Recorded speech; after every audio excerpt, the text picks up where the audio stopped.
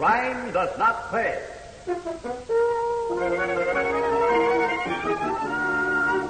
Not for me, Frankie, not for me. You can have all the $20-a-week jobs there are. Not for me. Well, I just thought that... You weren't thinking. Look at this street. Dirty old tenement, garbage cans, lousy junk. You can have it. But you won't get away from here just doing nothing. And the surest way to stay is a 20-a-week job. Me? I'm getting out fast and in a big way. I got plans. You can come for the ride, kid, if you want to. But nothing's stopping Jackie Powers. Remember I said that. Nothing's stopping me.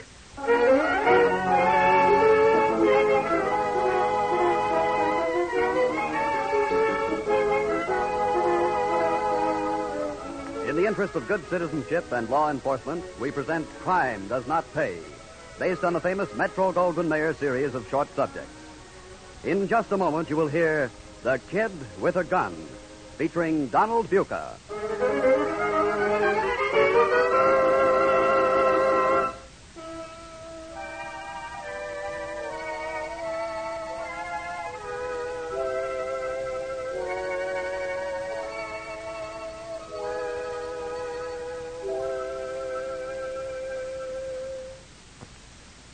And now, Crime Does Not Pay, featuring Donald Buca as Jackie the Kid Powers in The Kid with a Gun.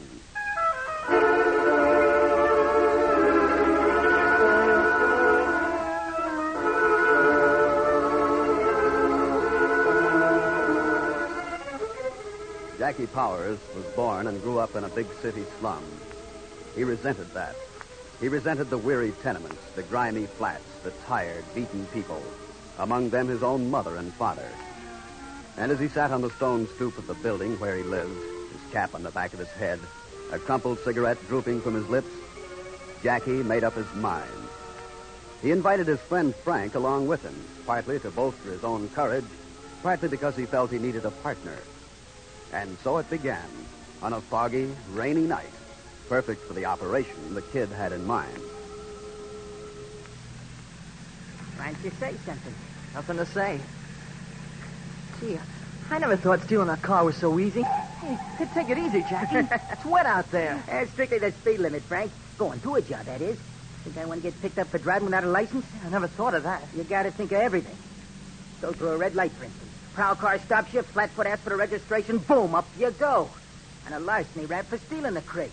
You just went through a light, Jackie. Huh? Oh, yeah. Okay, so that's another $4 I owe the city. Let him try and collect. But you just said that... So I said. So okay. Forget it. You got those newspapers? Yeah, here. And the brick? On the floor. Now wrap the brick in the papers. I don't get it. You will. Do like I tell you. Now we're here. Now pass now. Right. All set? Yeah. Let's go. Hey, it's wet out here. So what? You want an umbrella? No, but my ma does. Does that keep you dry? Give me that brick. Now, dummy, you'll see why the newspapers. They bust the glass off you, and it falls inside the window. Catch? What's it? Boy, look at that fox jacket. Yeah. Well, Ruthie looks swell in that. Here we go. I got it. Let's scram. Oh, boy, I started the bell ringing, too.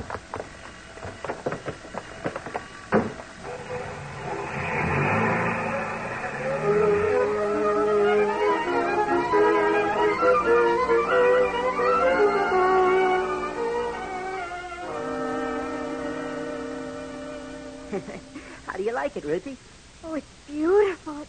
It almost shines. Listen to the dame. A fox jacket that shines. Who ever heard of a thing like that shining? Oh, I mean, here in this room, it's... Gosh, I don't know. Like something that dropped down from another world. Yeah, it came from another world, all right, Ruthie. The kind of world I'm going to live in. And quicker than you think. And you're coming with me, baby. Go on. Put it on. It's yours, Ruthie. Oh, no. No, Jackie, I won't take it. But I got it just for you. I won't take it. That all you know how to say, I won't take it? Where did you get it, Jackie? What's the difference? I got it. I can't wear it myself. It's for you. Where did you get it? In the North Woods. I trapped the little foxes all by myself. Caught him by their cute little tails. Oh, Jackie, please. Oh, now look, Ruthie. All my life I figured my girl would wear furs. Not lousy rabbit skins, good furs. So here they are. What's the difference where I got them? You like them, don't you? Oh, it's beautiful. A girl dreams too, Jackie. So, okay. Put them on. But I gotta know, how did you get it? I didn't make a killing in Wall Street. You can bet on that. Oh, tell me, Jackie. Ah, put it on. I want to see you in it. Then maybe I'll tell you. Well, all right. Hey. Gee, the lining feels so smooth. It's silk, I guess. No, satin. Oh, yeah. Yeah, sure, it's that. Hey, now turn around. Okay. Now walk. Slow like. Oh, baby. If I ever catch you walking like that for another time. No, Jackie. Now, tell me, how did you get it? Like a hot knife through butter. Bust to the window. Boom. Off we go. I don't want it. Well, of all the crazy things, I stick my neck out and you don't want it. Well, what's the matter? Some of the glass stick in the lining? Jackie, you stole it. Well, sure I stole it. How else did you think I got it in the first place? Now, where would I get the dough for something like this? From the bum who calls himself my father? From my washerwoman mother? When you talk like that, I think I hate you. Oh, here, take the jacket. It makes me shudder to touch it. Makes you shudder to touch me, too, I Yes, suppose. it does. You Now. left me last Saturday at the dance. And afterwards. So now I'm asleep or something, huh? Come here. No, you're ugly when you look like that. Stay away Come here, from I me. said. Oh, you used to... Oh, please take your jacket and go away.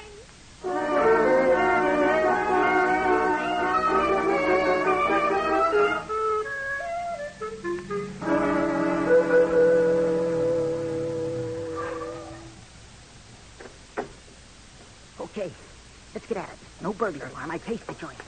I got the brick all wrapped up. Good. Which window? No window, dope. The door. We're going in here. And wait a minute. What? Wait for the yell. Less noise, the better. Now, start it. Come on. Step it up, will you? That's it. Maybe keep the suits over here. Hats in the front, right side. Watches and stuff left side. Shirts and ties in the back. How do you know? I cased the joint, I told you. No, thank you, sir. I'm just looking, I says. Jerk wants to know if I want to try on a suit. Where'd I get 65 smackers for a suit? Here. Want this one? Will it fit me? This rack is our side. I look. Okay? Yeah, sure. If you say so, Jackie. What am I doing? Dressing you, too? Come on. You got your stuff? Yeah, sure. Why don't you use a flashlight? Because I ain't advertising us being here. Hey, you want a hat? No, I never had one. Me neither. Gang charged with hats right away. They'd start making with a question. Yeah. Okay. Let's grab some shirts and scram. Well, what'd you take there? A couple of wristwatches. From now on, Jackie Powers runs on Swissola watch time. How many shirts you taking? It doesn't for me. The same for you. What size? 14 and a half, I guess. Same as me. Okay, let's scram.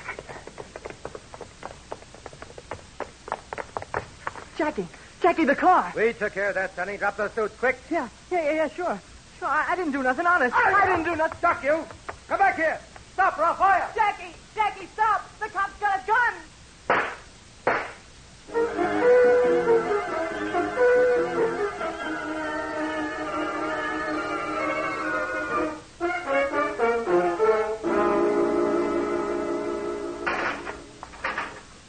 This way, kid.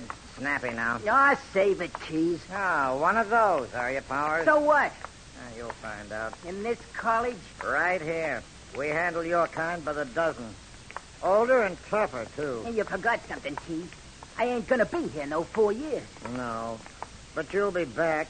You all come back. In there, kitty. Oh, you Ask shove it. Blackie Davis to tell you a bedtime story. Blackie Davis? You're ahead of me, huh, kid? Who hasn't? How long you been here? 6 months, got another 6 to go. Why, kid? How'd they get you? A rat learned how to sing. Me too. That's so? Want to talk? Why not? I'll be out in 6 months. What Frankie'll get won't be no postal cards. What was it? Breaking and entering. Frankie passed out when the cop fired at me. Over my head, though. He gave him the whole story after he come to. Names, addresses, the works. What'd he get? Suspended sentence. Parole to his mother. And you? 6 months. The judge was so sorry he couldn't send me to no reform school. They're too crowded, he says. Nobody over 17. How old are you? 17 and a half. 18 when you get out, huh? Well, you got a few good years ahead of you, if you don't make no more mistakes. Didn't make any on the first job. Oh? This wasn't the first? Nah. First was a fur place. Snatched a boss jacket. Oh, how? Brick, wrapped up in a newspaper. Through the window. That's how I started myself. No kidding. Yeah. Frankie in on that, too? Yeah, he told him that. They'll never find that jacket. I got it stashed good. It's something special. Here for a dame? When I find her. And I will. How'd you break and enter the last place? The same way, through the glass door. Uh-oh. Something wrong? Well, the cops spotted the car. What's the break got to do with that? Now, that was bad, too. Never do a job the same way twice. Once you get in the habit. Look, kid. Spider Jones is 2 cells up the line. The cops know his touch so well, when they find a job he's done, they just pick him up. I get it. Thanks. You're welcome. Say, why are you giving me advice? You've only known me 10 minutes. Well, we're going to be in college together here for 6 months. I'm starting your education, see? Why? What's in it for you? A little fun, maybe. Maybe a little profit, too. Profit? How? Well, like in every business, the established fella's got to be able to spot talent, see? And I got talent, Blackie? Yeah, you sure have. And by the time we walk out of here, practically together, you'll have training, too. I can use a kid like you. It's a deal. When's the first class, Professor?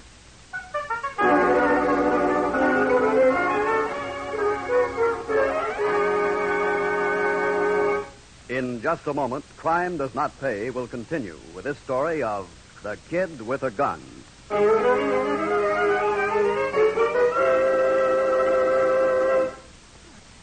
Now we continue with Crime Does Not Pay, featuring Donald Buca as Jackie Powers, the Kid with a Gun.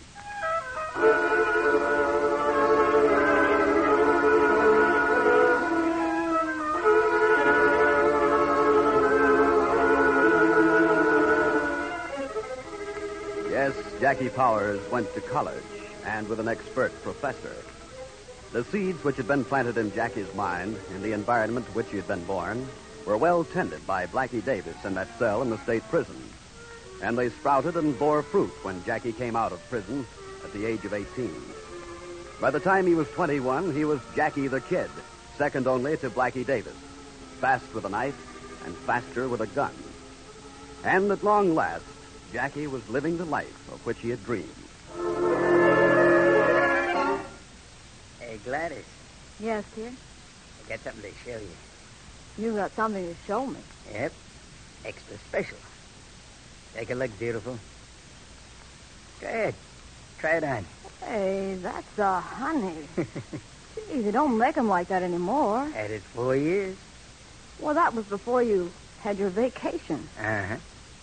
I kept it kind of private. You like it? Well, who wouldn't? You? With that mink Blackie gave you? Oh, mink's all right. It's sort of a uniform these days. You're nobody without a mink. But foxes like that. Oh, I guess I'm just a chorus girl at heart, Jackie. No girl ever stayed in a chorus with a figure like yours, baby. With or without fans. Why, Mr. Powers, how you do go on. Yeah, that I love, huh? You want to try it? Besides, Well, I'd love to, darling. if you do, it'll mean something. Meaning what? You'll belong to me. More than to Blackie. Well, the kid grows up. I grew up a long time ago, baby. Aren't you cutting in where it might be dangerous? Blackie, Uh-huh. you're worth it, kid. With me, there's extra value when what I want belongs to someone else. You probably beat your women. Up to now, no. I'll try on the foxes. Just for size. Maybe. How do they look? Walk for me, baby. They were made for you, beautiful. And you were made for them. Just for them? You know better than that. Easy, kid. You don't want to crush foxes like that. Right. Yeah? Jack? Who else? We're here. 3 of us. Stick your skin, baby. Come on in. Okay, kid. Cut it out. Get in there. Take off your hat. There's a lady present. Let me go. Hello, Frankie. Jack. You didn't want to come, kid. But he came. Yeah, they all do. Frankie, I've waited 3 years for this. Why don't you leave me alone? What'd I ever do to you? 6 months. That's all. Remember? I had to, Jackie. They had a rubber hose. You had to nothing. Oh, excuse me, Mr. Rain. This is Frankie, my one-time partner. Frankie, say hello to Gladys Terrain. Hi. Gladys Terrain. Yeah. Yeah, I told you I'd do all right, didn't I, Frankie? You know the name, I see. Who doesn't? Say hello. How do you do? Fine, thanks. And you? Jackie, what do you want me Shut for? up, will you? What do you want with him, kid? This character, ladies and gentlemen, couldn't keep his trap shackled. Oh, one of those. Yeah. Yeah, one of those. Of course, if he had kept quiet, maybe I wouldn't have met Blackie the way I did. But that doesn't make much difference, see? Frankie, what would you do in my place? Oh, Jackie, for the love of... Jackie. Joe, Harry, hold him. Yeah, sure. Stop, please, don't! Some things hurt worse than anything a cop would dare to do. And that's for passing out on me that night on 3rd Avenue. A match! Hold up his head. He ain't feeling nothing, kid. Throw some water on him. Won't do no good, kid. Can we put him down now? Throw some water on him, I said. What's the use? He's dead, kid. Yeah. On the way over here, he kept saying something about having a bad heart.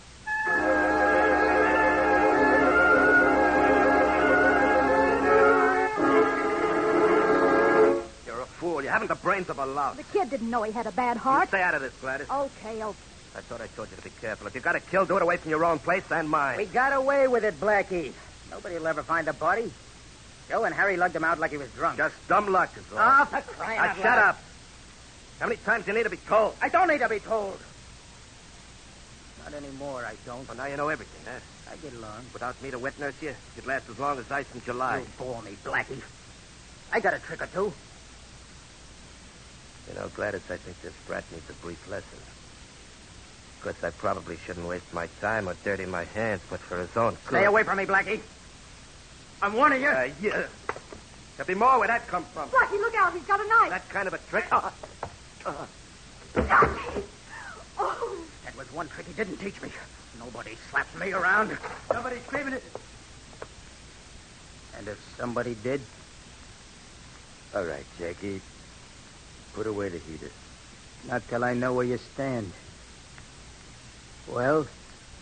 With you, of course, with you. And Harry? Harry, do what I tell him. What about... Gladys? She's with me. Aren't you, baby?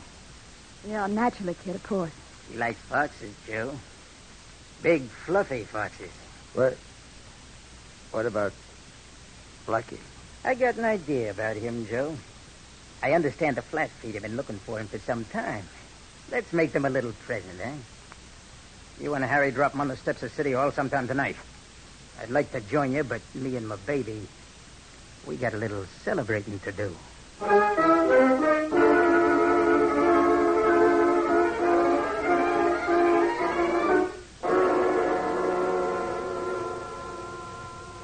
Okay, fellas. Now let me repeat the orders once more. Joe, you drive. Right, kid. Harry and Fred, you take care of the watchmen. And get into the 2 convertibles they keep parked near the gate. The rest of you each take a car. You know which ones I want. I'll get the keys from the rack in the office. When I blink the headlights on that big sedan I'm taking, Joe, you lead the way.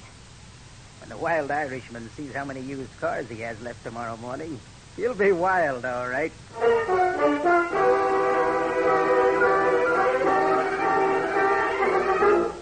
All right, Joe.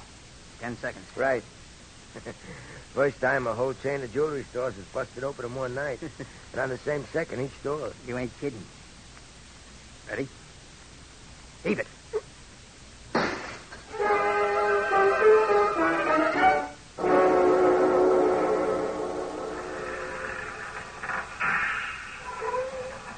Come on down out of that driver's seat. Of course. You're hauling furs, aren't you? Well, get down. You don't scare me with that pop gun, punk. Don't I? All right, fellas. Start transferring the load. We won't bother us tonight.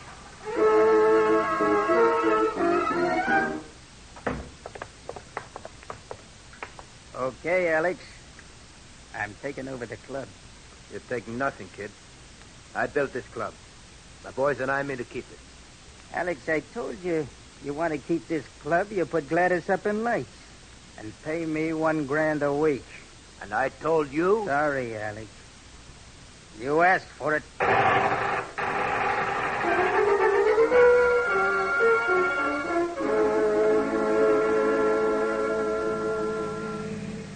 Say, I showed one of the girls a coach, Jackie. Yeah? You know what she said? Nah, what? She said the next time she came to see me, she'd expect to see a mink bedspread with ermine trimming. Maybe she will, baby. Maybe she will. Now what? I think you passed the red light, kid. Hello with the curve, you. Like I always say, discretion is better than sticking your neck out. Yes, isn't it? What do you mean by that, Craig? Oh, nothing. Just something to say. Hey, where you going? My right leg is cramped. I'll stretch it while you take your ticker. Okay, mister, let's see your license. What'd I do, officer? Right through the light. License. Was just changing, I'm a officer. busy man, so are you. License. Okay. Have your way. Yeah. Name? John Powers. Let me see your registration, too. Officer, Jack is the nickname for John, isn't it? What's that? Why, you little... Officer, he was holding me with his gun. He's Jackie the Kid Powers. You little He's squealer! wanted for the murder of Blackie Davis. Now they'll get you, Jackie. Now they'll get you. And Blackie can rest in peace.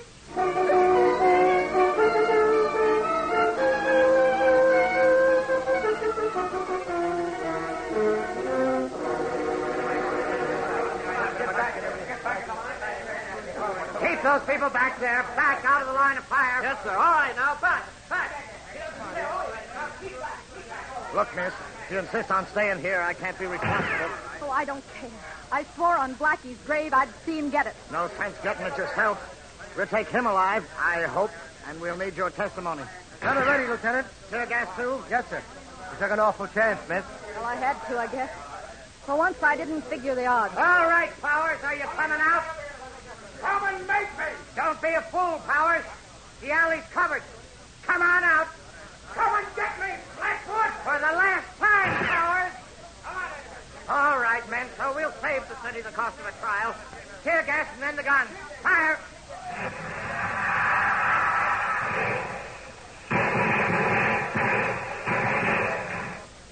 Had enough, Powers? All right, let's go in and get him.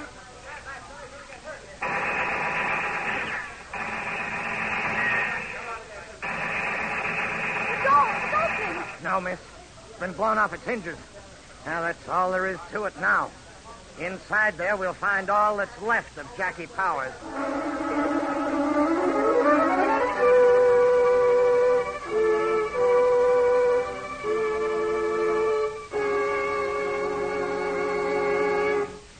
Crime does not pay.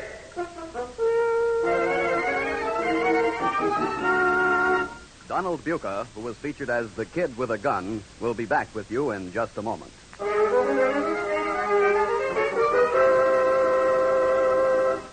Now, here in person is Donald Buca.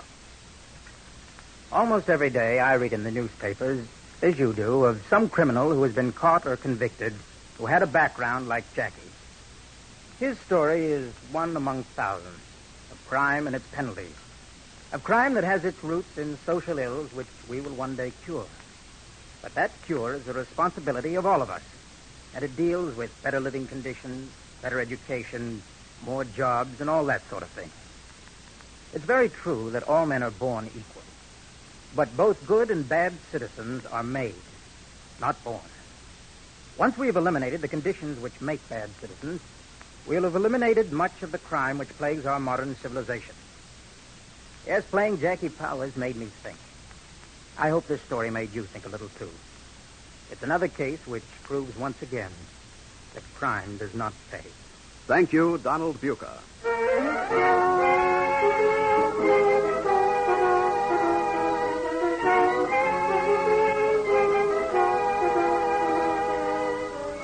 Crime Does Not Pay is presented by arrangement with Metro-Goldwyn-Mayer, producers of the Technicolor picture, That Forsyte Woman, starring Errol Flynn, Greer Garson, Walter Pigeon, and Robert Young. The program was written by Ira Marion and directed by Marx B. Loeb. The music was composed and conducted by John Garth. Burton B. Turkis acted as technical advisor.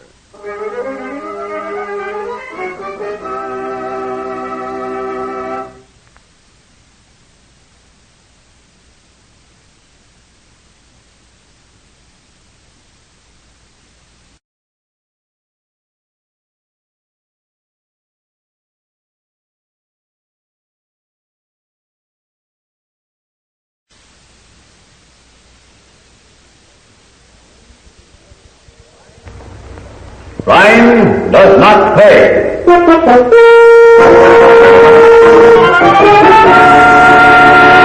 But, Kit, I can't understand it. A man with your talents, your brilliance, to do the things you've done. I don't expect you to understand. Perhaps the usual and honest ways of making money are too dull for me and too slow. Making money? Kit, don't you realize you've been stealing? You know my motto by now. Never give a sucker an even break, because if you don't take him, somebody else will.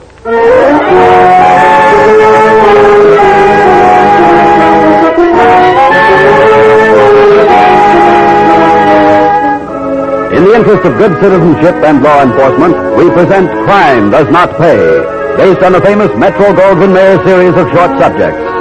In just a moment, you will hear All American Fake, starring Sidney Blackmer.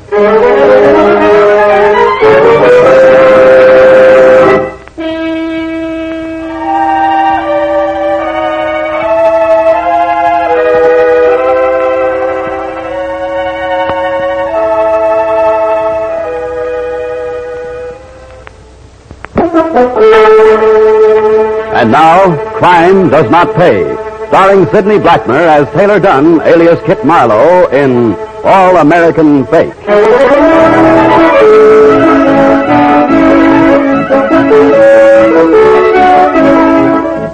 Each year, each passing season brings to Americans a new crop of heroes. For some reason best known to ourselves, Americans love to honor the young men and women who swim better than all the others, hit a tennis ball harder or a baseball farther, or make more touchdowns than anybody else. These are our native heroes. Taylor Dunn was well aware of this. He was aware, too, that Americans hate to admit that they've been taken for a ride or outsmarted at anything. And Taylor Dunn was well aware that he had a remarkable physical resemblance to a well-known American hero. These three facts were a combination which helped Mr. Dunn immeasurably in his business.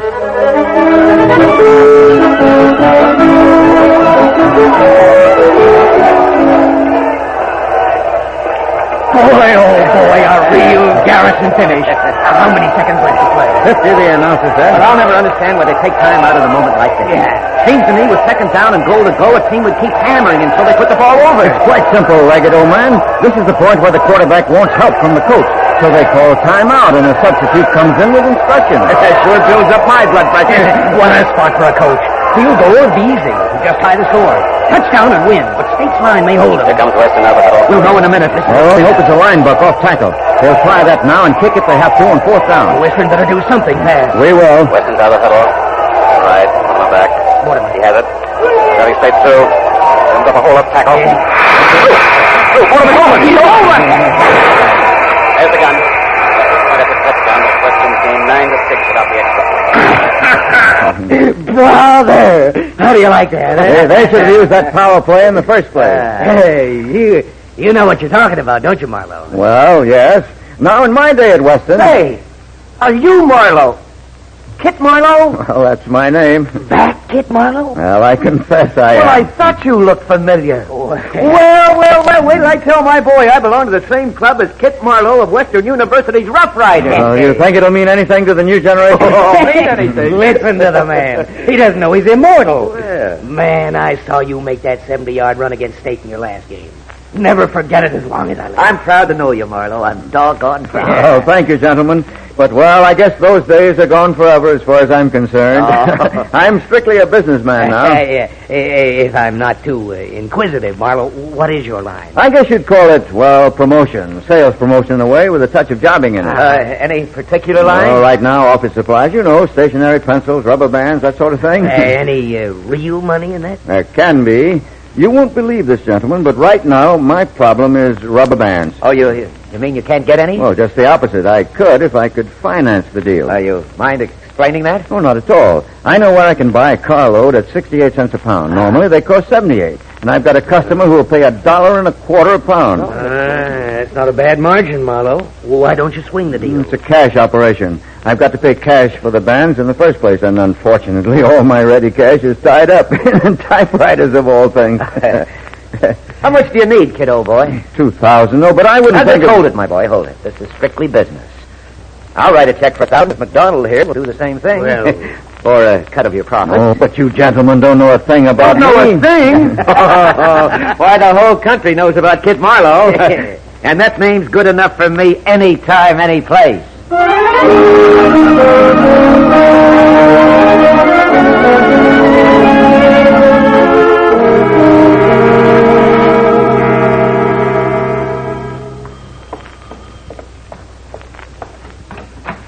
Yes?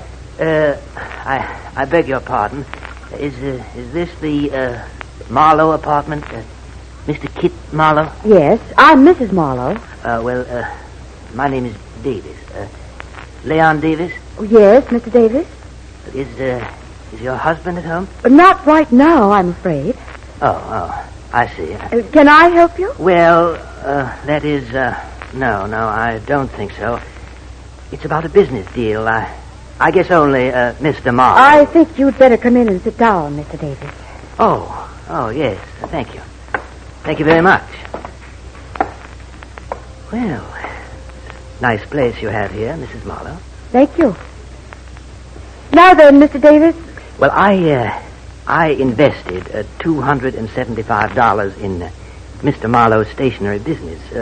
Something about buying and selling rubber bands. Rubber bands? Yes.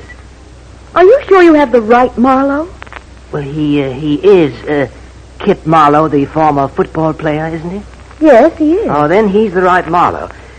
I remembered him distinctly from his pictures in the papers. I saw him several times, and when he told me he needed cash for a quick turnover, I let him have what I had, with the understanding that I'd get back $350 in 1 week. And now, Mr. Davis? Well, it's been over a month, Mrs. Marlowe, and I haven't seen your husband since. I need that money, Mrs. Marlowe. You see, it's my wife. She's sick. I thought the extra 75 would help. I can't wait any longer. I've got to have my money. Look, Mr. Davis, if you go to his office and ask him there... I tried to do that, Mrs. Marlowe, but there isn't any Marlowe in the whole building at the address he gave me. And nobody ever heard of him ever being there.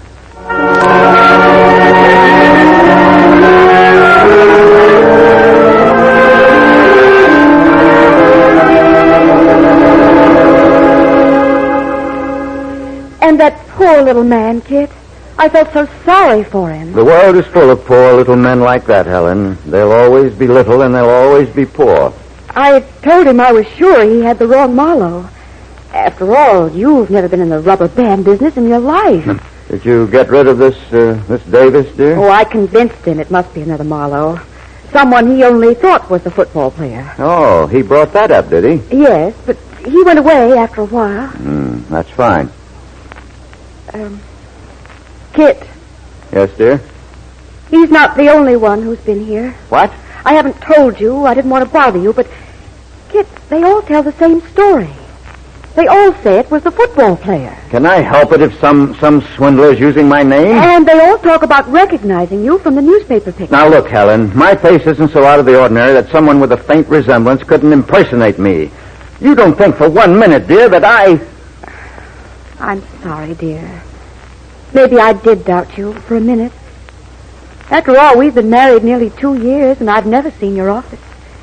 And I recognized you from the newspaper pictures, too. Sorry, darling. Of course not, dear. You forgive me? Without the asking. Yes? Yes, this is Marlowe. Oh, hello. What's on your alleged mind, old man? I see. Glad to hear it. And the check is certified. Good, then I can get the cash in the morning. Right. Meet you there in 20 minutes. No rest for the weary, darling. I have to go out for a little while. Don't you ever stop working, dear? Back as soon as I can. Have to see a fellow about some typewriters. Bye, darling. Bye.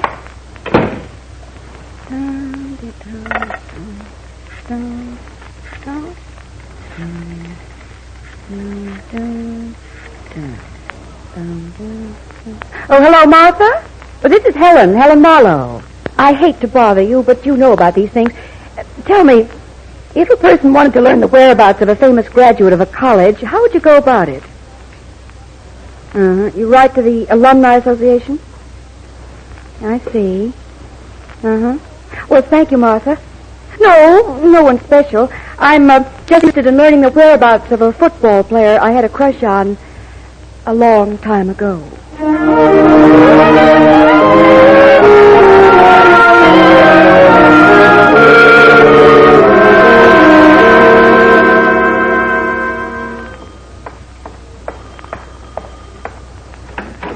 Yes? Mrs. Kit Marlowe? Yes, I'm Mrs. Marlowe. My name is Bill Latigan, Miss Marlowe. I'm from headquarters. My credentials. I see. May I come in? Yes, of course. Isn't this where I ask you for your warrant, Mr. Latigan? There's nothing as drastic as that necessary, Miss Marlowe. You see, you wrote a letter. I'm the answer to that letter. Oh. I think you'd better sit down, Mr. Latigan. Thank you. Now, about a letter. Yes, to the Alumni Association of Western University. You asked concerning the whereabouts of Kit Marlowe, the famous Kit Marlowe, that is. Yes, so I did. How does it happen that you have the answer? Because my section at headquarters has been interested in the same problem. I'm head of the fraud squad, Mrs. Marlowe. Oh? Well, go on, Mr. Latigan. It's quite simple.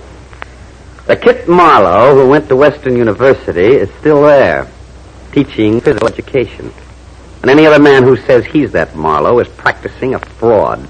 And if he's the man we think he is, he's obtaining money under false pretenses. In less polite language, Mrs. Marlowe, we're pretty certain that the man you married is a confidence man and a swindler.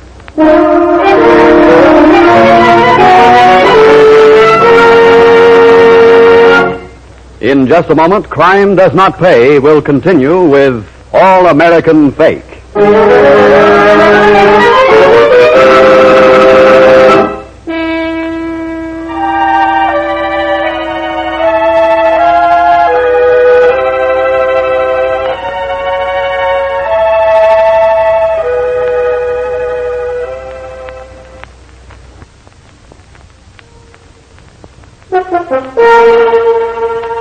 Now, we continue with Crime Does Not Pay, starring Sidney Blackmer as Taylor Dunn, alias Kit Marlowe, in All American Fake.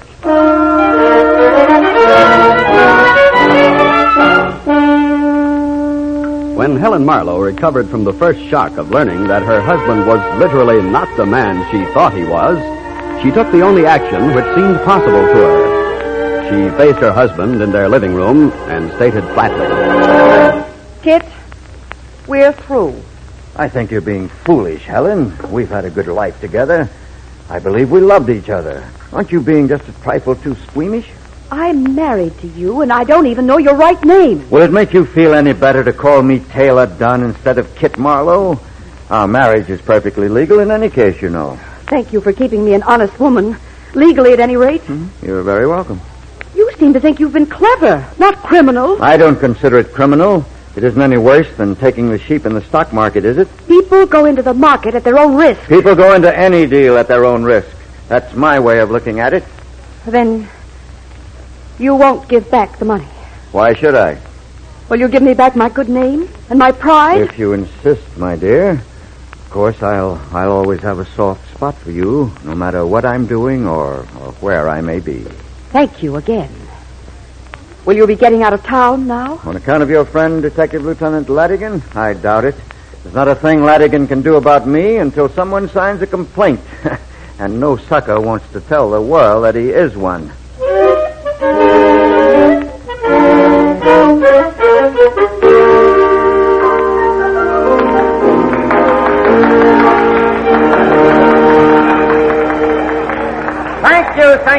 Thank you, one and all. You've met lovely Erica Stalzing, Hollywood's latest importation from old Vienna, and that newest scribe among the syndicated scribblers, Lou Daniels. But just a moment. There's one more guest present here tonight who I know you'll get a great kick out of seeing. Western University's most famous graduate, Kit Marlowe! Kit, come on, boys, take a bow! That's it, take a bow. Thank you, Kit. All right, Maestro, on with the dance.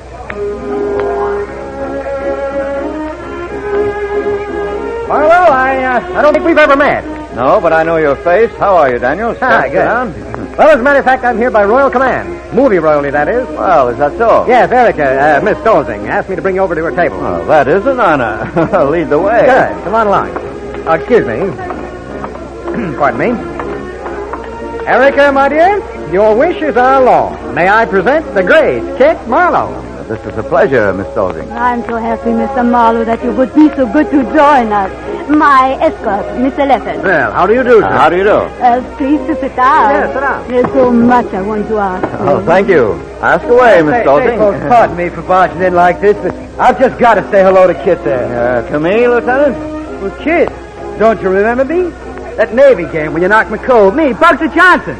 Oh, Bugsy, of course. thought you Well, remembered. all this navy blue and gold braid had me fooled for a moment. It's good to see you. Look, I've got to get back to my table, Kit. Honeymoon. But call me, will you? I'm at the Carteret. Not too early, though, will you? Well, I'll try, Bugsy. I'll try. A great football player in his day, that fellow. And you, how you say, knocked him cold, Mr. Marlowe? Well, he hit the ground hard, too hard. All in fun, though. Oh, I think, Mr. Marlowe, to you a lot of things are fun. Knowing you is fun, Miss Stolzing. Oh, that's wonderful.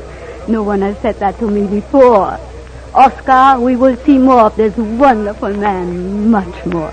Lou, darling, you are so sweet to bring him to me. Any time at all, darling, any time at all. Just point the fellow out and you shall have him on toast from your Uncle Lou Daniels.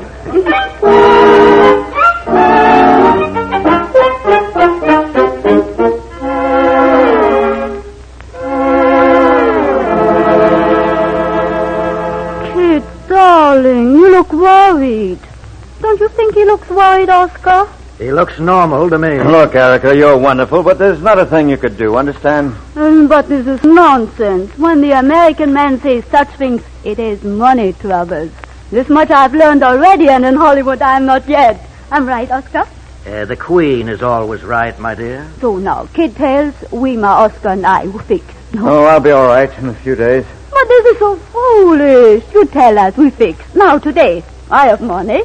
Oscar has so much money he does not know what to do with it. Not quite that much, Eric. Well, I couldn't let you... But you will. Now, you tell us. Well, since you insist, I'm in the stationery business. In my pocket, I have acceptances on $90,000 worth of typewriters for a large company. But I don't have the cash to get the typewriters from the manufacturer. Oh, what does this mean, Oscar? Typewriters, acceptances? Now, may I see those acceptances, Marlowe? Well, here they are.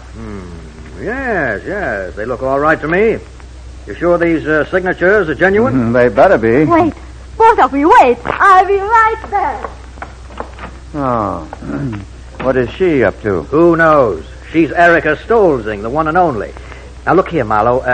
Can you be in my office tomorrow morning at 11? Of course. Good. I have a group of associates. We finance operations like yours. Come in then. I'll have the papers drawn in blank. We can make a deal, and you'll get the money. Kid, darling. Here, take this. I show this businessman friend of mine $2,000. All the cash I have for now.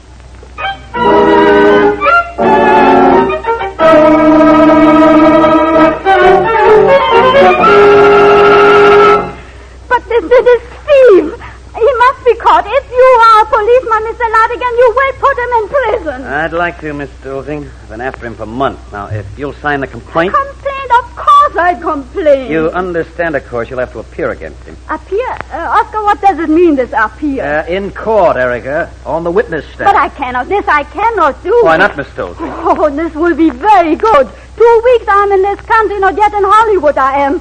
And I'm taken in by this petty thief. Petty? $60,000 besides your own $2,000? Neither one of you'll sign the complaint. Wait a minute, hold on, Latigan. Not quite that fast. $60,000 is big money. Now, is there any way I could avoid, the appearance in court? Well, if we persuaded him to plead guilty, you might avoid the worst of the publicity. All right, Ladigan. I'll go along with you myself. I think our Mr. Marlowe, or whatever his name is, needs a lesson.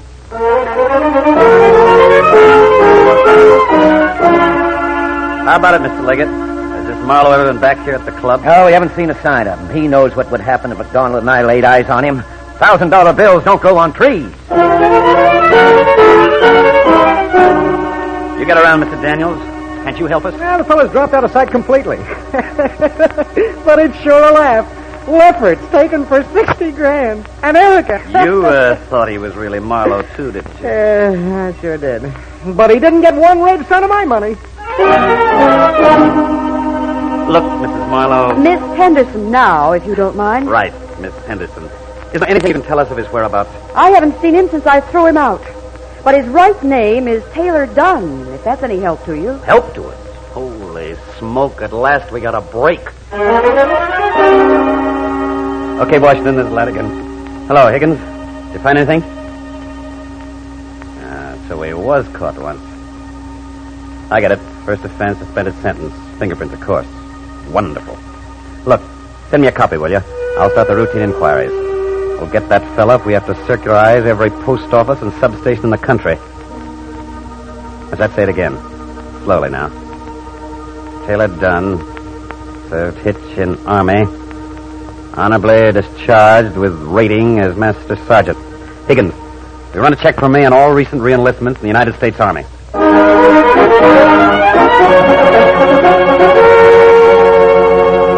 This'll be a pleasure, Captain. A real pleasure. I don't know how you feel, Ladigan. This must have been a merry chase. And strangely enough, he's a good soldier. A real leader in his way. Too bad. Maybe he should have stayed in the Army in the first place. Well, it's almost 4 o'clock. So you push him in, Captain. I'd hate to lose Mr. Dunn Marlowe now. Right. All right. Detail, fall in. This is the operation, men. Sergeant Dunn will report here from the pistol range very shortly. He'll be carrying a sidearm. We want no trouble, but we'll take no chances. You've each been issued 10 rounds. If he resists arrest, fire over his head. Then let him have it, but try to avoid a vital area. Is that clear? And don't fire unless I give the word. Very well, then. Martin, outside the window just back of my desk. White, your position is across the road facing the front door. You'll find plenty of cover over there. Siegel, there's plenty of room behind the filing cabinet. Carter, take your post in my private office. Leave the door open a little so you can hear and see. All right, men, on the double. You take no chances, do you? He'll have a 45 with him. They make a nasty hole in a man. Hello, here's our Pigeon. Sergeant Dunn reporting, sir. I was told on the pistol range you wanted me, sir. I don't, but Lieutenant Ladigan does. Lieutenant? Yes, Dunn, alias Kit Marlowe, Lieutenant, Metropolitan Police. I'm afraid I don't understand, Lieutenant. I've done nothing. You can save that not guilty plea for your arraignment. You're charged with fraud, impersonation, and taking money under false pretenses. You're under arrest. I don't think you can do this, Lieutenant. I'm in the Army. We know you expected to find cover in the great anonymity of the Army. But the Army doesn't want your kind loose any more than civilians do. You've been released to us in my custody. Ready? Captain, don't let him do this. You'll make me use my gun. Martin, Siegel, Carter, show yourself. And the door is covered from across the road, Dunn. Good tactics, Captain. My compliments. Look out, Ladigan! Don't touch that pistol! Dunn! Sorry, Dunn. Learned my judo in the Marines. Thanks for everything, Captain. I think you'll come quietly now.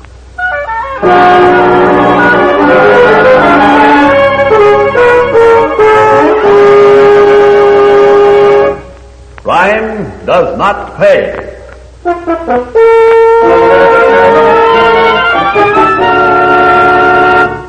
Sidney Blackmer, who was starred as Taylor Dunn, alias Kit Marlowe, in All American Fake, will be back with you in just a moment.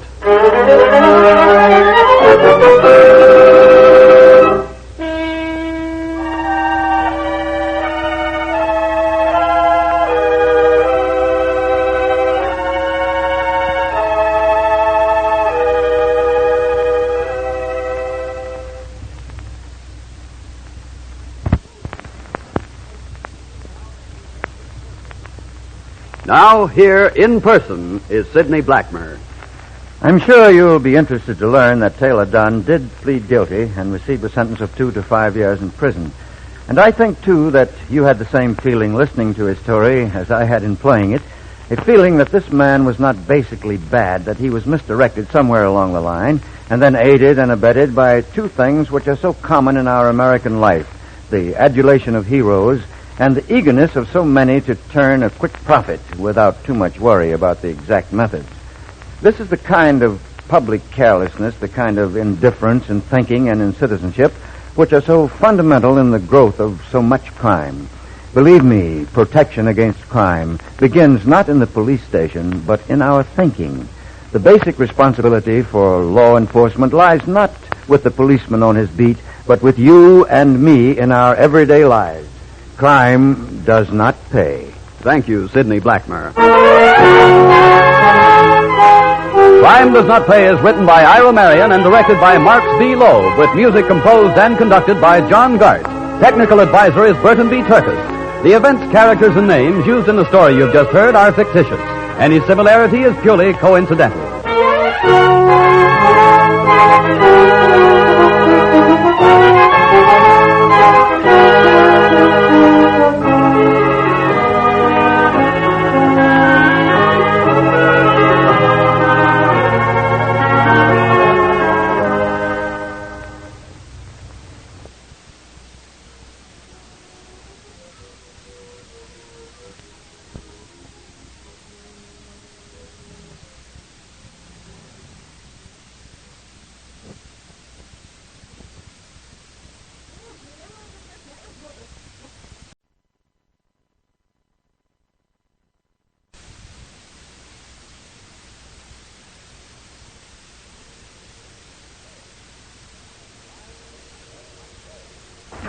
Crime does not pay.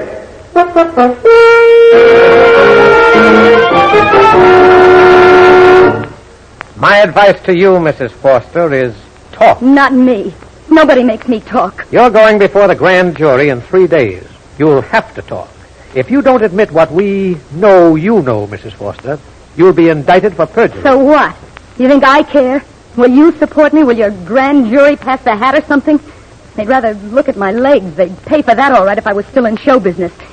And get this, you great, big, legal hotshot. My husband is worth more to me dead than alive.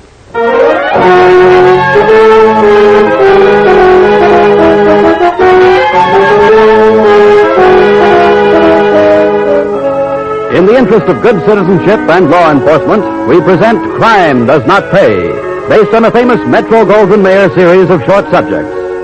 In just a moment, you will hear Triggerman's Moll, starring Nancy Kelly.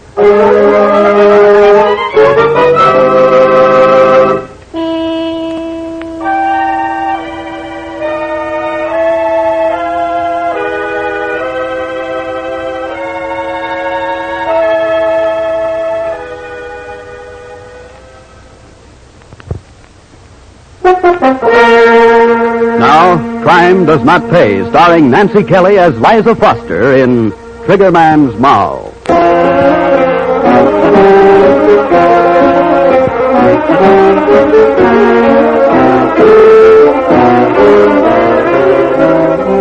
There's a big business in America called simply organized crime. Its tentacles spread into many parts of American life, and when one is cut off, others seem to grow in its place. This is the surface pattern. But beneath the surface, this kind of crime is as complex and highly organized as any huge legitimate corporation. There's a board of directors. There are contact men and salesmen. There are distributors and collectors. And when the collectors fail, there are agencies whose sole duty it is to bring the delinquent account to organized crime's own particular brand of bankruptcy. That's him, Tootsie, that's him. Croker, can't you whisper? Not since I took a slug in my windpipe. You see him? Just passed under that lamppost. Okay, I got him. Beat it. You don't have to tell me, Tootsie. You don't have to tell me. Sorry, Allie, it didn't pay off.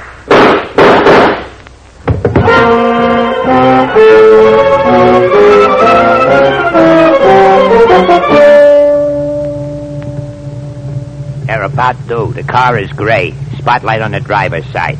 They'll take the corner pretty fast. Ready, Swifty? I'm in first. All I gotta do is let out the clutch. Watch it, Tootsie. It's him, Tootsie. Heard you the first time, Croker.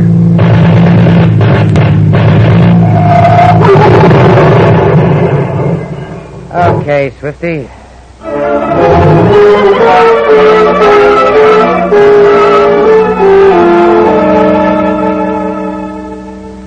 Hey, I'd like to hear the radio. More coffee, Charlie? Oh, thanks. No, Liza. Makes me nervous. Can't do my best work. Andy, dear? Yeah, a little. Bank killing last Stay quiet. winter. I want to hear this, fellow. And the rapid succession of killings in recent weeks points to a rising crime wave in this city. Why hasn't the city administration done something? In the last case, the machine gunning of Casey Carter's automobile on Prince Street in broad daylight, only a miracle saved passers-by from injury and death. When will something be done? I thought he had something. Oh, do they ever? Just talk. Well, Tootsie, my boy? Why do you always call him Tootsie? His name is Andrew Foster. It's just a nickname, Liza. Like mine, the Bug. Oh, for heaven's sake. Do men ever grow up? Only when it's time to go to the office, darling, which is right now. Where's my briefcase, dear? No, on the hall table with your hat. Home early? Well, I don't know. Charlie, make him leave the office early tonight. I want to see that picture down the street. Liza, your word is our command. Mr. Foster, you are leaving early tonight. And thanks for the breakfast, Liza. Wish I were lucky enough to be married.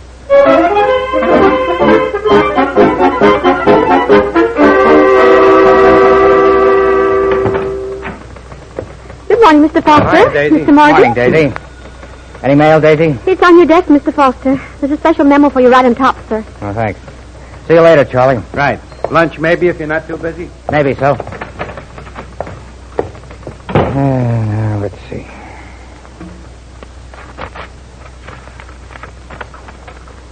Oh, well.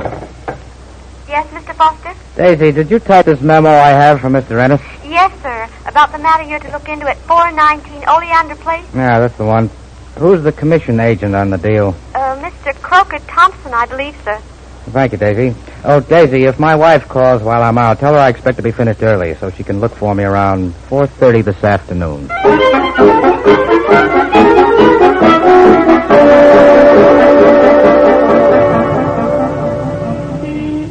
Hey, Tootsie, what you using today? My Luger, why? I was hoping it was going to be your rifle. Boy, you're sweet with a rifle. None better. Thank you, Swifty. I like those jobs myself, especially that last one with the telescopic sight. Start your motor, Swifty. Right. Is that him with Croker? That's him. Look at him smile. Yeah. Not a worry in the world. Not in a minute he won't have. Unlight your door for Croker. Yep. What you waiting for, Tootsie? I don't waste ammunition. So, like I was saying, there ain't a reason in the world why you should be sore, Jersey. Not a reason. Swifty, my pal. Hi, old-timer. Get in, Croker. Slam that door. Brother, I thought you'd never pull that trigger. But I did. Shell. Where to, Tootsie? Well, we'll drop Croker, and then you come on home for a drink. I was so glad to see you.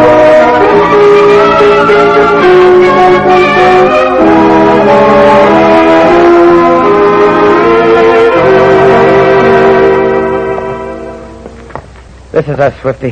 Third floor front. Oh, not a bad layout. Not bad at all. Beauty of it is there's a fire stair built into the house. 2 exits. Get it? Not gaudy, but neat. Is that you, Andy? Yes, dear. Swifty's with me. You don't have to warn me, darling. Charlie and Elaine are inside. Oh, that's nice. Hi, Miss Foster. Hello, Mr. Reynolds. I heard about Charlie's girl. She everything they say she is? You will see in a minute. Living room's this way.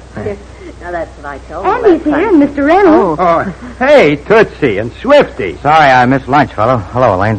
The poor working man. What do you keep, banker's hours? Just about. Oh, Elaine, this is Swifty Reynolds. Mr. Reynolds, Miss Carteret. Hello, Mr. Reynolds. How are you, Miss Carteret? Everything okay today downtown, Tootsie? Right as rain. How was the market? Not bad. I'd say bullish as far as we're concerned. It always is. Things always go well when men enjoy their work. I don't believe anybody enjoys work after a while. Well, maybe a change of scene would do you some good. I don't see what you two have to complain about. I see Charlie whenever he's free, but you two. Oh, gee whiz. Sometimes a man thinks of retiring, you know. You're right. Oh, you are tired, darling. Maybe it's because I just don't see an end anywhere. What do you mean, partner? Nothing, I guess. You must mean something. Yeah, something. Why don't you let him be? He's tired. I'm tired of a lot of things. Well, when things get routine, when it's too easy to do any kind of a job, You begin to get a sort of a conscience. Is that it? Conscience? Maybe so. I never quite thought of it like that before.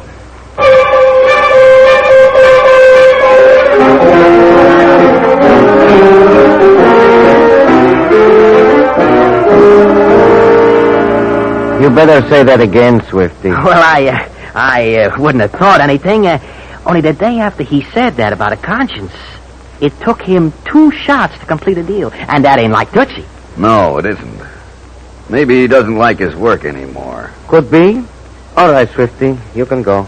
Charlie the Bug is outside. Tell him to wait a few minutes. Yes, sir, I'll tell. Well, Vic? He's a good man, Jonesy. Was a good man. You seem pretty sure. He's showing all the symptoms. After a while, none of them can take it. What about his wife? A smart babe. She don't have to know. And if she guesses, she'll keep her mouth shut.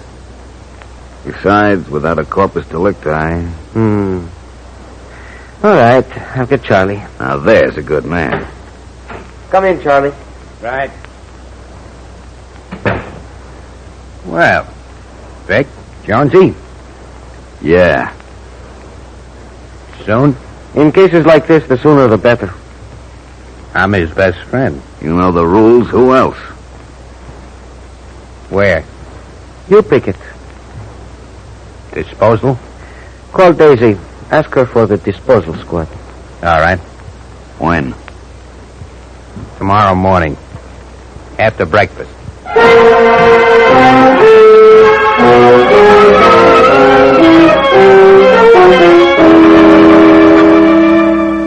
Elaine called me yesterday, Andy. Did I tell you? No. Anything special? Well, she wants us to meet her and Charlie for dinner tonight.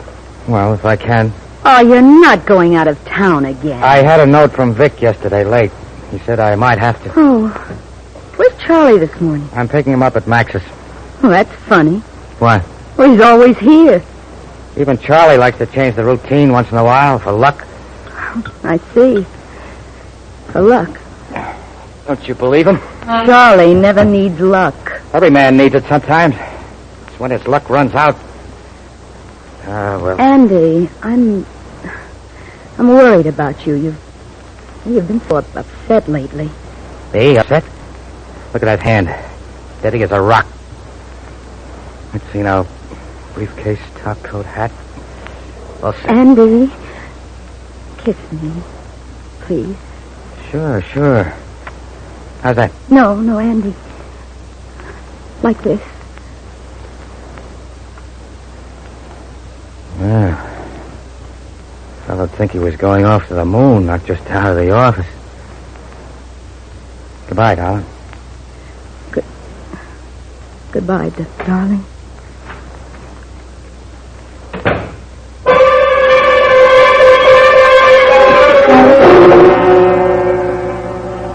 Hello, Tootsie. Oh, good morning, Charlie. Where's Max? Stepped out for a few minutes. Don't move, Tootsie. It'll be quicker that way. Too bad you had to get a conscience. Too bad. Charlie, I think...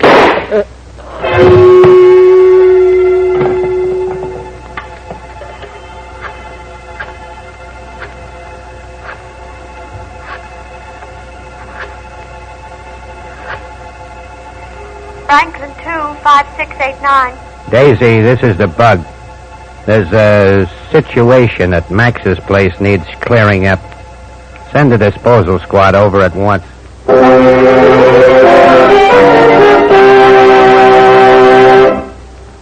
In just a moment, Crime Does Not Pay will continue with Triggerman's Moral.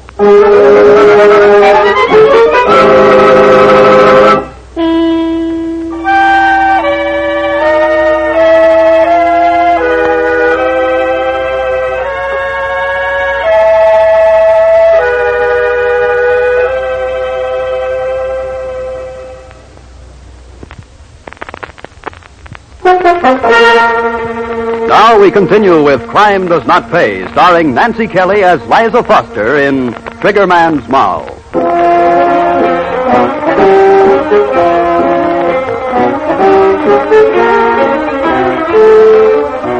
Liza said goodbye to Tootsie that last morning without a second thought.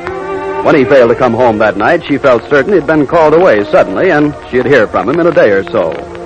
A day went by, and another, and still another. Just silence. She ran into Charlie on the street the fourth day Tootsie was unheard from. But don't you know, Charlie? Tootsie didn't say a word. That's so funny. I thought you, of all people... Well, you know how it is in business. Yes, I suppose I do. Take it easy, kid. Tootsie's probably someplace where he can't get in touch with anybody. That's all.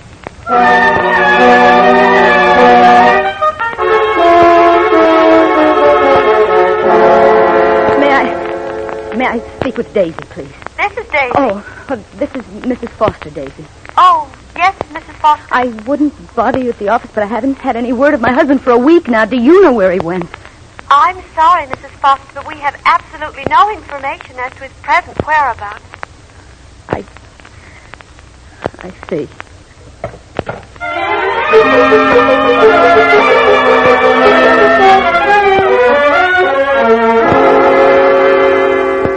I'm awfully glad you came over, Elaine. It's dull here, alone. How's Charlie? Fresh and smooth as ever. You know, he hasn't been here in 2 weeks. Not since the morning before Tootsie went away. He's been pretty busy. You know, it's funny, in a way. For weeks, that man of yours dropped in here every morning to go downtown with Tootsie, and the first morning he doesn't show up is the day Tootsie goes away and doesn't come back. Aren't you adding 2 and 2 and getting 5, Liza? Maybe not. I'd like to see Charlie. Why don't you both come over some evening? We'll have some fun. Three's a crowd, Liza, dear. Well, tell Charlie to bring a friend for me. I'm young, Elaine, and not too bad looking. I don't expect to spend my life just looking at these 4 walls, you know. Excuse me, dear. Of course, darling. Hello, Miss Foster. Swifty, won't you come in? Sorry, Miss Foster. No time just now. I have an envelope for you. Tootsie's okay. You'll hear from her. But Swifty... So long, Miss Foster. I'll be seeing you. Well, goodbye, Swifty. An envelope. Well, you won't learn anything from the outside of it. Oh, no, I suppose not.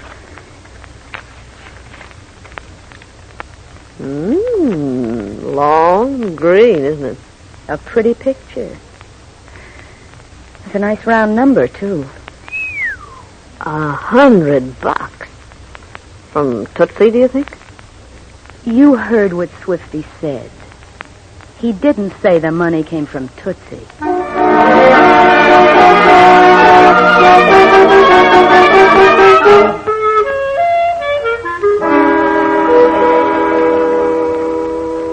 Told Charlie, a toad. Let's see now. I got it.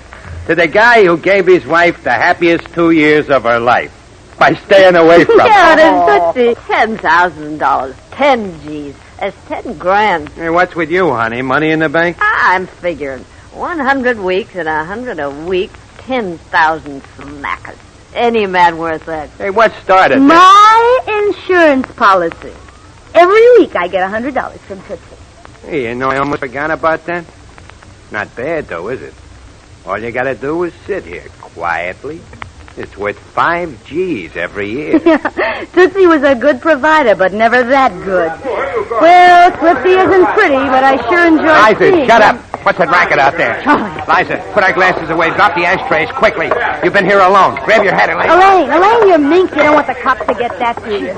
You know the way, Charlie. Tootsie's Fire Tower, the second exit? You bet. Come on, Elaine. You see, I never went through a raid before.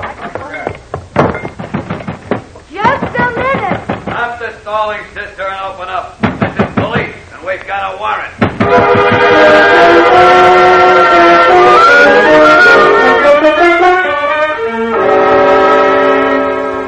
Don't you think you are being unreasonable, Mrs. Foster? Not in the least. We have every reason to believe that your husband was killed, and according to the rules, by the man who was his best friend. But you insist he's merely disappeared. And that's all you know, too. Volterra, bring in your friend. Yes, sir. I wouldn't be too sure about our not hooking you up to this operation, Mrs. Foster. In here, you. All right. Take it easy, will you?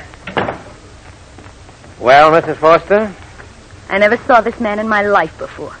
did you hear that, Swift? Yeah, I heard. She's lying. Every week for 2 solid years, I brought her the insurance. $100 a week. 50 from Vic Ennis, 50 from Jonesy Johnson. 10 grand she's had, I told you. You're a liar. You heard her, Swifty? Yeah, I hear. She's lying. I'm telling you the truth. You gotta believe me. I believe you, but without corroboration, a jury won't. Oh, I get it. That's why I'm here. Exactly, Mrs. Foster. Well, of course, I'm not familiar with such things, but isn't there a code that governs these matters, and doesn't that code provide definite penalties for informers?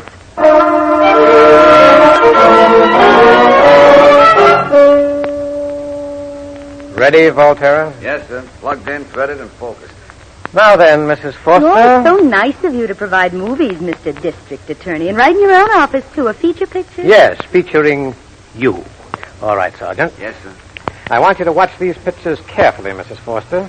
Your friend, Swifty Reynolds, took I them. told you I never saw him before in my life. While you and your husband and several others were vacationing on the beach at Miami.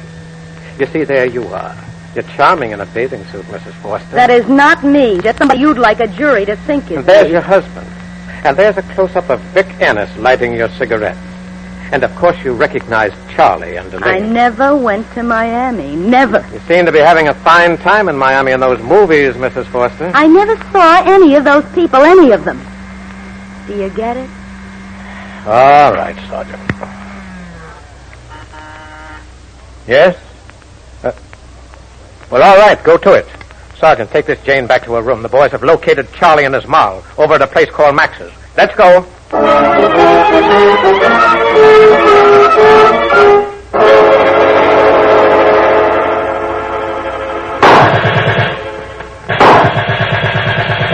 Give me another one, Ellie. I'm loading as fast as I can. Not fast enough. When I find a rat who tipped off the flat Charlie, seat. stay away from the window. Charlie! Oh, I killed him. I'll kill him. I hurt you, Charlie. I hurt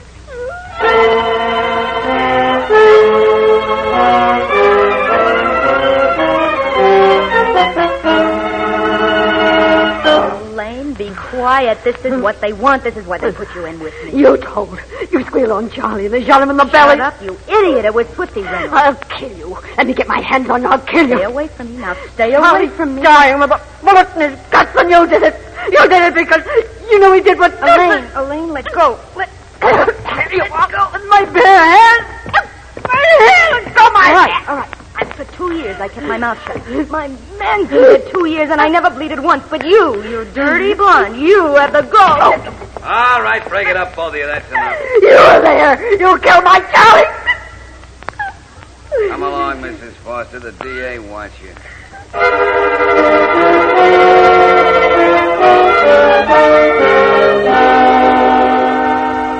My advice to you, Mrs. Foster, is talk. Not me. Nobody makes me talk. You're going before the grand jury in 3 days. You'll have to talk. What for? I'm not afraid of that dirty blonde you pushed in with me, and I'm not afraid of you or any other district attorney. If you don't admit what we know you know, Mrs. Foster, you'll be indicted for perjury. So what? You think I care? Will you support me? Will your grand jury pass the hat or something? They'd rather look at my legs. They'd pay for that if I was still in show business. And get this, you great, big, legal hotshot. My husband is worth more to me dead than alive.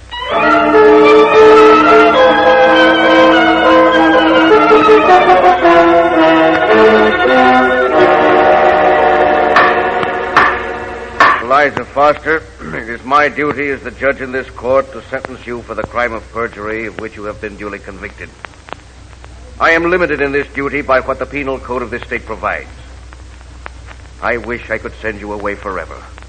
You and all the people like you who are intelligent enough to know better, but who pander to and work with organized crime for nothing more than greed and money.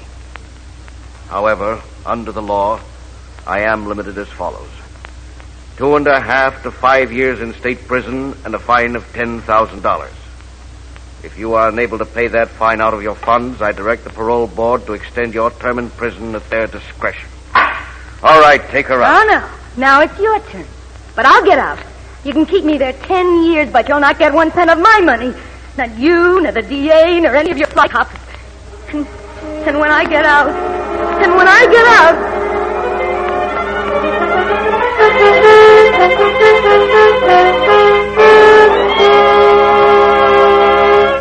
Crime does not pay.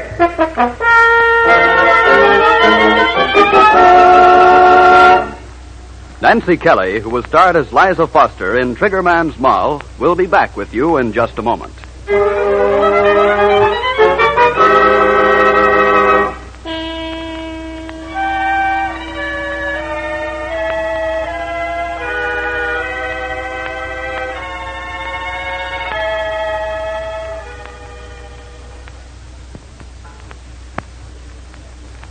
Now, here in person is Nancy Kelly. Liza Foster seems like a strange and fictitious character, I know, but even so, she's a little frightening. And when you realize that such a person really lived, a woman who refused to identify the man who murdered her husband, it all becomes even more frightening. The counterparts of Liza, of Tootsie, of Charlie were real people, the kind of real people who live on and on through highly organized crime. But it must be remembered that organized crime obtains its foothold in any community largely through the indifference of decent citizens. And what costly indifference. Yes, costly in money and safety and even in the lives of people like you and like me. Believe me, there's much that you as good citizens can do to head off organized crime, to prevent people like these from riding roughshod through our community. It's a warning to decent citizens as well as to potential criminals when we tell you that crime does not pay. Thank you, Nancy Kelly. Crime Does Not Pay is written by Ira Marion and directed by Marx B. Loeb, with music composed and conducted by John Gart. Technical advisor is Burton B. Turkis. The events, characters, and names used in the story you've just heard are fictitious. Any similarity is purely coincidental.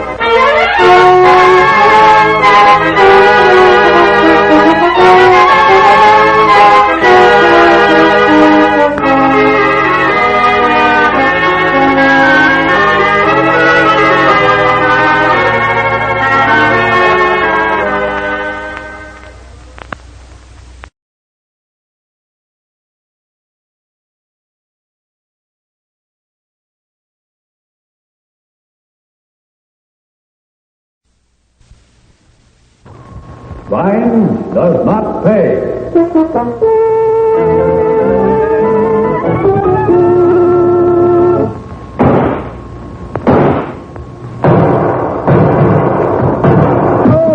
No. All right, Williams, we're coming in.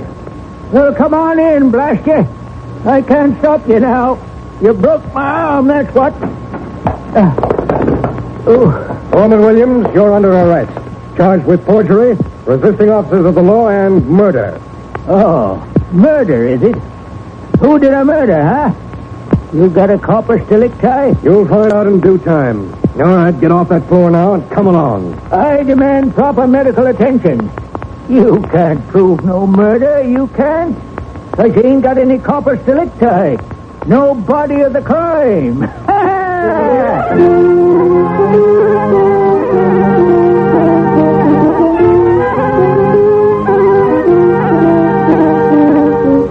In the interest of good citizenship and law enforcement, we present Crime Does Not Pay, based on the famous Metro-Goldwyn-Mayer series of short subjects. In just a moment, you will hear Crime, featuring Parker Fennelly.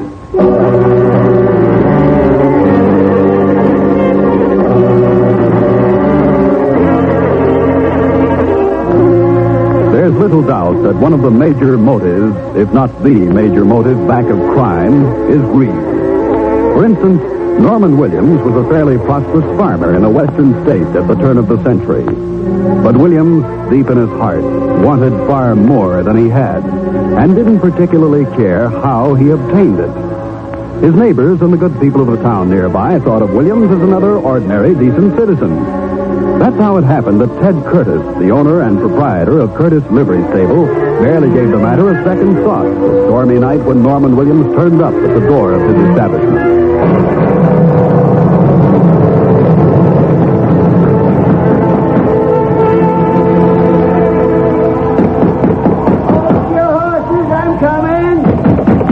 Well, get a move on. Men could drown out here. All right. What's on your mind?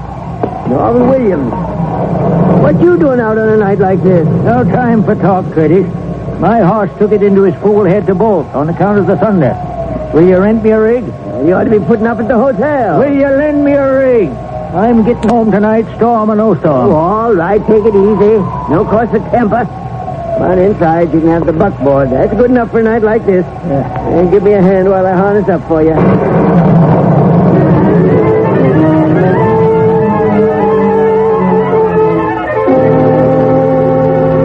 There you are, Williams.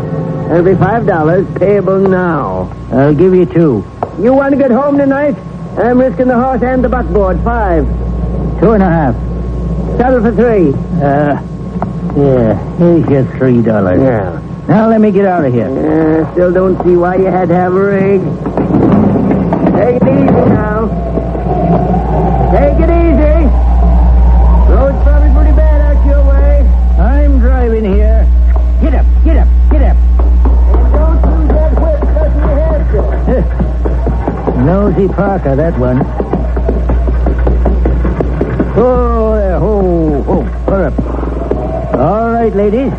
Climb aboard, and here we go. Thank you so much, Mr. Williams. Why, think nothing of it, ladies. You've gone to a deal of trouble for us. Wasn't necessary, really. Williams, you didn't say you had somebody out there with you? All set, ladies? Get on. Who is that, Mr. Williams? Oh, just the livery stable fella. He's a busybody. Wants to know everything. I must say, Mr. Williams, you've been to a deal of trouble for two folks you never saw before they came off the train tonight. Well, you're going to be my neighbors, ain't you? Least I can do is fetch you to your house, night like this. We could have stayed at the hotel. Oh, that old flea bag. Tom Palmer, he owns that. Spends more time being county clerk. And the hotel shows it, too. Is it far to our place, Mr. Williams? Why, just up the road a piece. About a mile past mine. Easy, boy. Whoa. I wish Sandy were here. Yeah, who's he? My brother.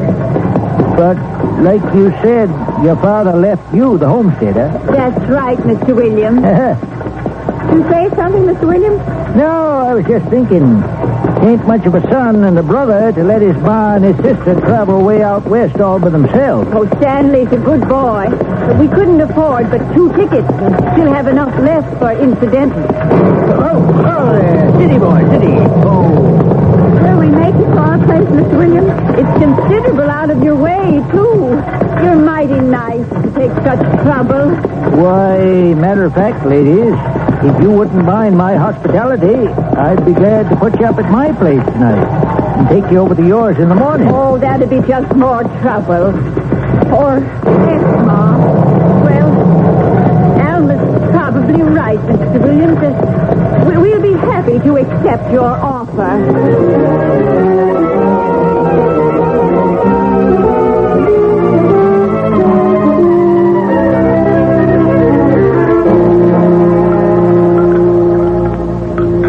I must say, Mr. Williams, you make a mighty good cup of coffee. Thank you, ma'am. You've got a nice place here, Mr. Williams. Well, all you've seen of it, Miss Johnson, is the kitchen. And with burlap bags all over the floor on account of the wet. Shows you're neat, Mr. Williams. Well, I scratched what I've got out of the dirt. You know, this is rough country out here. Soil's none too good either. We heard it was very fertile. Yeah, then you heard wrong. It's a back-breaking job getting a living here. Nothing for a couple of women. Now, unless you sell the place. But if the land's bad, who'll buy? I would. Seeing as how you're my neighbors and all. What kind of a price, Mr. Williams? Oh, I couldn't give you much. 50 cents an acre, maybe. That's not much. Hardly pay our fare back home. Aren't you in an awful hurry to buy our place, Mr. Williams? Just a friendly offer, Miss Johnson. Maybe we should consider it, Alma. It's my land and I'm not selling. Not until I see it, anyhow. Well, nobody else will buy. And if you wait, my offer goes down to 2 bits an acre. You're trying to force a sale, Mr. Williams. All this hospitality is nothing but a come-on. I'm telling you to sell. You understand? Alma, please. And I won't sell. Yeah. What are you writing? Writing a bill of sale. That's good as a deed anytime. From you to me for your homestead. I told you, Mr. Williams, I'm not selling my land. And I say you are. Now, sign your name right there. Oh, don't be frightened, Mother. This nasty old man doesn't scare me. I ain't worried about you, young lady. I can take care of you, all right. But you might be worried about your mother. You wouldn't dare touch us. No? Who's to stop me? How do you like this? Oh! You killed her. Oh, no, not yet. Not yet. I just knocked her out, like I would a goat before I cut its throat. No. No, that knife. Will you sell that land? No. No, you can't make me sell it. And don't you touch my mother. It's not the land. There's something on it. Sure. But not on it. Under it. Oil. And I'm the only one that knows. What are you doing with my mother? Let go of her hair. Stop it. I'm just putting her over on the burlap. I wouldn't want to mess up my kitchen. Now, are you selling? You wouldn't dare kill my mother. What do I care? Nobody knows who you are or where you come from. Your brother, he ain't got the money to get here. And I can forge your name to the bill of sale just as easy as not. Now, sign it. Sign it. I can't. Don't make me. Don't force me to. It's all we've got, please. Oh, stop. Let my mother alone. Just you watch.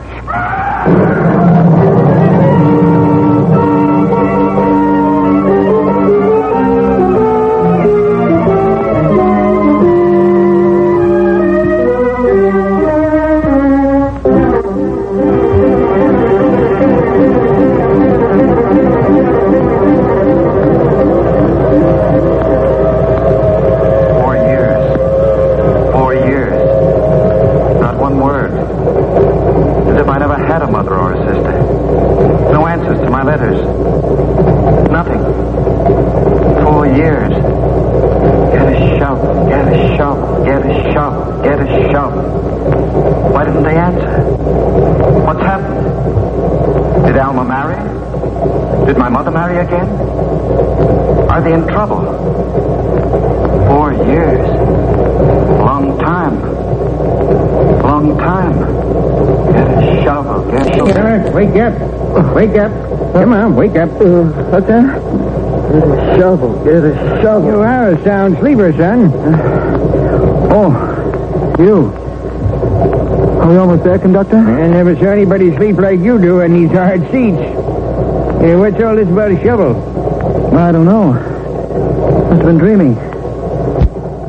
Goes kind of like the wheels, doesn't it? Get a shovel, get a shovel. Funny. How much more time, son? 3-4 minutes, we'll be in. Better get your bag out the platform. This is just a flag stop, you know, and he's blown for the crossing now. Come along, son.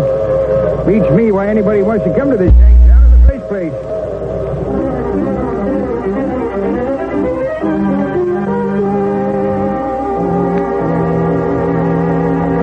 Excuse me, sir. Are you Mr. Curtis? Yeah, I am. Why? My name is Johnson, Stanley Johnson. You a drummer? No, I'm not selling anything. What then? I'm looking for some information. A man at the station said you know everybody here about. Yeah, I guess I do. A&P business, sides the stable.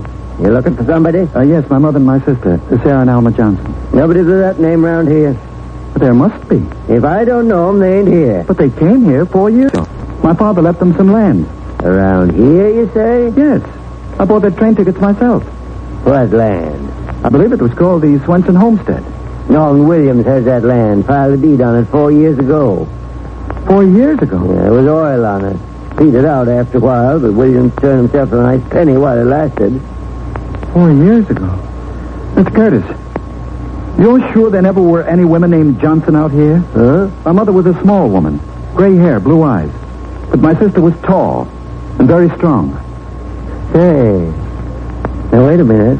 Then you did know them? Yeah, not so fast, son, but I do recollect one night they had a bad storm. Seems like more than 4 years ago, though. Go on, Mr. Curtis, go on. Well, Norm Williams got me out of bed, said his horse bolted. I had my buckboard. I remember he must have wanted it bad. He paid $3. Whole job went worth more than $1.50. He drove out in a hurry. I remember now. I saw him the light of my lantern and the lightning, and he picked up 2 women who were waiting in the road for him. With the name Johnson? Well, I don't know. I never saw him again. One was short, another was tall.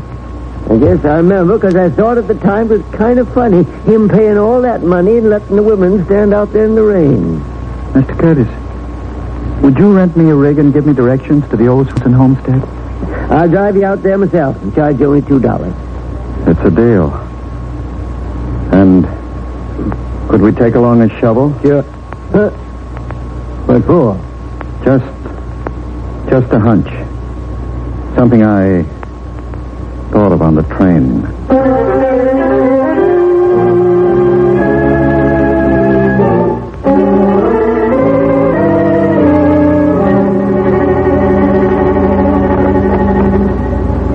I don't know what you think you'll find, son. You sure do keep it that digging.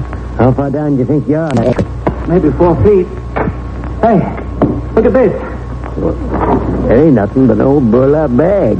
Yeah, I know. But look at it. Huh? Looks like somebody's been butchering a cow. So you think it's blood, too? Well, sure. Beef blood. Are these animal hairs, Mr. Curtis? Well, sure must have been a gray-haired cow. With long hair, Mr. Johnson. Hey, you! What are you doing on my land? Williams. Don't tell him my name. Curtis! What's this all about? Now, you got no cause to be sore, Norman Williams. Just this here young fella. I've been demonstrating a new shovel to Mr. Curtis. Yeah. Yeah? Curtis has got plenty of his own land to dig on. You're lying. I resent that, sir. And I say get. You're trespassing here. Now get before I use my shotgun on you. Now, you got no cause, I don't know what you're after, Curtis. But ever since you've been made deputy sheriff, you're just too blame nosy. Yeah. Now you get off my land, both of you. Well, he's within his rights. Let's go. Yes, of course. Next time I find you here, I won't be firing over your head. Blame fool's going to get into trouble with that temper here's one of these days. Get up. He's in trouble now. But he doesn't know it yet. That's what. He's within his rights. No warrant, so we were trespassing. But I've got the burlap. Miss Curtis, you're driving me straight to your district attorney.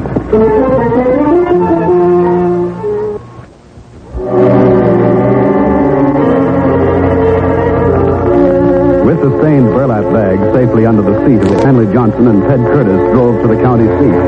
The deputy sheriff brought them in to see the district attorney quickly. That gentleman listened to the story as Stanley told it, and then stated flatly, Curtis, if you weren't here to vouch for Johnson's story, I'd think he was crazy. Why, I've known Norman Williams all my life. He's a respected citizen and well off since he struck that pool of oil. Yeah, it happened, sir, just like the young man said. May I ask a question? Go right ahead. Do you remember any of the details of Williams getting title to the Swanson homestead? Well, nothing much. He filed a bill of sale in place of deed, if I remember correctly. Did anybody ever suspect there was oil hereabouts? Oh, from time to time there's been a little. They had a well going over on the Myers place about 10 years ago, and another on the Koroskis. How did they find those sources? Well, I remember about Joe Meyer. He was sinking a well for water, and he got oil. Any surface indications? Well, sometimes a well or water hole will show an oily surface. Could Williams have noticed that on the Swanson property? He might have. Roamed it pretty freely up until the time he bought it. Right after he got it, he was pretty busy, though. He had a big brush fire going there one day. About 4 years ago, too, that was. Brush fire? Now, don't go thinking about murder again, son. I'm sorry. After all, they were my mother and sister, you know. Young fella, you seem pretty positive about all this. Well, maybe there isn't any evidence. But if it's all right with you, I'd like to examine that bill of sale. After all, I suppose if she is dead, I'm my sister's heir.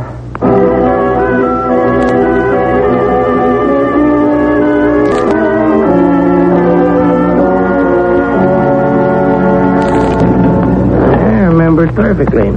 4 years back. Seemed a little irregular, but perfectly legal. Yeah, here it is. A letter, you see. Dear Mr. Williams, carrying out our agreement, this letter will advise all and sundry that the undersigned, for proper consideration, sells to you with all right and title the tract known as the Swanson Homestead, of which I am a sole owner of record. Very truly yours, Alma Johnson. May I see that, Mr. Palmer? Sure can. There's my stamp on it, registered. County Clerk, Herkimer County. I see that. But, oh, gentlemen, as heaven is my witness, this is not my sister's handwriting. What? You suggesting forgery, Mr. Johnson? I know it. That land was all my mother and sister had in the world. They'd never sell it without consulting me first. And I know Alma's handwriting as I know my own. I see. Would you tell that to a grand jury, Mr. Johnson? I tell them a lot more. I tell them Williams murdered my mother and my sister. Oh, easy, son. Easy now. You'd have a hard time proving that. Why? There's blood and hair in that burlap bag. We don't even know if it's human blood, much less your family's. Then I say find out. Make tests. I know I won't rest until the man who killed Alma, my mother, is made to pay for his crime.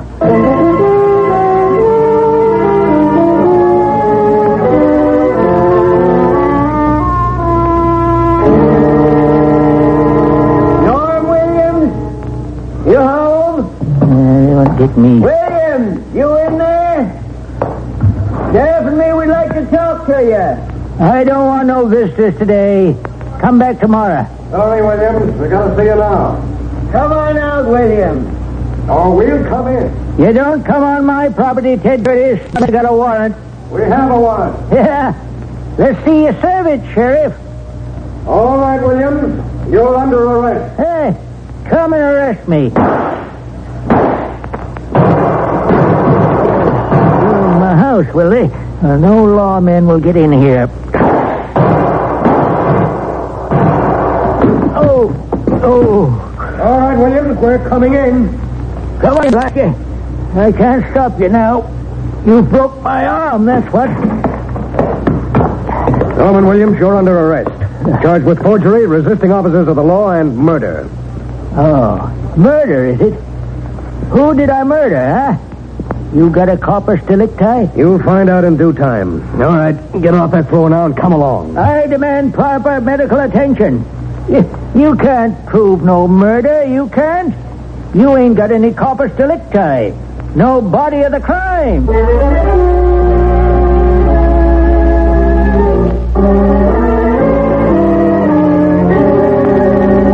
Mr. Johnson, you're under oath. You're certain that your mother and sister came to this town to take possession of the property known as the Swenson homestead? I'm positive, sir. My father acquired the property years ago. He willed it to my sister. My mother and sister came here to live until such time as I could join them. I never saw them again.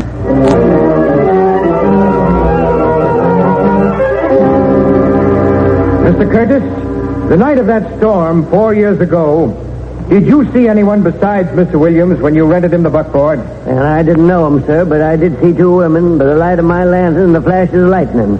One was short and elderly, and the other one was...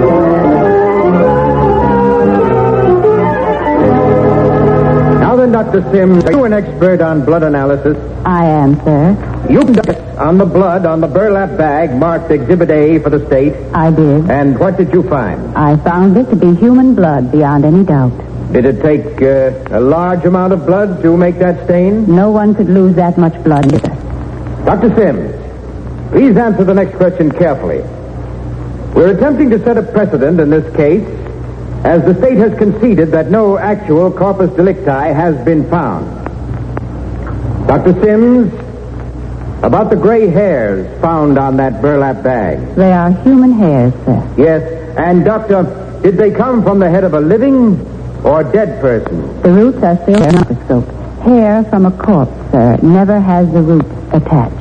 Then, as an expert witness, Dr. Sims, what are your conclusions? That there is evidence of a corpus delicti, even though none has been found. Someone was alive on the defendant's premises, and that someone was killed before he or she left.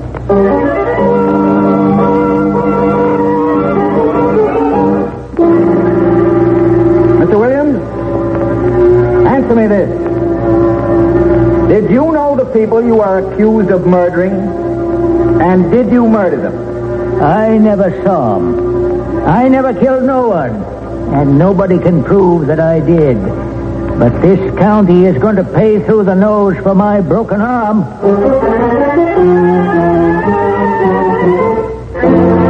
It is our contention, precedent-setting though it is, that through the brilliant microscopic analysis of Dr. Hannah Sims, we have proven that someone was murdered, and by this defendant.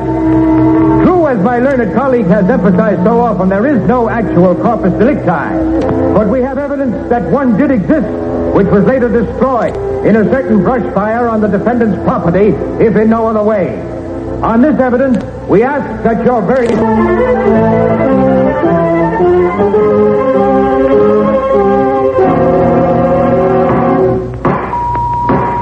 Mr. Foreman, has the jury reached a verdict? We have, sir. And what is your verdict? We find the defendant guilty of murder in the first degree, and so say we all. You can't do this. You can't. I'll appeal to every court in the state. There wasn't no corpus. No corpus. You can't convict without a corpus. You can't convict without a corpus.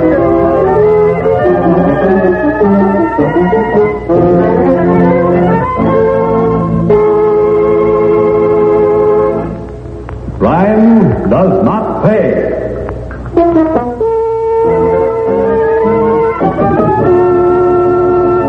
Now, here in person is Parker Fennelly.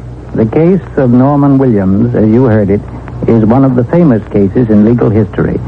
As might have been expected, his conviction was appealed all the way to the highest court of his state, and there it was upheld. And it's interesting to note that this case was a prime legal point in the conviction of Bruno Richard Hauptmann for the murder of the Lindbergh baby. However, to me, it's even more interesting that the wheels of the law were set in motion in this case by a plain citizen, a young man very much like ourselves, who refused to believe that his mother and sister had merely disappeared. Once the law began to move, it never stopped. The truth had been proven in open court, demonstrating once again that crime does not pay. Thank you, Parker Fennelly. Crime Does Not Pay is written by Ira Marion and directed by Marx B. Loeb, with music composed and conducted by John Gart. Technical advisor is Burton B. Turtis. The events, characters, and names used in the story you've just heard are fictitious. Any similarity is purely coincidental.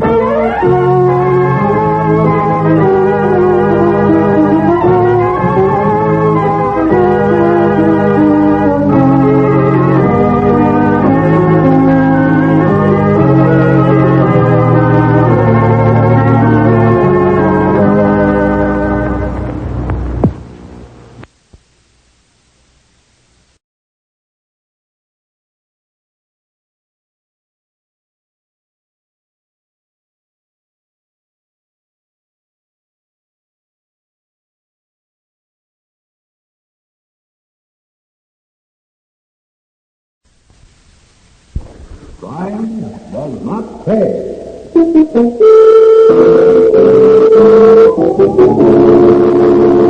You're careless, Bugsy, and you can't be careless. Not in this business. What do you mean careless? The jerk had a ton of wreck and cast iron hung on him.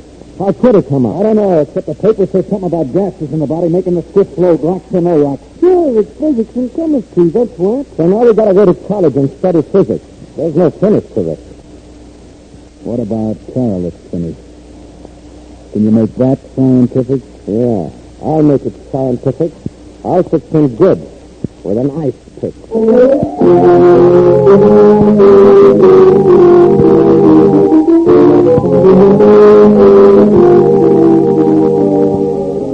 In the interest of good citizenship and law enforcement, we present Crime Does Not Pay, based on the famous Metro Goldwyn Mayer series of short subjects. In just a moment, you'll hear Summertime Take, starring Charles Corbin.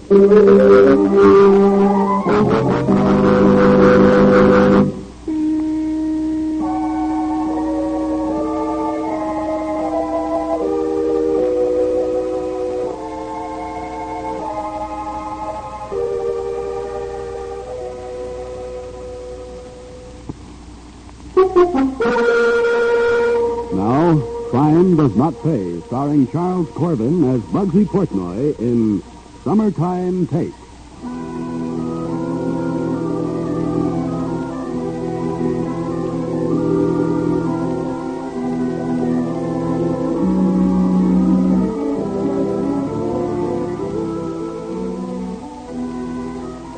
Summertime is a good time for most people. Their vacations and all that goes with them. The resorts, the fun, the games, the freely spent money that has been saved for just this purpose during the other 11 months of the year. And where there is freely spent money, you'll find those who dip their fingers in it for their own purposes. Ozzie White dipped his fingers into that money and came up with double handfuls. Ozzie controlled the slot machines, the one-armed bandits, which stood invitingly in every bar, every casino in the resort area where Ozzie operated. Year in and year out, the nickels, dimes, and quarters flowed through the machines into Ozzie's pockets. And Ozzie had an organization. There was Specs as accountant, for one. Ozzie trusted Specs and listened when he had something to say.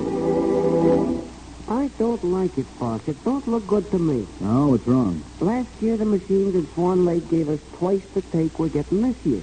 That's all? Same thing at White Lake. How'd you run across this? I was just playing around. The figures looked off this summer. But the hotels are as packed with suckers as last year. So I ran a check. Here's the figures. See, boss, 1947, 48, and 1949. Mm-hmm. I see. How do you figure it? Me, I just play with the numbers, boss. And somebody else is playing with the tape. Well, I wouldn't be hasty, boss. Why not? You're sure of your figures, aren't you? I ain't no CPA, but I can add and subtract. Looks like somebody's been subtracting before we ever see the dough. Bugsy, come on in here. You want me, Ozzie? I called you, didn't I? Who's the collector in the Swan Lake district, Bugsy? Wallace Sage. You know that. You been around lately? Yesterday. You notice anything different about him? Well, he's got some new shirts. Still. Anything else? Nothing special. If there was, I'd notice it. Yeah, I guess you would. How about Carol at Carter? Nothing much. Why? Any new shirts? No, nothing. Mm-hmm. Carol's collecting for us at White Lake. The take's awful low this year at White and Swan both. I get it. Somebody needs a lesson, eh? Yeah. And you're the best teacher I know, Bugsy. So take care of it for me, will you?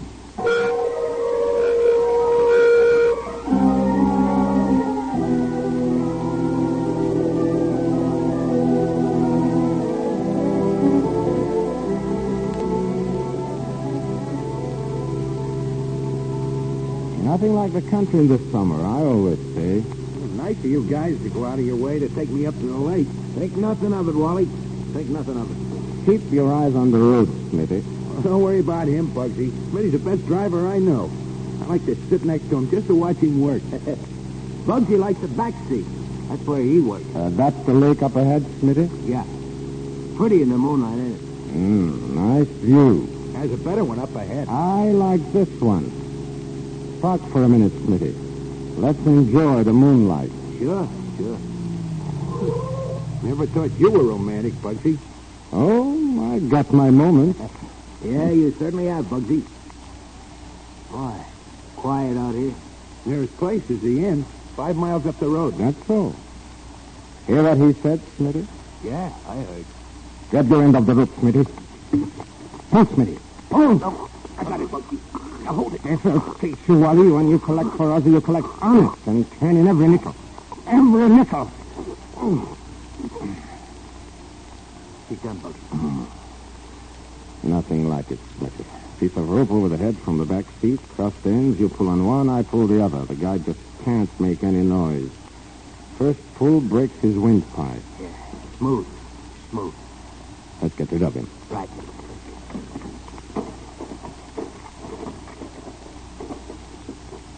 You got enough line to tie him with? No line.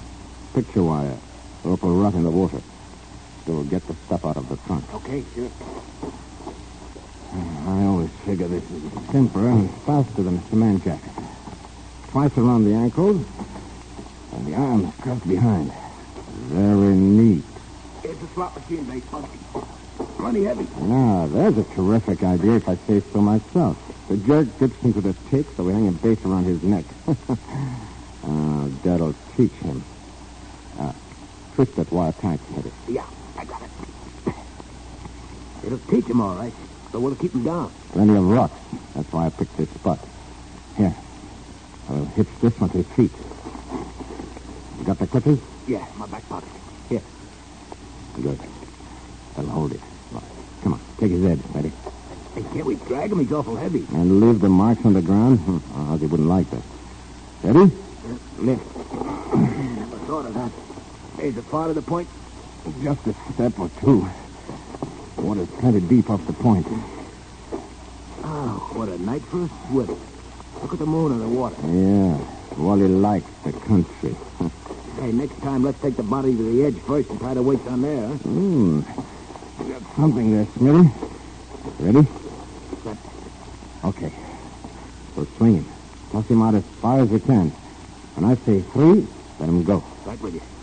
1, 2, 3. That does it. He'll never come up. Let's go. Boy, that'll teach him a lesson.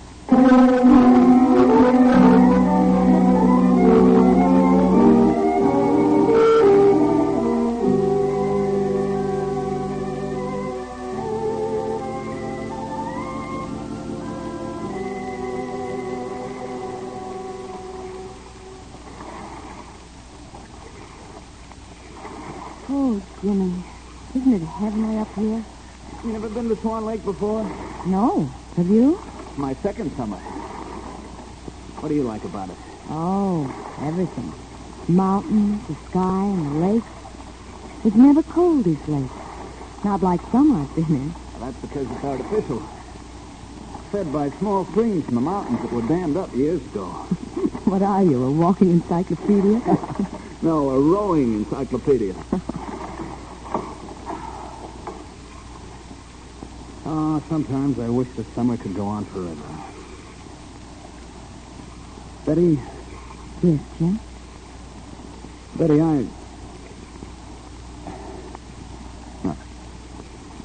Jim, are there large fish in this lake?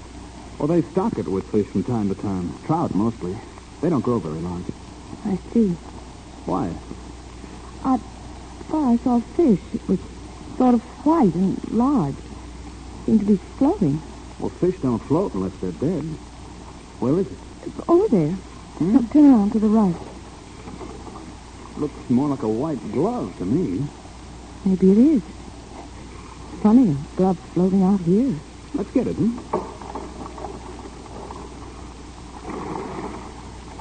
Am I headed for it? The left door. That's it. Yeah. Not both. Good. Hold your course, sailor. Aye, ma'am. Hold it. You'll pass the thing, whatever it is. Jimmy.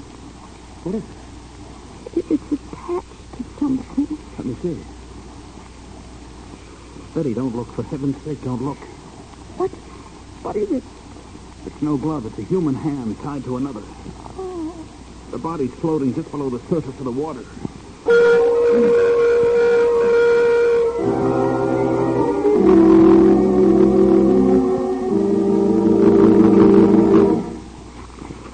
Hey, boss. Boss. That looks like Bugsy slipping here in the paper.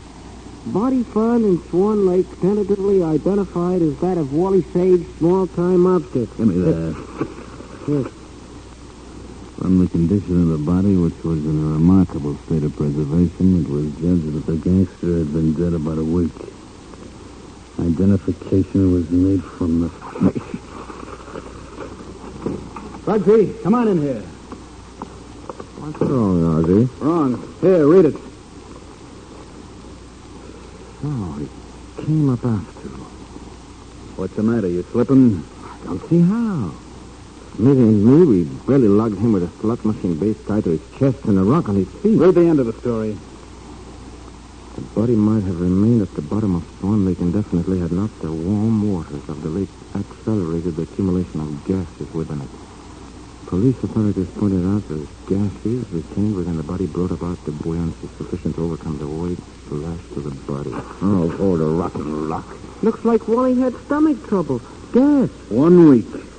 One stupid week and they find him. So what, boss? They can't pin it on us. You're careless, Bugsy, and you can't be careless. Not in this business. What do you mean careless? The jerk had a ton of rock and cast iron hung on him, Meek. How could he come up? I don't know. Except what I read in the papers, but the stiff's loaded, rocks or no rocks. Sure, it's chemistry and physics. That's work. So now we've got to go to college and study physics. There's no finish to this. What about Carol's finish? Can you make that scientific? Yeah. I'll make it scientific. I'll fix him good. With an ice pick. When Smitty and I get through with him, he'll stay down forever.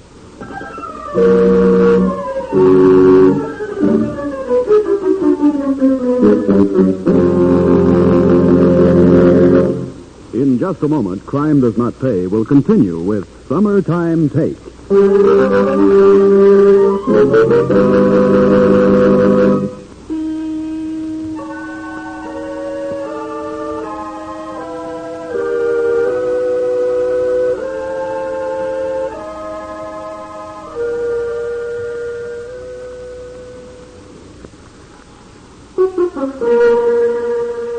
Now we continue with Crime Does Not Pay, starring Charles Corbin as Bugsy Portnoy in Summertime Take.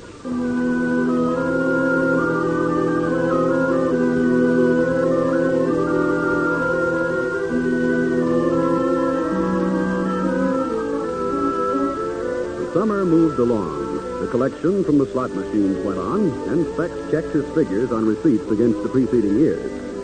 Again, there was a mysterious discrepancy which was traced to the collections in the White Lake district.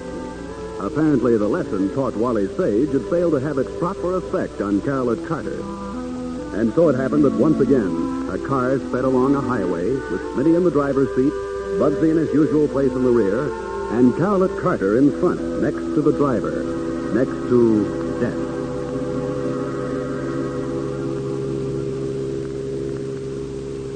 Like the country, Carolette? I can take it or leave it alone. This is your district here, isn't it? Sure, this is White Lake right here. Any points of interest around here, huh? What do you mean, points of interest? Like views or something? I wouldn't know. I tend to business, strictly. Oh, that's so. Well. Ever been in swimming? Too cold for me. So I heard. Springford Lake, ain't it? I suppose. I leave that to the same jerks who play on machines. Suckers. Does anybody ever win? Once in a while. Gotta have a come on. So we let a couple of them hit the jackpot. But mostly they get 3 lemons. Hey, what are you slowing down for? We'll never make the hotel before midnight at this rate. We got plenty of time. I just want to look at the view. Since when are you interested in the beauties of nature, Smitty? Just a few weeks now. Especially in lakes with cold water, nice deep spots. Yeah. Especially in lakes with cold water. What's you guys? You are, Carolette. Yeah, but not for long. Time's up, Carolette. You've got to learn the same lesson like Tony. Don't ever try to put on one over on Ozzy. Oh, Smitty. A bullet. That jerk's got a tough throat. Yeah. Here's the ice pick. Where'll I give it to him? In the belly. So the gas will get out, right? Go on, Smitty. Give it to him. Fix him up like a soup strainer. The more holes, the merrier. Okay, Smitty, that's got it. Let's move in. You betcha. Where's the boat? Hit it in that clump of bushes yesterday. The rocks and slot machine base are in it. This one ain't never gonna come up after we're dumping him.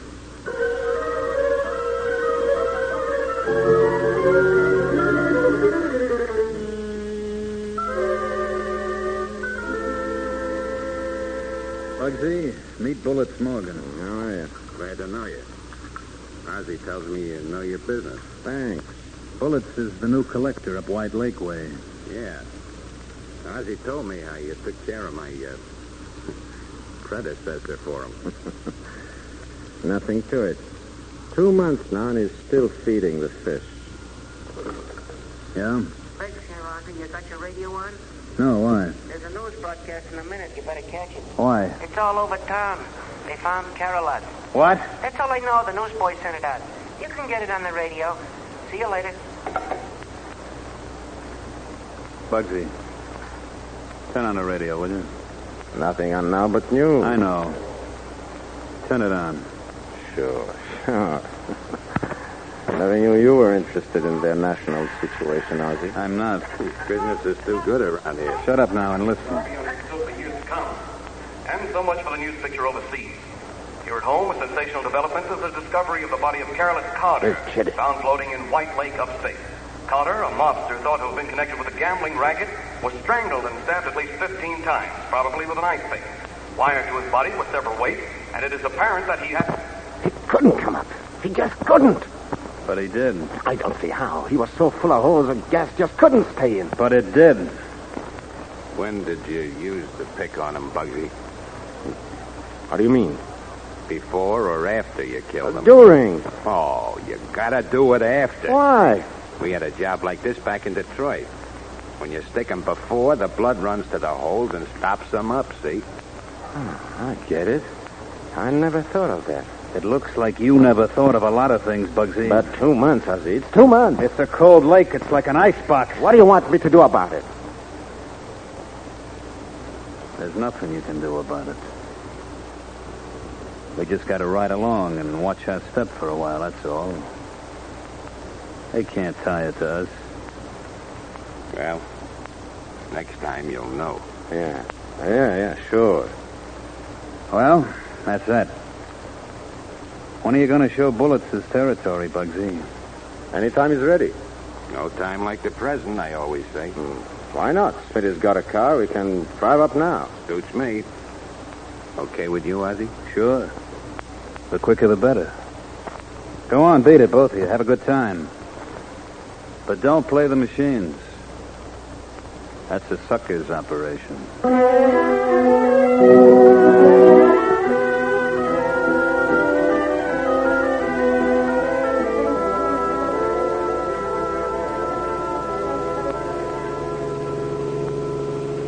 This is nice country, Bugsy. Yeah, if you like country. Hey, remember how Wally liked the moon on the lake?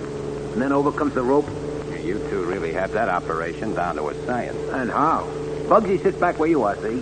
The victim sits where Bugsy is right now, next to me. We stop the car. Bugsy throws the rope over his head. We each take an end. Ba-ba-boom. That's all. Neat. Quick. Quiet. Just said it. Neat. Quick. Quiet. The victim sits where Bugsy is. All right now. How's Ozzy to work for, Smitty? Okay, swell. But he don't like 2 things. Guys would steal from him, and guys would make the same mistake twice. You can't say I blame him. The same mistake twice. Ozzy doesn't like that. And I'm sitting where the victim sits. Who is this Bullet Morgan anyway? Why didn't Ozzy give the collecting job to Smith? He was in line for it, or to me. What's the matter, Bugsy? You ain't said nothing for 5 minutes. Nothing to say, just watching the scenery. Sure is deserted around here. Yeah? That's why we do most of our jobs in this neighborhood. This is the neighborhood. Why did Smith like this road? Did Ozzy bring his bullets in to do a special job? That's right. And me. That's why we're out here. Me, I'm next.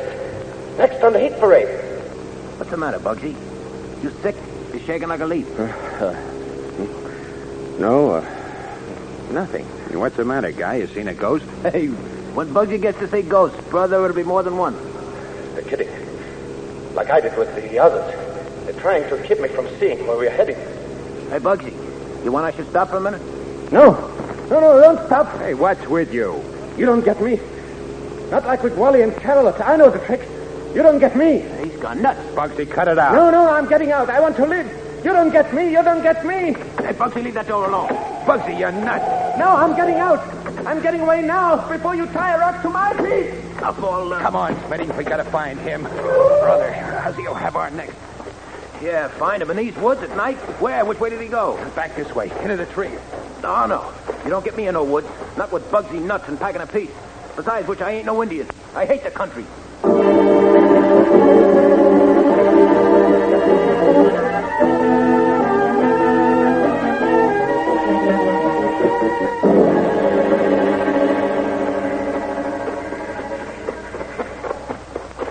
Can't let them get me. I want to live.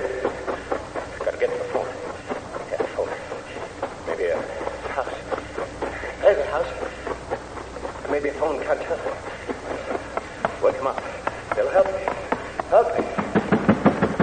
Wake up! Wake up! Help me! Help! I need help! Please, please, somebody got to be inside. Help! Help me! Hold your horses, I'm coming. Someone's there. Someone's coming. Hurry, please, hurry. They're after me. Now, what's all this about? You've got to let me in. I'm in danger. 2 men, they'll kill me. Around here, nobody in this neighborhood but us. Joe, let the young man in. You can't keep him on the porch all night. Oh, yes, Martha. Well, come in, come in. Oh, thank you. Thank you a million times. Joe, look at the young man. I'm looking. City fella. But his clothes are all torn. His face is scratched. I jumped from a car. They were going to kill me. Who was going to kill you? Smithy and bullets. You've got to hide me. They'll be after me. Ozzy won't let me get away. Young man, I think you've been drinking. No, it's the truth. You've got to save me. Joe, where are you going? Telephone. Sounds like business for the sheriff to me. Yes, the sheriff. If I talk, they'll protect me. They'll let me live. Unless they do that. What's that? Here's just the phone. Oh. Hello, Sadie. I want the sheriff. Quick. You saved me. I don't know how I'll ever repay you. Now, don't you worry about that. Living way out here, we don't get much chance to help folks. When we can. Sheriff Winters. Hello, Sheriff. This is Joe Karofsky. Hi, Joe. You got trouble out your way? Maybe.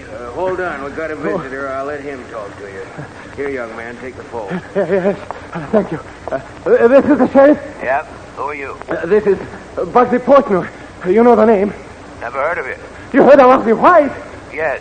So what? I worked for him. He sent me out to get it like Wally Sage and Carol's Carter got it.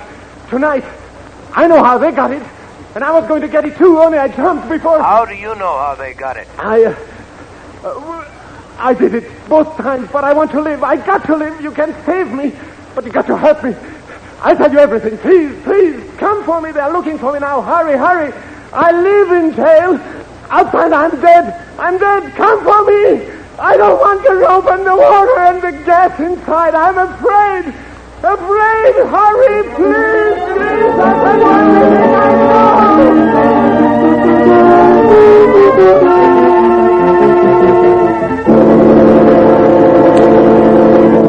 Crime does not pay.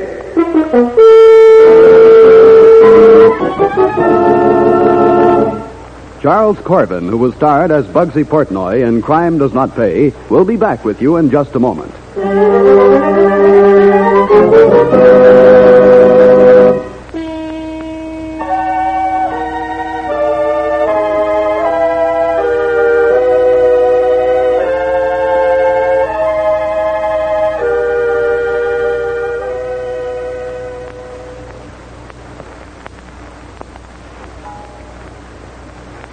Now, here in person is Charles Corbin.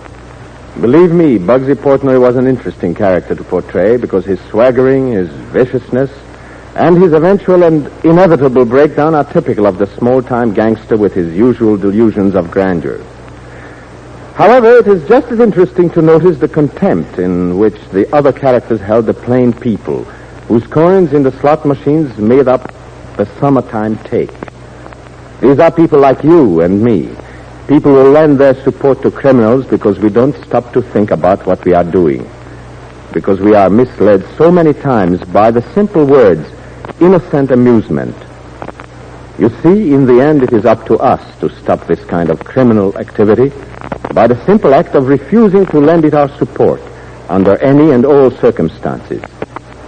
Yes, in the end, it is the plain people, the good citizens, who can prove that crime does not pay. Thank you, Charles Corbin. Crime Does Not Pay is written by Ira Marion and directed by Marx B. Loeb, with music composed and conducted by John Gart. Technical advisor is Burton B. Turtis.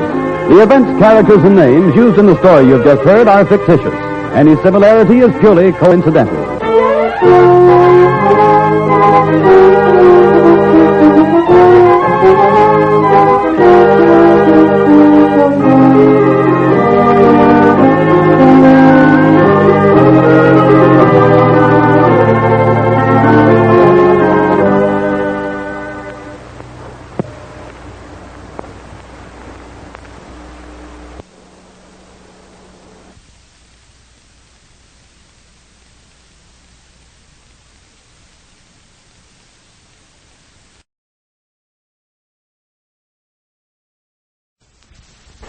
Crime does not pay.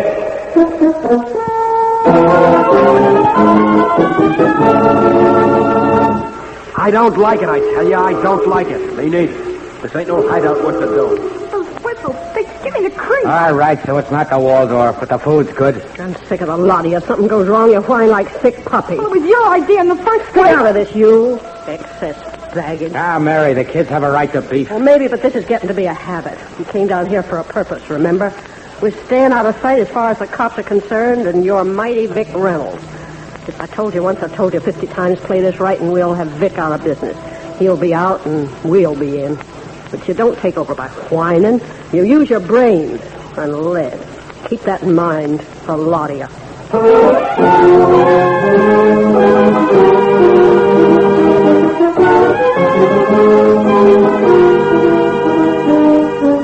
In the interest of good citizenship and law enforcement, we present Crime Does Not Pay, based on the famous Metro-Goldwyn-Mayer series of short subjects. In just a moment, you will hear Female of the Species, starring Mildred Natwick.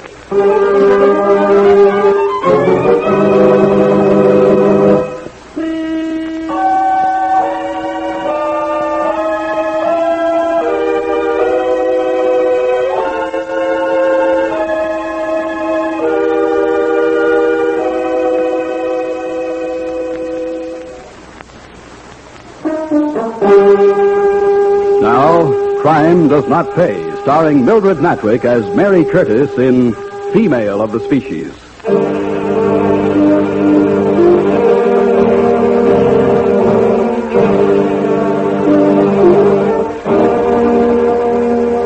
There is no honor among thieves. No one is trusted and no one trusts. When one member of a group steps out of line, the word is passed. Orders are issued from above. The orders are carried out. That was the way it worked for Jeff Curtis. His pal and erstwhile partner, Joe Tasty Martin, received the orders. A few hours later, Tasty and his boys, Rod Coy and Angel Davis, dropped in on Jeff for a somewhat less than social call.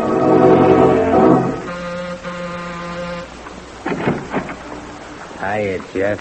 Tasty. And the boys. Come in. Come in, by all means. Thanks, Jeff. Long time no see. Yeah, that's right. You said it, Jeff. Look, come into the living room. Have a drink. Have a couple of drinks. Of what, Jeff? The stuff you hijacked out on Route 40 last week? What are you talking about? You've been running a small-sized snowstorm in this district, too. I never touched this stuff. No, but your boy's been selling it. Deprive a Cokie of his snow, Jeff, and he'll tell anything to get some. You know that. Well, you don't believe any of this, Tasty, do you? That's what I believe, Jeff. This is a contract job. Contract? Vic Reynolds? Right. We're pals, Tasty. We came up together. I got a wife, Tasty. You never met her, but she's a wonderful woman. I could disappear, Tasty. All finished, Jeff. All right, Rod, Angel. No, you don't have to... Okay, boys, the back way. We'll give him a cement jacket tonight. And then the river.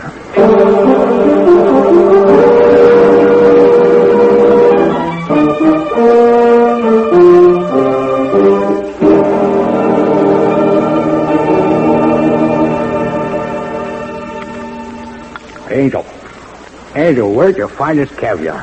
Place I know on 3rd Avenue. Good, huh? Oh, you can take all the red caviar in the world and give it back to the fishers. Me, I'll take the black stuff by the boatload. Tasty, real tasty. This fellow's got some hickory smoked turkey coming in. Told me today. Good. By the lot. Hey, look, maybe if we can get away during the season, we could go out and shoot us some pheasant. I got a recipe for pheasant and wild rice. What'll we use, a chopper? Yeah, that's not sporting. For pheasant, you use a shotgun. Okay, I get it. Yeah, Rod? Ain't outside. For Angel? No, you. Me? A looker? Not bad. No showgirl, but not bad. I feel good today. Send her in. I thought maybe you'd want to know her name first. Oh, formal. It's, Mary Curtis. Mrs. Mary Curtis.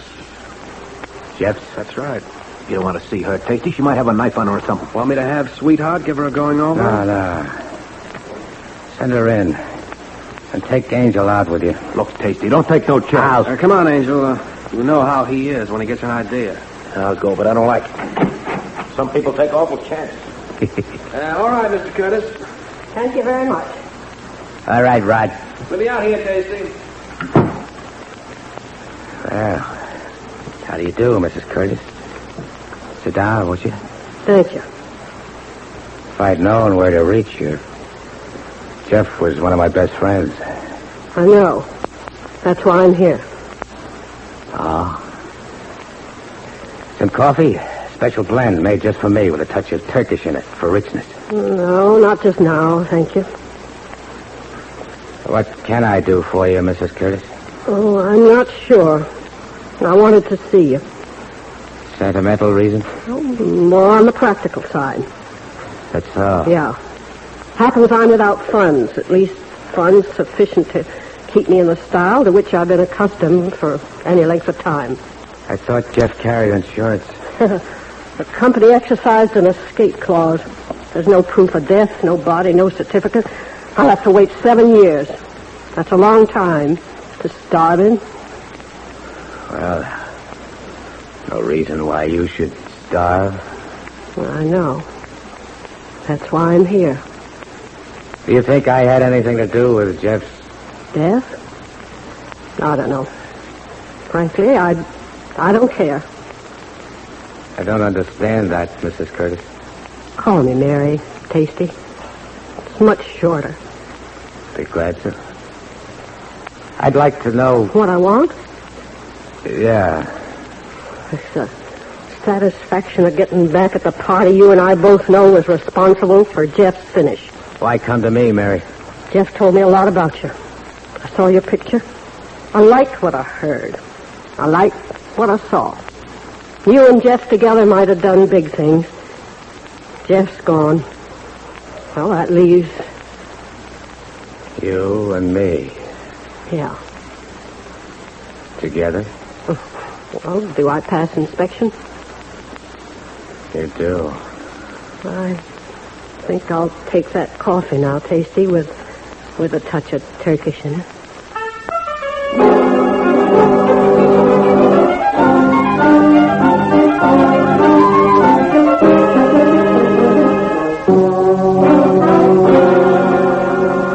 I sent for you, Tasty, for a couple of reasons. You have a phone. Why send a hood? Never mind that. The name's Trigger. That'll do, Trigger. Okay. Yeah, okay. I sent Trigger for you because I wanted you first, that's all. It don't look right, Vic. You sent Trigger after Muggs. Maybe I had a reason, Tasty. I don't like people who get too big for their britches. Look, any time I ever let you down, just let me know. I'm liable to do just that, Tasty. Then we understand each other. I think we do. Yes, I think we do. Look, Tasty, I hear you've taken up with a dame. What have I had? I don't mind dames, you understand, but you sure pick your women close to home. Meaning exactly what? That I admire your taste in food. Look, food and women are my business, Vic. Not when you pick out a dame whose man you took care of for me. Don't you worry about that. First place, Mary hasn't the least idea. Second, we understand each other. It'll be your funeral. I'll go to it. Have it your own way. Second, I've got a job for you. The Porter crowd. A little too free and easy in the garment district. I heard. I'll stand for a little cutting in. I like to see the boys ambitious. But too much is too much. It's time for a spanking. Which one? As many as you can get. Be an object lesson to the others. To a few of the outfits in a couple other cities. When? As soon as possible. Finger man? Trigger here. Okay, I'll contact you, Trigger. 36 hours. I'll be around. Usual rate, Vic? And a bonus for everyone over 5. Good. There'll be a new fur coat for Mary. Be seeing you. You bet, Tasty. Why do you take his guff, boss? He amuses me. He didn't used to be like that. What's eating him? The dames, Trigger, the dames. They're never satisfied with the man they got. They always have to make him bigger than he really is.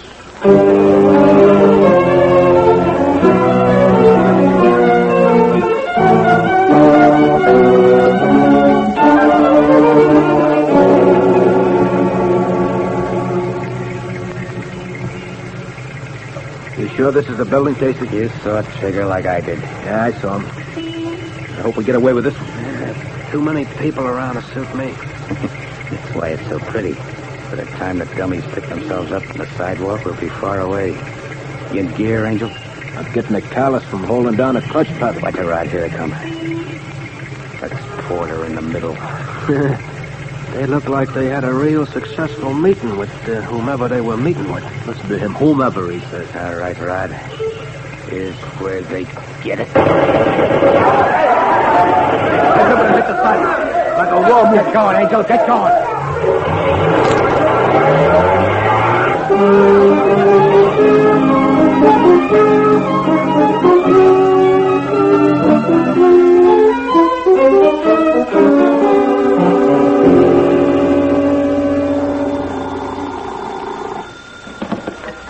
Yes?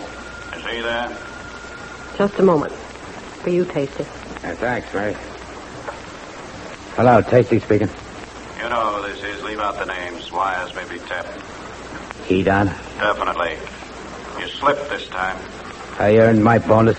You caught several non-competents, if you know what I mean, and I think you do. Lay low. Watch your step. It's an order. I'll see you. That Vic? Yeah. What's on his so-called mind? Pedestrians. They should have waited for the light to change.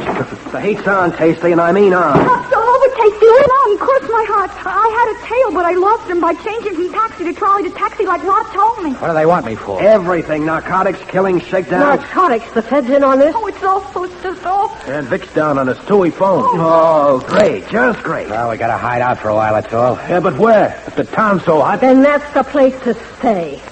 Look, Tasty, I know where we can get a place. Quiet neighborhood, nice neighbors. That's all I need, nice neighbors. Oh, I just love my neighbors. Well, shut up and listen. You three don't need to stay with us. Tasty will wear dark glasses and limp and use a cane, grow a mustache. He'll be my invalid husband, get it? Our friends will come to visit us. We'll be more respectable than the best people. Hey, that's smart thinking, Mary. Foolproof. That's okay with me. What's funny, Mary? Thought of something.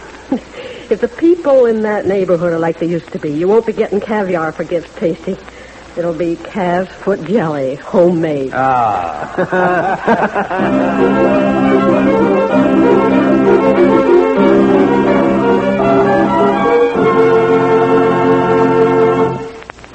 In just a moment, Crime Does Not Pay will continue with Female of the Species.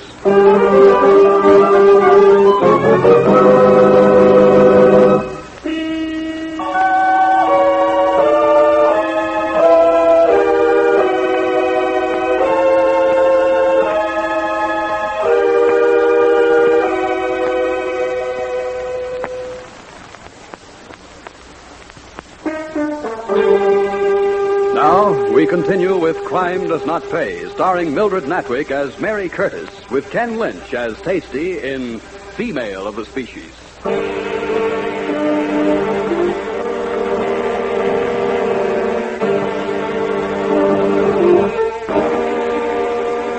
Tasty and Mary found just the sort of place for a hideout that Mary had in mind. The neighborhood was indeterminate to the point of monotony. All the apartment houses the same, all the stores the same, all the people the same. Nice, clean, middle-class people living their nice, clean, middle-class lives. Of course, Tasty and Mary were different. Tasty was the invalid, his cane and dark glasses very much in evidence. Mary played the part of the solicitous wife to perfection, even to the point of making friends with the pleasant, gossipy neighbors. And then the whole gang came to a party. Some party, I'll say. Having a good time? Oh, the best. Hey, how'd you like that smoked turkey? Oh, wonderful. What little Tasty let me have. Oh, Mary, you're wonderful. What a shindig. Our neighbors should see us now. Somebody button the string. Sweet darling, we're respectable folks in this neighborhood. We're quiet. Okay, I'm quiet. Yippee.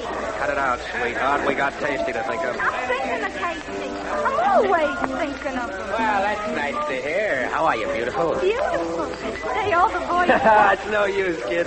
Nothing is beautiful to Tasty except pheasant under glass dipped in black caviar.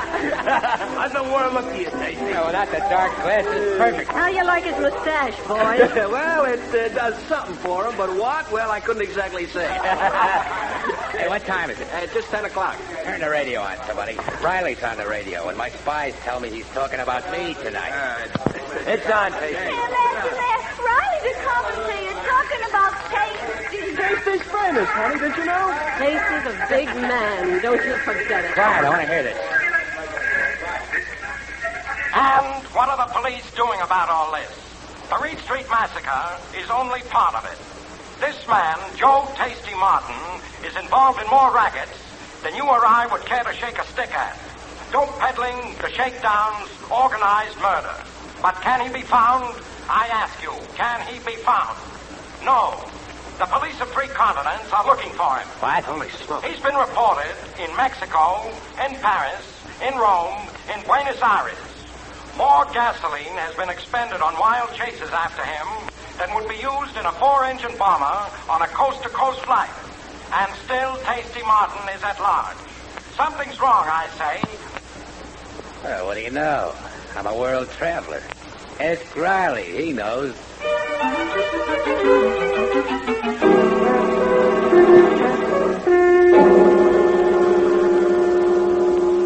Glad you could drop in, Vic. Trigger. I think you know Rod and Angel. This is Mrs. Curtis. How do you do, Mrs. Will you have a drink, gentlemen? No, thank you. This is business. You're going in, Tasty. I'm what? I said you're going in. Giving yourself up. This is ridiculous. He'll fry. They'll throw the book at him. You can surrender to the feds on the narcotics charge. You'll go to Leavenworth. You won't be in too long with good behavior. You ask a lot, Vic. We're losing money. There's so much heat on all over the world, half our organization doesn't dare operate. And the other half, Mr. Reynolds? You ought to know, Mrs. Curtis, that when I give an order, it's carried out without question. Yeah, I know plenty. Mary, please. I gotta have time to think this over, Vic. All right, 24 hours. Go through the motions, Tasty, if you want to, but you're going in, and you know it. Come on, Trigger. How much, your boss? It's been a pleasure meeting you at last, Mrs. Curtis. Gall of all the lousy, colossal gall. Mary. Go in, Tasty. You're costing us too much money. You have 24 hours to think it over. Yeah, or else. You ought to know, Mrs. Curtis. Cut it out, boys. Mary, take it easy. I'll think of something. Who does he think he is? He's cost me one man. He's not costing me another. He's the boss, Mary, the big boss. I know whom nobody disobeys. They better not. They never get another chance, like Jeff. Forget that. Jeff's dead. Tasty's alive. I want him that way, alive, and with me. I want that, too. Frankly, Mary, I don't see... Maybe I do. How? Another hideout. From both sides this time. Hey, that might be done. Where will it get us? Maybe farther than you think. The man who says no to Vic Reynolds and gets away with it. Maybe he's the next boss.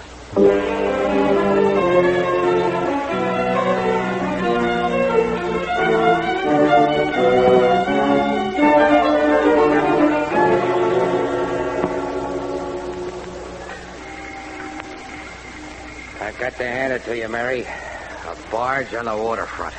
Not gaudy, but neat. And safe. It's so damp, it's ruining my hair and my clothes. Oh, you can fix that. There's no fixing lead poisoning, if you know what I mean. Lay off the kid, Mary. This hole is the worst yet. I don't like it, I tell you. I don't like it. Me neither. Those whistles, they give me the creeps. All right, so it's not the Waldorf, but the food's good. I'm sick of the lot of you. Something goes wrong, you're flying like sick puppies. Now, Mary, the kids have a right to beef. But this is getting to be a habit. We came down here for a purpose. If I told you once, I told you 50 times. Play this right, and we'll put Vic out of business. He'll be out, and we'll be in. But you don't take over by whining. You use your brains and lead. Keep that in mind. Evening, everybody. What? What's on your mind, Trigger? You got 3 hours, Tasty. Go in, or we'll take you in. Complete with coffin. Signed, Vic Reynolds. How did you find us? We get ways. Maybe we're not so smart like you, Mrs. Curtis, but we got ways. Somebody talked. Maybe. Who knows, Mrs. Curtis? Who knows? Somebody talked. Not me. Mary's right. Somebody. Nobody talked. Nobody would double-cross you, Tasty. Shut up, Rod. You know the answer as well as I do. didn't talk. I You didn't got talk. your answer, Tasty. A woman's got a right to save her man. You, a woman, you stupid little two-piece bit of fluff. Rod, he's got a Cover him, Tasty. Watch Rod. Don't do it, Mary. Don't do it. Hands in front of you, Rod. Stay clear, Angel. Don't worry about me, Tasty. Where do you want it, sweetheart? Your pretty face, your skinny little belly. No, I'll make it up to you. I'll give you everything I got. Look out for Ron, Tasty. Well, boys, looks like now we're free.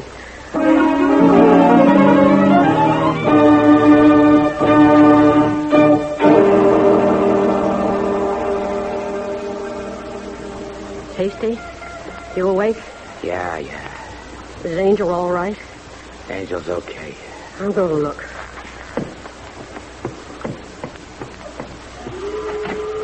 Who's that? Me, Mary. Any sign of anyone? Not a thing but those whistles. It's quiet. Too quiet. I don't like it. The 3 hours were up at midnight. I don't like it at all.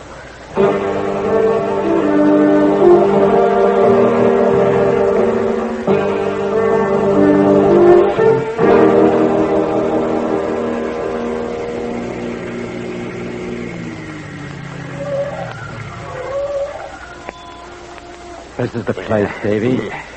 Hey, what a joint, Trigger. Oh, what a joint. Now, remember now. They'll have somebody watching. I'll get the door open. You stay just out of sight to one side. But cover me going in. Okay? Yeah. Okay. All right, let's go.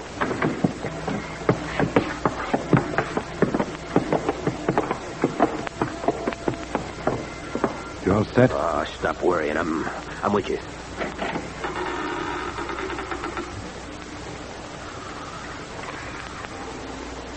Ain't he sweet? Sleeping like a little angel. I ain't wasting no lead on him. A shiv will do it. Tasty, they're here. Angel was sleeping. You was sleeping is right, lady. Look out, she's got a gun. And I can use it, too.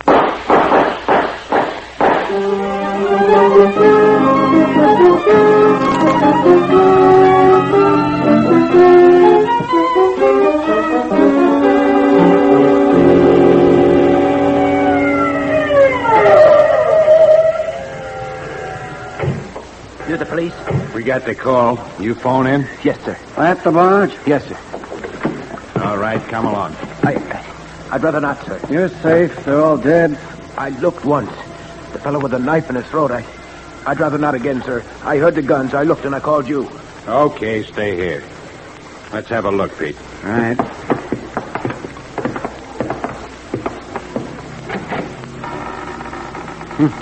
What a mess. Not pretty, but nice. You know them? This one's Trigger Jackson, Vic Reynolds' torpedo. Yep. The one with the shiv in his neck is the Angel. That's Jeff Curtis's widow. This is Davy Hunter. Over by the door. Tasty Martin. He was in town all the time. Sure looks like it.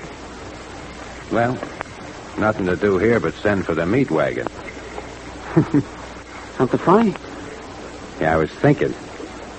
You suppose Tasty enjoyed his lead cocktail as much as he liked black caviar?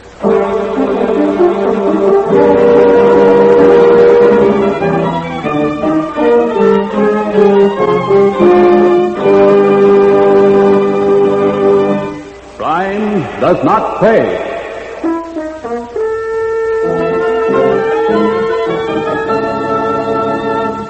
Mildred Natwick, who was starred as Mary Curtis in Female of the Species, will be back with you in just a moment.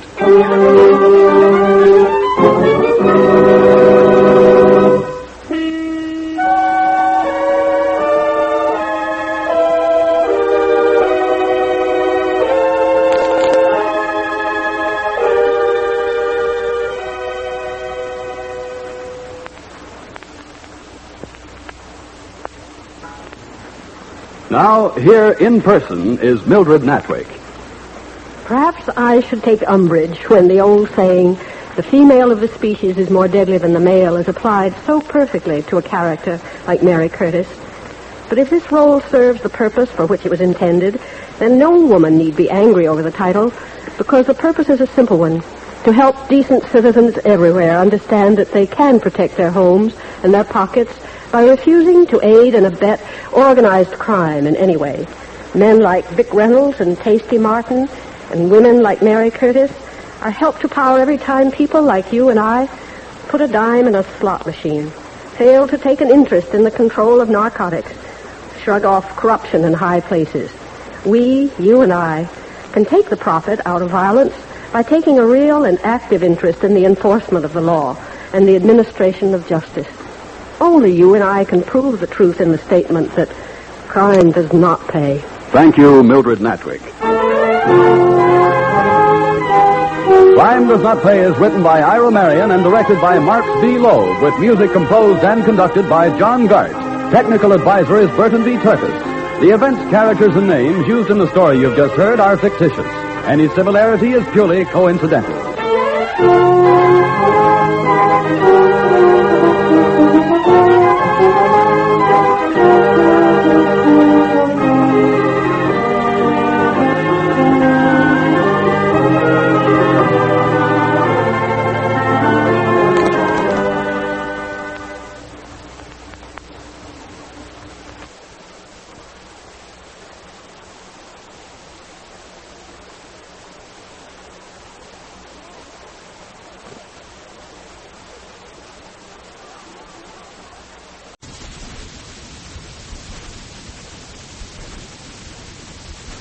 Crime does not pay.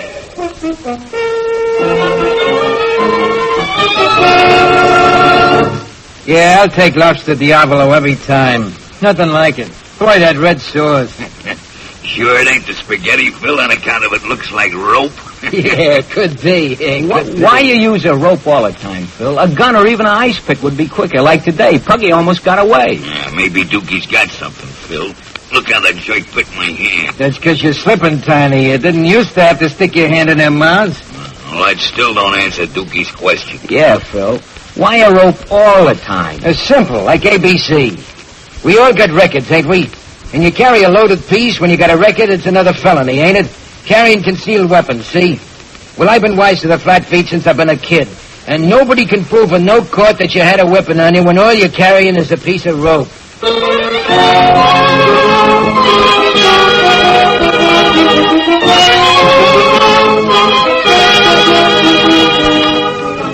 In the interest of good citizenship and law enforcement, we present Crime Does Not Pay, based on the famous Metro-Goldwyn-Mayer series of short subjects. In just a moment, you will hear A Piece of Rope, starring Cameron Mitchell as Dukey DeFore.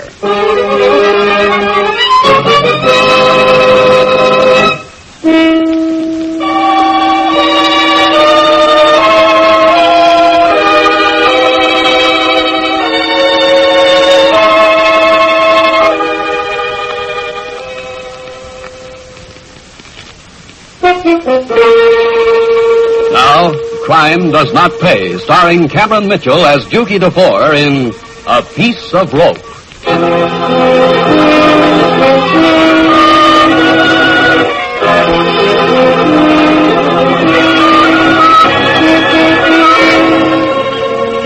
There's a school of thought among the men whose job it is to fight organized crime that the old method of searching for clues and obtaining convictions on such evidence is not nearly as effective as attacking from within the organization itself by the use of informers. A typical case is that which involved Dukey DeFore and the gang which made its headquarters in a certain city at the corner of Warrenburg and Paoli Avenues. This organization serviced other groups. They accepted commissions to do certain jobs, as they did on the day Jack Paris told them, like I said, this Puggy Jackson is getting too smart for his own good. Like, for instance, what? You ask too many questions sometimes, Pittsburgh. Why don't you behave nice and quiet, like Dukey here? Oh, Dukey, the kid's got a lot to learn yet. He'll learn working with you. Only don't teach him to ask too many questions. Sorry, Jack. I was only asking on account of if we know what he's pulling, we can find him easier. You'll find him. That's what I'm paying you for. Sure, we'll get him okay. They call him Poggy on account of his nose. Some two-bit punk flattened it for him. Now I want him flattened. Complete. Yeah, we'll take care of him. Sure, we'll take care of him. And no body, see? The bulls know he's been trying to cut me out. I don't want nothing to point to me. When we get through, there won't even be a grease spot. And it's a deal? Yeah, sure is. Sure is, Mr. Paris. Sure is. Okay, you got the contract. Just be sure you carry it out. Understand?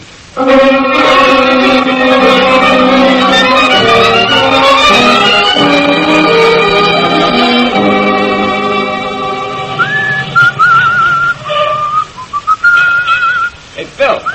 Phil. Yeah, Dookie. Telephone, back of the store. Okay, I'm coming. Who is it? Wouldn't say. You just asked for Pittsburgh Phil. Know the voice? Sounds a little like Mr. Paris. He got ants in his pants again? Yeah, sounds like it. Well, if we can't find the jerk, we can't take care of him. You know Paris. He thinks he's a big executive. Yeah, I know. Pittsburgh Phil here. What's wrong with you guys? Do I have to take my business someplace else? Well, take it easy. We'll get him. I've been waiting 3 weeks. He hijacked me again last night. We can't do nothing until we find him. Not find him. I'll give you 3 days. What's he want? Blood out of a stone? Yeah, I thought he was sore. That don't get him nothing. He give us 3 days. We gotta find that Puggy. We'll find him. Tiny's making a contact today. Tiny, that fat overstuffed. When you get as smart as Tiny or as strong, you can talk. Okay, Phil. I didn't mean nothing. Don't bother me now. Okay. I gotta think. Go snatch a car or something. We'll need one for this job anyhow. I beg your pardon. Yeah, sure. So what? I wonder if you could give me some information. You hear that, Dookie? He comes to the corner of Warrenburg and Paoli for information. Yeah.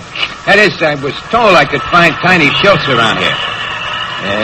Why do you want Tiny? I owe him some money. So Tiny's still Shylocking. What do you know? Well, I'm sure I don't know where Tiny is, but if you let me have what you owe him, I'll see that he gets it. No, I'm very sorry. I gotta see him personal. And who shall I say came calling? Tell him Puggy Jackson. Puggy Jackson. Now that I come to think of it, I think I know where he might be. That's good. Yeah, it's good. Tell you what, Dookie. Yeah, right here. Take this gentleman around to Tiny's usual resorts, and if you don't find him, bring the gentleman to my place in 3/4 of an hour. I'm expecting Tiny there then. Gotcha. I don't like to put you to so much trouble. Oh, any pal of Tiny's is a pal of mine. It's no trouble at all. In fact, pal, it'll be a pleasure to know you better.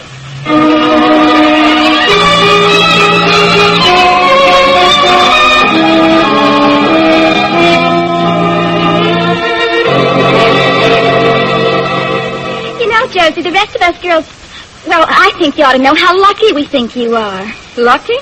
Me? Your own house, a fur coat, and Phil's about the sharpest husband we ever saw. I don't know, Ellen. He's like most husbands, I guess. Always dropping things that you got to pick up after him. But I will admit, Phil's anything but stingy. What business is Phil in, darling? Contracting, dear. You mean like road building? Oh, goodness, no. I'm sure that's one business Phil never wants to get mixed up with. Well, what then, darling? To be perfectly frank, Josie, the girls were wondering, and I said I'd ask you. Seeing as how I know you best, that is. Well, I don't know if I can describe it exactly, but he takes orders and does things for people, kind of a service company. But what kind of a company? But why don't you ask him yourself, honey? That's his key in the door. Hiya, girls. Hiya, darling. You know Tiny, Josie, Ellen, this is Tiny Schultz. Hiya, Josie. Hello, Ellen. Of all people to call Tiny, for goodness sake. Sure. Anybody over 250, they call Tiny. And skinny guys, they call Fatso. Yeah, you're really over 250, Tiny. 300 if it's a pop. Nothing small about this character. Look, Josie, some of the boys are coming over in a few minutes. Okay, Mr. Man. What is it tonight? Poker or talk? Talk, mostly. Well, don't make a mess. How can talk make a mess? Oh, you don't know Phil's gang and their gab fest. Get your hat, dear. I didn't wear any. We'll go to a movie, Phil. Yeah, it's a good idea. Here's a fin. Treat the girl, Phil. Oh, thanks, dear. Come on, Ellen. Well, Goodbye, all. Goodbye. So long. Remember what I said, dear. No mess now. What a dame. What a dame. Well, let's get going, Tiny.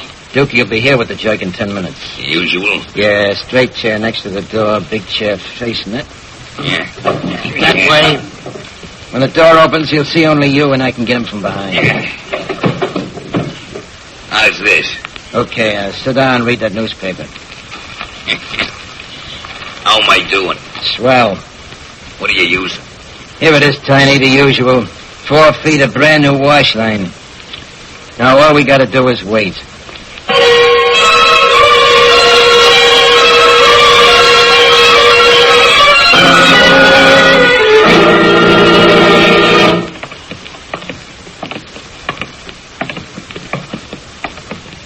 This the place? Huh? Oh, yeah. Yeah, this is it, Mr. Jackson. Not bad. Very nice, in fact. It's kind of quiet. Oh, they'll be there. Phil said so. You sort of like this fella, don't you? He's the best. The best. Let me ring the bell for you. Come on in, door's open. We're coming. Go ahead, Mr. Jackson. After you. Oh, thanks, kid. Tiny! Come in, Foggy. Been waiting for you. Guys, good. All right. Give me a hand. Get on him, Tiny. I'm trying. He's stronger than I thought, this chicken. Dookie, lend a hand. Don't make me, Phil. Don't make me. I'm scared. Don't. Couch. Get him on the couch. Yeah. All right. Twist the rope. I'm trying. Stuff his mouth. Stuff it. He's making too much noise. Yeah. He's got a mouthful of fist. Twist it, Phil. Sit on him. Hold him down. Yeah.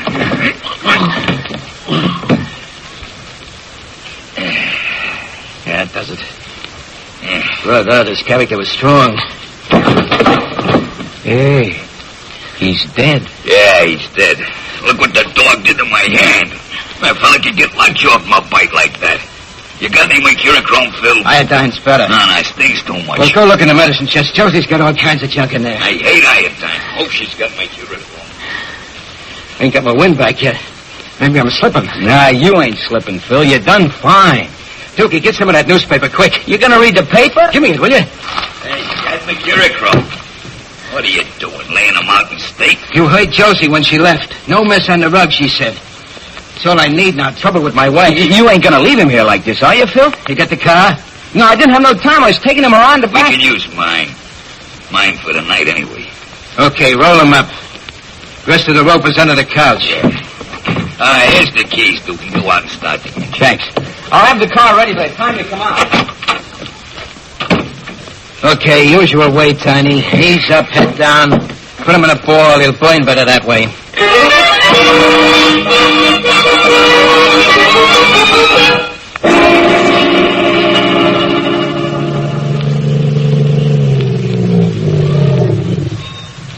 There, how's that, Phil? Good. Stay at the wheel. Come on, Tiny.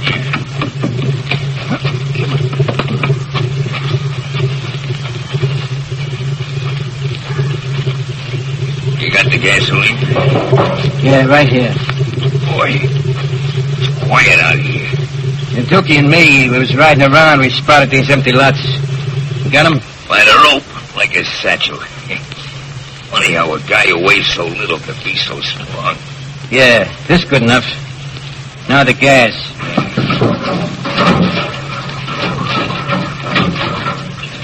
That ought to be enough. Okay, got a match? Yeah. Well, here goes. Come on, let's get out of here.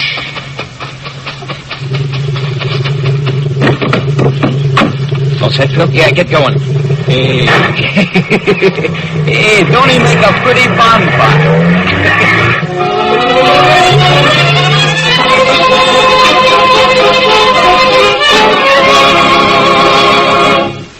In just a moment, Crime Does Not Pay will continue with A Piece of Rope.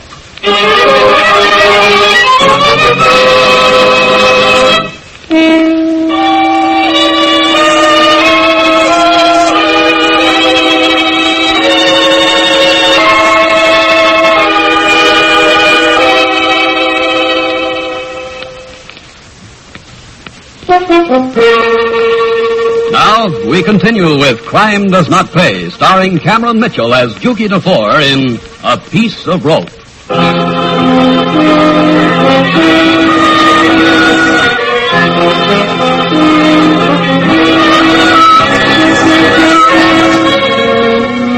vacant lot where Pittsburgh Phil and Tiny left the flaming body of Puggy Jackson was covered with weeds and sumac and littered with tin cans.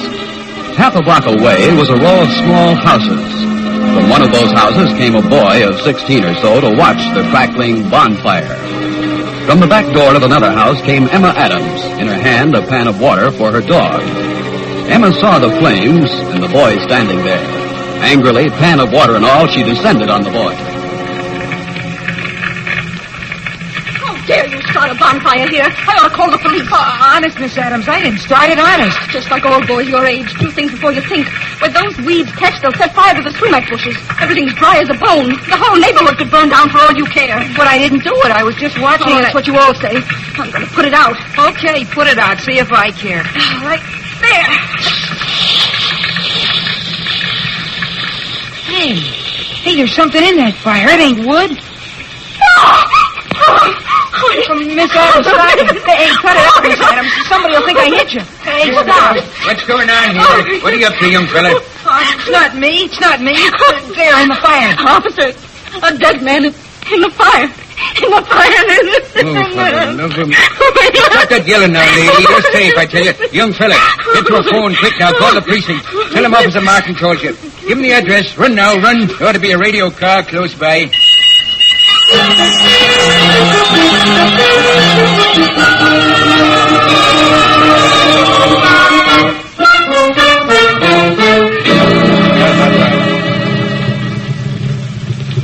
Weiner, stick with the medical examiner. Let me know when he's through. Check, Lieutenant.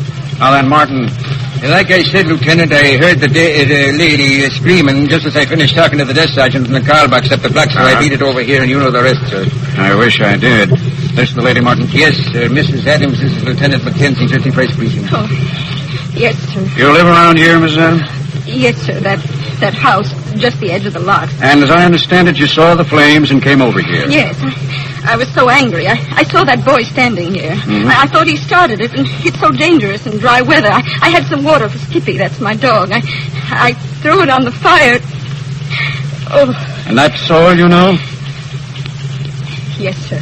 You here see any automobiles just before you saw the fire? No, sir, I couldn't have. I was in the kitchen with the water running and all. You, son, you see a car of any kind? I think I heard a car. I'd see it. Do you know who he is? No, not yet, son, but we will.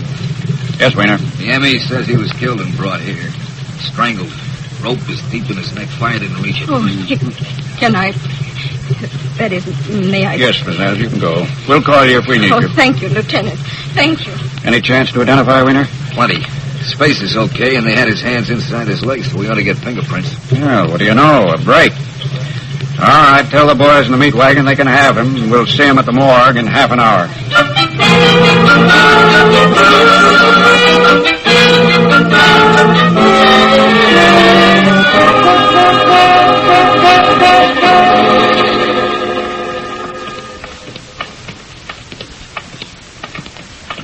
We got the girl outside, Lieutenant. I showed her the ring we got from him, and she came quick enough. What's her name? Jean Jackson. Her brother is Puggy. It's Puggy. Fingerprints checked downtown. We better have complete identification anyhow. The DA likes it that way. Bring her in. Check, Lieutenant. All right, Miss Jackson, this way. Yes, Lieutenant. This is Lieutenant McKenzie. Sorry to bring you down here this late at night, Miss Jackson, but if this is your brother... It's his ring. Father gave it to him, had it made. I begged him, but he wouldn't listen. They never do until it's too late. This way, please. Do I have to see him? Someone from the family must make an identification if you'd prefer your father. My father's dead. Mother just couldn't. I hope she never needs to know. If you'll do what's necessary, I think that'll be enough. What's necessary? Identify, then swear to it on the witness stand when we get the gang that did it. Fourth and the left, Weiner. Check. But if I go on the stand, the newspapers... Maybe you won't have to do it. If you do, maybe we can get the papers to forget your share. This is it, Miss Jackson. I can't. I can't. Lift the sheet, Weiner. Check. You'll have to look, Miss Jackson. You'll have to. Yes. Yes, it's Puggy. It's Puggy. All right, Weiner, close it up. Then give me a hand with the girl. Why do they always faint? Does it do any good?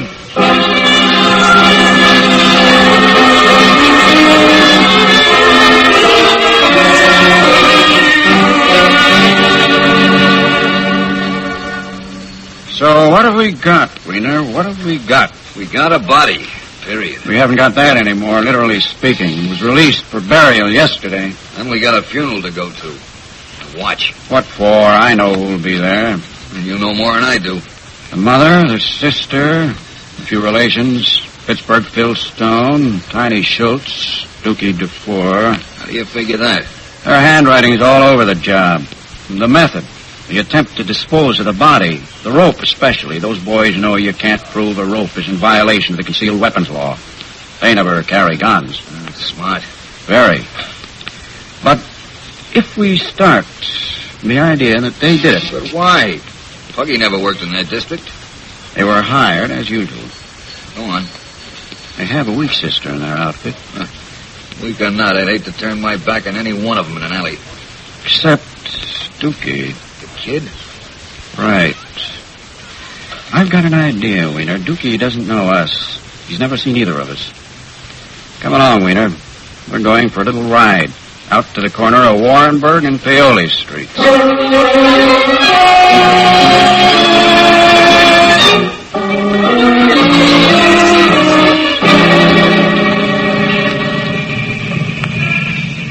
Okay, Weiner, pull over and park.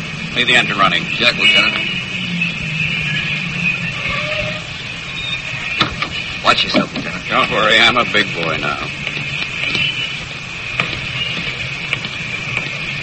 Don't move, Dookie. What? Feel it in your back, Dookie. You're through, kid. You're through. Look, I didn't do nothing. Honest, I didn't. Don't look behind you.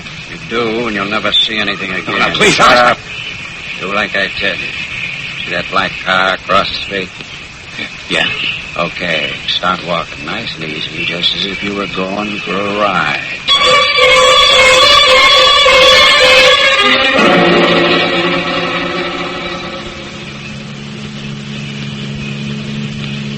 How we doing? On schedule, sir. Don't rush. We don't want no trouble with cops. What? No trouble? You heard me, didn't you? Oh, yeah, sure. Look. What? Why don't you say something? I never seen you before.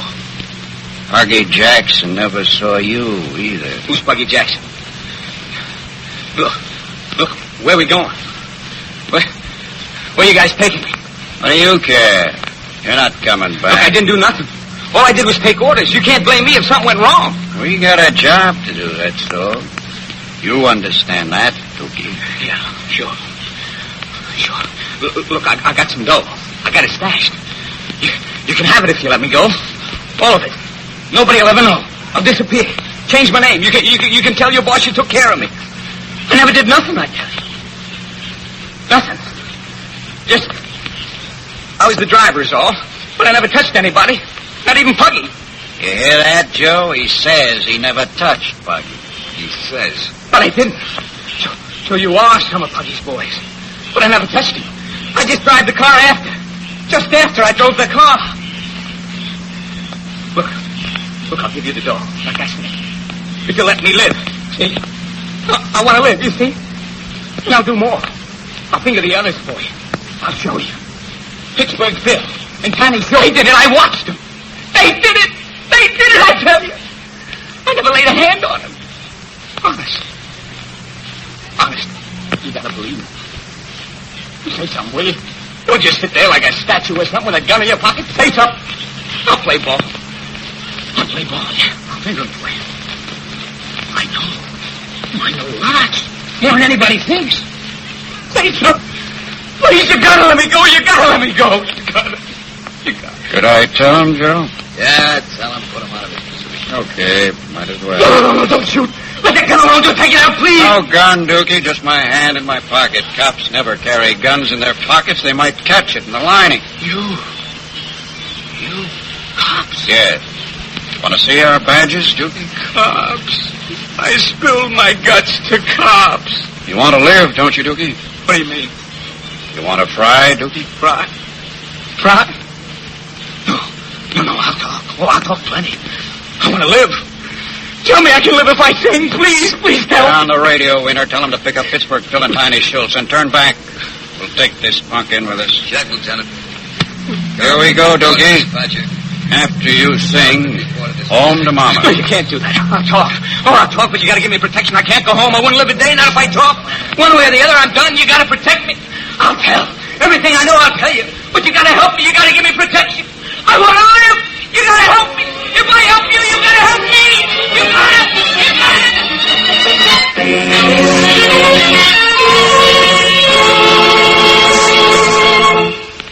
Line does not pay.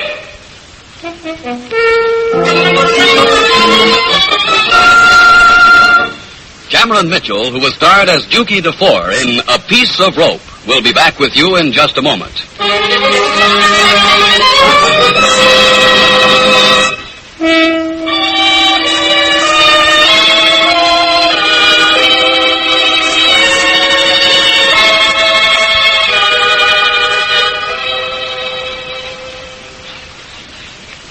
Now, here in person is Cameron Mitchell. Well, I think it's obvious to everyone that Dukey DeFore became a criminal not so much of his own free will as because of the conditions into which he was born and the friends he made who came into existence in the same poverty-stricken slum areas where Dukey himself first saw the light of day.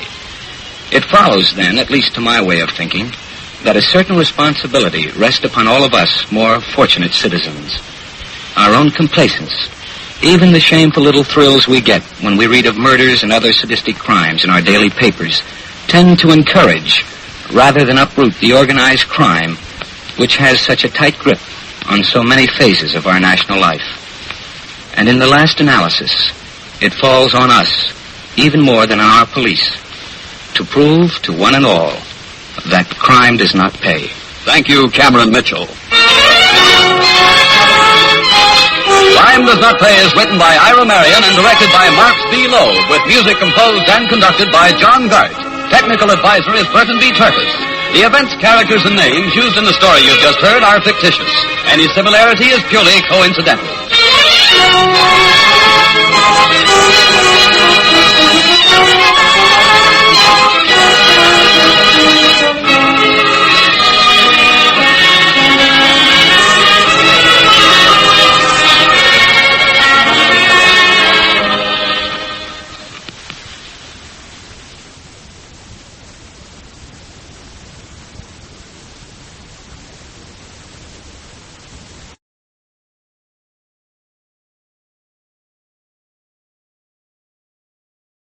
Crime does not pay.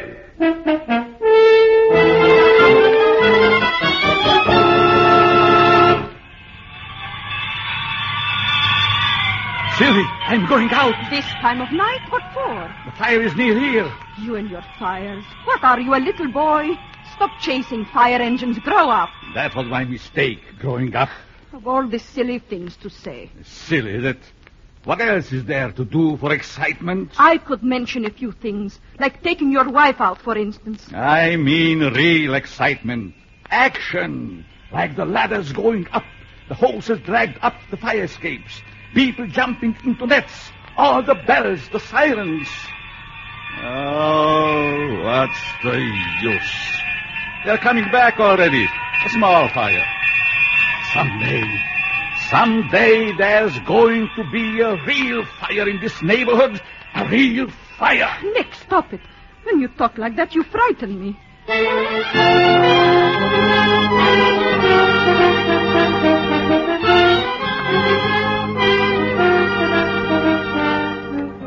In the interest of good citizenship and law enforcement, we present Crime Does Not Pay, based on the famous Metro-Goldwyn-Mayer series of short subjects. In just a moment, you will hear Gasoline Cocktail, starring Bela Lugosi.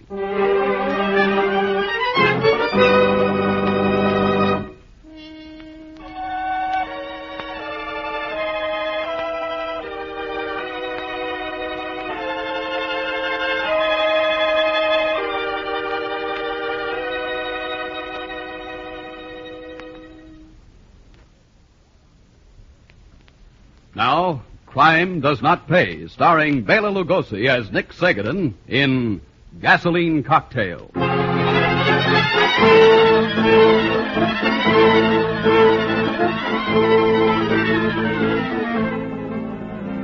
Sometimes the trouble begins out of sheer frustration. The need for excitement, the need to blow off steam, can cause a man's mind to work in devious ways.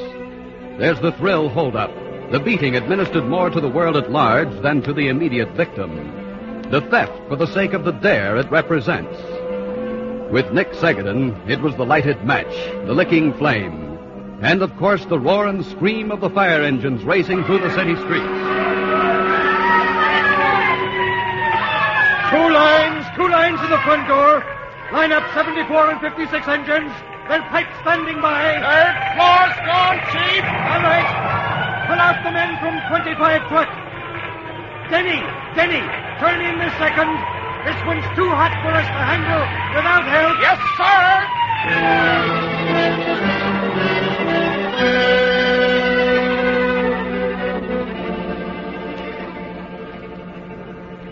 Chief, the 6th Battalion ordered me to report to you, sir. We're 22 truck. 22 truck. When did you get here? First due on the 2nd. All right. I'm releasing you. Go back to quarters. Yes, sir. Driver, notify dispatcher. All second alarm equipment released and sent back to quarters. Well, Chief, you almost had yourself a nasty one, didn't you? Oh, Warren. Well, how's the fire marshal's business? Still doing things with magnifying glasses? Microscopes these days. I see you had 3 boys hurt. Nothing too bad. Punctured hand, cut cheek. We were lucky this time. The stairwell was like a chimney. Fire mushroomed up onto the 3rd floor. Took 6 women down the ladders. You find anything yet? Looks like the usual. Baby carriage full of trash under the stairs. Cigarette, match, boom. I'll see you around, Chief. Right, Warren. Chances are you will. I beg your pardon, sir. You are the fire marshal? Yes. How'd you know? I've seen the car in which you came to the fire. Since I was a boy in Hungary, I followed the fires. I guess boys are boys all over the world. Yes, all over. But I wish to know, have you found out how this started? You found out where it started.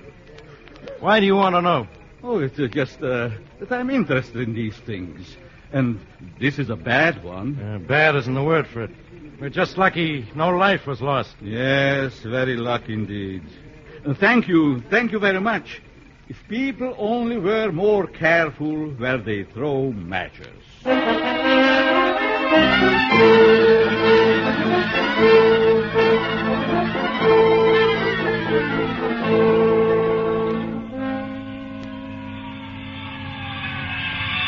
Sylvie, I'm going out. This time of night? What for? The fire is near here.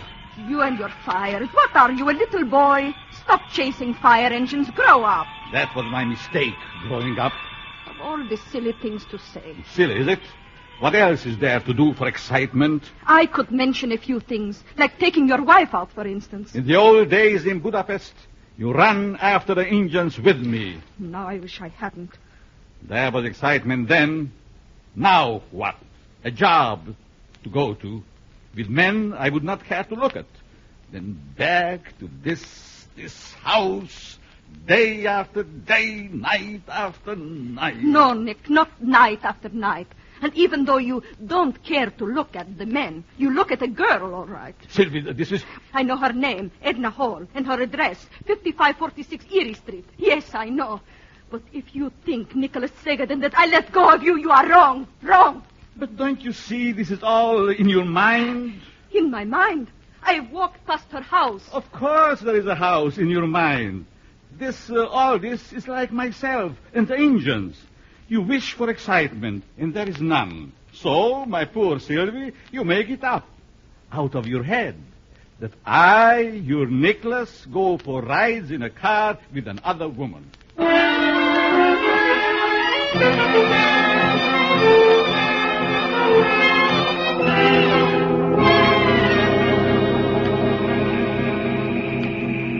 Tonight, my dear Edna, tonight you are more lovely than I ever seen you. Oh, Nick, you're teasing me again. Listen. What's the matter, darling? You hear them? The fire engines. Oh, that, yes. I will go to the fire, too. Nick, you're like a little boy. You do not mind this? No, I don't. But a cop would mind the way you're passing red lights. Oh, for a moment, I think I'm really driving the big truck. But you're not. Oh, Nick, there they are. See all the red lights up there? I see them. Edna, you're excited, too. Oh, who wouldn't be? It's nothing. They haven't even taken the hose off the hose truck. There's nothing to watch. Why, Nick, shouldn't you be glad it wasn't much? Perhaps it was discovered too soon. Oh, yes. I'm glad. Now, let's stop here, near the park. It's a good place to stop, huh, Edna? Oh, yes, darling. Oh, Nick, I wish I could bring you home with me. But you know how Dad is. He thinks you're too middle-aged for me. Perhaps I am. No. Oh, Nick. Nick, you're wonderful.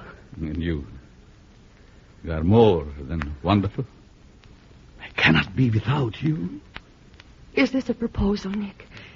Are you asking me to marry you? I cannot ask that, my beloved. She's not well. There cannot be a divorce. I'm sorry, Nick. I guess you'd better take me home. So, you too are like all the others. Nick! The rides, the kisses, but always we must be married. Is love nothing in this country without marriage? Nothing? Nick, people will hear you. Oh, so let it be. I'll take you home. Again, I'm rejected. But there will be a day for Nicholas Sagadin will come soon.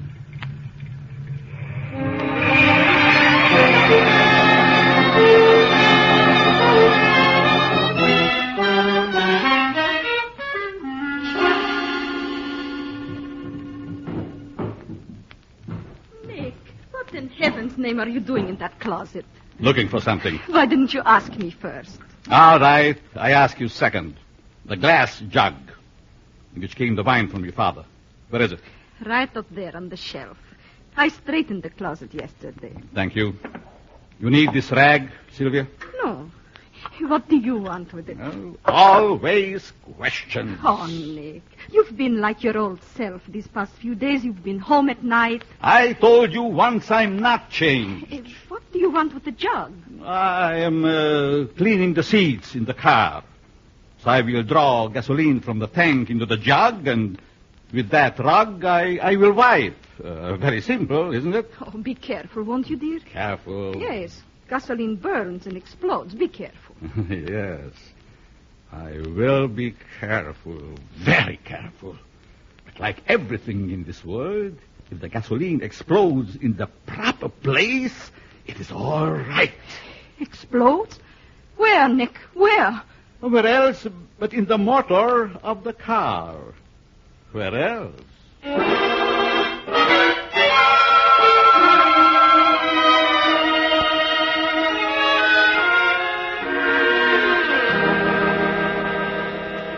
Almost ready to turn out the light, Jen? Yes, I am ready, Edna. All right, hop her to bed.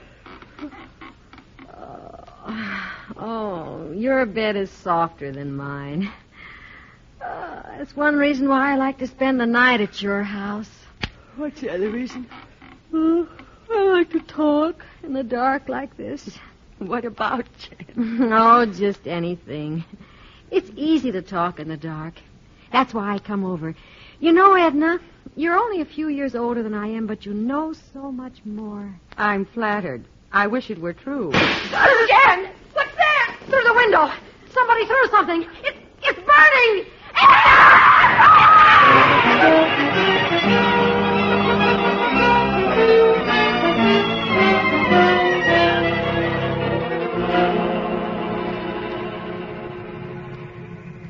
Fireman Denny, Truck 25 reporting, Chief. We found a couple of roasts on the first floor. Whereabouts, Denny? Room where the fire started. It seems to have been a bedroom, sir. The metal frame of the bed is still recognizable.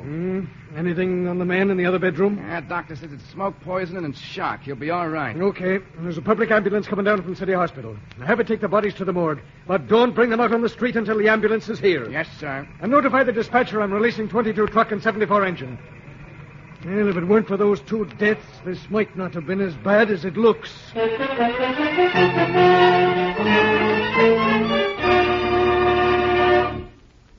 In just a moment, Crime Does Not Pay will continue with Gasoline Cocktail.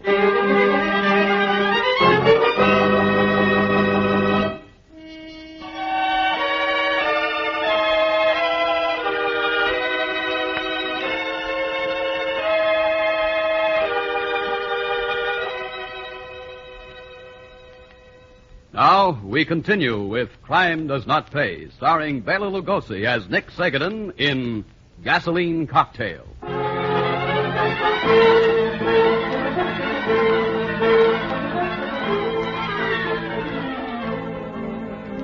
Whenever death has been caused by fire, even under the least suspicious circumstances, the fire marshal is joined in his investigation by the district attorney's office and the police.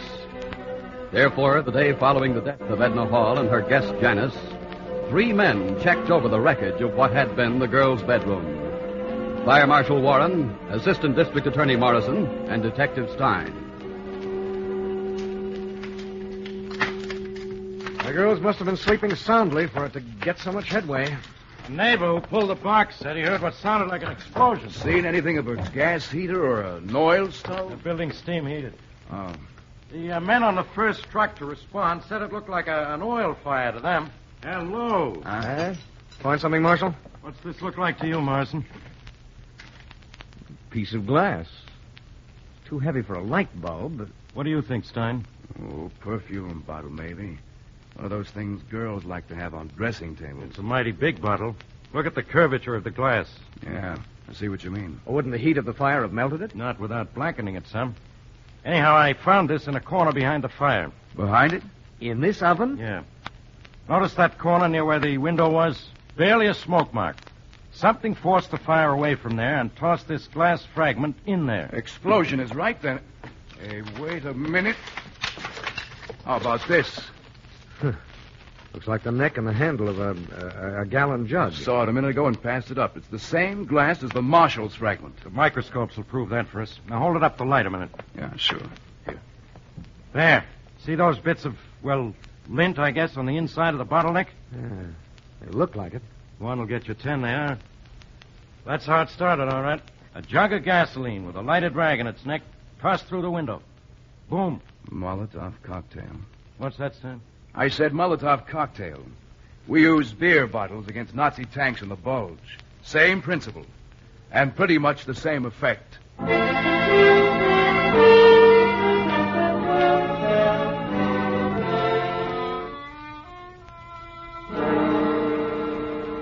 We'll try not to be too long, Mr. Hall. In fact, I'm sure the doctors won't permit us to stay more than a few minutes. That's all right, Mr. Morrison. Anything I can do to help. We're convinced, Mr. Hall, from various bits of physical and chemical evidence, that the fire in your daughter's room began with a gasoline explosion. Yes, we think it came from outside, Mr. Hall. A gasoline grenade through the window. From outside? Oh. Then you think it was murder, too? Do you, Mr. Hall? It's a grim charge on just my personal dislike of a man. As someone who had cause to, want your daughter out of the way? Yes. She thought she was in love with him. I refused to let him in the house. She was meeting him outside. I knew it. Then she found out he was married. She broke it off with him. He was... I didn't like him, that's all. Do you know his name, Mr. Hall? Yes, it's Nick Segadin. He worked where Edna did. You can get his address there.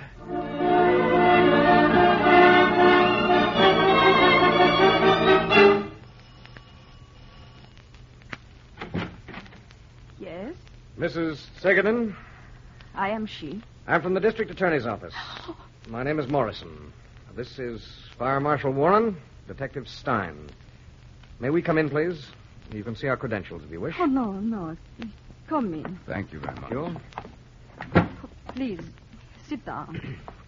And we'd like to see your husband.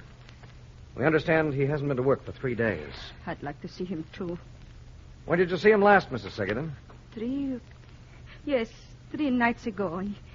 He went out. He did not come back. Did he do anything funny that night, ma'am? No, nothing. Just he went out to clean the seats of the car. With what, Mrs. Segedin? Oh, with gasoline. Where'd he get it? The gasoline, I mean. Oh, from the car. In a glass jug in which we had wine. Well, that makes some sense. What do you think he has done?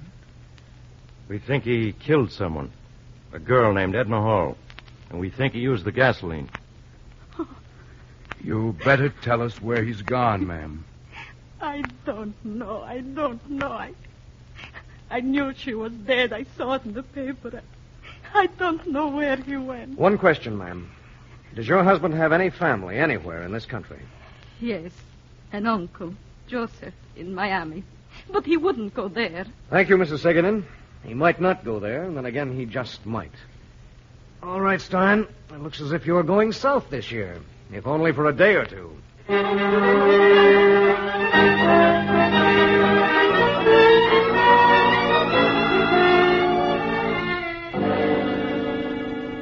Well, nice place you've got here, Mr. Segedin. Bet you do a swell business during the season, huh? Good, not so good. We get along. You see what you like? You betcha.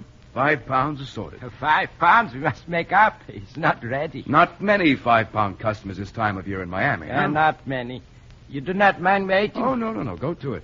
From what I hear at the hotel, sweet spy Segedin are worth waiting for. You try a truffle while you wait, yes? Hey, thanks. Yeah, that's good. Very good. A service like this we don't get in New York.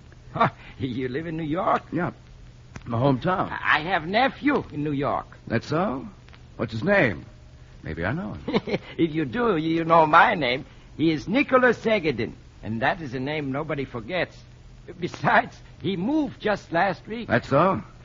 Where to? Not far. He write me postal card say he is tired of New York City. He moved to East Orange, New Jersey. Street with very funny name. Porter Street. 118 Porter Street. Like maybe the street carry his suitcase for him. It's a very funny name. Funny joke. You got a phone booth here? Yes, sir. Right behind. Thanks. While you're finishing up that box, I think I'll make a call. I just remembered. I've got to warn someone about a fellow I know. A fellow who likes to play with matches.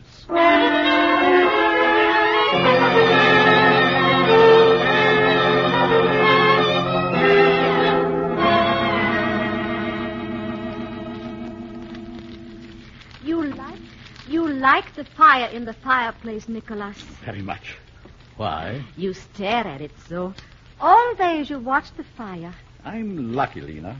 When I rented the room from your mother, I didn't expect that her daughter and the parlor, fireplace, and all were included. Nicholas, you make fun of me. I should say not. But of course not. Then the log falls, so it always makes me jump. Time for another log, isn't it? No, it is too warm in here, Nicholas. You do not need another log. The fire will be too high. Fires are never too high, Lena. Watch the flames. See? It's like a dance. So light, so graceful. But such power, such strength in the flame, Lena.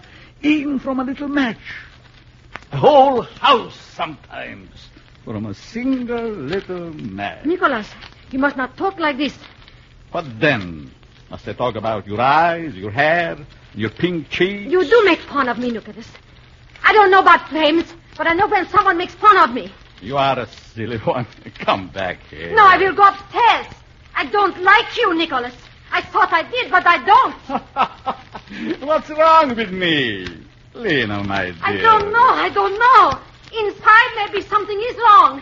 No, Nicholas, I do not want to sit and talk with you anymore. They all run away. like rabbits, and they don't know why. Tomorrow I find another room. I cannot live with rabbits, but this rabbit will feel my anger. This she will know before very long.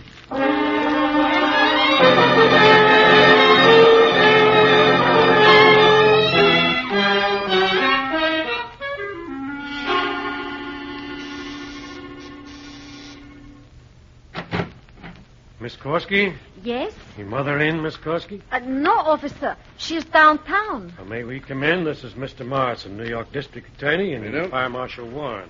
Fire? Yes, you may come in. All right, gentlemen. All right, Mr. Morrison, you can take it from here. Thank you. Miss Korsky, is there a roomer here by the name of Nick Segedin? Nick? Yes, sir. Is he at home? Yes, sir. That is, I think so. He has the front room, second floor. You ever noticed anything, peculiar about this man, miss? Peculiar? No, only he likes big fires in the fireplace. Sounds like your man, Yes. gentlemen. Let's drop in on him. Right. Which way, miss? Upstairs. First door on the right. Thanks, miss. I wouldn't come any further, gentlemen, if I were you. All right, Segedin. We're here to take you in for arson and the murder of Edna and Janice Hall. It is easy to say. I have a beer bottle, gentlemen, filled with gasoline, corked with a piece of rag. I have intended it as a parting gift for my landlady and her daughter. The house is full of mice. I find this a very effective means. No use, Segedin. We've got you dead to rights, and you know it. One step more, gentlemen. Warren. Look out! Oh, get that bottle, Morrison. All right, I've got it. Nice shooting, officer. Oh. All right, it doesn't hurt that much, Segedin. It's only through your shoulder. It'll be fixed up good as new long before you burn for what you've done.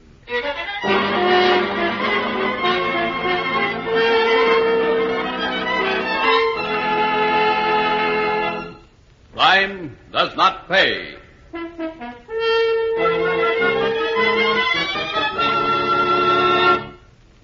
Bela Lugosi, who was starred as Nick Segedin in Gasoline Cocktail, will be back with you in just a moment.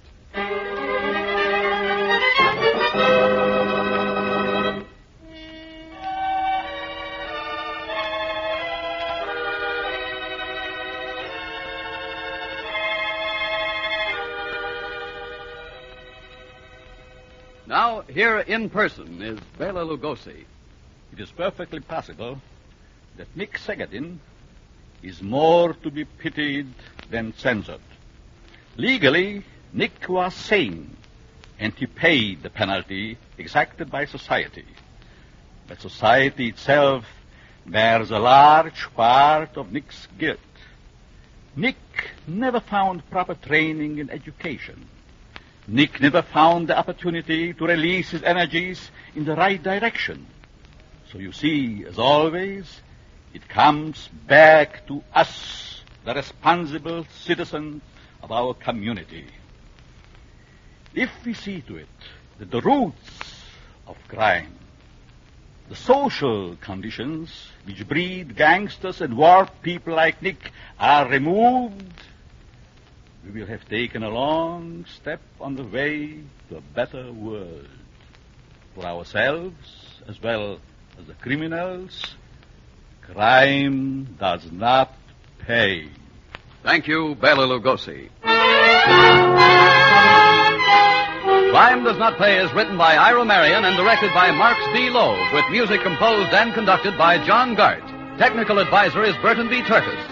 The events, characters, and names used in the story you've just heard are fictitious. Any similarity is purely coincidental.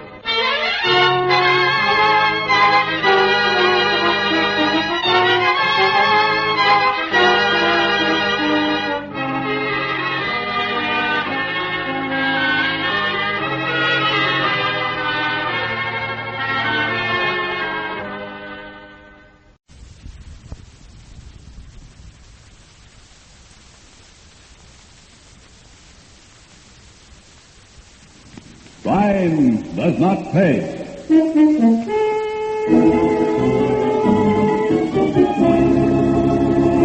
Never Never mind a crybaby act, Fuller.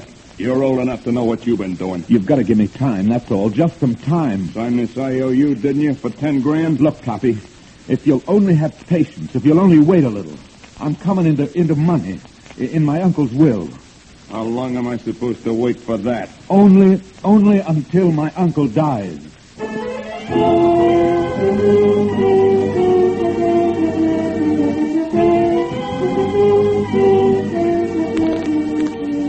In the interest of good citizenship and law enforcement, we present Crime Does Not Pay, based on the famous Metro-Goldwyn-Mayer series of short subjects. In just a moment, you will hear Glossy Finish, starring Martin Gable.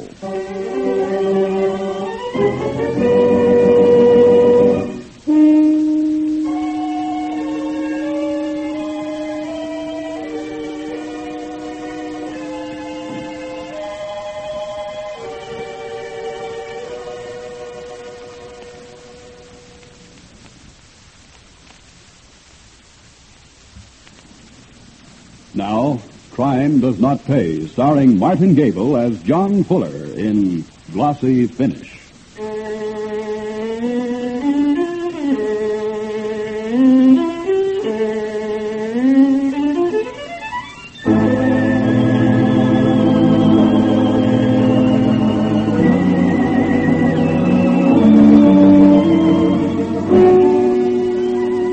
The crime of murder, the last act of desperate violence on the part of an individual, has never been confined to one group of people. No social or economic group, no race or people or nation is free from the crime of murder. For instance, the well-ordered household of multimillionaire David Fuller was hardly the place where one would expect murder. It was a smooth-running, apparently happy household. There was David himself, his nephew John, his faithful secretary Charles Dubois, his housekeeper, Martha Frank. This was the permanent unit, modest, efficient, quiet. Then, one day, David Fuller called his household together and started a train of events which brought about his own death. Now, John, come in. We've been waiting for you. I'm sorry, Uncle David. I had your message at the office, but there was the usual traffic jam. Hello, Ma. Hello, Charlie. No matter. Sit down, John. Sit down. Thank you. Anything wrong? Well, no, hardly. Just getting my affairs in order, that's all. Oh, in other words, Uncle David, you've made a will. Exactly. Now, Charles here seems to think that what's in that document is nobody's business but my own. However, it's quite simple. The sudden acquisition of comparative wealth may be a shock which can have disastrous results on some very fine people. I want you all prepared to handle money. Me, Mr. David? Me with money? The income from $250,000 will be yours, Martha, as long as you outlast me. Oh, sir. That's one provision of the boresome legal document whose legal language I refuse to confuse you with. Now, I have made certain provisions for my favorite charities, and then, well, you two young fellows have been the nearest to sons I've ever had. So the residual estate, about $1 million, will be divided equally between you. What? After taxes and all, you will have about $500,000 apiece. Uncle David. Oh, really, sir? Don't you think... Well, after all, I'm no blood relation. Well, you've been closer to me these 10 years than anyone but John, and it's my money. I earned it. May I say something, Uncle David? Of course, John. Just that I don't want Martha or Charlie to think that I feel they're getting something I ought to have. You've given me a home since Dad died, and anything I've ever wanted. All I can say, sir, is that I hope and I trust that it'll be a long time before any of us see that bequest.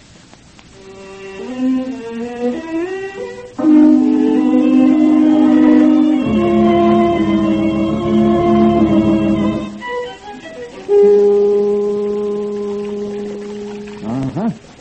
Here she comes, Johnny. Not bad at all. Who is she, a professional model? I'll have to tell her that. She'll love it. No, she's a girl I met a couple of months ago, Dorothy Mason. Months? And you've been holding out on me that long? I know your fatal attraction, pal. Thanks, pal. What kind of print you making, Matty or glossy? Oh, the contacts I'm making glossy. You can take the blow-ups out of there now and put them in the fixer. Right. The curry plate ready? It's still on the shelf. Get it, will you? Sure. Hey, what's that doing there? Ammonia compound. No dark room complete without it. What for? Ever read the label on the ferrocyanide bottle? No. All I noticed was the skull and crossbones. That's when I decided the glossy finish was for other folks. Me, I'll stick to the matte finishes. I don't like poison. Well, just in case. Ammonia is the antidote for poisoning by potassium ferrocyanide. Formula K3FeCN6. Charles Dubo, the complete secretary, even to chemistry. Oh, why not? Majored in it at college. Took up shorthand when I had to earn a living. That's funny. I took it, too. Chemistry, I mean. But just freshman stuff. Never fooled around with the cyanide.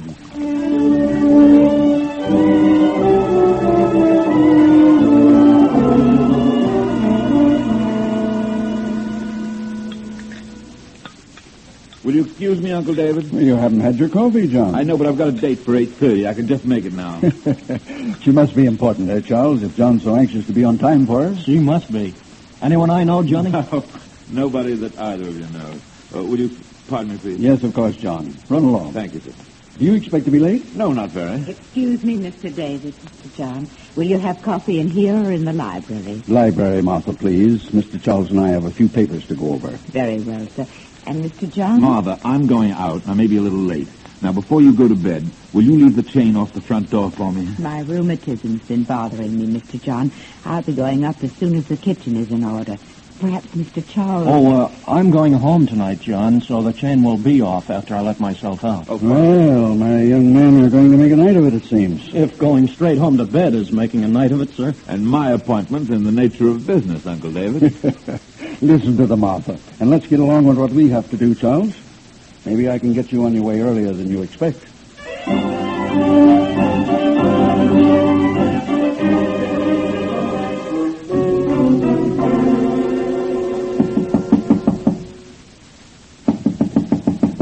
Okay, come in. Good evening, Mr. Carter. My friends and the people who owe me money call me Toppy. Maybe because they know I always come out on top. You got the dough? No, I haven't. All right, then. What are you doing? Making a phone call, obviously, to a Mr. David Fuller. You can't do that, Toppy. Oh, can't I'll I? get the money. Somehow, somewhere, but you can't call my uncle. He'll disinherit me. He thinks gambling is a sucker's racket. Isn't it? For the suckers who gamble? Now, please, have a little more patience, Toppy. I came on the minute tonight so that you'd know that I mean to pay. Never mind the crybaby act, Fuller. You're old enough to know what you've been doing. You signed this IOU, didn't you? For 10 grand? Look, Toppy, if you'll only have a little patience, if you'll only wait a little, I'm coming into money in my uncle's will. How long am I supposed to wait for that? Only until my uncle dies.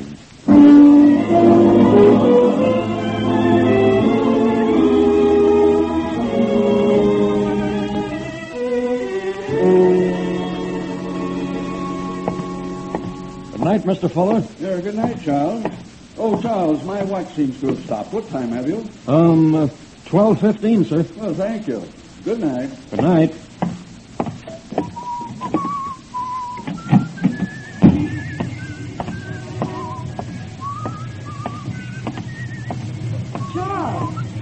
Charles, dear.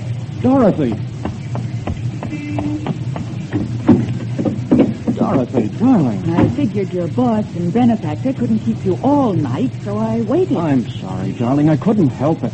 For a man who claims he's retired from business, he does more work. And at the oddest hours. This is the 4th night in 3 weeks that we've had a date. He's made you work. Are you sure he doesn't know about us? No one knows, dear, except Johnny. You finally told him. Well, he walked into the dark room the other day while I was making prints of those pictures I took of you. See. By the way, I've got the glossies with me, having the enlargements framed. Do you want to see these? I want to see you. I'm in love with you. Heaven help me. Now I want to be with you. And I want to be with you for the rest of our lives. It looks from here as if the rest of our lives is going to be a mighty short period. Well, I can't leave him now. I know. I've heard it before. The will again. $500,000 after taxes. Isn't that worth waiting for? I'd like to spend a little of it while we're young enough to enjoy it. I know, darling, I know. Maybe... You never know with anyone as old as he is, maybe it'll be all over sooner than you think.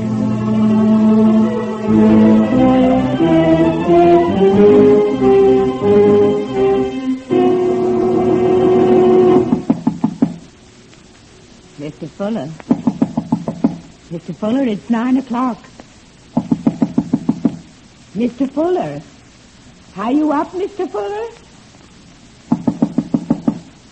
Funny. He's always up by this time.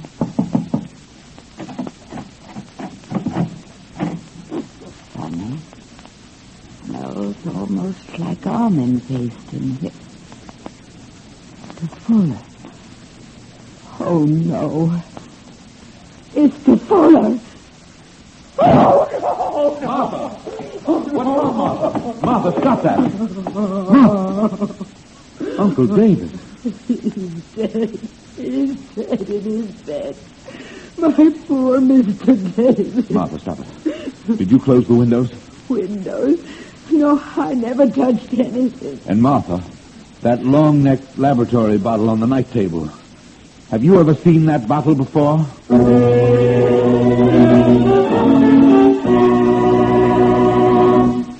In just a moment, Crime Does Not Pay will continue with Glossy Finish.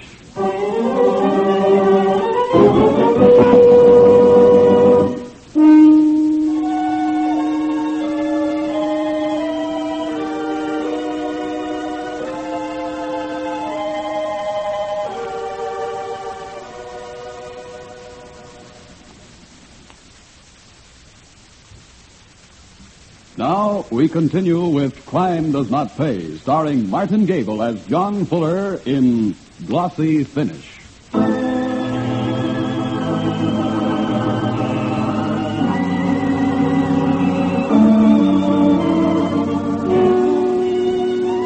There was grief and uproar in the Fuller house after Martha, the housekeeper, discovered the body of David Fuller. The presence of the long-necked glass laboratory bottle or flask on the night table, the tightly closed windows, the faint but definite smell of almonds in the air, all pointed to very mysterious happenings in David's room. John immediately called the police. Before a half hour had passed, the room and the house were overrun with uniformed policemen, technical experts, detectives, and the staff of the medical examiner. Well, Doc, what does it look like? It looks like what it is. Cyanide poisoning. Suicide? Murder. I haven't seen any food around. Didn't get it in food. You're looking at the murder weapon. That glass bottle? I don't get it. You smelled the bitter almonds odor? Until Johnson opened the window, yes. Hydrocyanic acid. Hydrogen cyanide gas. Same thing they use in the gas chambers out west? That's right. Well, how could anybody get a hold of that? Well, that's your job, Lieutenant. You're the man in charge of homicide around here. Hey, Lieutenant, can I bother you a minute? What's on your mind, Johnson? Something funny on the windowsill. What? Flies. 10 flies. Counted them. Alive or dead? Well, dead, of course. Enough gas to kill a man would kill all the insects, too. Yeah, they're dead. Okay, so the flies are dead. So what? Doc, how long ago did the old man die? Rough estimate, at least 4 hours, no more than 10. They found the body just before 9 o'clock. Johnson, get me that housekeeper. Yes, sir. Mrs. Frank, in here, please.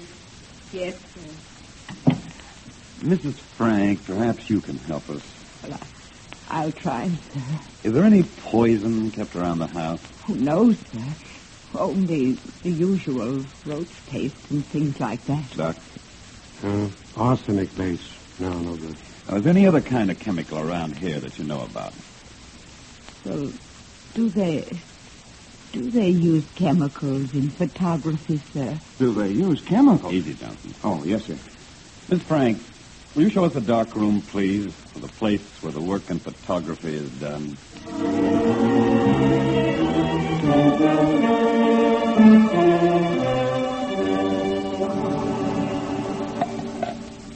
Quite a layout, Lieutenant.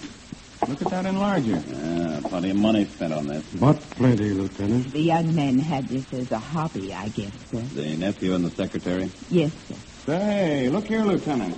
What's that? Looks like a hunk of tin to me. It's a fairy plate, sir. What's it used for? Well, you know those shiny prints you get when you have pictures developed? Go on. They make them shiny by rolling them out and drying them on this after they've been in a solution of iron salt. Iron ferrous.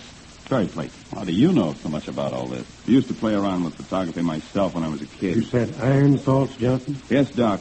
There ought to be a bottle of it around somewhere. Yeah, nothing here. What do you buy for this work?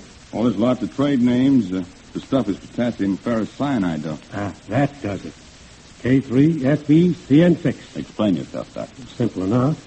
Although whoever did it would have to know something about chemistry. What do you about chemistry around here, Miss Frank? Well, sir, Say it. Which one of the young men? both, sir.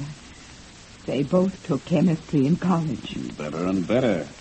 Go on, Doc. How was it done? Well, all he had to do was to have some hydrochloric acid in that flask upstairs, you see.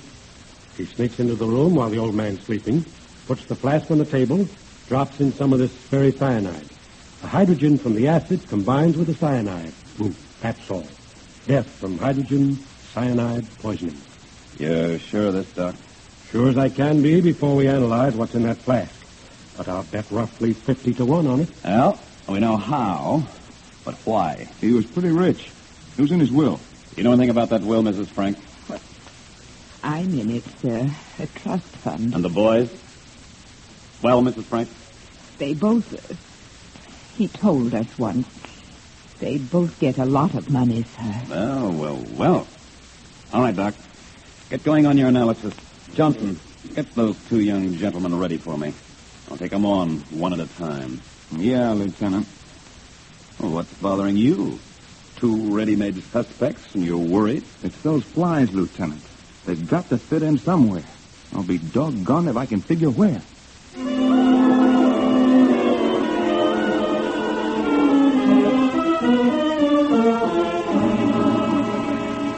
You are Mr. Fuller's nephew? Yes, Lieutenant. I called you when the housekeeper found him. Yes, I know. Mr. Fuller, I understand you have some knowledge of chemistry and photography. Well, photography quite a little. As for chemistry, I had about a year of it in college. How long ago was that? Longer than I care to think. Most of us feel that way after a while. Mr. Fuller, what time did you come home last night? About 1 or 1:30 this morning. Was that late for you? Some. I asked Martha to leave the chain off the door. Uncle David always insisted on chains and bolts at night. That's an odd object you're tossing in your hand. Oh, this is a chip from a gambling den. One of my friends had it. Never saw one quite like it before. May I see? Certainly. Monogrammed. Mr. Fuller, did you put the chain on the door when you came home last night? To be frank, I don't think I did. I see. Then, in that case, anyone with a key to the front door might have had access to this house even after you came home. Well, surely, Lieutenant, you don't think that Charles Dubo had anything to do with... Your uncle's death? I'm not thinking anything at the moment, Mr. Fuller. I'm merely gathering the facts and sorting the truth from the window dressing.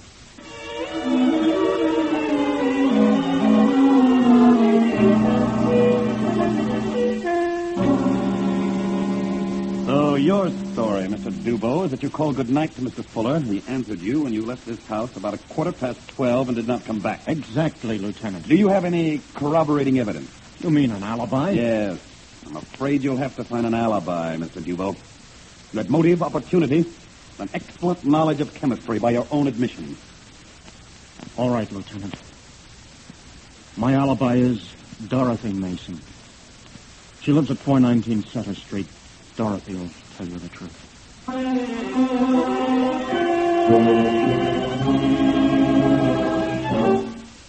Yes, I waited for him, Lieutenant. I was angry. Another broken date. I wanted to have it out with him. And when did you separate? It was late. How late? I'm sorry, Miss Mason. I must have the answer. It was after sunrise. I see. I doubt if it will be necessary for this to go any farther than me, Miss Mason. Thank you, Lieutenant. One more question, Miss Mason. Has Mr. Dubois ever made any statement to you about his employer, about the will, about any possible desire to see Mr. Fuller dead? Yes. Last night, when I was quarreling with him, he did say Mr. Fuller might die soon.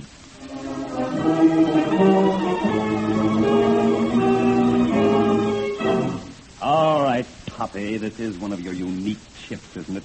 So what? I found it in the hand of John Fuller. That jerk owes me plenty. I gave the sucker a break. He asked me to wait until his uncle died. Okay, I figured. Good enough.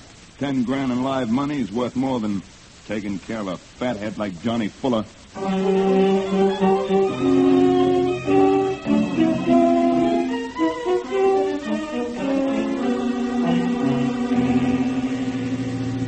Now, what have we got? Poison available. Both of them knew about it. Dubois, maybe more than Fuller. Nobody heard the old man say goodnight to his secretary except Dubois himself. He could have gone back if the girl is covering for him. I know, Lieutenant. But you said yourself you think she's telling the truth. Watch her driving. Sure, she's telling the truth.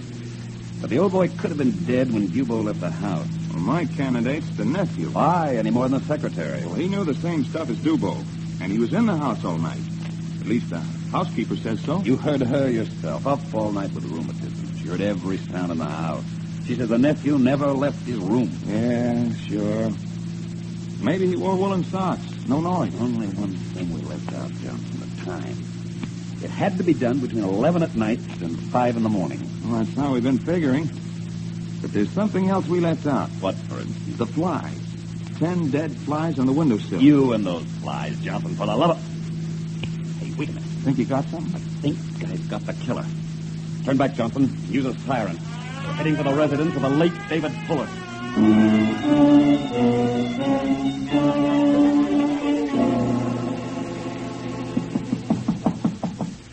Come in. Your assistant told me you were in here, Lieutenant. Glad to see you. And vice versa, Mr. Fuller. Shut the door, Johnson. And bring that book over here. All right, Lieutenant. May I know what's going on? Of course. That's why we asked you here. Mr. Fuller, are you familiar with this book? The World Almanac? Yes, I know it. I haven't used one in years. Perhaps you should have. No matter now. A Detective Johnson here was plagued with an idea. The almanac helped him out.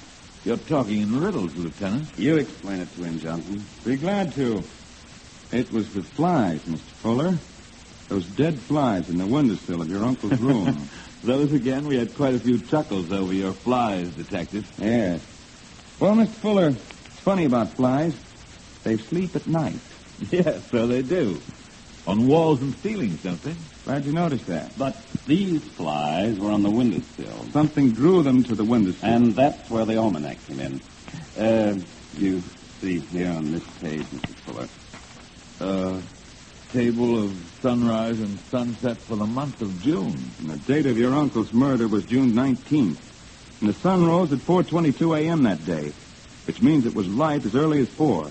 Light enough, Mr. Fuller, for the flies to be awakened and to be drawn toward the window and be caught there by the poison gas which kills your uncle. What's all this to do with me? You were in this house at that time. The housekeeper dozed off. But the train, anybody could have come in. Meaning Charles Dubois? Well, certainly, or anybody. Martha herself, she's in the will, too. It won't do, Fuller. We know where Dubois was past sunrise. Miss Frank doesn't know one chemical from another. And you were in trouble with Poppy Carter to the tune of $10,000. You can't make it stick. You'll never make it stick. We think we will, Fuller. We think we'll find that bottle of ferrous cyanide somewhere in your room. You think I'd be dumb enough to leave it around?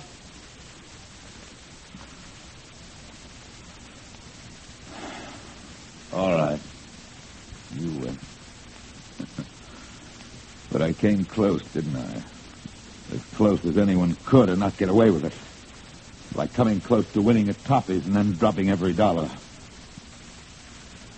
Uncle David would rather have enjoyed it, I imagine. Having his death avenged by a few dead flies.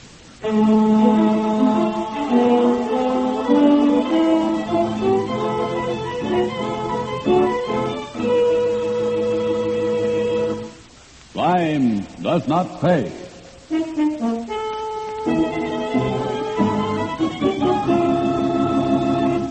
Martin Gable, who was starred as John Fuller in Glossy Finish, will be back with you in just a moment.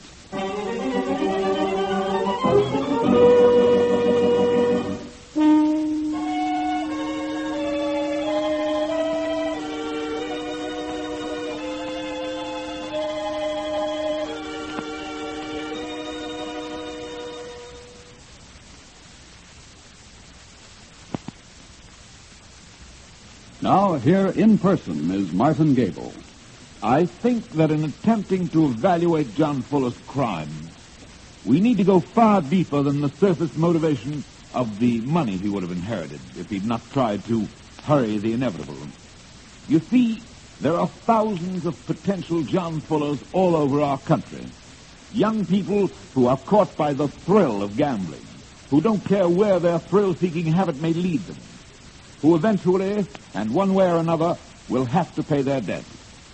It follows, then, that to protect these people from themselves, the root of the matter, organized gambling, must be destroyed. That job rests with us, you and I. We alone can prove that gambling does not pay and crime does not pay. Thank you, Martin Gable. Crime Does Not Pay is written by Ira Marion and directed by Marx B. Loeb, with music composed and conducted by John Gart. Technical advisor is Burton B. Turkis. The events, characters, and names used in the story you've just heard are fictitious. Any similarity is purely coincidental.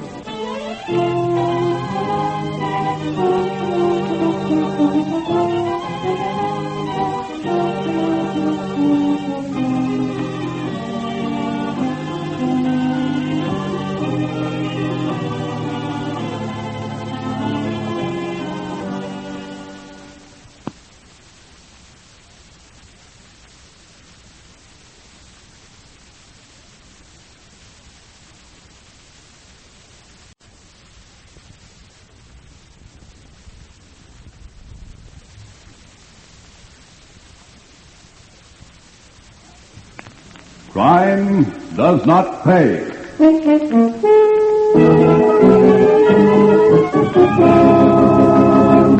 Where are we going, Dasher? Going? We're not going. We're there. Yeah, you heard him, Georgie. We're there. This garage?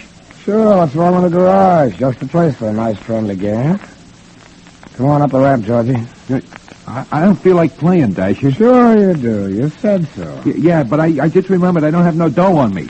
You won't need any dough, Georgie. No dough for this game, Georgie. Ollie, Harry, what's going on? Get up that ramp, Georgie. We got a new game, Georgie. It's called Stick the Pigeon.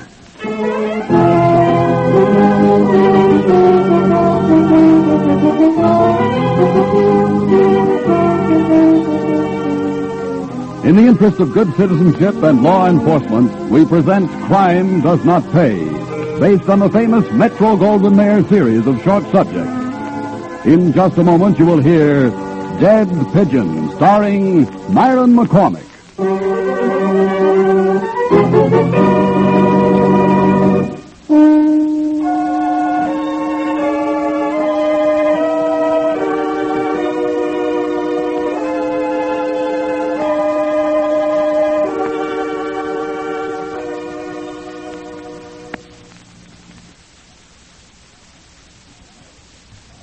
Now, Crime Does Not Pay, starring Myron McCormick as Louis the Dasher Monroe in Dead Pigeon.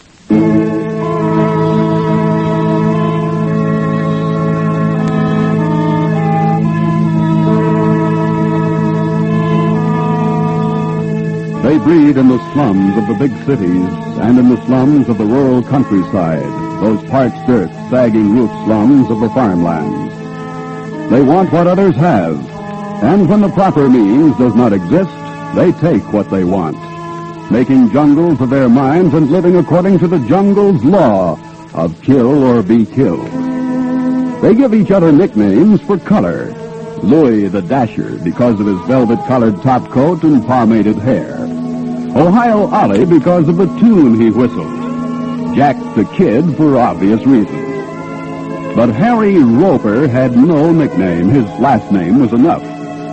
Harry was an expert with a 4-foot piece of clothesline.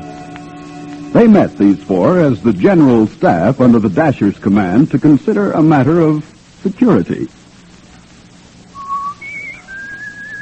Cut it, Ollie. This is business.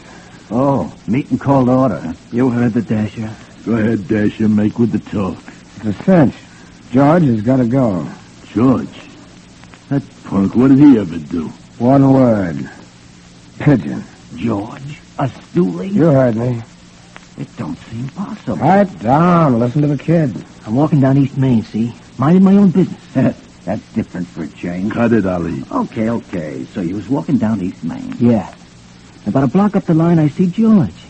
You know that crazy walk of his, the way one shoulder, the left one, is always lower than the other? It's always easy to tell him that far away. Get on with it. Anyways, all of a sudden, up comes a prowl car alongside George. The door opens, in jumps George, like he was used to it all his life. Just in with the cops. About an hour later, I'm in the drugstore across from the station house. Out comes George and walks away. That don't prove nothing. Maybe they had a piece on him from the prowl car. That was the day they picked up Stan right out of his hideaway. Nobody knew where he was, except us and George. What else? The day before they broke up the game back at Marty's Laundry, George was down at the DA's office. 2 days before they shot it out with Johnny Sugar, I saw him make a pinch on George. A rap that didn't stick more than 3 hours. That's enough. Me too. When do we give it to him, Dasher? Tonight, if we can find him. We'll find him. Want me to look? George likes me. We'll all look. 2 by 2. What's the pitch? You'll stay with me. We'll make the candy store at Seneca and Newcastle our headquarters. Harry, you take Ollie. Work out of the all-night beanery over at Lincoln and Park. That's near the garage where the kids stashed that hot car. We'll check by phone from the pay stations. Whoever finds George talks him into a small game in the garage. No shooting, understand? I want Georgie to know why and how he's getting it.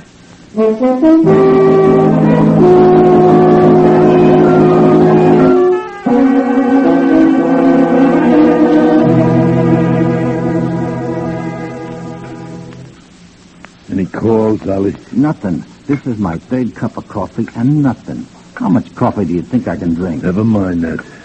George will be around sometime tonight. If we miss him, we'll hear from Dasher. We ain't gonna miss him. You got something there, pal.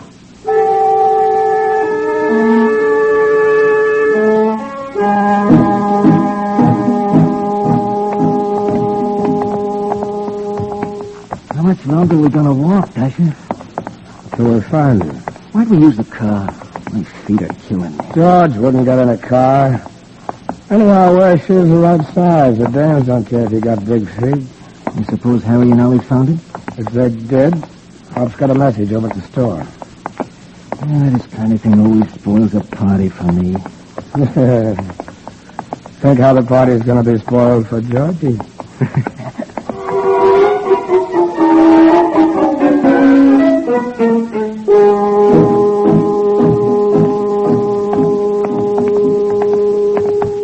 I never noticed before. The streets are awful quiet this time of night. All morning. That's why I said no guns. I get it. And so will George. Take a look at this.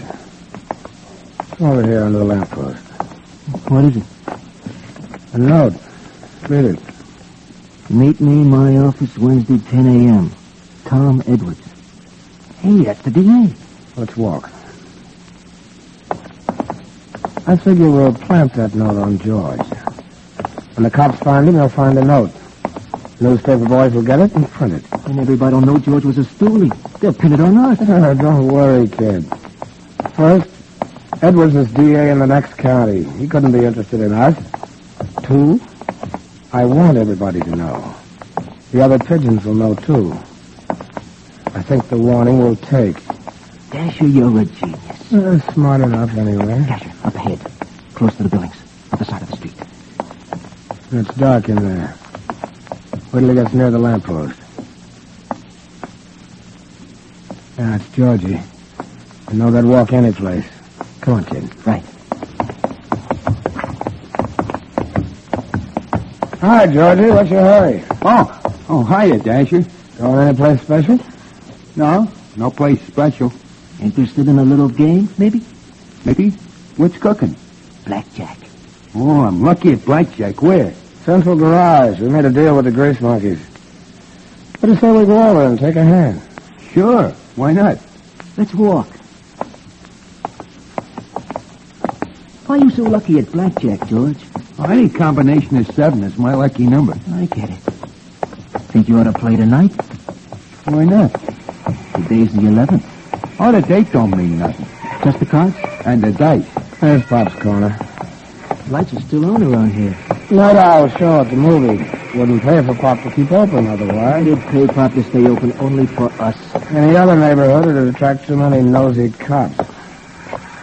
Wait for me. I'll only be a minute. Yeah, sure. Yeah, we'll be here. Now, like I was saying, kid, any combination... Any messages, Pop? No, nothing from nobody. How's business? Any business? How can it? Anybody in the back room? I want to use the phone. Nobody in back, nobody in front either. If it gets no better, I'll give it up entirely.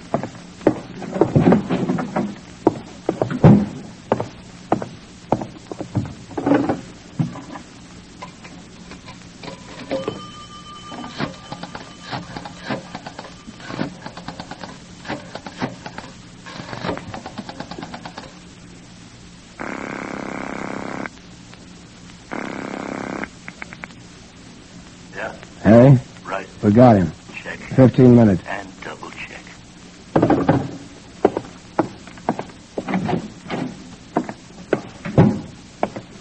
Oh, that was quick. And to the point.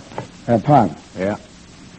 Anybody wants to know, the kid and I have been in and out of here all evening. That's the truth. See you, Pop. Good luck with the sodas.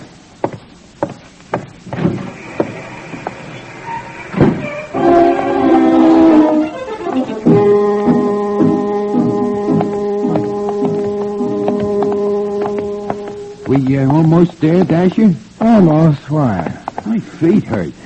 That's what I said just before we met you. Funny. They're okay now. I thought you said Central Garage, Dasher. Did I?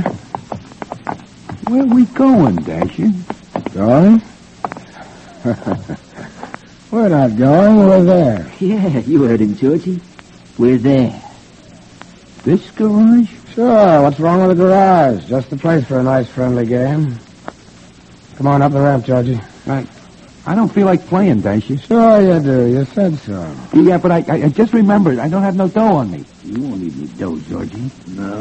No dough for this game, Georgie. Holly, you hit too? Hey, what's going on? Ramp, Georgie. Hey, We got a new game, Georgie. It's called Stick the Pigeon. no, you can't. Come on, get him inside before he wakes up the whole neighborhood. Get up there. Just like a Dasher. No, get him in the back, way back. Come on. That's it. No, I didn't do nothing. Honest, I'm clean. Stand.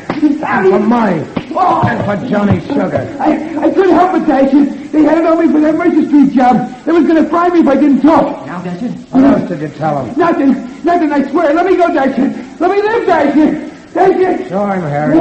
Only 4 feet long, Georgie. No, not the rope. What do you got for him, kid? Still. Makes a hole about 1/16 of an inch across. Big enough. No, shoot me, Dasher. Not the pig. Shoot me. You're gonna burn, Stan. Marty will work his hands off in a jute mill. Johnny will go to the rock. We hate stoolies. And in a very few minutes, you, my friend, are going to be one dead pigeon. Okay, fellas. No, I don't want to die. No, please. Well, let me forget the note, kid. This pigeon is going to make a real fancy dressed package.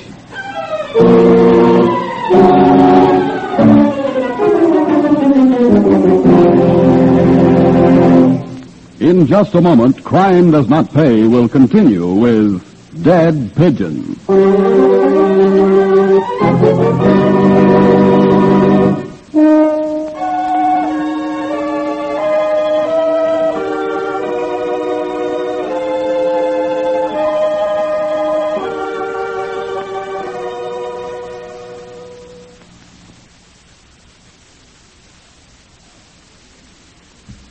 Now, we continue with Crime Does Not Pay, starring Myron McCormick as Louis the Dasher Monroe in Dead Pigeon.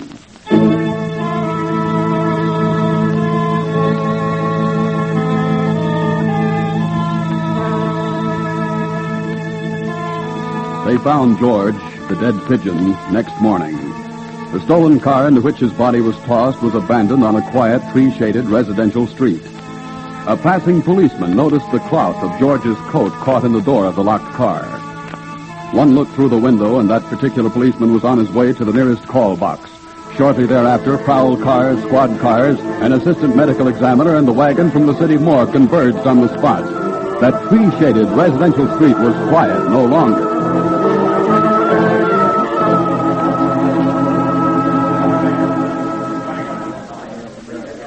The ME is through, Lieutenant. Death by multiple stab wounds and strangling. Pockets? No, nothing except this. Meet me, my office, Wednesday, 10 a.m., Tom Edwards. Oh, Billy Dew from the DA. Yeah, next county. Must have been a stoolie. We'll find out since we take his prints. Let's have a look at him. He's a mess, whoever he was. There's the car. Boys checking the plates? Well, that won't give us anything. It'll be from another car. Standard practice. This one wasn't pretty, even living. What's this black stuff on his back? Smells like oil to me. Yeah, it is oil. That's funny on his shirt, not on his jacket. You know how they operate. Pull his jacket over his head and let him have it. It falls on his shirt. Yeah. Oil. Look, Sorrell. Not one word to the newspaper boys about that note. Why not, Lieutenant? They'd love it. I know, but that's a warning to other stoolies. We're not doing any favors for the gangs yet. And run a check of all public garages within, say, 5 miles of here. That's a large order, Lieutenant. I know, Sorrell, but that oil comes from the floor of a garage. I'll bet on it. And I want to know which garage has a record of a car like this one. We might pick up some interesting leads that way. Never can tell.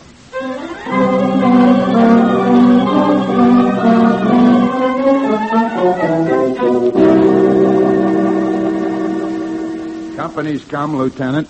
Picked up Joey here when he came to work tonight. Lieutenant Swenson, this is Joe. Hello, Joe. They still call you the baker? No more, Lieutenant. I'm going straight now. I got this job and been sticking to it. Honest. He's washing cars at that certain garage. Well, just tell us the truth, Joe. You'll be all right. I don't know nothing, Lieutenant. I pick up and deliver cars, too. I'm out of the garage most of my shift. Yeah, we know that. You're reporting to the probation officer, Joe? Yes, sir. I thought so. You know, I think you're a lucky break for us. Me? Lucky for you? Sorrell, get a chair for our friend Joe. Of course, Lieutenant. Would you sit down, Joe? That is, well... I said sit down. Yes, sir. Now start talking, Joe. What about? Oh, stop that. You know about accessory after the fact. I don't know nothing. There was no call either to pick up or deliver at your garage from midnight last night until 4:12 this morning. The record's here on this sheet. You were there. All right. I was sleeping in one of the cars where I could hear the phone. And hear and see a murder committed. The murder our medical examiner says took place between 1 and 4 a.m. this morning. That left bloodstains in the rear corner. That left oil smears on the back of the victim. You didn't sleep through anything like that, Joe. Now stop stalling, or you'll go back to your cell up the river. Have a heart, Lieutenant. If I talk, I'm good as dead. If you talk, you'll live longer and better. Better than behind bars, Joe. I can't. He was a stoolie. They'll give it to me the same way. Then you saw it. You did see it. I'm scared to talk, Lieutenant. I want to live. I want to live. If all the lily lived. All right, Sorrell. Take him down to Davis Street Jail and lock him up. But I didn't do anything. You're a material witness. And your bail is going to be as high as the DA can get the judge to make it.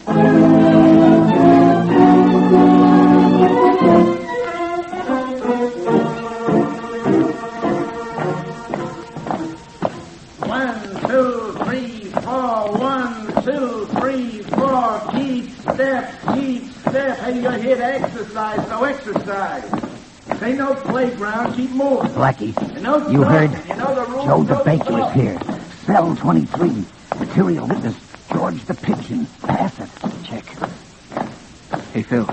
Joe the Baker. Cell 23. George the Pigeon. Material witness. Pass it. I thought I just said no talking. Shut up, you hear? Yes, I was talking, sir. Get word out, Joe the Baker. Cell 23, material witness, George the Pigeon. Gotcha. I'll pass it.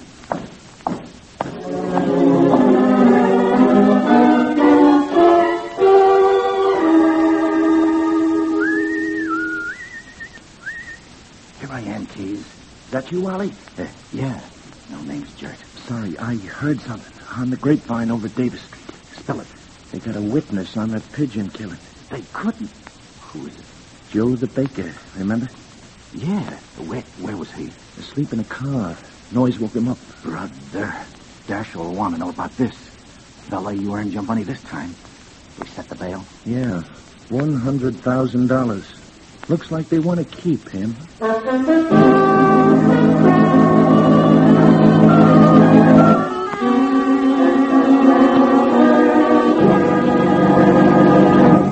So that's it, Dasher. Of all the lousy breaks. And a character like that. Okay, Ollie, we'll get him out. Spring him? No, legitimate. We'll bail him out. Well, we get the 100 G's. Don't worry about that. The Constitution says no big bail or something.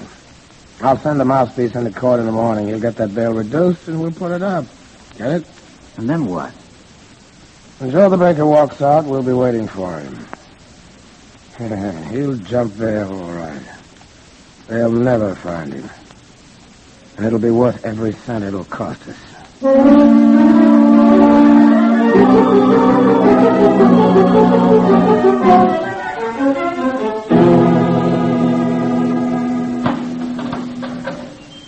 Okay, pal, you can have bail now. Me? Who put up 100 G's for me? How should I know?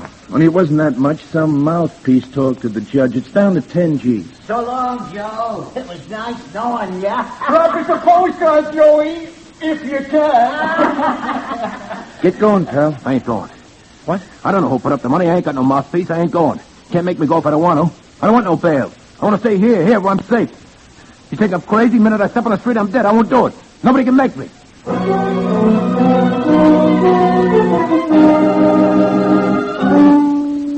You giving me this straight, Ollie? Straight like I got it. Our pal, the Keys, says Joe suddenly got smart and refused to bail. What wised him up? Seems like the other characters in his cell block began wishing him goodbye. That's when he got one. I'd like to... Easy, Dasher. That's my job. Those dumb, stupid... Next thing you know, the Baker will start to talk. I wouldn't be surprised if we could just get him out for 30 seconds. If. Haven't you any imagination? Figure something. As long as he stays in there, who can touch him?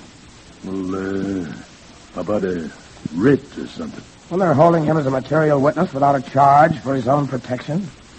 Don't look good to me. We can't get him out, and we can't get in. Can't we? What are we paying a jailer for? A news broadcast? Maybe you got something, Dasher. The first time I ever heard of anybody who wanted to get into jail. You got an idea, Dasher? Why can't Joe have a visitor? No reason why not. Oh, no, Dasher. This is one job that's not for me. What's so tough? Our boyfriend lets one of us in. We get to Joe. The Keys turns his back. A fast shiv, and that's that. Dasher, you mean right in his cell? Oh, the visitor's room, not regular hours. Maybe 10 o'clock at night. Keys will play along. He'd better. He has to go home when he's off shift. It don't feel right, Dasher. Too close to the line. If Joe the Baker speaks up in court, we're over the line. You better count me out, Dasher. Hey, me too. I need room to work. Jail's no place for me. Ollie? I get a rash every time I go near a jail. They don't agree with me. Honest, Dasher. But I'll wait outside with a car. I get it. You're all turning chicken. Do we gotta take care of him that way? If there was any other way, wouldn't I figure it? Yeah, sure you would. Hey, couldn't we draw straws or something? Short man has to go in. No straws. A job like this you have to want to do or you'll slip someplace. All right. This is the way it has to be. Ollie. Yeah. Contact your pal. Okay. Joe the Baker gets a visitor. Tonight.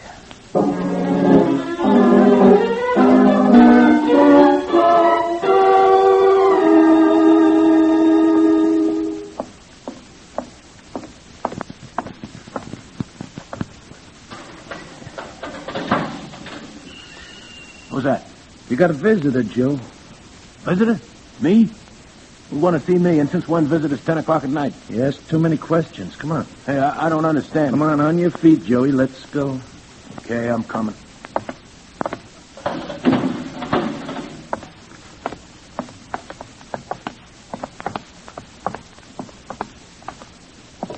Hey, this ain't the way to the visitor's room? Well, not the day room. At night, we got a special place down near the kitchen. Yeah. Okay. It's in here, Joey.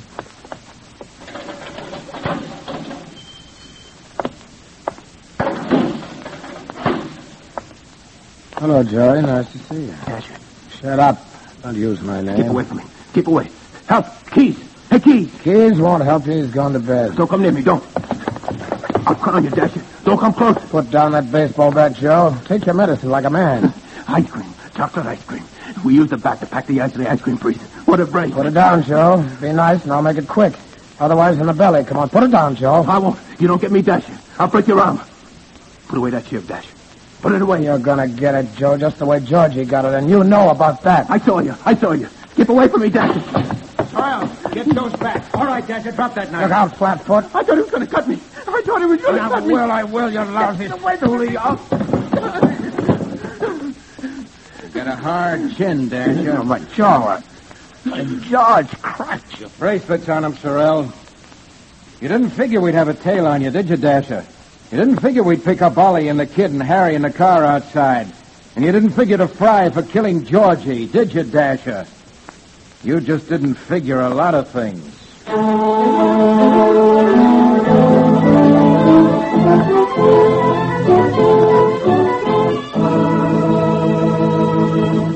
Crime does not pay.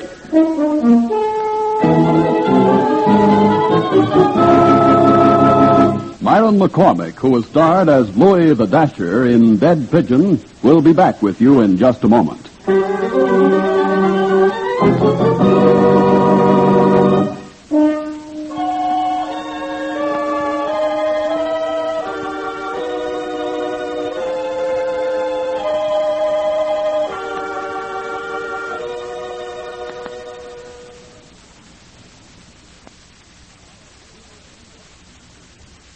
Now, here in person is Myron McCormick.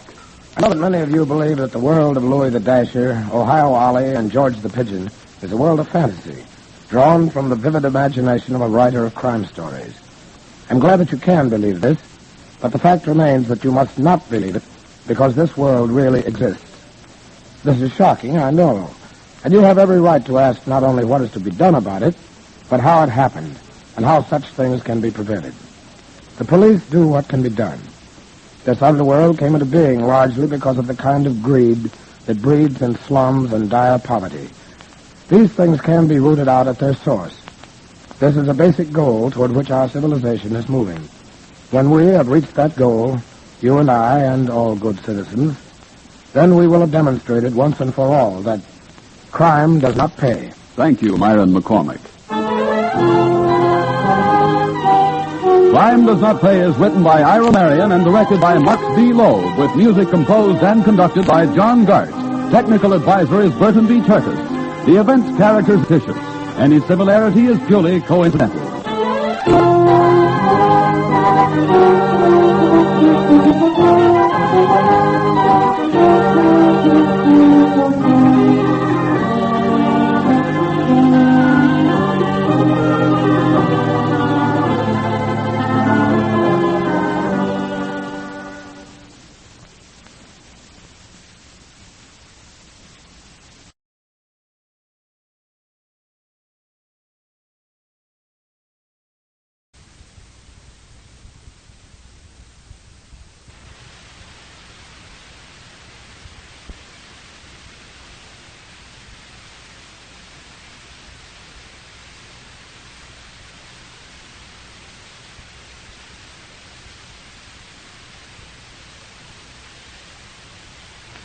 Crime does not pay.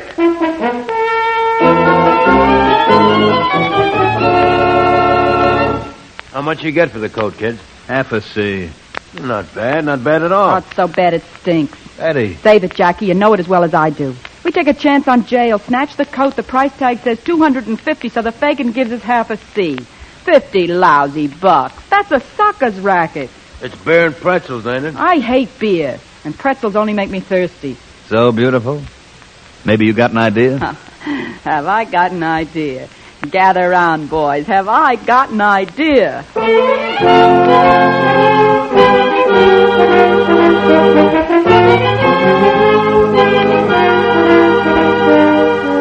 In the interest of good citizenship and law enforcement, we present Crime Does Not Pay, based on the famous Metro-Goldwyn-Mayer series of short subjects. In just a moment, you will hear Clothes Make the Woman, starring Jean Muir.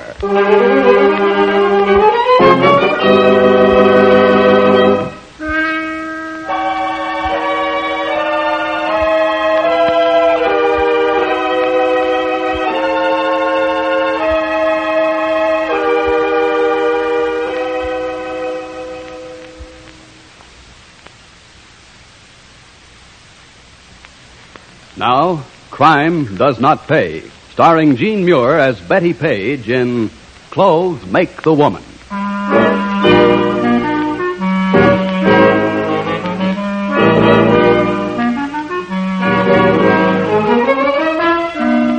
Every year, hundreds of thousands of dollars are lost by department stores, large and small.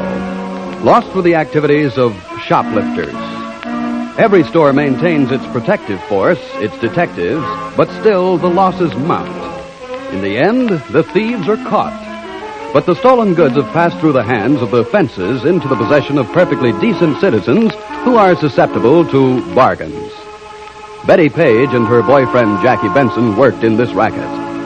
One of their operations was like this. I'd like to see something a little more expensive, miss. Yes, miss. My wife and I don't buy a new winter coat every year, and when we do, maybe you've got something with fur on it. If you'll step this way, please. Thank you. Now, this is our most expensive line of fur trim cloth coats. Oh, they're lovely. Which one should I try on, Jack, dear? Well, I like that blue one with the big fluffy collar. That's a fox collar. Oh, may I put it on, miss? Oh, certainly, madam. Do you like the color, Jack, dear? It looks a little dull. So blue, it's almost black. Well, it won't look like this in daylight, will it, miss? No, it'll be a little lighter. Well, could we see it in daylight, miss? I noticed some windows out near the elevators. I'm afraid I couldn't leave this part of the floor that long, sir. Oh, you wouldn't have to come along. My wife and I will be right back. Come along, dear.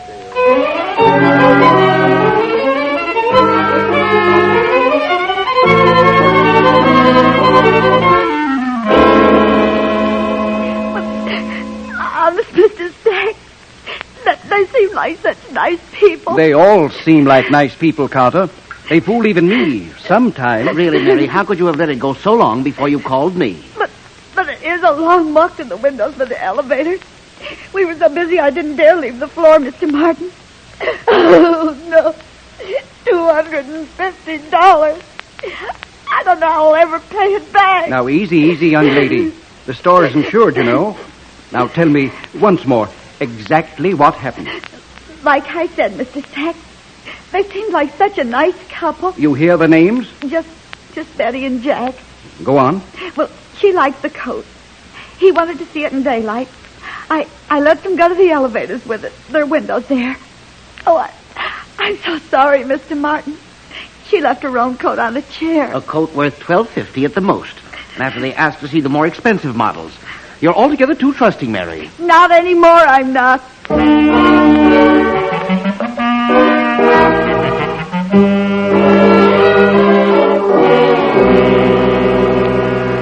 Give you 50. What, on a $250 coat? After we risked our necks to get it? I left my own coat there. My coat cost me $100. You get 50. Oh, now look here, Louis. Now I know why they call you Fagin. Some fence you are. Save it. I gotta get some profit. You didn't do any work. I'm taking risks, ain't I? For risk, a businessman is entitled to a profit. What risk do you take? What will I get out of it? A cloth coat with a piece of fox, $100. So I give you 50, so we come out even. Yeah, and we do the work. Enough talk. 50. Take it or leave it. Jack? What's the use? Take it, Betty. It's better than nothing.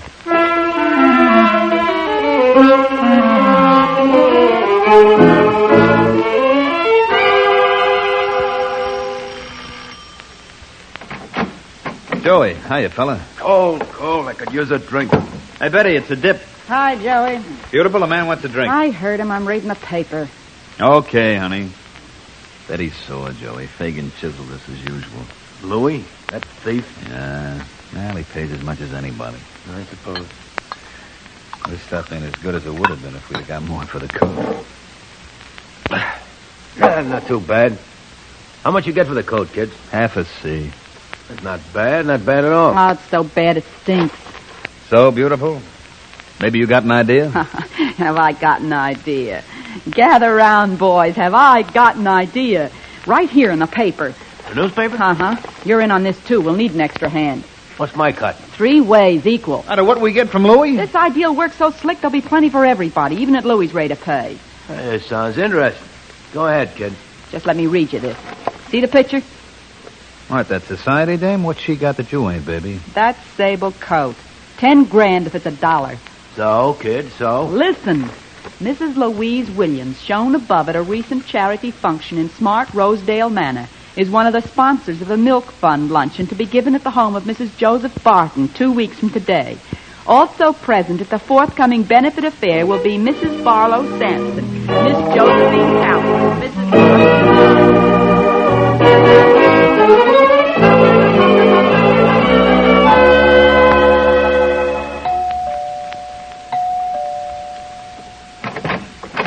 Good after... Oh.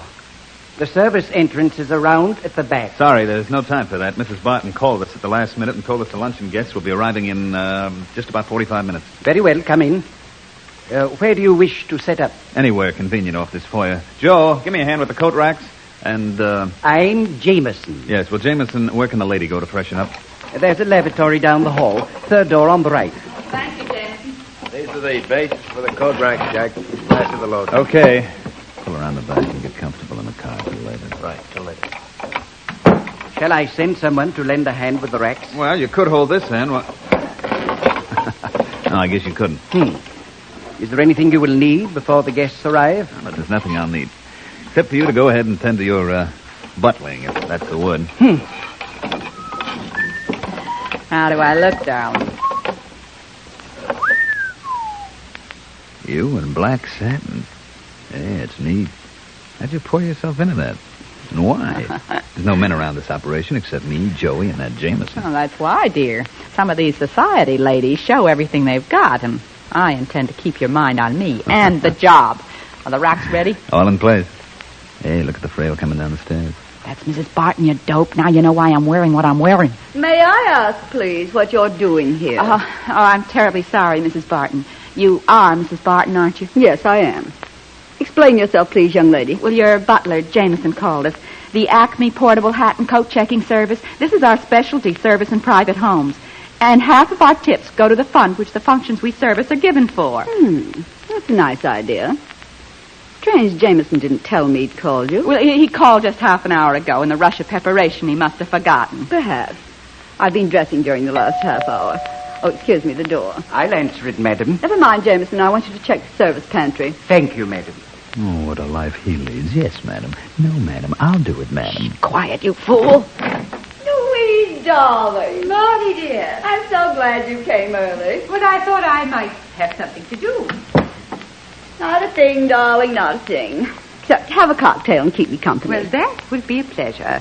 Check your coat, dear. Tips go to the milk fund. Of course. It's a wonderful idea. I do so hate to have all the bedrooms mussed with coats and things. It was Jameson's idea. One of these days, I'm going to steal that man right from under your roof. You try, darling. Just you try. Oh, no, wait. Just a moment. Let me see that coat on you. Oh, haven't you seen it before? Only in that picture in the Tribune. Oh, it's luscious. Leopold, of course. Oh, thank you, dear. Yes, of course it's Leopold. Could anyone else match skins like these? Here's my coat, young lady. Thank you, ma'am. We'll take care of it for you.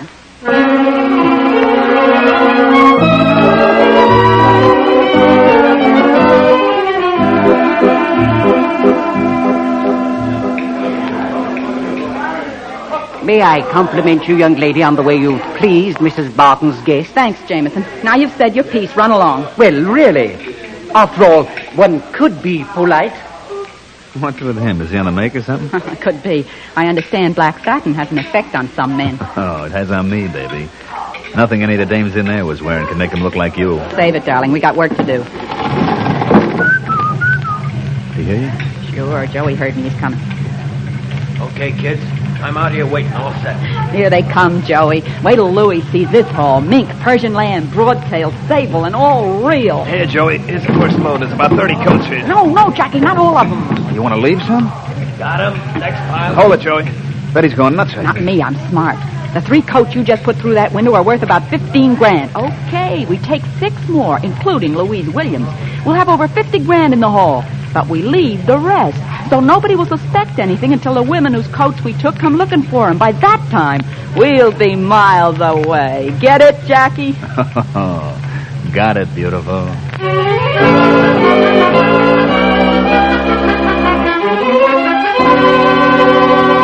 In just a moment, Crime Does Not Pay will continue with Clothes Make the Woman.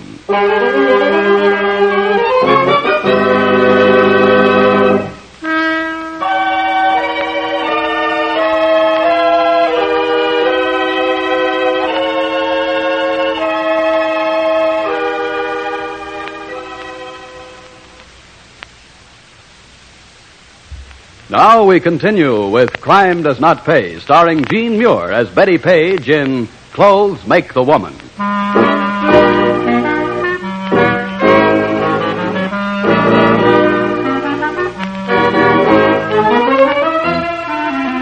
Stolen goods have little value unless there is a market for them. It's up to the fence, the receiver of the goods, to find that market. In the case of Betty Page and her friends, Louis Fagan Keller had to find the market. He waited a sufficient length of time and then approached his first possible customer. Who is it? You decent, Patty? Who is it? Louis Keller, remember? Not my favorite bargain hunter. And finder. Do I get into the dressing room with the best torch singer in town? At least in your opinion. Come on in, Louis. Get yourself comfortable. I gotta make a change. Yeah. Hey, you're looking wonderful, Patty. Louis, when I come out from behind this screen, you're gonna need another word. That's all. Go where me, Louis. No top, no back, practically no front. And cost an arm and a leg. But not mine. I'll bet on that. Patty, in the market for a real bargain? What is it this time, Louis? Ice? No. Sables. Yipe. You got it on you?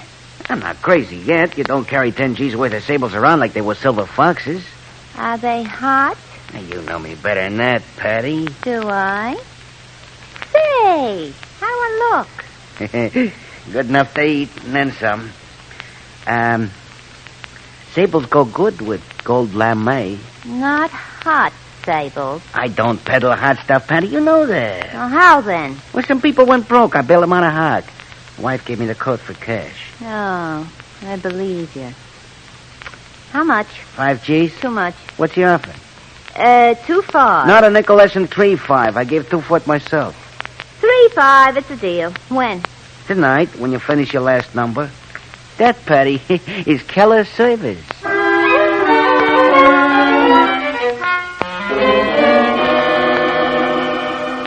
Lieutenant, we've waited so long. You don't seem to understand. We understand, Mrs. Barton. You called us here when the theft was discovered. We questioned your butler and the other servants. Your butler says the coat check people told him you called them. You say they told you he called them. Total 0. When we have nothing to work with, Mrs. Barton, there's practically nothing we can do. Except wait. Wait, Lieutenant. How long? For what? No one knows how long. For a break. A break? But surely the insurance company... They have their own people. They've seen us. They think it's your butler. Jameson? Impossible. He worked for my father, now for me. He's known me since I was born. People get funny ideas sometimes when they need money. Jameson wants for nothing. He never will. Nothing you know of, Mrs. Barton. Now, let it be, Stone. The butler's all right, so are the other servants. In fact, they're so all right and so used to everything being normal, they were perfect setups for the crowd that pulled this job. Surely, Lieutenant, there must be something you can do. I won't be able to hold up my head. In my house, to have such a thing happen. When the break comes, Mrs. Barton, we'll be ready. But what kind of a break, Lieutenant? Mrs. Barton, 85% of the population of our prisons talk themselves in. We'll get our break with patience.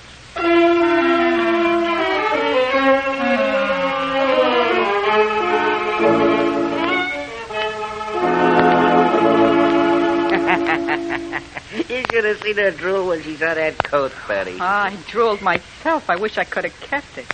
Patty Laurel, without a brain in her head, gets to wear that coat. What do we care? She's got the coat, we got the dough. I knew you kids had come through with a big idea. Once, anyway.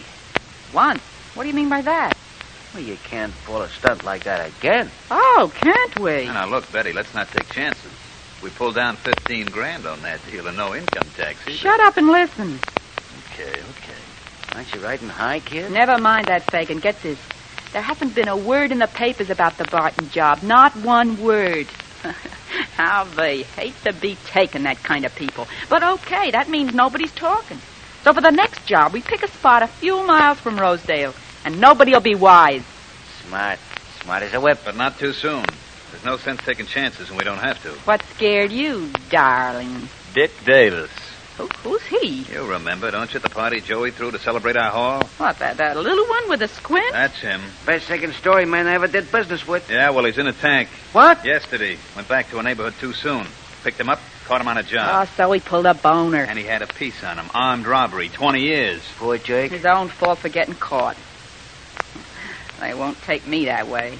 See what I've got, boys. Betty, where'd you get that piece? It's a souvenir, a war souvenir, .25 caliber, a lady's gun. Fellow I bought it from says it packs a terrific punch. That's no good, kid. You lose it someplace. If we do another job, don't carry it. Not carry it? Now, boys, you know everything's going on these days. A girl wouldn't think of wearing her minks unless she had some protection.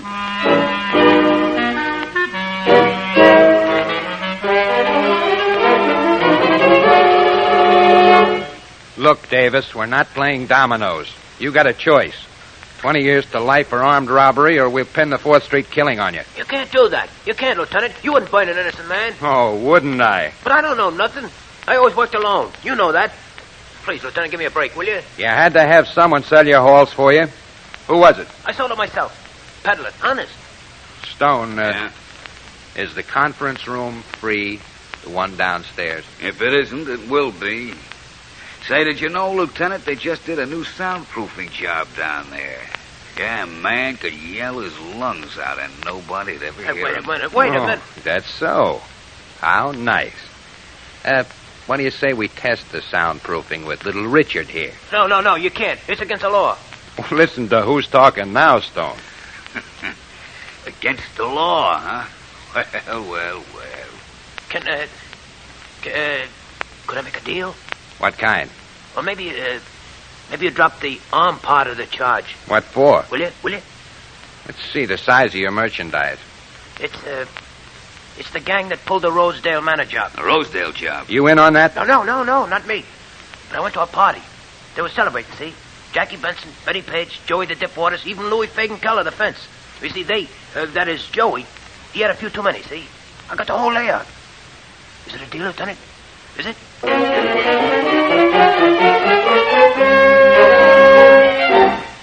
Patty, I want to see your new coat. On or off, Lieutenant? Save it for the suckers out front, Patty. Where's the coat? In the closet. And I paid good, honest money for that coat. Yeah, sure. The money was honest, but how about the man who sold it to you? How about Louis Keller? This it? Yeah, that's it. What do you do? Hey, stop it! You're ruining the coat. You got no right to do it. Shut up, Patty. Wait. This is stolen goods, and you know it. See. Yeah. Here's the furrier's code mark. The what? Furrier's code on the skins under the lining. Good as fingerprints. You don't mind if I borrow your sables for a few days, do you, Patty? I'll give you a receipt.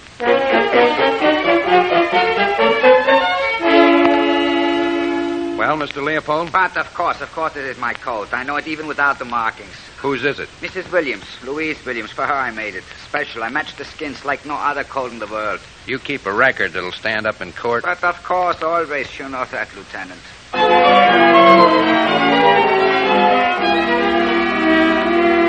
Yes, Mrs. Barton, we got our break. We found Mrs. Williams' coat. Oh, Louise will be delighted. No more than I am, Lieutenant. I'm sure you are. Now then, Mrs. Barton, we'll get all the coats back if you'll cooperate with us. What can I do?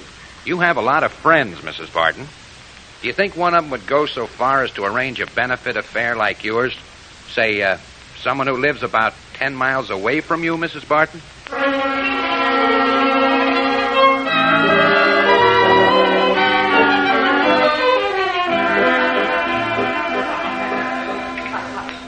Not bad. Definitely not bad. How much do you suppose this one's worth, Betty? Not much, about 3 G's. They're better ones.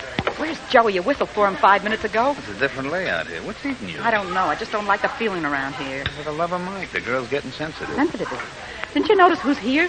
Where's Joey? Be along in a minute. Who's here? Mrs. Barton and the Williams dame. Oh, so that's why you ducked behind the racks and let me check them. They'd remember a woman. All right, it's all right. They didn't see you. There's Joey. Start picking, kid. Here they come. Okay, Betty. Here's 3 for a while. I'll get some more. Right. Now watch it, Joe.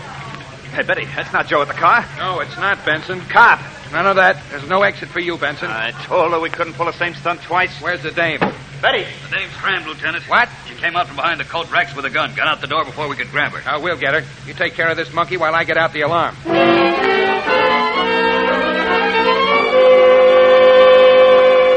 Now loading at Gate 3, westbound flight 301 for St. Louis, Albuquerque, and Los Angeles. Now loading at Gate 3. Hey, you had a good hunch, Stone. Restroom covered? Inside and out, Lieutenant. Check. Let's go. Pardon me, miss. You're Betty Page, aren't you? Sorry. I'm afraid you made a mistake. I'm not... Yes, you are. The young man over there says so. His name is Jack Benson. Jack Benson? A fool, a filthy rotten. Oh, no, you can't blame a man for finding his way out of a long-term rap. I can blame a man for anything. Got a gun, Lieutenant. Drop it. Dirty, rotten, stoolie. Ladies, don't play with guns. Not around me, anyway. You didn't have to break my wrist. You didn't have to... Yeah, I wouldn't worry about that. It'll have plenty of time to heal where you're going.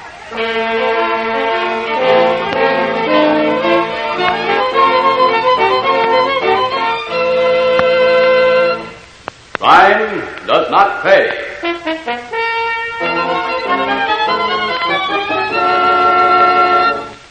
Jean Muir, who was starred as Betty Page in Clothes Make the Woman, will be back with you in just a moment.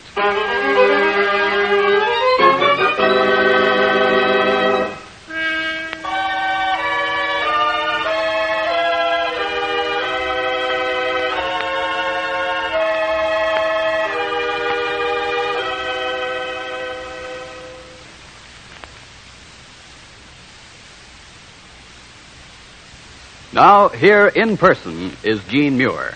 To me, the most interesting side of the character of Betty Page is her background, a part of her which, unfortunately, there's no time to dwell on at length.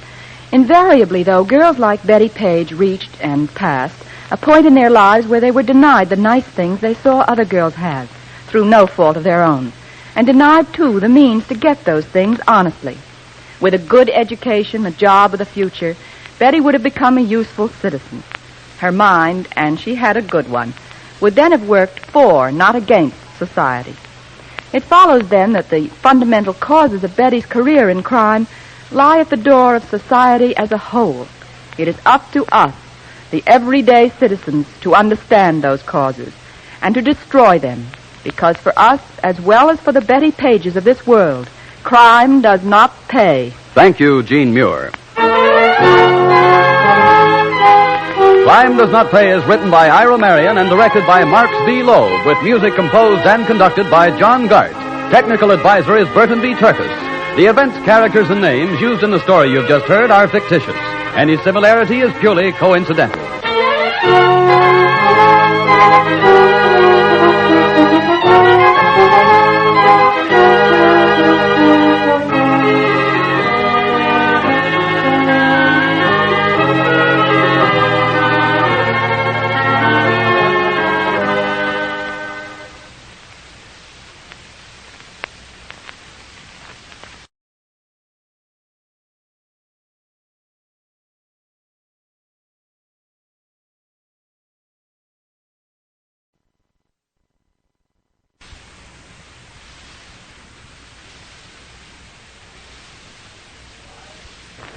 Crime does not pay.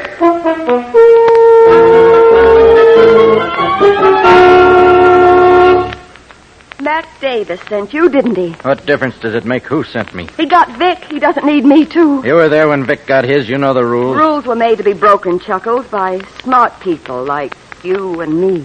Orders, baby. I was told to find you and take care of you. I found you. Then why don't you put a period on it there? You don't think I'd be better looking dead than alive? What do you think, Chuckles, Frankly, baby, I think right now I'd rather kiss you than kill you.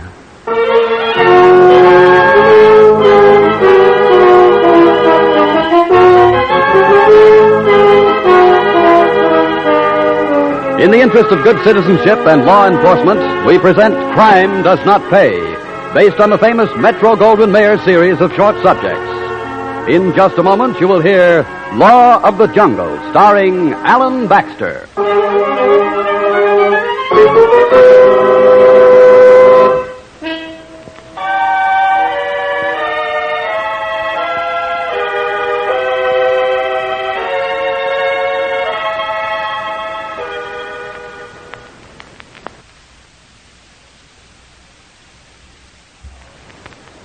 Now, Crime Does Not Pay, starring Alan Baxter as Chuckles Matson in Law of the Jungle.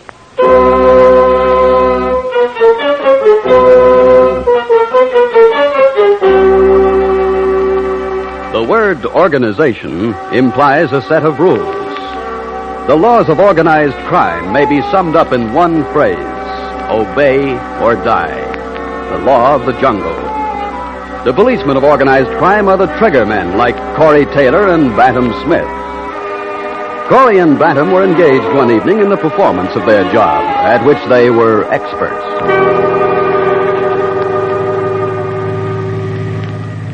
Much further, Corey? Not much. You heard the bug. He said 2 miles past the Red Robin Inn, turn right, dirt road. Vic's convertible will be parked along there. Lover's Lane. Never thought Vic was the romantic type. Watch that speedometer. You ever see Mary Parker? With her, I could get romantic. 1/10 of a mile to go. The dame terrific? Really stacked. Slow down. Yeah. What a shame. You mean Mary? Yeah, if she's got like you say. Nobody will miss Vic. Do you really think he could get away with it? Looks like it. That jerk. Nobody crosses Mac Davis and gets away with it. Least of all on a horse syndicate. Watch it. Here's the turnout. Right. Holy smoke. You expect to hit anything on a road like this and in this dark? I brought the chopper. Oh, that ought to do it. You sure it's Vic's car? I know the license number like I know my own name. Keep going. Now, there's a paved road at the end of this rut. Gotcha. Nice to have known you, Vic. Too bad I never got to know the dame. Slow down, Bantam.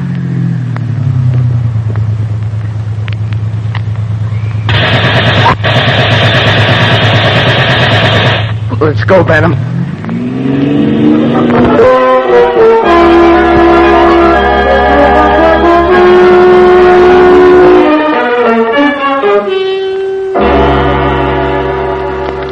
All over every front page in town. Gangster slain by machine gun blast. Lover's Lane. Scene of gang war killing. It was bound to come out, Mac. You know that. Somebody was bound to find him. They always do unless we give them a cement jacket. I know, but get this. Police discovered the dead mobster Vic Jones following a telephone call from a woman. What? Impossible. The chopper at 6 feet. The woman refused to give a name, but a lady's glove found on the blood-smeared floor of the car indicated that some woman had been present when the shooting occurred. Police are searching for a friend of Jones, one Mary Parker, ex-model. But I gave them about 40 slugs. I don't see how... No, but it happened. You missed her, clean. So the whole story is walking around loose.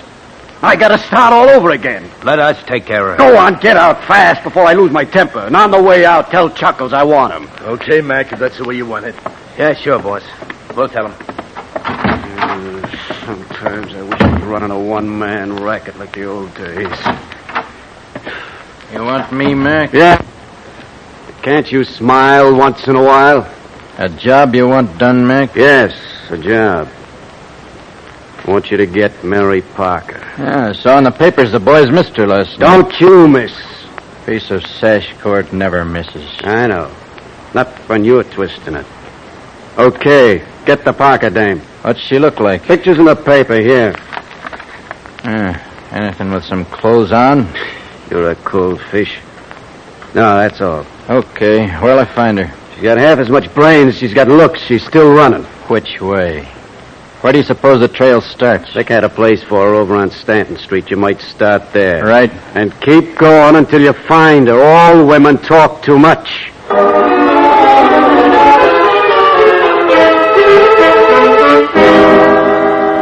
A 5 if you speak up. Where is she? How do I know? I clean a hall, make a fire, polish a brass, fix a fuse. I don't know nothing. Come on, Miss Parker. Where is she? Look, if I know, I'll tell you. When did you see her last? 2, 3 days ago. She called downstairs on the telephone. I come up, fix a washer in the kitchen sink. You know any of her friends? Man? Or woman? Miss Parker, I have a friend, Miss Foster, in 3B. Here's a 5. Why didn't you say so in the first place?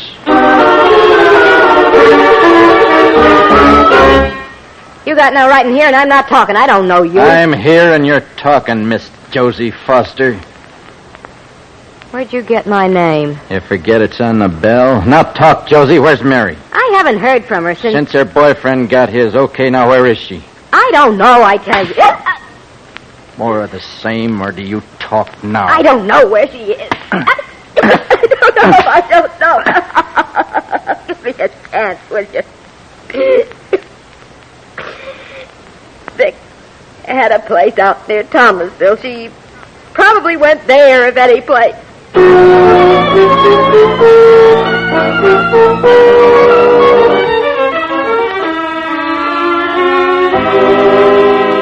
What'll you have, young fella? A Coke and some information. 1 Coke, coming right up. What do you want to know? Any strangers hereabouts lately? Any strangers, Pop? You got it bad if you can't even laugh. Sure, there's a mighty pretty one staying up the Jones place. Bought a load of canned goods this morning, like she was aiming to stay a while. Asked me to deliver for her. Did you? Well, not yet. All right, if I do it for you? Why not? Quite a piece out, though. 5 miles up the road, right turn. Half mile from the fork on the left. I'd like to see her face when she opens the door and you say, groceries, miss. That'll be something. Yeah, that'll be something.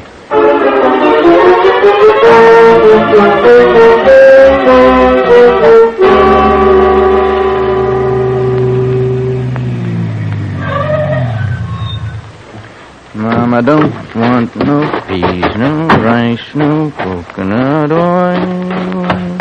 No, Mama don't want no peas, no rice, no coconut oil. Who's there? Groceries, miss. Well, leave them on the porch and go away. Can't. Mr. Tucker says COD for strangers. Oh, all right. You have to wait a minute. No peas, no rice, no coconut. Say, that's quite a load. Put it in the kitchen, will you? In the kitchen, Oh. Mary Parker, isn't it? My name's Chuckles Matson. The one who never smiles. Vic told me about you. Vic never mentioned you. Now I see why. Oh, thank you. You, like what you see? I like it. I could like it a lot. I'd like to teach you to smile. Sorry, baby, no dice. Now take it without a fight and I won't have to hurt you. Mac Davis sent you, didn't he? What difference does it make who sent me? He got Vic. He doesn't need me, too. You were there when Vic got his. You know the rules. Rules were made to be broken, Chuckles, by smart people. Like you and me. Orders, baby. I was told to find you and take care of you. I found you. Then why don't you put a period on it there? You don't think I'd be better looking dead than alive. What do you think, Chuckles? Frankly, baby, I think right now I'd rather kiss you than kill you. Want to try the kiss, Chuckles? Why not?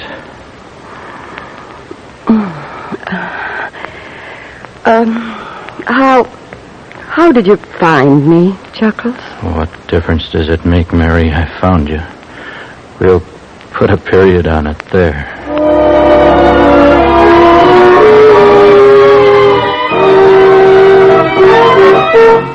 So you found her, Chuckles? Yeah, I found her. Everything taken care of? No, not yet.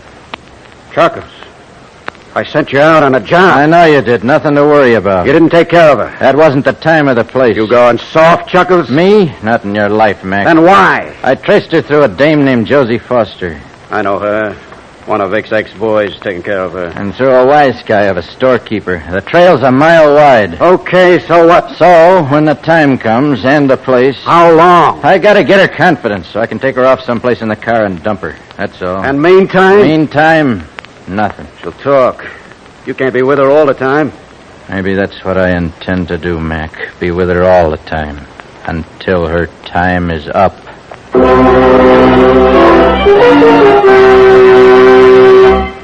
In just a moment, Crime Does Not Pay will continue with Law of the Jungle.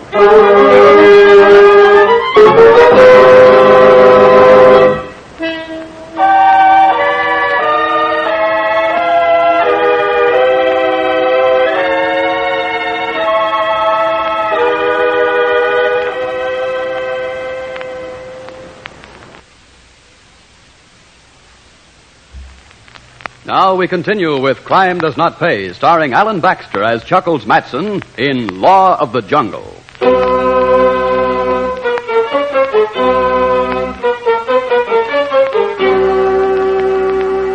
There were some among the men and women of the underworld who thought of Chuckles Matson as the hand of fate. But now that hand was stayed. Chuckles was taking care of Mary Parker in his own way. And it was a pleasant way for both of them, even when he brought Mary back to the city.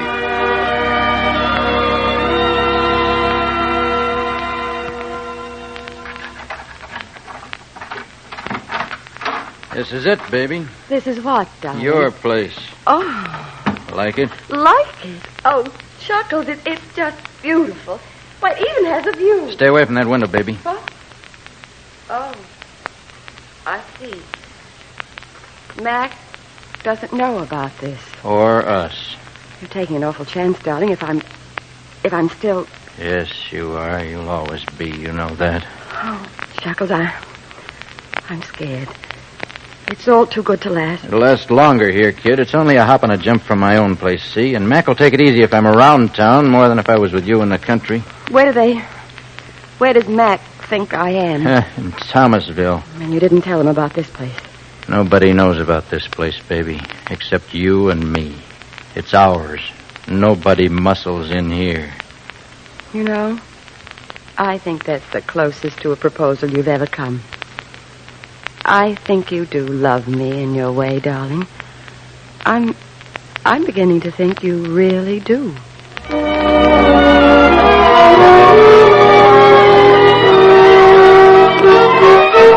Okay, so you got the dame under control. What I want to know is, when does she go under the ground? She'll go, Max, she'll go. I don't like this monkeying around, Chuckles. I'm not playing games. That's just the trouble. It's written all over you. You're falling for the dame. Not me. When I find out what I want to find out, kaput. When you find out what? Where Vic Jones stashed his take. She knows? Of course she does. Show me a dame who don't know where her boyfriend has his dough. Well, why'd you say so? You never asked me. Chuckles, you find out where Vic unloaded a pile he stole from me, and I'll split with you 50-50. It's a deal. Only it'll take time. Why should it, Chuckles? You're stalling. I'm beginning to think you don't want to pickle that dame. Now, wait a minute. Okay, boy, but time's running out. It's not only Mary Parker who's getting awful close to a finish.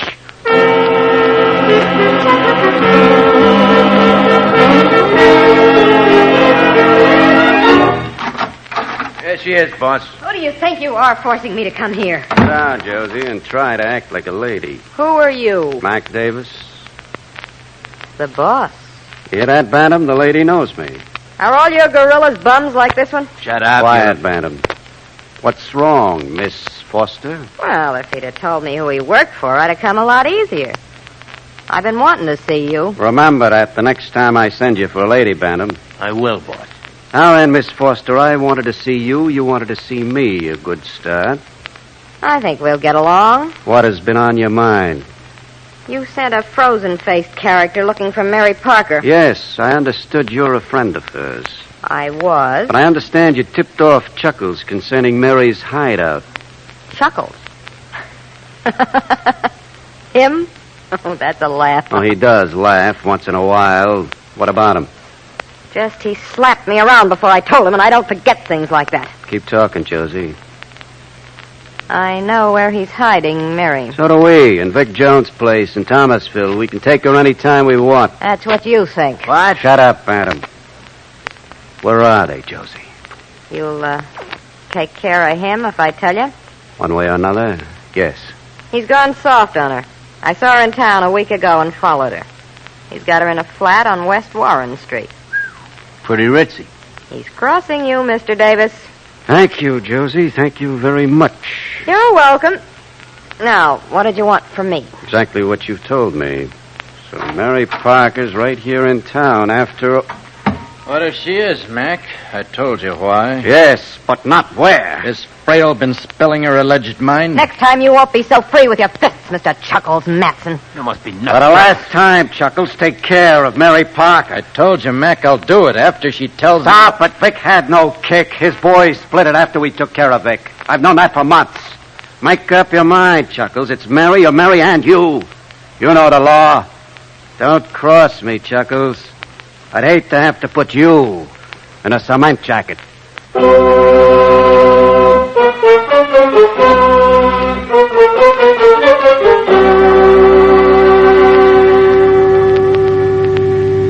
Like the country this time of year, Mary?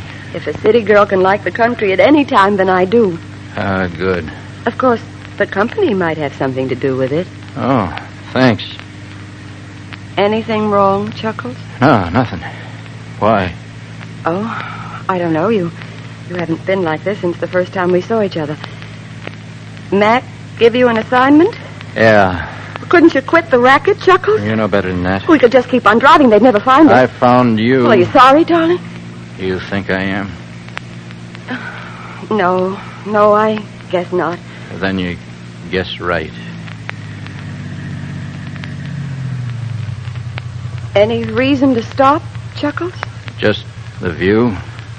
The view at this time of night? Oh, why not? There's a moon and a city down below.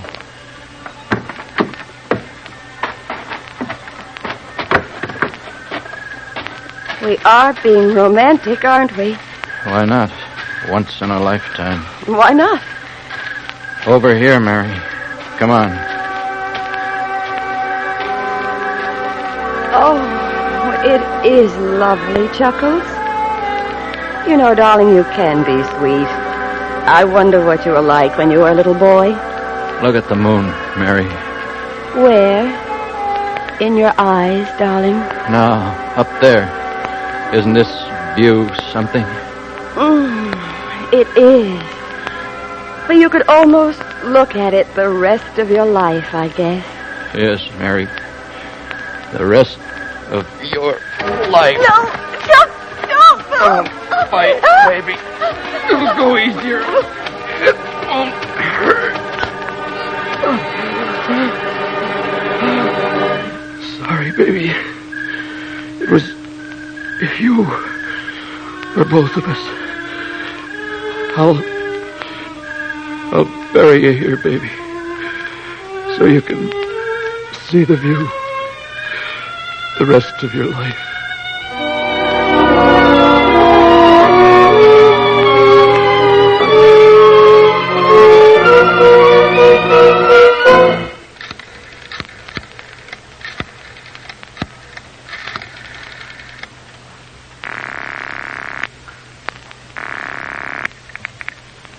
Yes? Mac, Yes? it's all taken care of. At the straight dope, Chuckles? Yeah, straight. Nobody will find her. Good boy. Where are you? Warren Street, the apartment. I'll see you, Mac. Quiet. Too quiet. I can't take it, Mary. Why did you do it, Chuckles? Why? Hey, who's that? No one's here. No one's here but me. Why, Chuckles? We were happy here. Happy. Why did you do it, Chuckles? What's going on? Am I nuts or something? You're dead. I buried you. You're dead. I buried you myself on the hill.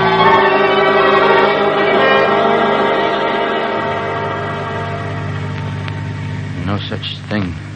No such thing as voices. Kid stuff. There's no such thing. She's not the first nor the last. You like to drive with me, Chuckles? With the top down. Cut it out. You're driving yourself crazy. We like the country as much as two city people could. Leave me alone. Cut it out. Get hold of yourself, Matson. She's dead and done with. Dead and done with.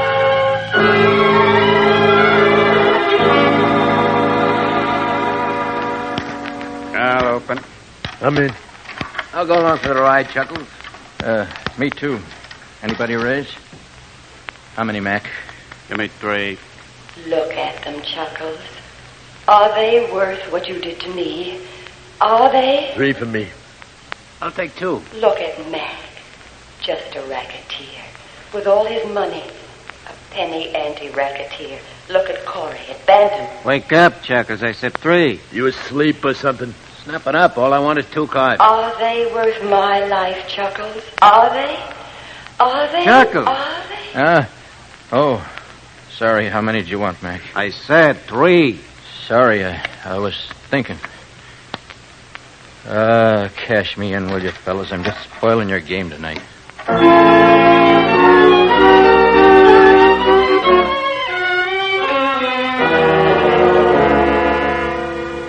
I want to talk, Lieutenant. Look, Matson, are you crazy enough to expect me to believe that you'd walk in here and hand me the Davis gang on a silver platter? I gotta live with myself, Lieutenant. You got a conscience suddenly? Yeah, maybe I have. Look, I've been on the force 15 years. Consciences just don't grow on characters like you. I still want to talk. I gotta live with myself. And how long do you expect to?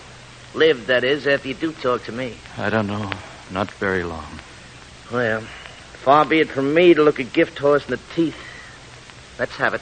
Well, what do you want first? The Vic Jones deal? That was Corey Taylor and Bantam Smith. I heard Davis give the order. I saw him drive off and come back. When they missed the girl, the girl, Davis gave that job to me. And you did it, huh? Yeah, I did. Body? You won't dig it up. Got to. Why not?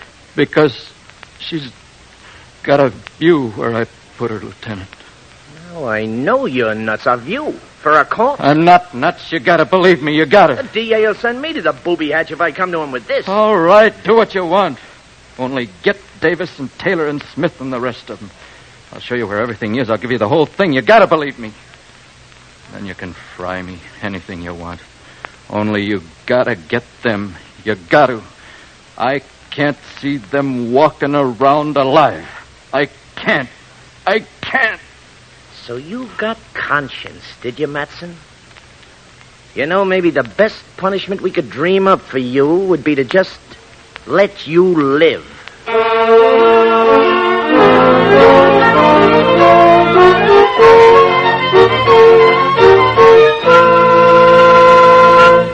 Crime does not pay.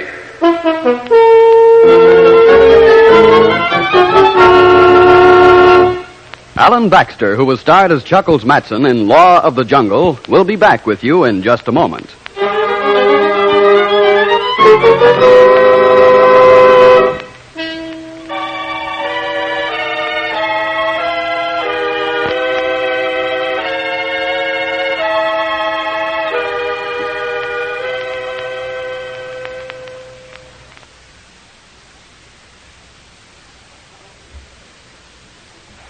Now, here in person is Alan Baxter.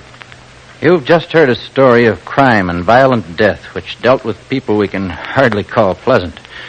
Yet the counterparts of these people exist in everyday life and will continue to exist until the profit is taken out of their way of life, a life which obeys only its own law, the law of the jungle, kill or be killed.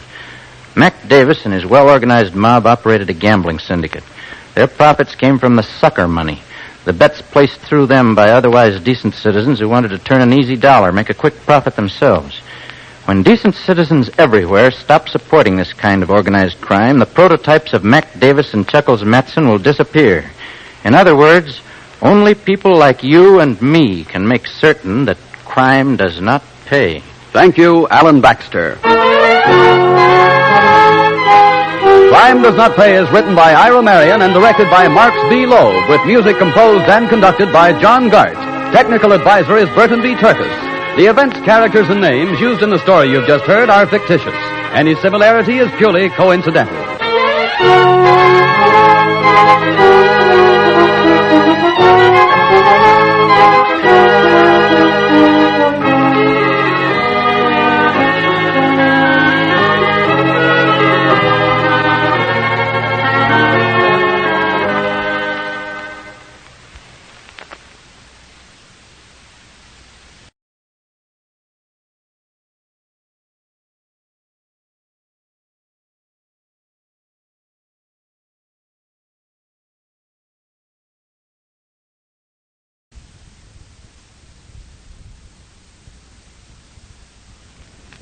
Crime Does Not Pay.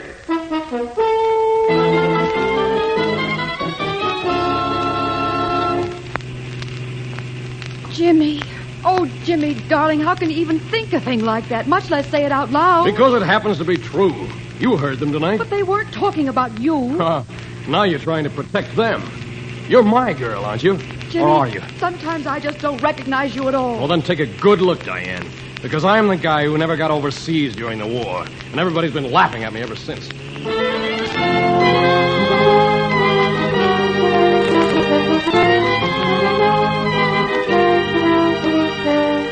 In the interest of good citizenship and law enforcement, we present Crime Does Not Pay, based on the famous Metro-Goldwyn-Mayer series of short subjects. In just a moment, you will hear For He's a Jolly Good Fellow, starring John Beale.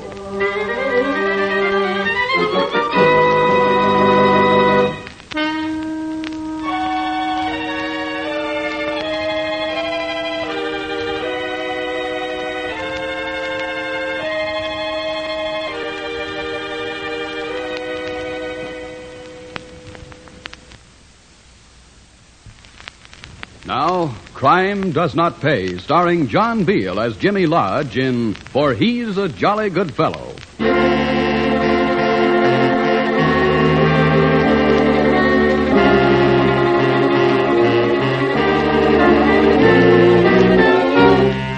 What makes someone murder?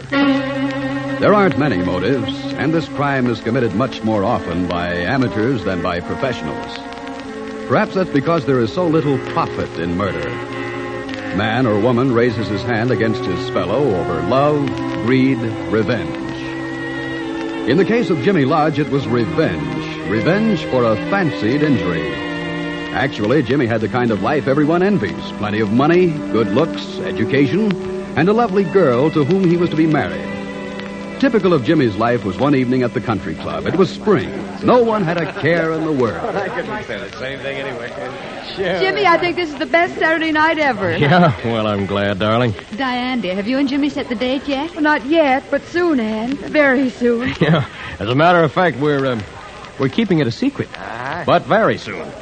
You think I want to wind up a bachelor president of this club like Martin here? Hey, young fella, what's wrong with that? Oh, nothing, I guess. Only Diane will be a lot prettier to have around than that solemn-faced housekeeper of yours, Mrs. Krakauer. He's got you there, old man. Hey, that's my favorite. Our favorite, Di. Are we dancing, darling? Oh, no, I feel too good to dance. I'm going to sing. Attaboy, Jimmy. Give out for us, will you? Sure thing. I'll be back in a couple of minutes, Di. Enjoy yourself, darling. Hey, guys, mind if I take a chorus?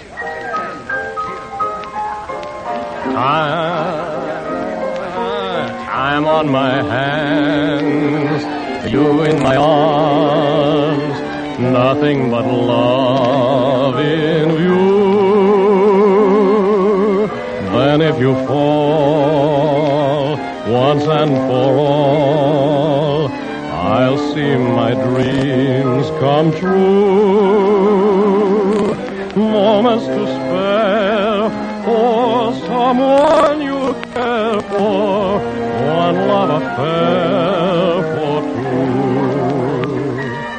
with time on my hands, and you in my arms, and love in my heart, all for you.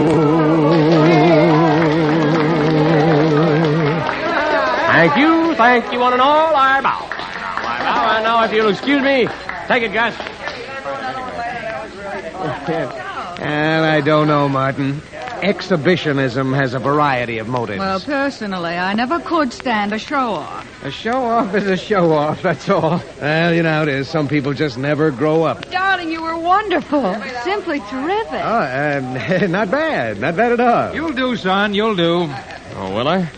Even if I am an exhibitionist and a show-off? Why, Jimmy, you a show-off? Of course not, Jimmy. Well, now, look, Jim, I don't know how you... Whatever made you say that, Jim? You know, as well as I do. Come on, Di. The party's over. Jimmy, please. Well, it's over for me. It isn't much fun when you hear something you're not supposed to hear. And this isn't the first time either. Well, are you coming, or do I go alone?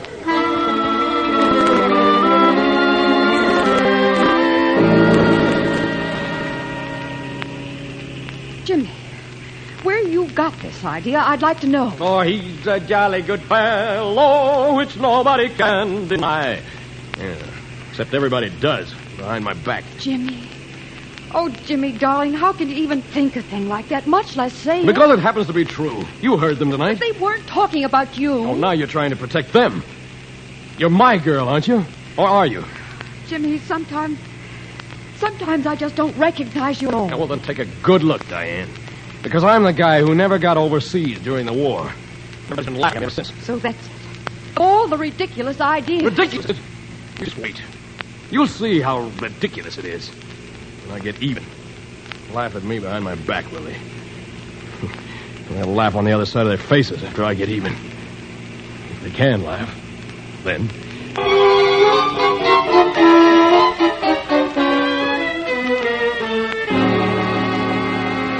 Next, please. I'm next, I guess. Yes, sir.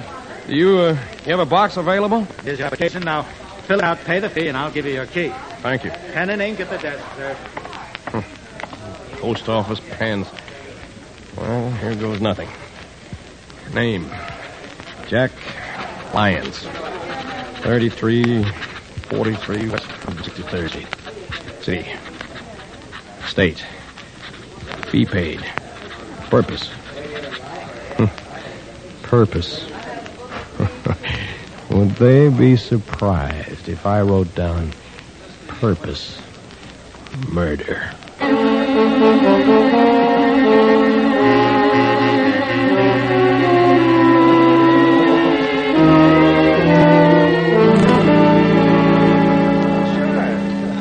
I don't get it, Martin. I just don't get it. It's not that we ever discharged a servant or anything. No. All our help has been with us for years. Well, I'm sure my Mrs. Krakauer isn't writing anything like that to me. Oh, it's some crank or other. Let's forget it and have fun. Sure. Well, I think you'd be scared. Oh, now don't you worry, too, Diane. Martin's right. It's some crank who was kept out of the club or something. Of course it is. Oh, hello, Jimmy. How are you? Jim. Hello, Jimmy. Di? Well, kiss him. Go ahead. We don't mind. David, stop it. You're embarrassing them. Embarrassing me? The jolly good fella? Not a chance. Di, darling, your lips, please. Well... Thank you, darling. Nothing like young love, I always say. Yes, indeed. Why don't you ask Jimmy? Maybe he'll have an idea. What, Ann? Ask Jimmy. Yeah. Oh, about the letters. Uh-huh. What letters? Martin and I have had threatening letters. Threatening? How? Oh, the usual thing. I'll get even for what you did to me. You'll know I got even while you're dying. Even? For what? Who knows? You got one too, Martin? Oh, yeah, sure. Exactly the same. Typewritten. No return address, of course. That's funny. Oh, well, some crank, I guess. Why don't you just forget about That's just what we were saying. Ah, music. Well, wife, we'll dance with husband? Don't mind if I do. See you later, people. it? Diane? No, thanks. Not now. Say, look, will you excuse me, youngsters? I promised myself I'd be home and in bed early tonight.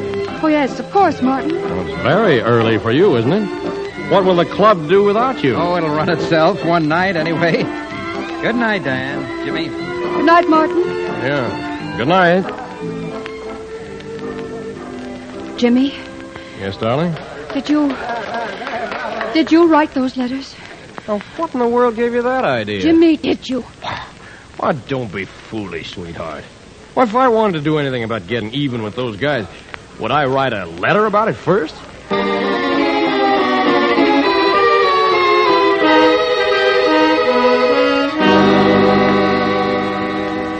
You're home early, Mr. Prendergast. Yes, I am, Mrs. Krakauer, and I'm going right up to bed. Yes, sir. I'll go to my room then, too, sir. I have a small headache. Taking anything? No, sir. I thought maybe an aspirin just before I get into bed. Oh, well, we'll do better than that. There's that package that came for me this morning, that headache powder sample. You know where it is, Mrs. Kay? I put it in your medicine chest, sir. Wrapped just the way it came. Well, fine. You just trot on upstairs, and I'll fix your dose. I hear that's pretty wonderful stuff. It's been nationally advertised. Have you right as rain in the morning.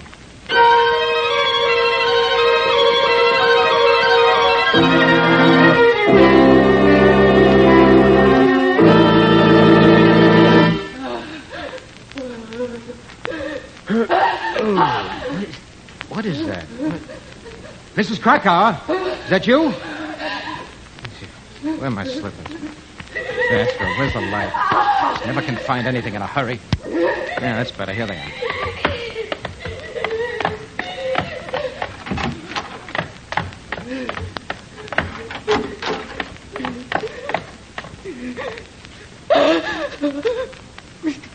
Prendergast.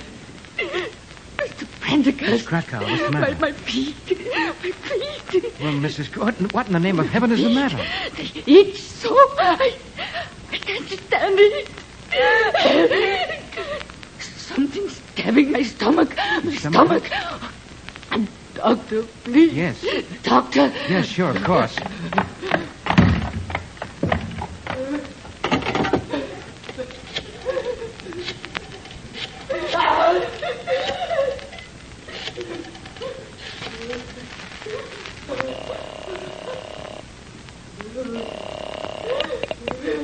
Hello? Dr. Rudolph? Yes, Rudolph here. This is Martin Prendergast. Can you come over here right away? 2 in the morning. Is it serious? Well, it seems to be. It's my housekeeper. It's quite sudden. She's in terrible pain and complains of itching feet. I don't understand. I'll be right over. Try to give an emetic at once. I'll be there as quickly as I can.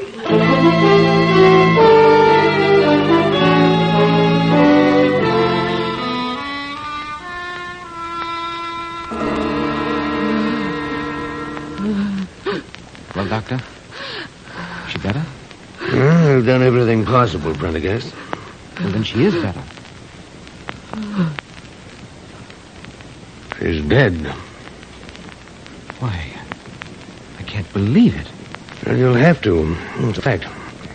A terrible, meaningless death. Well, I'll have to notify her family. There's a brother, I think. You'll attend to the details for me, Doctor, will you please? Details? Well, I mean like the death certificate. There won't be a death certificate. Not tonight, Prendergast. What? Why not? Because I won't sign it. Your first call isn't to her family, Prendergast. It's to the police. Your housekeeper had all the symptoms of poisoning by strychnine.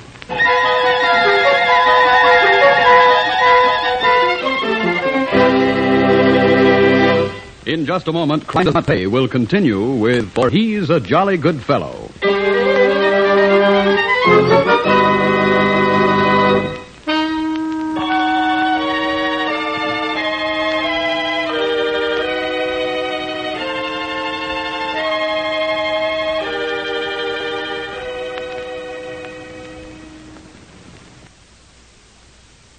Now we continue with Crime Does Not Pay, starring John Beale as Jimmy Lodge in For He's a Jolly Good Fellow.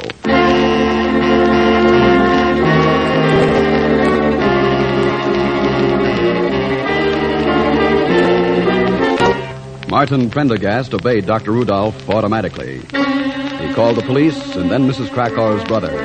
Within minutes, 2 patrolmen from a radio car were in the house, and shortly thereafter the homicide detail arrived, Lieutenant Hank Rollins in charge. Quickly, routine matters were taken care of, and then the lieutenant turned his attention to Mr. Prendergast. Well, then, Mr. Prendergast, you have any reason why your housekeeper should want to commit suicide? No, none at all, Lieutenant. Did you have any such intention? Of course not. Then why, sir, was there a lethal quantity of strychnine in this house in such a peculiar place? What? We haven't had the contents of the bottle analyzed yet, but the doctor was positive. Says the strychnine was in a bottle of a headache preparation he found on the table next to the woman's bed. Why, then I gave it to her myself. Mr. Prendergast, are you confessing to a murder? No, I'm not, but I gave her the bottle from my medicine chest. Where did you get it? Well, it came in the mail. Like so many of those samples do. It doesn't contain, you know. Ever opened before? No, not even unwrapped. The paper must be still in the wastebasket. I opened it for her last night. Was addressed to whom? Why, to me, of course. Mr. Prendergast, is there anybody who wants to kill you? Oh, naturally not. Everybody's always so certain about that. Never even had a threatening letter from anyone? Well, now that you remind me, yes, I did, just a few days ago. Something about getting even. Do you have that letter? And the wrappings from the package the bottle came in? Well, the letter's here in my desk. The wrappings Yeah, are... I've got them. The wastebasket, as you said. Interesting. Post office box return address. Well, they all have that, usually. Yes, I know. And here's the letter. Well, Lieutenant? This is interesting. Notice the similarity in the typing on the label and the letter. Mr. Prendergast, you're certain that none of your close associates harbors a grudge of any kind? Oh, that idea's ridiculous. Perhaps not.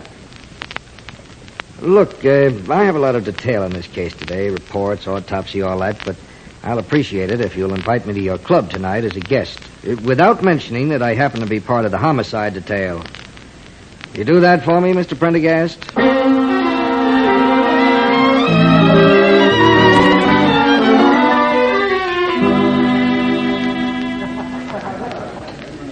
Diane, this is Hank Rollins, a friend of mine from out of town. Hank, Diane Lawson. How do you do, Mr. Rollins? How do you do? And Jimmy Lodge, Hank Rollins. Lodge? How do you know, Mr. Rollins? You look tired, Martin. Well, I am. I wouldn't have come here if it weren't for Hank. Well, you took off early enough last night. Yes, that's why, I guess. Mrs. Krakauer, my housekeeper, died at 4 this morning. What? Oh, no. She was such a nice person. A call for Mr. Rollins, sir. I took the liberty of bringing the telephone. Yes, that's right. Plug it right in, Ricardo. Thank you, sir. The call for Mr. Rollins on here, please. Here you are, sir. Thank you. This is Rollins. I see. Yeah, I understand. Doctor thought I should be called, huh? Very well, we'll be right over. I think we'd better go, Prendergast. Go where? Your friend David Maxwell is dead. Poisoned. Strychnine. Let's go over there, shall we?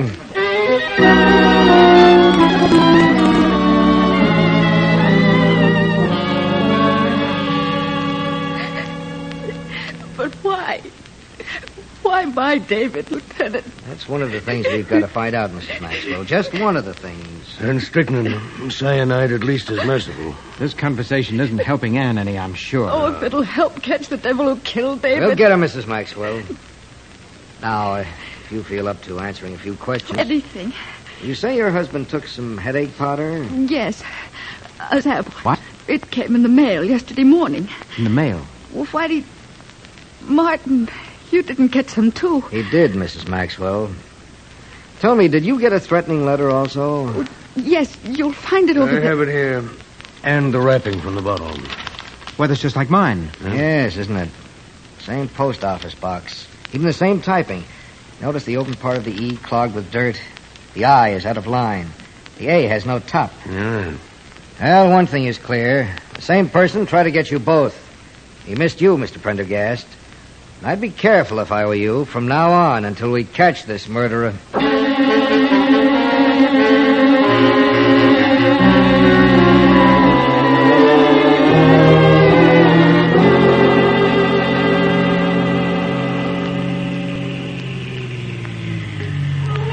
Here we are, Di. Yes. Here we are. And that's the first word you've said all the way home. Jimmy. Dave Maxwell. Mrs. Krakauer. It's too awful. Things like this happen all the time. Ever read the tabloids, darling? But not to us. Us? How do we fit in? I don't know. Oh, look, sweetheart, can't you forget about it long enough to kiss me goodnight? I'll try. Good. No, don't touch me. For the love of Pete. Jimmy, I've got to say it. You know more about these deaths than you're saying. You've gone completely nuts? You wrote the letters. I know you did. What? Oh, you're upset, Diane. You're talking yourself into something. No. The way you talked the other night. The same words. Get even. Will you stop it? I can't. Are you hysterical? Do I have to slap you? No, don't you touch me. I think I loathe you. I'm going in the house. Don't get out of the car. Don't, Jimmy, don't.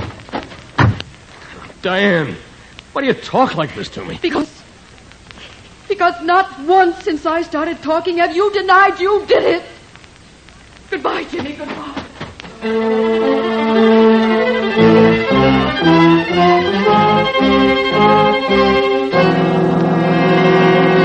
You're making a grave charge, Miss Lawson. I know. Well, have you any evidence? Only what I told you. Conversation in an automobile when you both have had a few drinks. That's not evidence, Lawson. Any smart lawyer would destroy the cross-examination. I know. But I know Jimmy did it. Maybe he's pretended. He knows I know. Maybe I'm the next.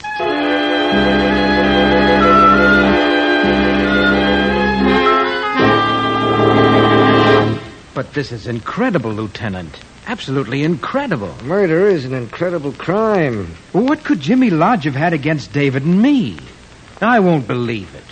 Not Jimmy. Why, he's always been the life of the party. Oh, once in a while we used to kid him, Yeah. Well, all I can say is we're getting closer. We have the mailing list of the firm that manufactures the headache powder.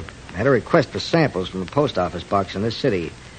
The same number that was on yours and Mr. Maxwell's packages. And, the name? Jack Lyons. Jack Lyons. Jimmy Lodge. J.L. Exactly, Mr. Prendergast. That's one of the mistakes an amateur almost always makes. The same initials for his own name and his alias.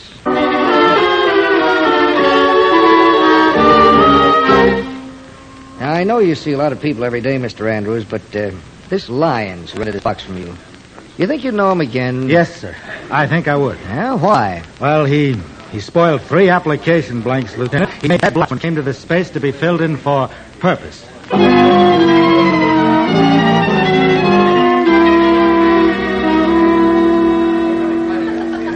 I still don't believe it, Lieutenant. Well, Mr. Andrews here will make it definite. So far, we've linked up the poison with the post office box. Shortly, I think we'll link the box to our man. I'm positive his typewriter will be the one the notes were written on, and you'll probably find his prints among those on the notes and the bottles. Not nervous, are you, Andrews? No, sir. Gee, an awful lot of people here. Saturday night's our big night. Lieutenant, may I see you a moment? Yes, of course, Miss Lawson. Pardon us, gentlemen. Certainly, Lieutenant. He's here. I saw him come in the side entrance. I asked Gus to play his favorite song. He'll get up to sing it, I'm sure. Oh, thank you. You're a smart woman. Andrews knows nothing about his singing, and if Andrews recognizes him... I'm on my hands, you in my arms. There it is. The song, I mean. All right. Let's stand here with Andrews. It is difficult, Mr. Prendergast, looking for someone in a crowd like this. It'll make your identification all the better. Exactly, Andrews. Proof in court. A vocalist, too, eh? Real nice affairs you run, Mr. Well, Andrews? That's him. That's him singing. I'd know him again any place. That's the fella calls himself Jack Lyons. All right. Stay here, all of you. I'll get him. No. I'm coming, too. Diane, come back here. No. Pardon me. I beg your pardon. I beg your pardon. Pardon me, please. All right, Miss Lawson. Just be quiet. All right. Pardon me. Just stay with me.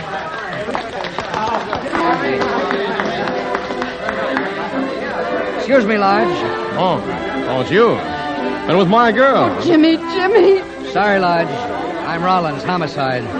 Please come quietly. Oh, so she spilled what she thought she knew, did she? Now, don't make a scene, Lodge. Jimmy, don't. Oh, you don't take me. I got even with Maxwell. I'll get all of you. Don't try it, Lodge. You can't shoot in a crowd like this. You can't... The window behind the orchestra. The window. It's all right, Miss Lawson. I'm in a post around the house.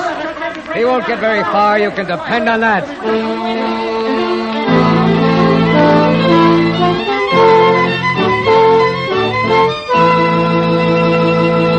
Crime does not pay.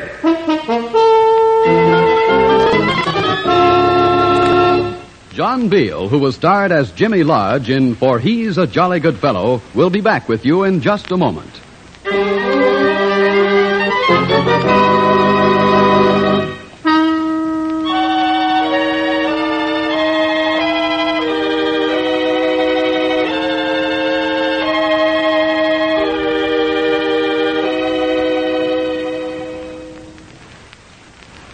Now, here in person is John Beale.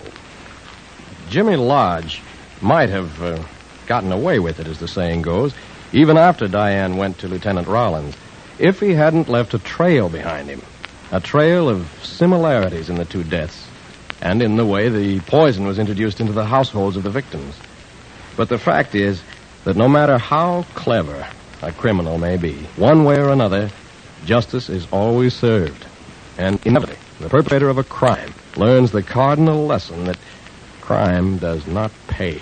Thank you, John Beale.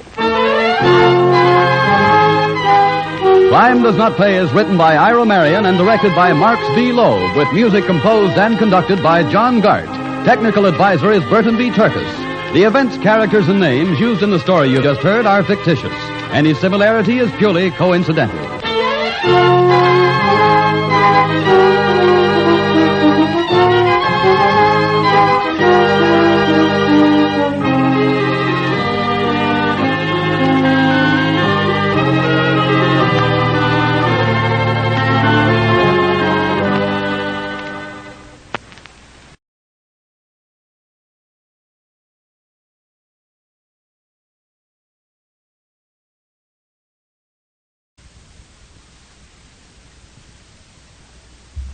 Crime does not pay.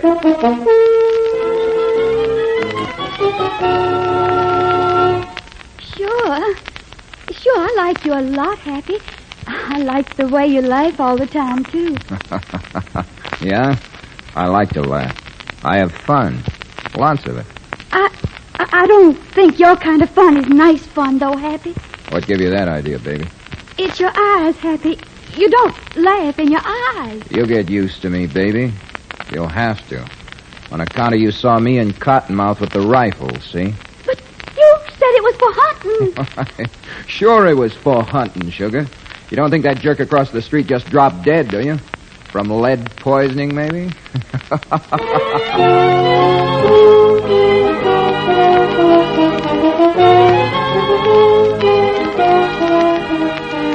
In the interest of good citizenship and law enforcement, we present Crime Does Not Pay, based on the famous Metro-Goldwyn-Mayer series of short subjects.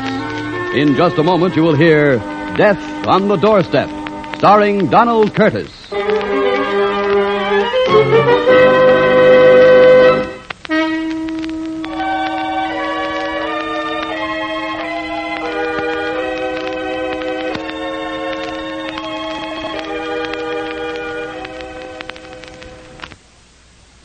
Now, Crime Does Not Pay, starring Donald Curtis as Happy Dick Davis in Death on the Doorstep.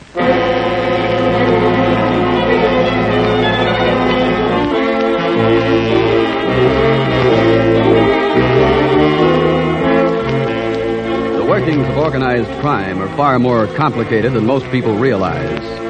Not only is the nation divided into districts, each with its own administration, but the large cities are split up that way as well. And any boss in any district may request help at a price, of course, from any other boss to settle his present difficulties. That's how it happened that Happy Dick Davis, specialist in executions, went south for the winter. Happy took the train he felt flying was too risky for himself. And in due course, he was met at the station and driven to the local headquarters. Here he is, boss. Happy Dick Davis himself, in person. As ordered, boss. As ordered. Glad to see you, Happy. Sit down. Smoke? Don't mind if I do. Start talking, Happy. How do you operate? Depends. On what? Situation. If I can get in close, I like to use a piece of sash cord. For distance, I like a rifle with a telescopic sight. Kind of noisy, a rifle. Not with a silencer, it ain't. I told you, boss. What a man. Thanks. What's your plan for here? Who's the character you want? Name C.D. Stone. A stoolie. Stoolies die slow up north. No, we got no time. This bummer's talking our best men into a 10-year rap. Federal, too. He's got to go. And quick. Who's the finger man? Cotton here. Okay. Your pal C.D. handy? Cotton? I know where to find him. Okay. Let's ride. One thing, though. Yep. Why'd you send for me? Not that it's any of your business, but we wanted somebody from out of town. All my Trigger boys are shacked up with perfect alibis this minute. They're staying that way until the job is done. Telephone them, boss. Tell them they can come out of the woodwork tonight.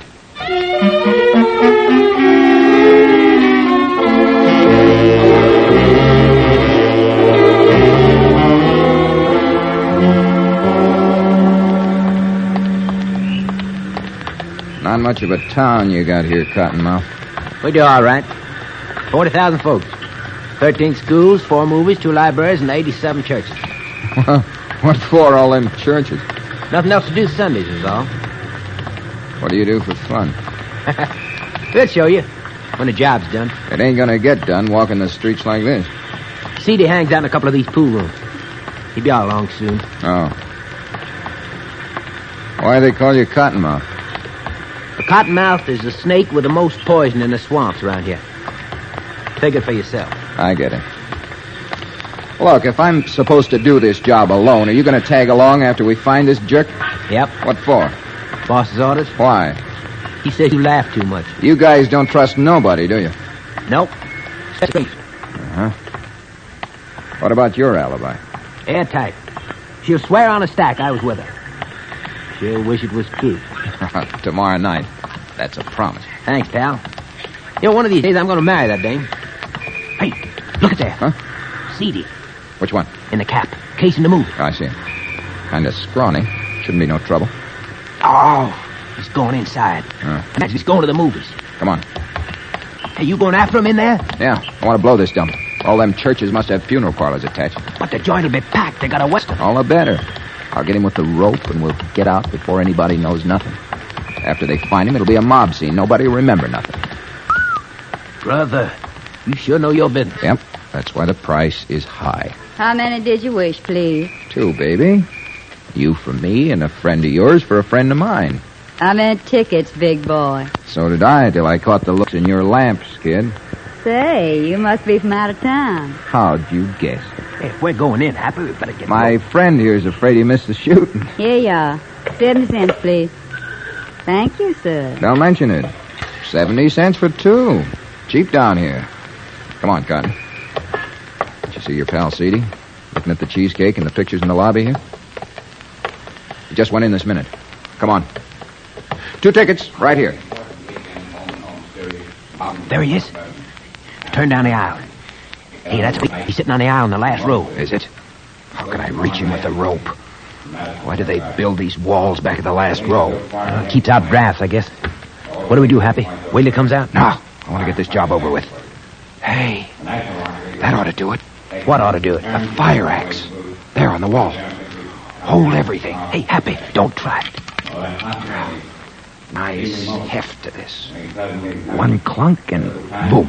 Happy, if you miss. I ain't gonna miss. Now watch this.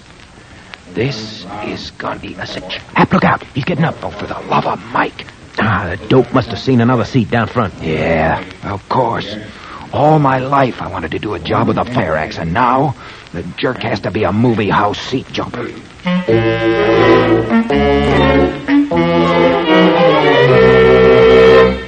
Oh, you didn't get him. This time. Right. First time I ever had anything like that happen to me. This job must be a hoodoo.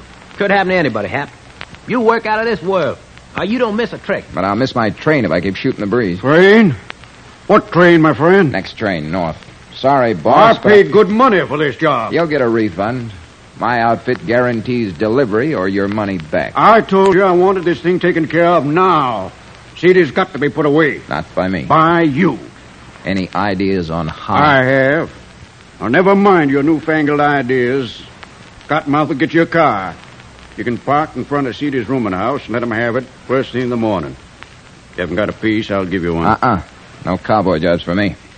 Too many things can happen. Cowboy jobs? Yeah. Fire away, car in gear, take the corner on 2 wheels. Hi-oh, silver. Not me. No cowboy jobs. That's out. You got a better idea, son? Sure I have. What's across the street from CD's place? Another rooming house? What else? Good enough. If we can't get a front room, we'll use the roof. You see, pals, my favorite piece of luggage for a trip like this is the sweetest Springfield 3030 you ever saw, complete with telescopic sight and silencer.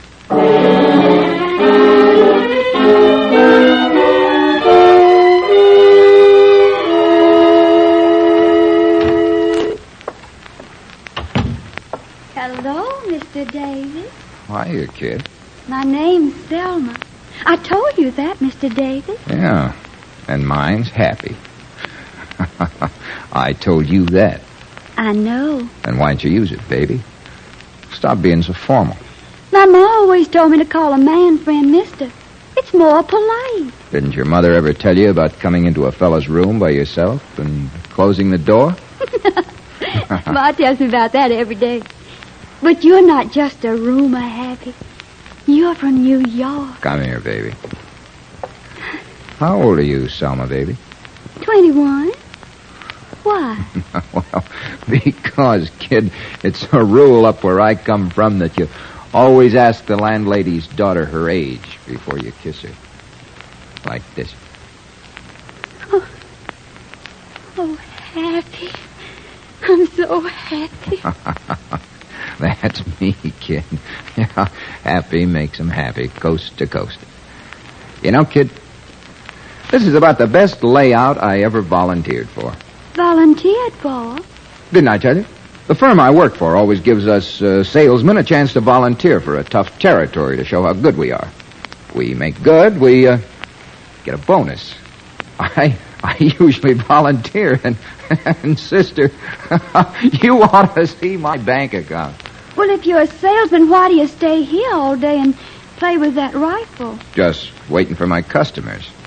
And, thought maybe I'd get a little hunting in. Oh, it's late for the season now. I like to case the, explore territory, that is.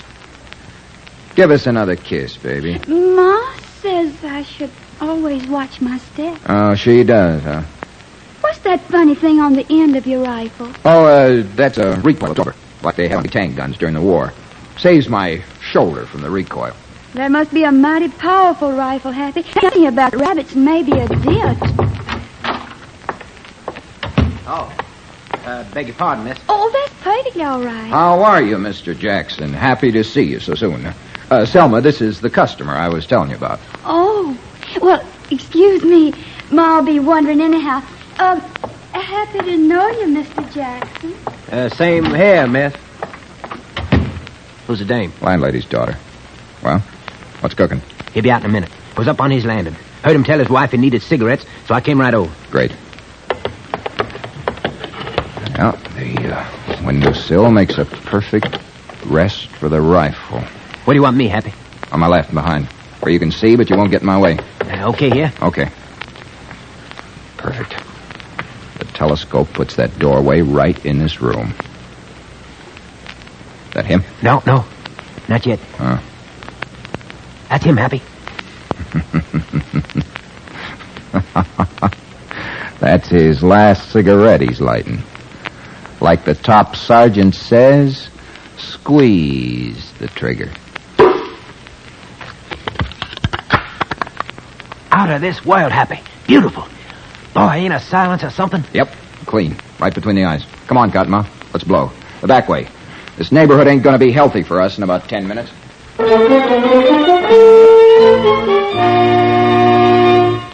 In just a moment, Crime Does Not Pay will continue with Death on the Doorstep.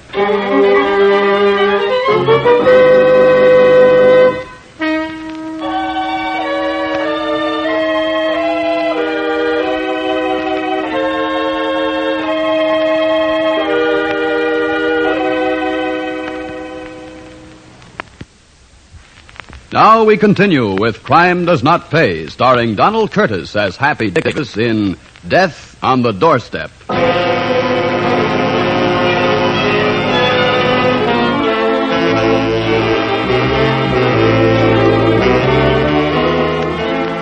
man quietly and silently dead in a doorway attracts much less attention than one would believe.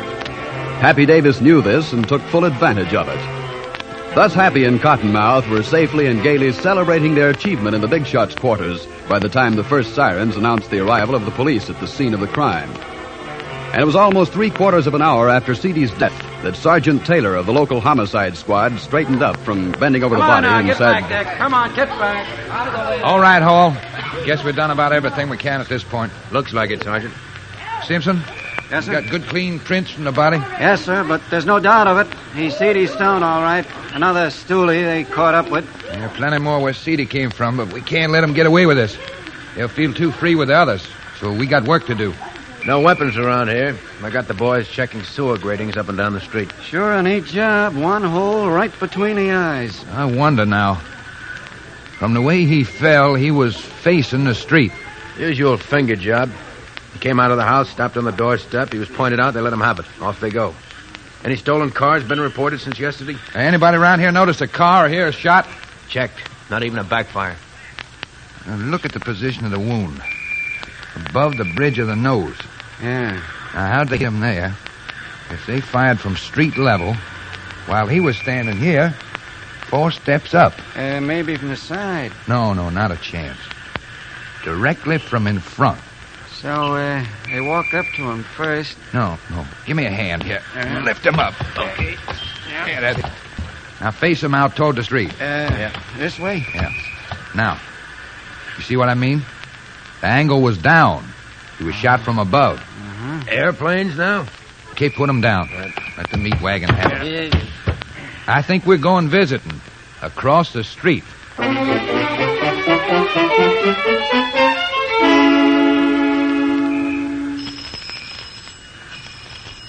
See what I mean, Hall? Vacancy. Somebody's moved out. Yes, sir. Your sign says vacancy. Yes, sir. You the landlady? No, sir, my mother is. She's out. Can we see the room? Well, it's just a double. Only 2 of us need it, miss. My friend Simpson here has a place to stay. All right, you can come in. It's the 3rd floor front. 3rd floor front. This room been vacant long? No, sir, just about an hour. Not even cleaned up yet. Hey, what a break. Oh, that won't bother us. You notice the excitement across the street, miss? No, I didn't. I got so mad the fellas had the room. They left a week's rent on the bureau and beat it. Didn't even say goodbye. Anything happened? Yeah, somebody got shot right across the street. Well, of all things. Person's life isn't safe anywhere these days. Oh, this person knew he was taking chances. This is the room. Well, thank you, ma'am. Want to look it over, fellas? Okay. Yeah, me too. Not a bad view. Front room and everything. You see, miss? What? They're taking the body away now. It's too bad the room was left. They'd have seen everything. Yes, wouldn't they? Not very neat, were they? Cigarette butts on the floor and all. Sergeant, found this right near the window. Looks like we picked the right place. What? That's a bullet. No, it's a shell, miss. Happy had a rifle here with a funny thing on the end. He said it was a shock absorber or something. Silence. Yeah, must have been. You don't want to rent this room. You're cops. Yes, miss. Sergeant Taylor, homicide. It's Detective Hall, Detective Simpson. How do you do, miss? Apparently, the man who was killed across the street was shot from up here. Oh, no. Did you know this, Happy well? Well enough. Local fella? Well, his friend, Mr. Jackson, sounded like he came around here, but Happy. He came from New York. He told me. Well, look, miss, I have an idea. You don't have to play along if you don't want to. I have a hunch you'd be interested. Now, you listen closely.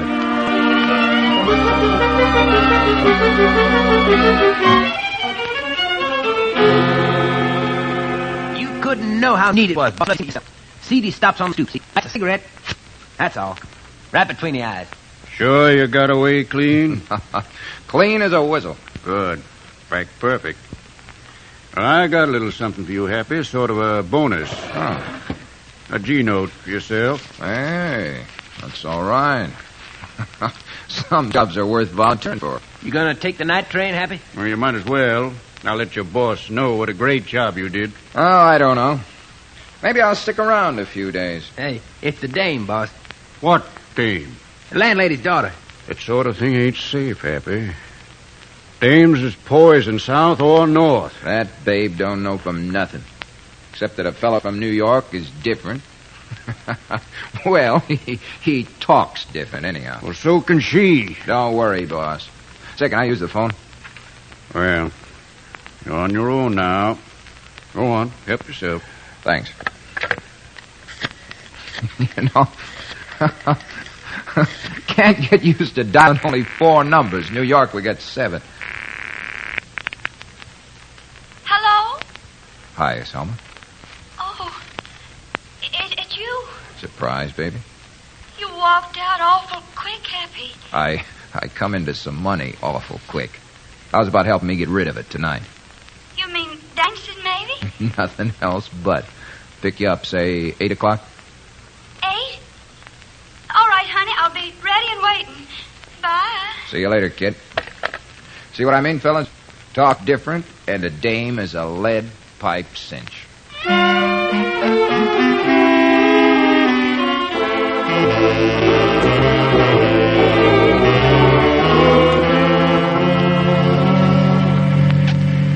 This sure is a smooth car, Happy. So big. I saw one like it in a movie. Yeah, Hollywood's full of them. Why are you stopping, Happy? I got to park. According to the rules, when you're out with a cubic like you got to park. Oh, Happy, you're so funny sometimes. Only sometimes. Most of the time. Sure is quiet out here. Not like the big town. Want to go to New York, Selma? Me? New York? Who wouldn't? Want to go with me? So you can walk out on me like you did this morning? I came back for you, didn't I? Uh-huh. But next time, maybe you wouldn't come back. What's the matter, baby? Don't you like me? Oh, sure. Sure, I like you a lot, Happy. I like the way you laugh all the time, too. So I like to laugh. I have fun. Lots of it. I don't think your kind of fun is nice fun, Happy. What gave you that idea, babe? It's your eyes, Happy. You don't laugh in your eyes. You'll get used to me, baby. Sure you will. You'll have to. On account of you saw me in Cottonmouth with a rifle, see? But you said it was for hunting. Sure, it was for hunting, sugar. You don't think that jerk across the street just dropped dead, do you? From lead poisoning, maybe? But I don't understand, Happy. Honest, I don't. I'll draw you a diagram, kid. You got 2 choices, see? You can come with me and have fun, or you can stay here, permanent. Could I maybe have just a little time? Sure. Take all the time you want until tomorrow night. I'm going north on the night train, so you figure all you want and have your bag packed when I come for you. But Happy, That's the picture, kid. And it don't need no frame around it.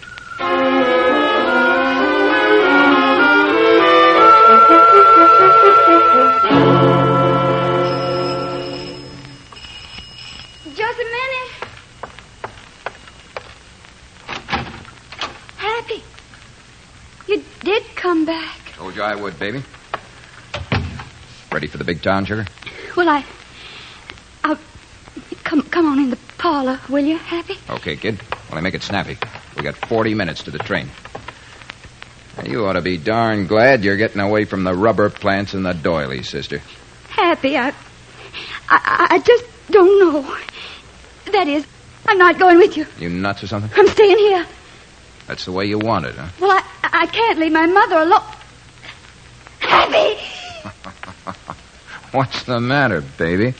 It's only a piece of sash cord. I know. You want to stay here? Okay, you stay. This burg's dead as a doornail anyway. You might as well stay here dead as alive. That goes for you too, Happy. Take him, man. What is it? Hey, take your hands off me. Hold up. You ain't got nothing on me. Shut up. You heard him, Davis. And you'll hear plenty before we're through. I want a mouthpiece. You can't hold me. Oh, can't we? I think we can. What charge, Flatfoot? What charge? Keep a civil tongue in your head. You're charged with plenty. Murder of Cedar Stone, the attempted murder of this girl here. You can't prove a thing. We can prove the works, Davis. Cottonmouth is singing his head off. We traced a $1,000 bill you changed at the hotel this morning straight to the boss, and he's locked up, too. We got your prints and Cottonmouth from the room upstairs. We picked up your luggage from the check room at the station, your rifle included, complete with fingerprints. We got the shell you fired and the bullet. Can't prove anything, Davis? We got enough to fry you twice. But once will be quite enough. It usually is, in my experience.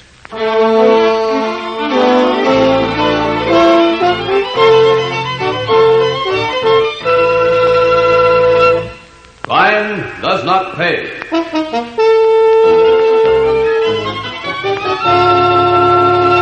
Donald Curtis, who was starred as Happy Dick Davis in Death on the Doorstep, will be back with you in just a moment.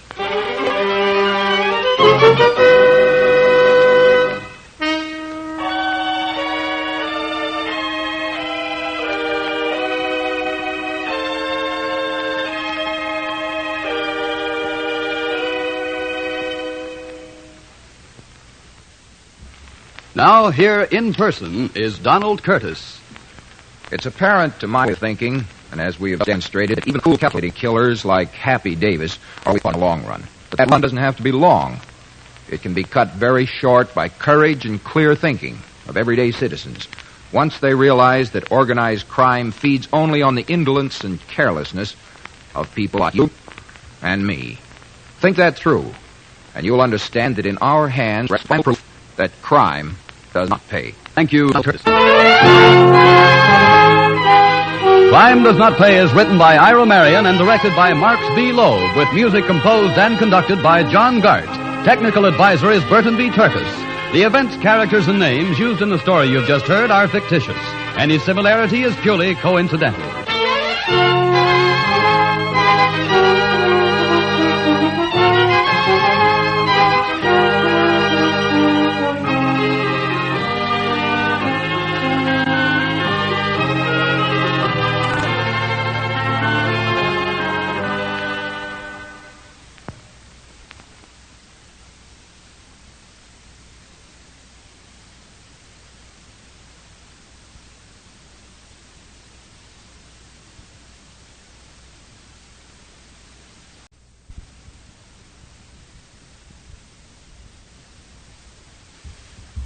Crime does not pay. They're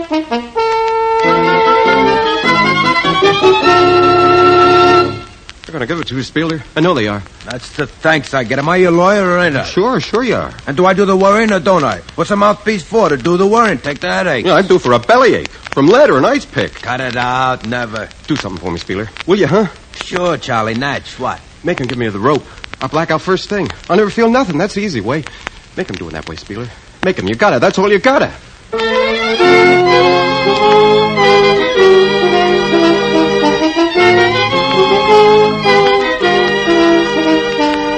In the interest of good citizenship and law enforcement, we present Crime Does Not Pay, based on the famous Metro-Goldwyn-Mayer series of short subjects.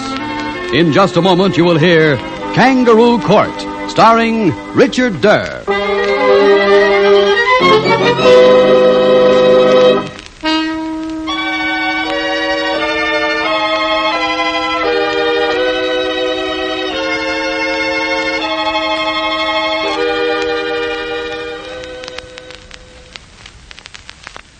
Now, Crime Does Not Pay, starring Richard Durr as Charlie the Traveler Thompson in Kangaroo Court.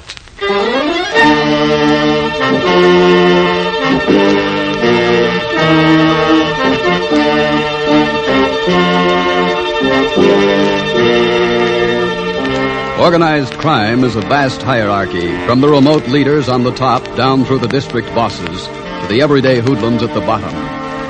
Any organization as huge as this must be governed by law. There is law in organized crime, organized law with a code, with lawyers, courts, judges, and executioners. Punishment follows conviction swiftly, certainly. Charlie the Traveler Thompson knew the law of this underworld in which he lived, but the night Charlie and his best pal, Jack Spieler Riley, visited the store on the corner of 6th and Main, the law was far from Charlie's mind. You sure this is the joint, Charlie? Sure as I know my name. This rat trap don't look like nothing Ernie'd be interested in. Wait. The old man will be out in a minute. He lives in the back.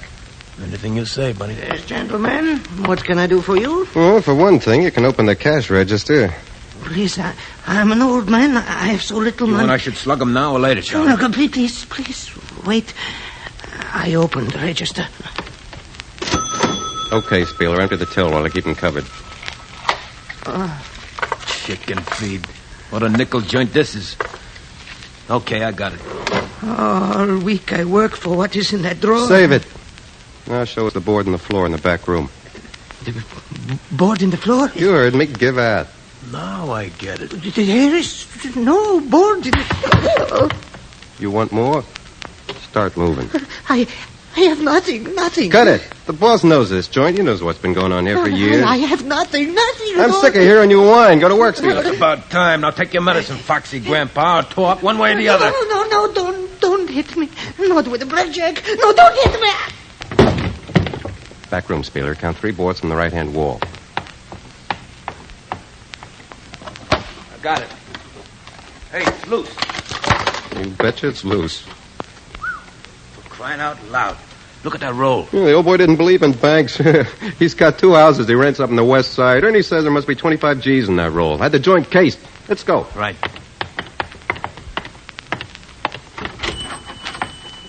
Come on, Spieler. Let the old bum alone. He ain't breathing. Must be dead. Okay, so what? So you hit him too hard. Let's roll. He don't need his dough no more.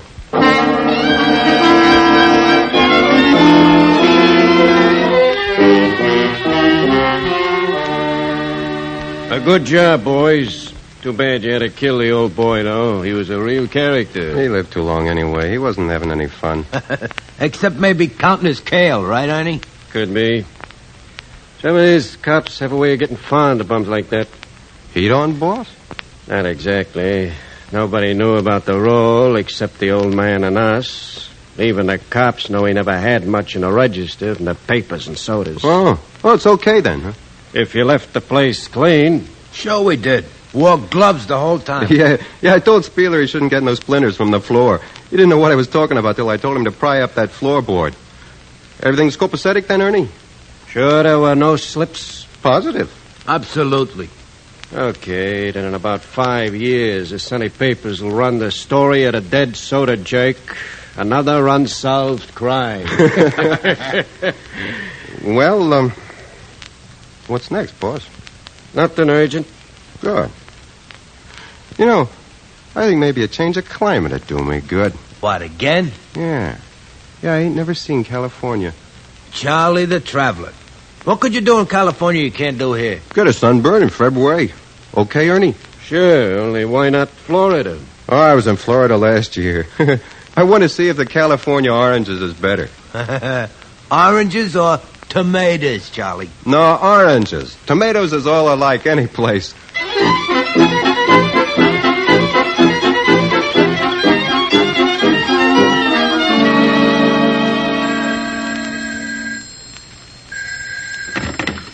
Yeah? Charlie Thompson? Talking. This is Joe Walker. California Walker? Nobody else but. Want to see you, Charlie. When can you come over? Anytime you say. Glad you called. I've been wondering when some of the boys would say, welcome to sunny Cal. Welcome to sunny Cal, eh? How about 3 this afternoon? Sounds great. Good. My place is on the Sunset Strip. You can't miss it. It's called Joe's Place. Neon's 10 feet high. I'll be there. See you later, Joey boy.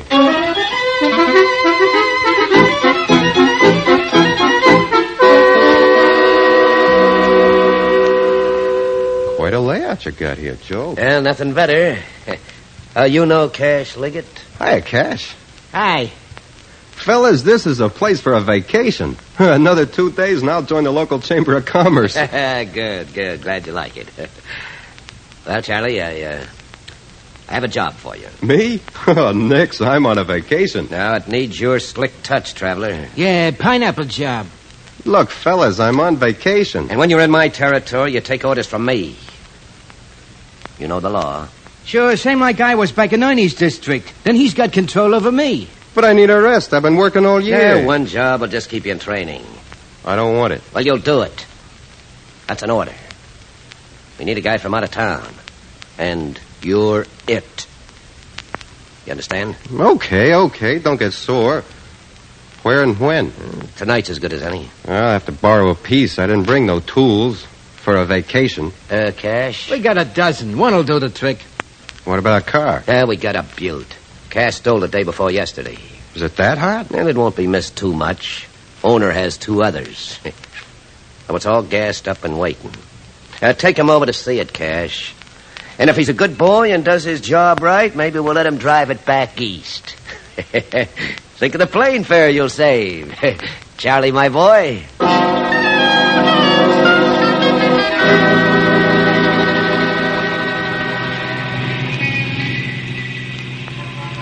This bus stolen, too? No. Registered, all legal and proper in Joe's name. Good. I'm always a little nervous riding a hot car in broad daylight. We got so many cars out here, nobody notices. Once in a while, some rookie cop will try to make a name for himself, but that's about all. Much farther to your drop? Drop? Where you got the car for me? Oh, next block, after the traffic light. I don't see nothing but a parking lot. Nothing else to see. We don't have to worry about freezing radiators out here. Ain't you taking an awful chance? What about the plates? We don't worry about details like that.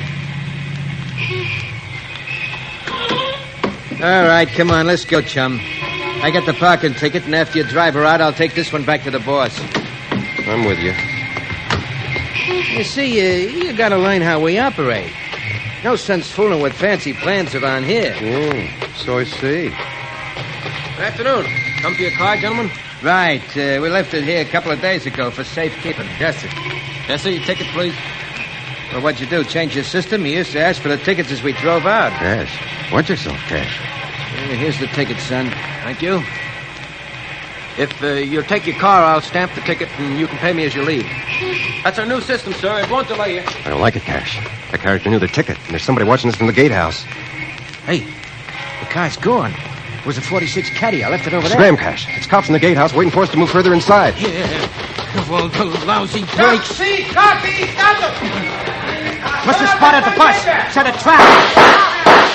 Come on, get in the car, quick.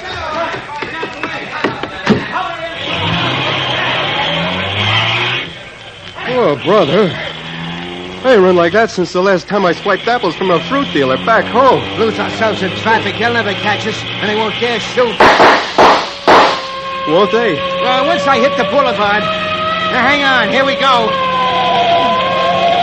Now, all we got to watch out for is red lights and traffic cops. Phew.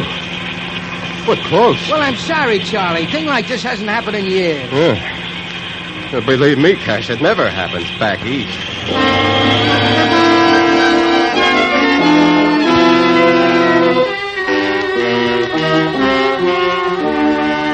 We'll get you another car, Charlie. Now, don't worry about that. Yeah, I know. You got 1 million of them. Cut that out, will you? Well, why should I risk my neck? And on my vacation, too. Okay, wise guy. How would you do it? Well, first I'd get a drop. What is this drop thing? You said that before. A small private garage outside town's best. Go on. Then I'd swipe the car and stash it in the drop for a couple of weeks. Yeah, and then? Then I'd swipe the plates on Monday from a weekend driver's bus someplace, put them on the hot car, and drive any place I pleased for 5 days, and nobody'd know the difference. Oh. Fancy, ain't they, back east? Hey, boss? Yeah. We lead a simple life out here. We'll get your car, give you the rod and a pineapple. You'll do the job, Thompson. Our way.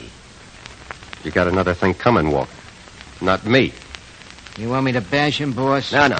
You'll do it. Let him yell first. I'm getting the next plane back east. Don't try it, Thompson. You know the law. So what? So plenty. You walk out on me, you'll never get away with it.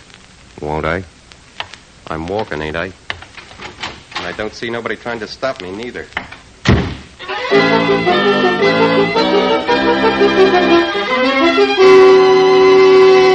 In just a moment, Crime Does Not Pay will continue with Kangaroo Court.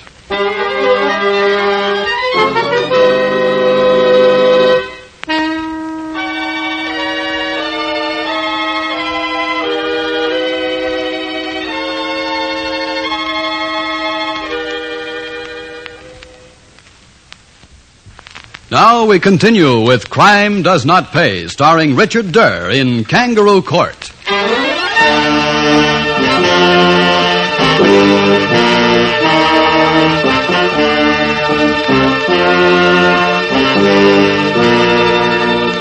Charlie the Traveler headed straight for the airport from Joe's place with its big 10-foot neon sign and took the first plane possible for the east, a ruined vacation behind him. Charlie knew there might be trouble ahead, so he holed up quietly and advised only his pal, Jack the Spieler, of his exact whereabouts. Who is it? Me, Spieler. Let me in, Charlie. Anybody with you? No, of course not. Let me in, will you? Okay. Hold everything.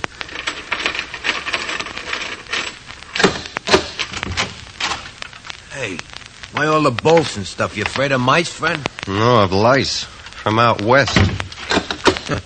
Didn't think you were afraid of anything. Sit down. That California Walker has a nasty temper. You can't tell that bum anything. No, he wouldn't dare send anybody here to get you. Not unless it was all legal. He might. What's new in town? Oh, nothing much. Except you're in Dutch. Upstairs. With Ernie? I didn't do nothing to him. Oh, not Ernie, especially. Look, pal, what are you trying to tell me? Well, here it is. Straight. Ernie told me to bring you in. Bring me in? What for? How should I know? I don't ask questions. I do like I'm told. Yeah, I know. Well, get your coat, fella. We're going downtown. Hey, get that. Me making noises just like a cop.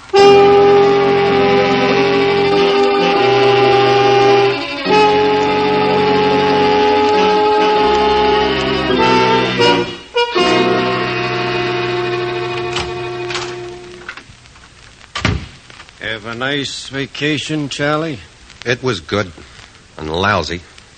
You came back awful fast. I didn't like the people at that resort. They don't like you either. That squares everything, then. Only it doesn't. Why not? Because you broke the law, that's why. Because you had to be a wise guy and tell a district boss how to run his business. Because when he wouldn't let you do things your way, you ran out on him. They're nuts out there, honest, Ernie, nuts. The way they tried to do things. Makes no difference. You refused an order from the boss in whose territory you were operating. I was on vacation, you know that. I'm told you disobeyed orders. You broke the law. You're up on charges, Charlie. Me? On charges? At last, something's penetrated your thick skull. Now get this. Spieler here's your lawyer. He'll defend you. Joe Walker's coming on to press the charge himself. Rick Carson is coming in from Chicago, Phil Jackson from Pittsburgh, Mike Davis from Boston, Bill Kenoy from Louisville, and Don Welch from Cleveland. The five of them and myself are the judges, Charlie. The trial is set for 1 week from Tuesday.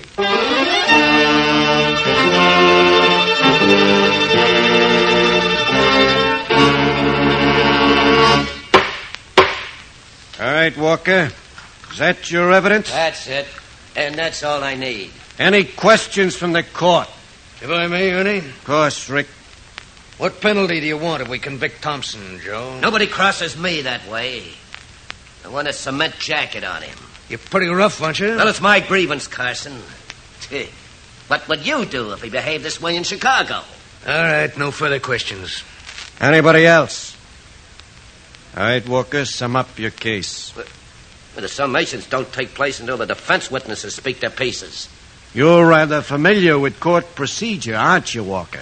Yeah, what if I am? Never mind. Only we set the procedure here. Start your summation. May it please the court. I want this man, Charlie Thompson. I intend to have him. You heard my witness. Cash Liggett was present in my office when the defendant refused an order. More, the defendant deliberately walked out of my office and out of my territory in direct contradiction to my orders and completely against our law. The very fact that his counsel failed to cross-examine my witness is, well, to me at least, admission of guilt. Defense counsel knows that my witness is telling the exact truth. I ask this court to find the defendant guilty and suggest a sentence of death at the hands of the injured party. The defense will proceed. All right, Spieler. Thank you. Gentlemen of the court, I'm here in this job on account of being both Charlie Thompson's best pal and a fellow who knows the circumstances of the case. Let me say from the beginning that first of all, I didn't call no witness for the defense on account of the fact that the only such witness is dead. Thanks, boss. But more about that a little later. Second of all, I didn't waste your time and mine cross-examining a Cash Liggett on account of if he's telling the truth, he'll stick to what he says. And if he's lying, he'll stick to what he says. No jokes, Spieler. It's no joke, boss. Not to Charlie, it isn't. But to get on with the case. It's a fact that my client went out to the coast for a vacation. While he was there, he tried to obey the orders of Mr. Walker. But it's a fact, too, that he almost got a dose of lead when the operations of the prosecution witness led him right into a trap the cops set over a hot car. Is this true, Riley? So help me, it's the truth. And after it happened, only after it happened, my client tried to show Mr. Walker a safe way to operate.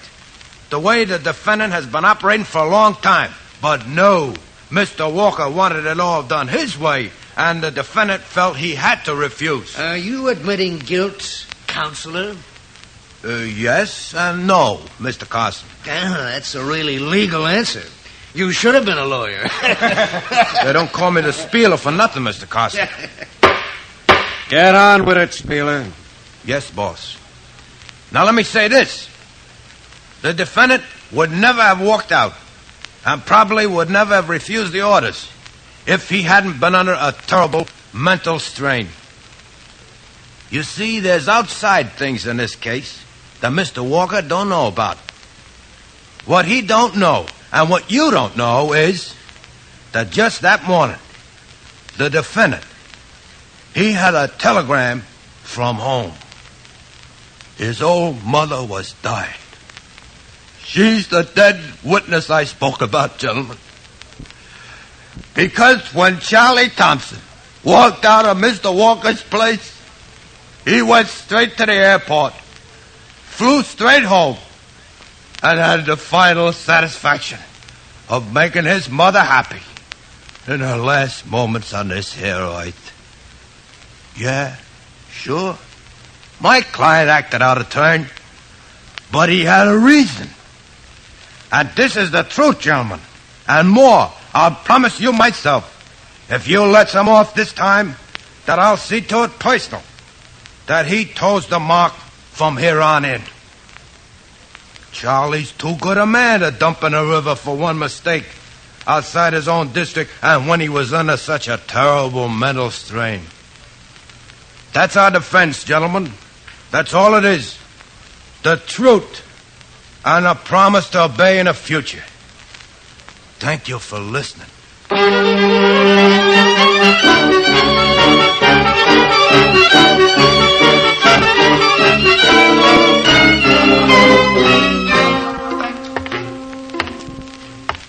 They're out too long, Spieler. Too long. Don't mean nothing. They probably start a friendly game. Anyhow, when a legit jury is out like this, they're generally hung, and it's a new trial. The only thing that's hung around here is going to be me. Get me a piece, Spieler. Get me a piece so as I can get them before they get me. Trouble is, if it's guilty, I'll have to do you. That's the law, Charlie. Oh, you wouldn't, Spieler. Not me. Not your pal.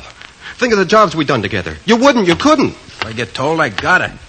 You'll understand, Charlie. Stop walking up and down like that. You act like you was stir crazy. Yeah, I'm going nuts. Why don't they come out? Why don't they make up their minds? I gotta get out of here. Sit down, will you, and shut up? They're gonna get me to a Spieler. I know they are. Nobody ever gets off of one of these courts. That's the thanks I get. Am I your lawyer or ain't I? Sure, you are. Do I do the worrying or don't I? What's a mouthpiece for? To do the worrying, take the headache. I'm due for a bellyache from lead or an ice pick. Cut it out, never. Do something for me, Spieler. Will you, huh? Sure, Charlie. Nights, what? Make him give me the rope. I black out first thing. I'll never feel nothing. That's the easy way. Make him do it that way, Spieler. Make him, you gotta. That's all you gotta. Cut it out, will you? Verdict ain't in yet. Jury's still out. Yeah, some jury. The judges are the same guys. Ernie'll fight for you. You should have heard him take down Walker. Too bad the law don't let you hear your own trial. It'll be 5-1 against Ernie. 5-1 against him. And me. 5-1. I'm going out, Spieler. I gotta get some air. Don't try no run out now. They'll find you. You know that. Will they, Spieler? No matter where, will they? Don't try nothing smart, Charlie. Just want some fresh air. That's all. I won't be long. You'll find me again, Spieler. I'll be back. If I stay here, I'll go altogether nuts. But I'll be back, Spieler. Don't worry.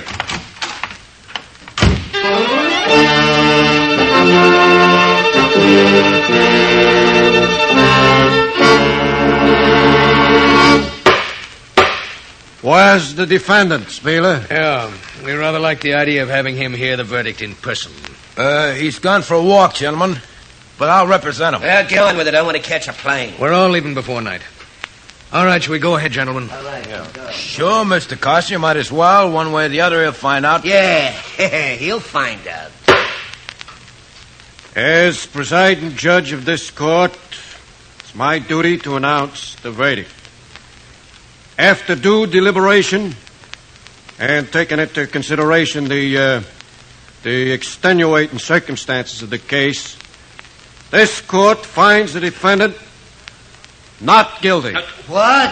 Yippee! What was it, Spieler? What'd they get? Not guilty. They found you. I got off. Get off this rap, Thompson, but your pals won't get off theirs. Cut it out, all of you. Don't try anything. We got enough Tommy guns to cut down a regiment. What'd you do, Charlie? For the love of Pete, what'd you do? I figured I was a gone pigeon, so I spilled my guts to the cops and brought him here. Are you dirty, filthy? Shut up, you. For that lousy stoolie, I saved his life. For this. If I'd only known. If you'd only come back sooner. It's your fault, not mine. I couldn't stand it. I just couldn't stand it. All right, on your feet, all of you. The wagon's waiting. And all the time it was not guilty. All the time it was not guilty. All the time it was not guilty.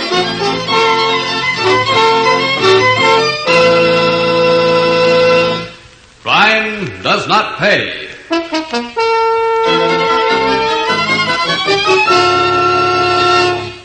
Richard Durr, who was starred as Charlie Thompson in Kangaroo Court, will be back with you in just a moment.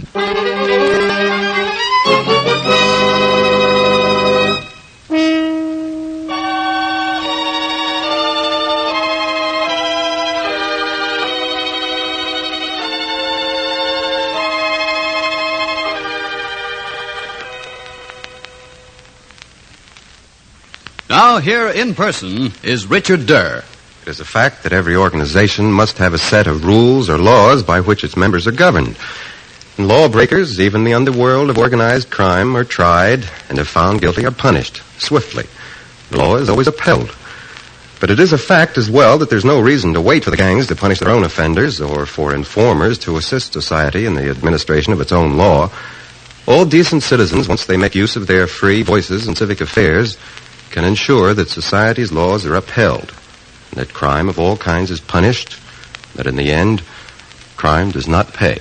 Thank you, Richard Durr. Crime Does Not Pay is written by Ira Marion and directed by Marx B. Loeb, with music composed and conducted by John Gart. Technical advisor is Burton B. Turkis. The events, characters, and names used in the story you've just heard are fictitious. Any similarity is purely coincidental.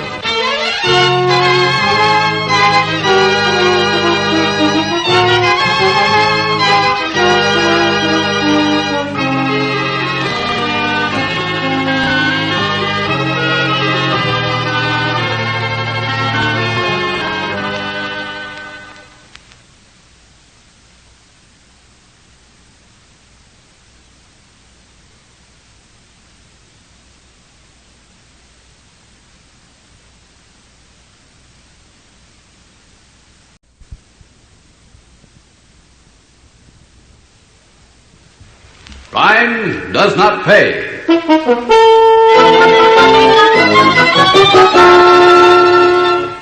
Look at 'em shine and glitter, Art. Look at 'em shine. That's a 50 grand glitter, baby. Ice. $50,000 worth of ice. Gee, how I'd love to wear 'em, Art. Wouldn't they look gorgeous around my neck? Like a rope, kid. You'd hang us both for sure if you ever wore those diamonds.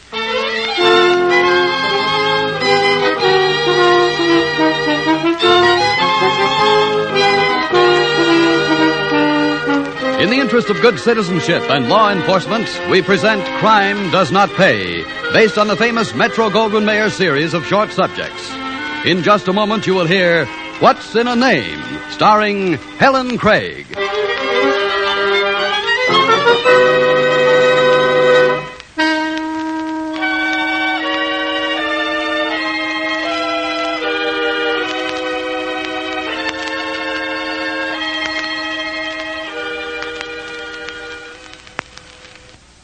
Now, Crime Does Not Pay, starring Helen Craig as Sophie Tarwell, alias Jane Costello, in What's in a Name.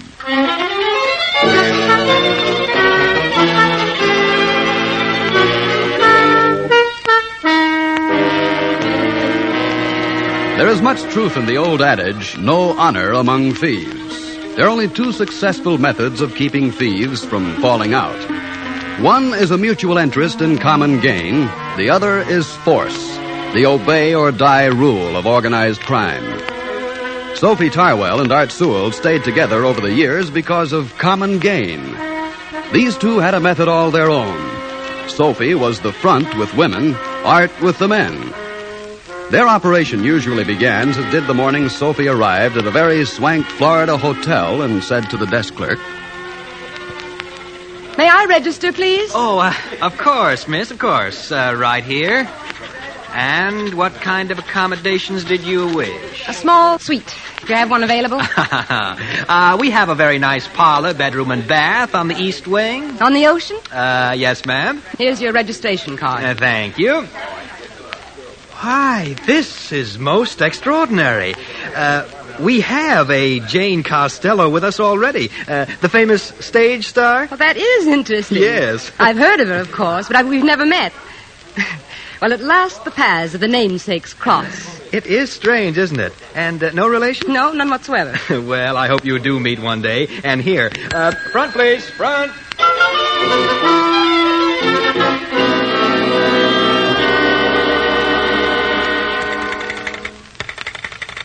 I want the manager.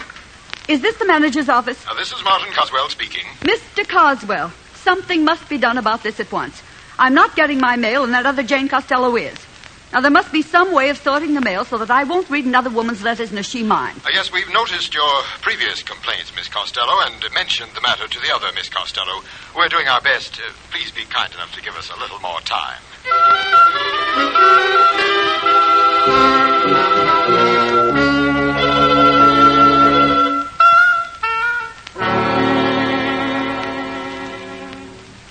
I wish to see Mr. Coswell at once. Yes, Miss Costello, of course, at once. Miss Costello, at very long last. Yes, I'm Jane Costello. And so am I. Really, it's an honor to meet you, finally. Thank you, Miss Costello. Thank you, Miss Costello. One has the oddest sensation of talking to oneself. Don't you feel that way? No. I have only the name. You have the great talent, Miss Costello. Thank you again, my dear. Really, you know, we'll have to do something about the mail. Well, now that we've met, perhaps we ought to have breakfast together and open all the mail addressed to Jane Costello, side by side. Except, of course, those letters with return addresses we recognize. Exactly. Ah, I see you ladies have met. Yes, we have. And solved the whole muddle, Mr. Coswell. Excellent, excellent. Leave it to the ladies, I always say. Do you? Perhaps at the rate you're going, Mr. Coswell, you'd like us to run the hotel for you, too.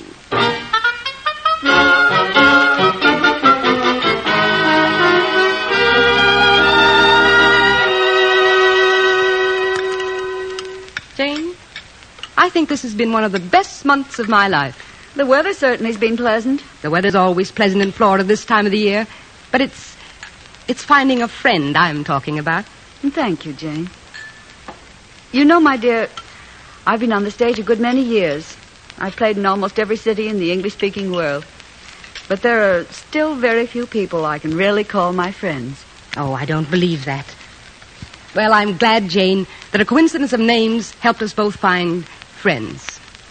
Am I wrong, darling? Or do I detect a note of, farewell in your voice? There is a little. You're not leaving already. Why, it's only a month. I know, Jane. A wonderful month. Is it cash, darling? Because if it is, Nothing like that. In fact, I'm not even giving up my suite. I'll be back. But I hate to leave here, even for only a week or two. Where are you going? Well, that's just it. I'm not sure. You sound so strange, dear. Well, Jane, it's difficult to explain. My first stop is home. But, my sister isn't well, and she needs a dry climate, it seems. So I think I'll probably have to find a place in Arizona for her, and then take her there. Oh, you poor dear. Oh, I don't really need sympathy, Jane. And anyway, I'll be back in 3 or 4 weeks. I'll miss you. And our breakfasts. I really will. And I you. You're certain there's nothing I can do? Well, there is the question of mail. Shall I forward it home? Oh, no, I won't be there long enough. But if you just accept anything that comes from me and hold it until I get back. What a question. I'll be glad to, darling. I'm sure the management will see to it that I get all your letters anyway.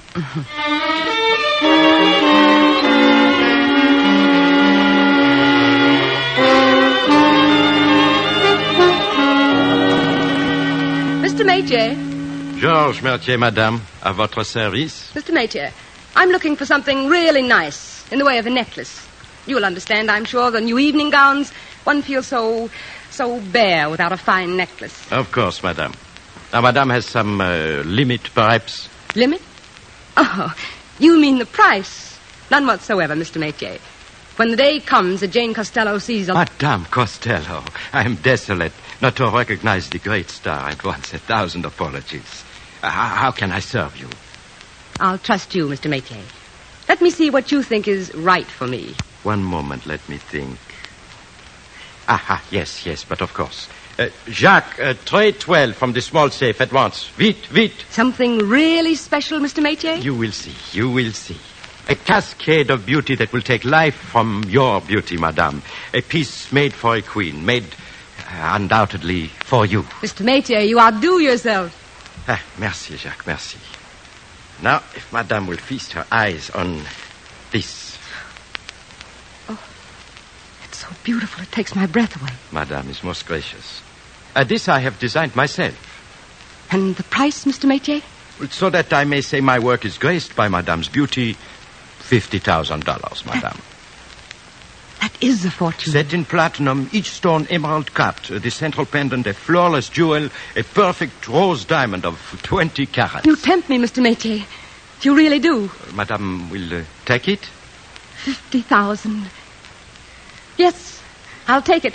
And madame wishes it delivered? To my hotel, the Esplanade. If you'll just send it over. Well, madame will forgive me, but it is most necessary that I call the hotel on the telephone. Well, you know me, Mr. Métier. Why? The formality required by the insurance company, madame. In these distressing times, so many impostors. Do you think that I'm an impostor, Mr. Métier? But of course not, madame. Never.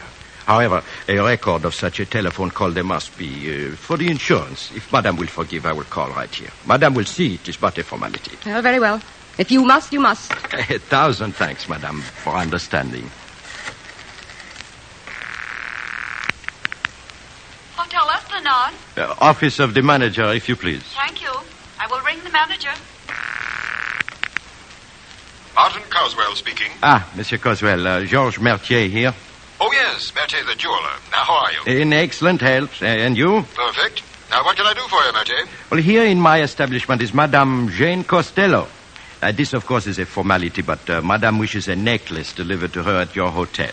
She is registered? Of course. But of course. And your safe is a satisfactory repository for gems such as this? Safe as the Bank of England. Thank you, Mr. Coswell. Thank you very much. Good day. Glad to be of service. Goodbye. All is well, of course, madame, as we knew it would be. Our messenger will deliver the necklace before the day is over.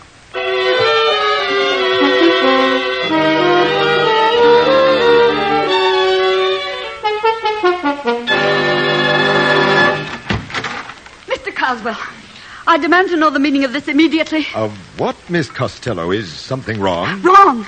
Is anything right? Now, please sit down, Miss Costello. Sit down. When Mertier's is threatening to sue me for $50,000 unless I produce a necklace they insist they sold me. I don't quite follow. $50,000. Where would I get $50,000 for something to wear around my neck?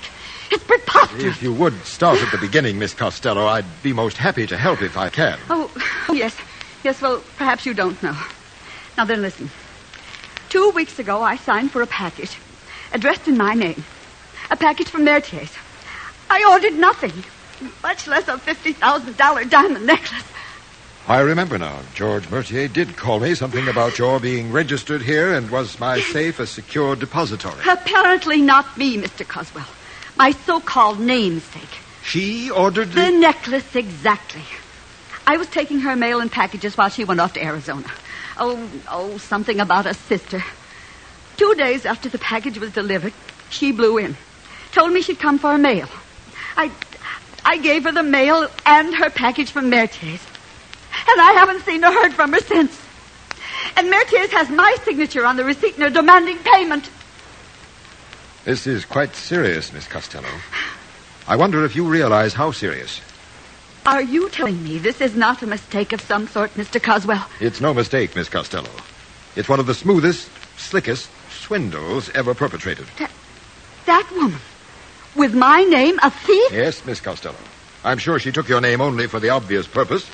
And I'm equally sure this is a matter strictly for the police.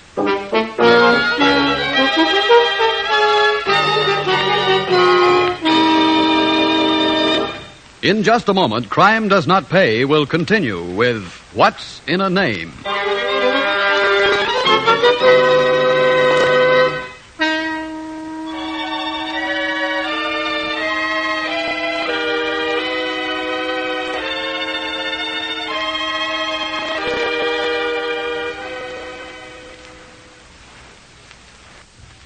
Now we continue with Crime Does Not Pay, starring Helen Craig as Sophie Tarwell, alias Jane Costello, in What's in a Name?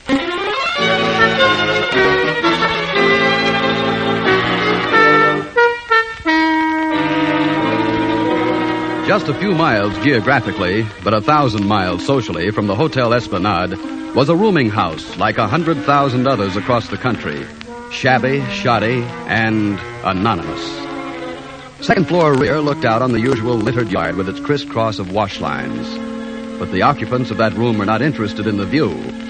At the moment, Sophie Tarwell, alias Jane Costello, was interested in the man with her and... Money. A lot at once. I want to bury my arms in the long green right up to the elbows. Want to run through it in your bare feet, baby? Yeah, that too. All my life it's been pennies and nickels, Art. When the rent was paid, it was worry over the groceries. When the grocer was paid, it was worry over the rent. Never enough money. I couldn't even finish commercial high school, Art. Did I ever tell you that? I couldn't learn shorthand and typing and get a decent job. I had to go into a mill because my father couldn't work, and my older brother wouldn't. And then you met me, Sophie. We ain't done so bad, huh? 2 weeks now, Art. Haven't we waited long enough? Could be. Matter of fact, I got a date with Fence Palmer today. Oh, can I go with you? Not on your life, baby. You're hotter than a pistol this minute. They saw you. Nobody knows me. Art, let me look at him once more. Sure, baby, sure. Here. Yeah, I love the way they pack this stuff. On black velvet, huh? Look at them shine and glitter, Art. Look at them shine. That's a 50 grand glitter, baby. Ice. $50,000 worth of ice. Gee, how I'd love to wear them, Art. Wouldn't they look gorgeous around my neck? Like a rope, kid. You'd hang us both for sure if you ever wore them diamonds.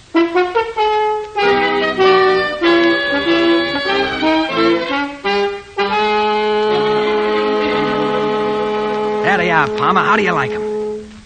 Very pretty. Pretty, is that all? Yeah. I should get excited over diamonds. Rose cut, the fella told Sophie himself. Today the demand is square cut. Well, so what? You can't sell it like that. You got to break it up anyhow. Just what I was thinking, Art. All right. How much? Now or after I sell them? Both. 5 G's down, 20 more after I sell them. Oh, you're nuts. That piece of stuff is worth 50 G's at least. That's what the fella told Sophie himself. Yeah, I know. That's what it was insured for, too. When the insurance company is in it, you can't never get more than half price. Maybe less. Give me the stuff. I don't let you have it for no 25. Put it down, Art. I got a phone. I could get a reward from the insurance company. About 10 G's, maybe, without doing nothing but making a call. Try it and see how long you live. You ain't no big shot yet, Art. Not until you get the 25 G's. So don't talk about putting anybody away. Any more talk like that, I cut the price. Understand? Okay. I get it. 25 G's. Sophie will be sore as a boil. She thinks she's going to have all of that to spend herself. Half ain't going to set so well with her. What's the matter? You scared of the dame? Me scared? What for? Dames is tricky sometimes, especially when they get only half of what they expect. Well, not Sophie. But she'll sure raise the roof. You want the 5 now? Natch. She sure will raise the roof. In what book it says you got to give her anything? Here's your 5 G's, count it. I don't want to gyp nobody. What do you mean, gotta give her anything? Get smart, boy. You ever showing this deal yourself? Planned it, that's all. Okay. Ever use a telephone, son? Ever use a telephone?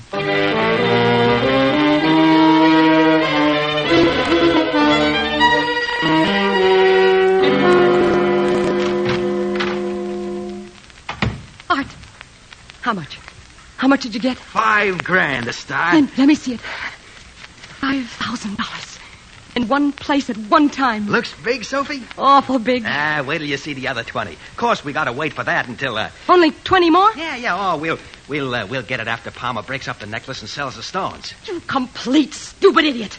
25,000. Look, Sophie, that's all he'd give. He said he'd turn us in for the reward if I didn't leave it with him. You and your honest fence. Me, I take the risk. I go and play high society and stick my neck out. And you sell me right down the river. $25,000. Well, no fence ever gives more than half the value. Not to jerks like you, they don't. I don't have to take this, Sophie, so shut up. I will not. I stuck with you through all the penny ante jobs. Finally, we pull up a big one. But good. What happens? You dump it down the sewer, straight into the ash can. Shut up, I said. Keep your tongue in your face. Don't you dare talk to me like that. I'll talk to you any way I please. Where are you going? Answer me. I'm going out. And you'll be real lucky if I ever come back.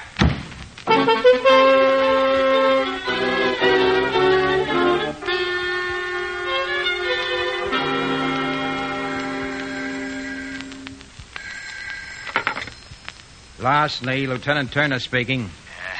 You want something on a Costello Mertier necklace? Do we want... Hold the phone a minute. Nah, you can't trace me. This is a pay telephone. You want the tip? Who is this? My name is Rockefeller. I buy diamonds all the time. Yeah, all right, Mr. Rockefeller. Spill it. The dame what did the job. She is second floor rear at 17-1/2 South Jackson Boulevard. She got the rocks? You nuts. I'm not that crazy. Hello. Hello. Well, what do you know about that? A break for a change. A nice little break.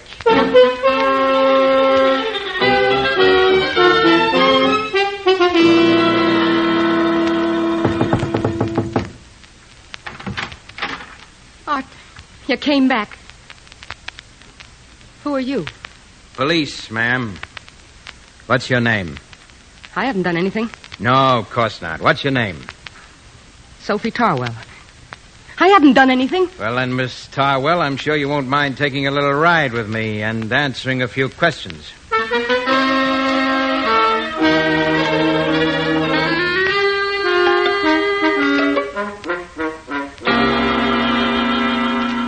Look, Sophie, I don't like this any more than you do. Yeah, sure. That's what my father used to say before he whaled the tar out of me. I mean it. I got a home to go to. Lucky you. Shut up. Don't interrupt me. Now, you're going to tell me, Sophie, all about the Mertier robbery. How you hijacked the necklace, where it went, who has it now. I'd be very glad to assist the police if I could. They're always such gentlemen. Only it happens I don't have the least idea what you're talking about. You've been identified, Sophie. While you've been sitting here in the squad room with me, you've been observed and positively identified as the woman who registered as the second Jane Costello. I don't believe it. Anyhow, an identification like that would never stand up in court. I want a lawyer. I won't talk until I see a lawyer. We can hold you 24 hours, Sophie, without a lawyer, and we will. You see that little window up there? So what? You've been viewed and identified through that little window. Prove it. I will. All right, send one of them in. Oh, Mr. Coswell, thank you for helping us. Lieutenant, I made the identification. Is this absolutely necessary? I'm afraid so. Miss Tarwell here's rather stubborn. It seems she needs convincing. Who's this guy? You know me, Miss Tarwell. I was present when you met the real Jane Costello. I saw you in our hotel daily in your masquerade. The circumstances were sufficiently extraordinary that I would remember you a long, long time. How much is the insurance company paying you to say that? Not one penny. Nothing will be paid anyone unless the necklace is recovered. You're wasting your time. Go on back to your bellhops and your potted palms. I never saw you in my life. Thank you, Mr. Coswell. Will you send in the next witness, please? Yes, naturally. It is the parade. Where's the brass band? You're a fool, Sophie. Come clean and I'll give you a break. No cop ever gave anybody a break. Lieutenant, I simply do not wish to have to face this woman. Here she is, Mr. Mercier. You know her, don't you? It is impossible that ever I will forget. So charming, so handsome, and a common thief. Say it, Frenchie. Nobody's proved anything. Call me names and I'll sue you for slander. Heaven forbid. I may go, please, Lieutenant. All right, Mercier. And send in the next one, will you, please? Merci, Lieutenant. I'm happy if I have been of service. Who's next, Lieutenant? The King of England? Oh, cut it out, Sophie. You'll never beat this rap, and you know it by now. What seems to be the trouble, Lieutenant? This woman is bright enough to know she's caught. It gets me, Miss Costello. Unless she thinks she's got a chance. I've got every chance. No, you haven't. It's in your eyes. Never mind what's in my eyes. May I, Lieutenant? Help yourself, ma'am. You're a fool, Sophie. No man is worth 10 to 20 years of a woman's life in prison. This isn't a play. Stop dramatizing it, Miss Costello. Afraid, my dear, if it were a play, the critics would pan it. It's no longer fashionable on Broadway for a woman to protect her man. Nor in real life when the man isn't worth it. Think you're pretty bright, don't you? No. Not very. But I'm sure you're not a fool, Sophie. No woman who was a fool could carry off the performance you gave in my suite every morning for a month. I don't make friends with fools, Sophie. Leave me alone, will you? I made my bed, I'll lie in it. Alone. But why, Sophie? For the man who turned you in? Nobody turned me in. Nobody. Why don't you tell her, Lieutenant? We picked you up on a tip, Sophie. A telephone call from a pay station. From a man. No. No. You're making it up. You're trying to get me to say things I won't say. I won't.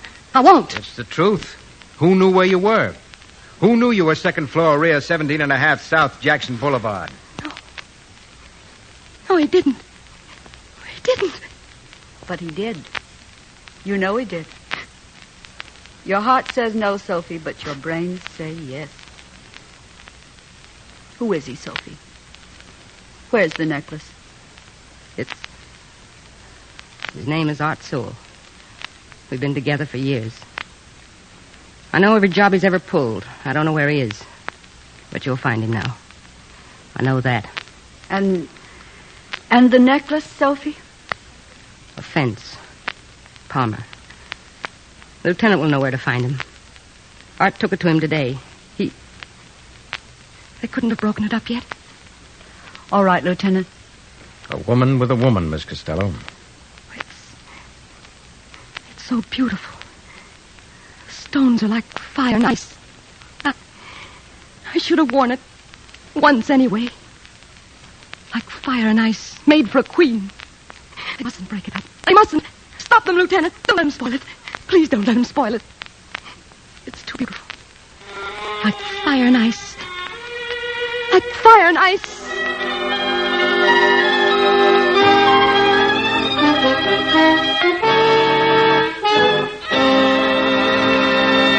Crime does not pay. Helen Craig, who starred as Sophie Tarwell in What's in a Name, will be back with you in just a moment.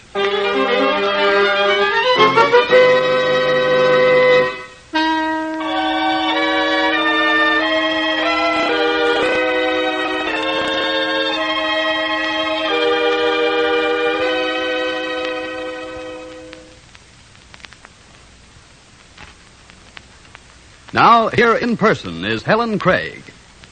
I think it's pretty clear that Sophie Tarwell was one of those unfortunate people who feel that they have the right to use their wits in any way they can. She wasn't born a criminal. She was made one by lack of training and opportunity to use her talents.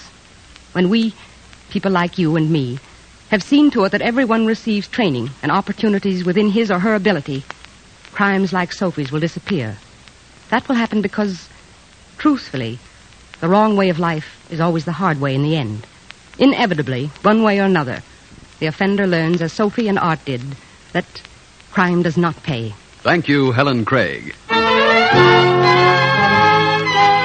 Crime Does Not Pay is written by Ira Marion and directed by Marx B. Loeb, with music composed and conducted by John Gart. Technical advisor is Burton B. Turkis. The events, characters, and names used in the story you've just heard are fictitious. Any similarity is purely coincidental.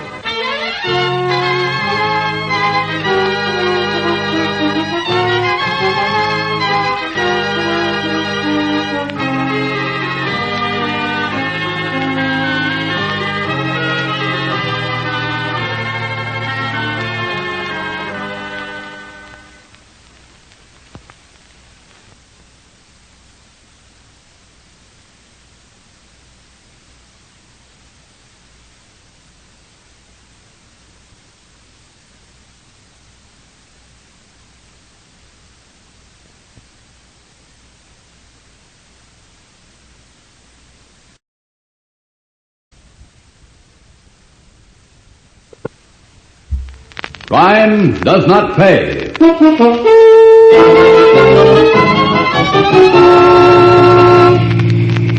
What do you think, Faithful? Think? About what? About me going to Chicago and leaving Jimmy here. Yeah, he's old enough to take care of himself. Is he? Tonight don't look like it for my money. So what? It ain't no skin off in your nose. Me and Jimmy grew up together. What I done, he done. We've been through a lot together. Well, you ain't married to the dumb jerk. Look, when two guys have been friends... I don't know. Look, Rick, you go to Chicago, you get big. Real big. Things being the way they are out there. So you come back. So you do big things for Jimmy here, if that's what you want. Yeah, and while I'm away... So he'll have to protect himself. That's it. Protection. I can fix that for him. And any mug that moves in on Jimmy Bassett is gonna be in for a rough time.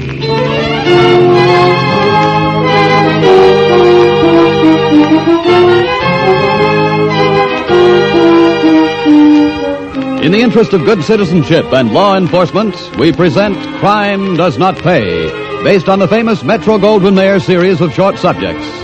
In just a moment, you will hear Thick as Thieves, starring Everett Sloane.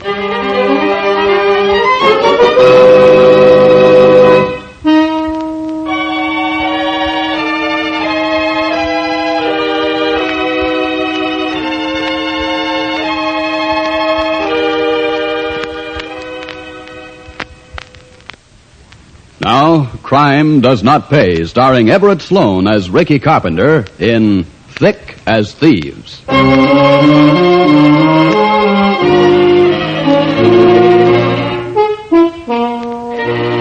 It began, of course, in a slum. Ricky Carpenter and Jimmy Bassett were born there, grew up there. On the way between birth and manhood, Ricky learned many things. Jimmy, just a few. By the time young manhood arrived, Rick was Jimmy's hero, his pal, his habit.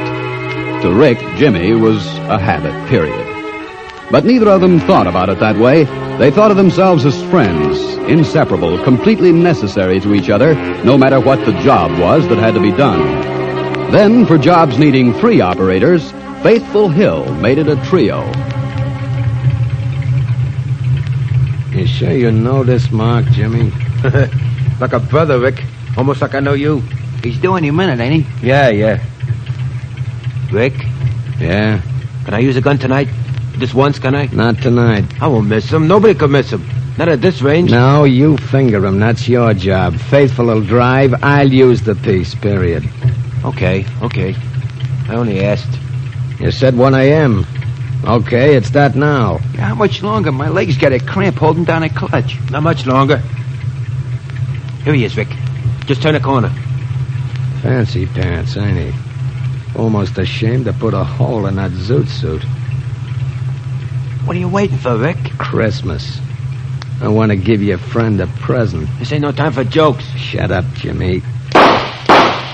That ties it. Let's ride, Faithful. You said it.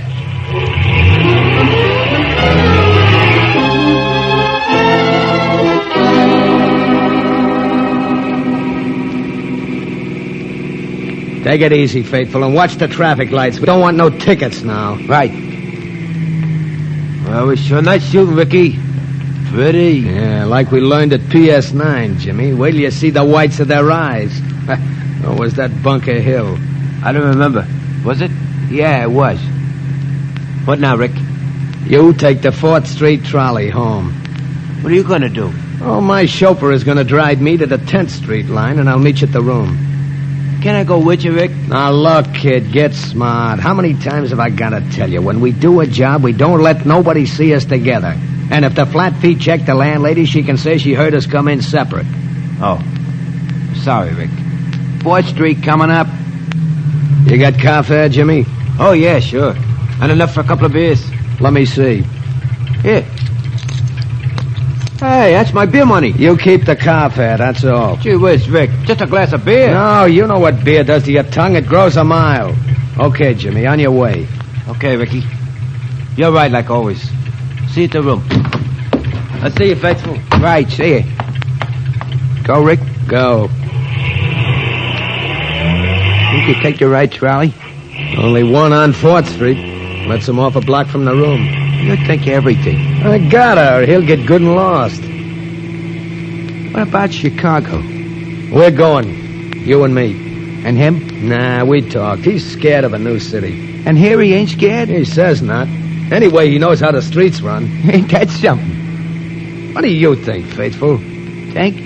About what? About me going to Chicago and leaving Jimmy here. Yeah, he's old enough to take care of himself. Is he? Tonight don't look like it for my money. So what? It ain't no skin off your nose. Me and Jimmy grew up together. What I done, he done. We've been through a lot together. Well, you ain't married to the dumb jerk. Look, when two guys been friends... Nah, I don't know. Oh, look, Rick. You go to Chicago, you get big. Real big. Things being the way they are out there. So you come back. So you do big things for Jimmy here, if that's what you want. Yeah, and while I'm away... So he'll have to protect himself. That's it. Protection. I can fix that for him. And any mug that moves in on Jimmy Bassett is gonna be in for a rough time.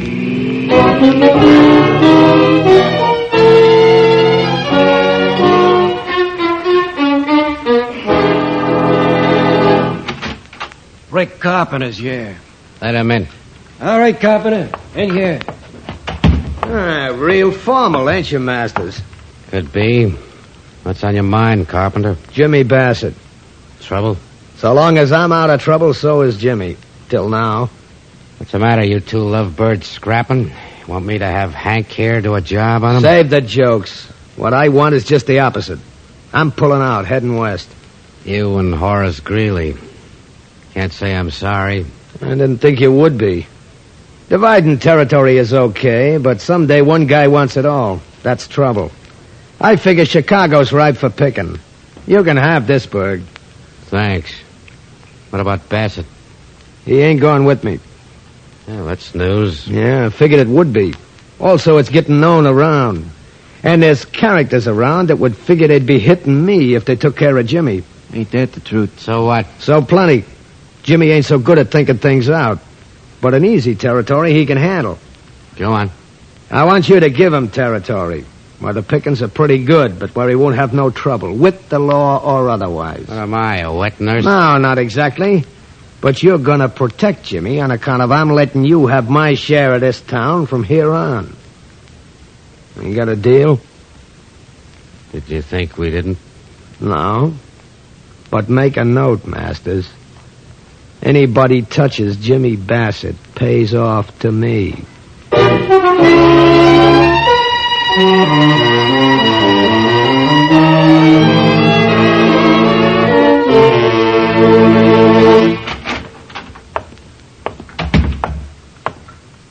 You want to see me, Mr. Masters? Yeah, sit down.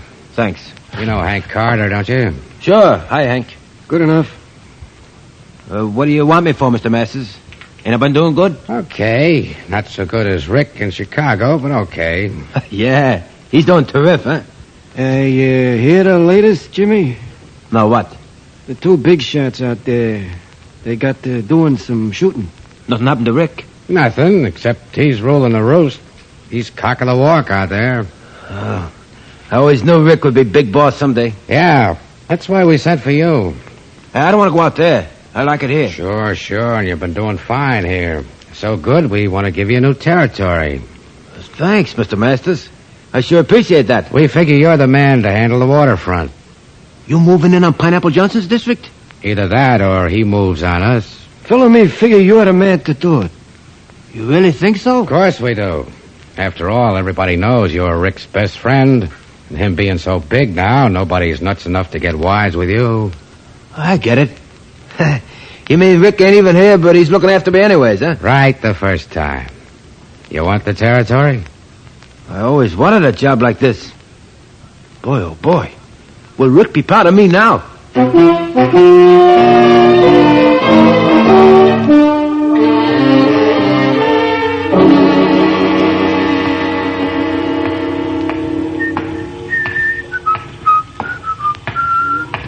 Hi, fella. Hi. You're Jimmy Bassett, ain't you? Right the first time, pal. Who you? Name's Johnson. Pineapple Johnson. Hey, I'm glad I ran into you. I've been looking for you. That's so? Yeah. Look, I just want to tell you Phil Masters sent me down here. I should take over. You can still operate, but you got to pay off. Look, you nuts or something? Me? No. Why?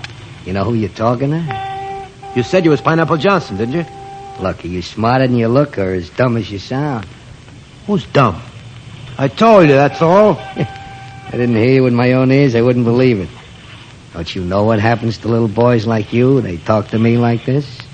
Nothing happens. Leastways, nothing happens to me. Oh, got a bulletproof vest or something? Don't like them. Uncomfortable. Anyways, I don't need one. I got a friend. I know. In Chicago. I got a friend, too. Right here. See? Yes, nice looking piece. 38? 45. Makes a nice hole. Nice big hole. I'd like to see it sometime. A time like the present, I always say. Ever see a hole like that, Jimmy boy? In anybody's belly? Ricky. Oh, Ricky. Oh, nuts. They even put dogs out of their misery. And that's that. Too bad, Jimmy boy. Your pal was too far away to help you that time.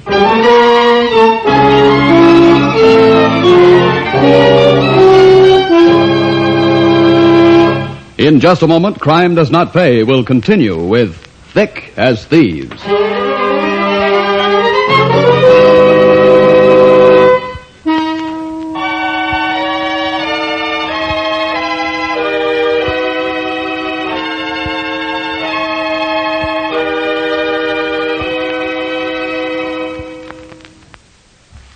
Now we continue with Crime Does Not Pay, starring Everett Sloane as Rick Carpenter in Thick as Thieves.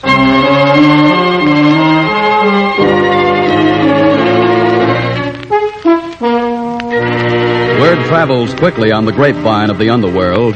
Before the Chicago newspapers carried their brief stories on inside pages of a gang killing on the waterfront of another city, Rick Carpenter knew that Jimmy Bassett was dead. He came back to his native city with just Faithful Hill for company, in style. Rick came back in time to join Phil Masters as one of the chief mourners at Jimmy's funeral.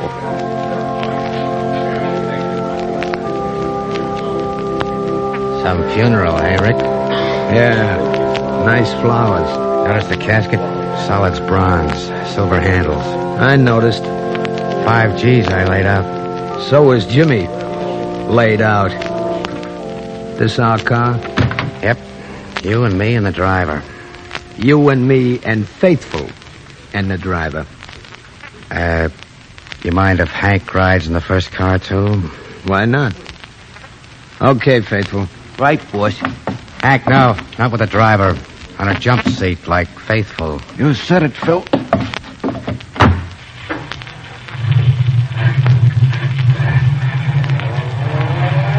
Well, Phil.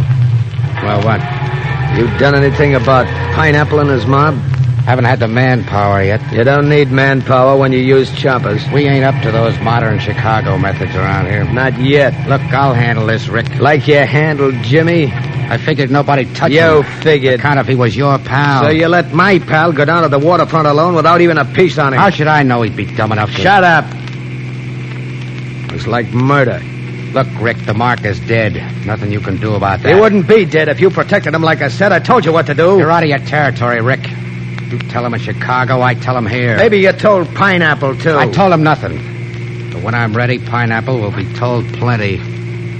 You think he'll be able to hear you by that time, Phil? You think he'll be able to hear you?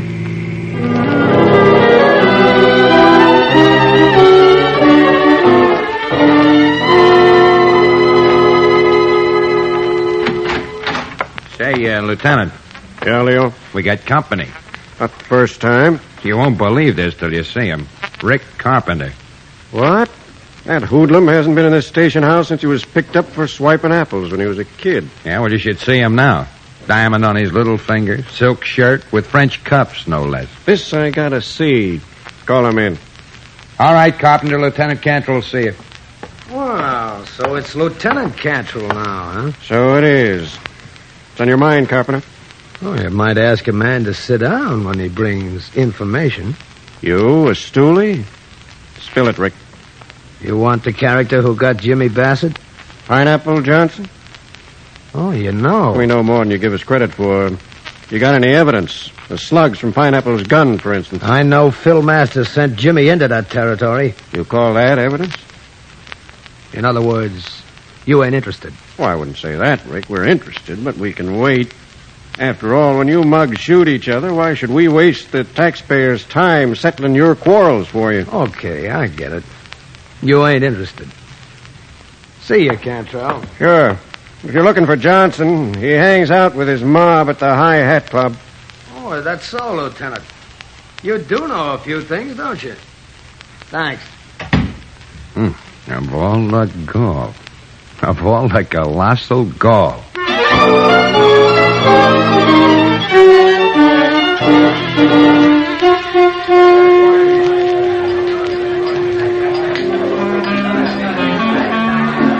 You wish to check your hat, sir? No, thanks. I don't believe in buying back what I paid for once. I want a good table. You have a reservation? No, so what? I'll do my best for you, sir. This way, please. Right behind you.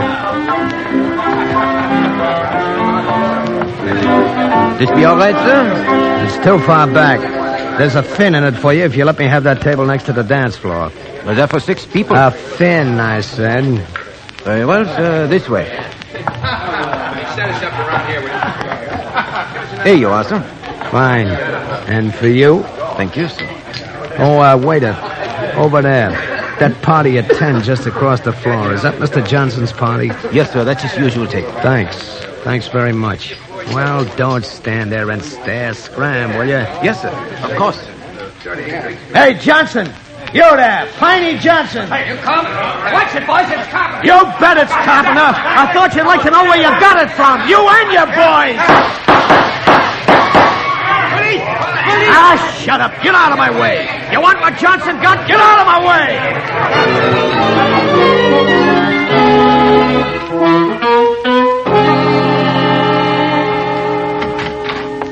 Want it, Phil?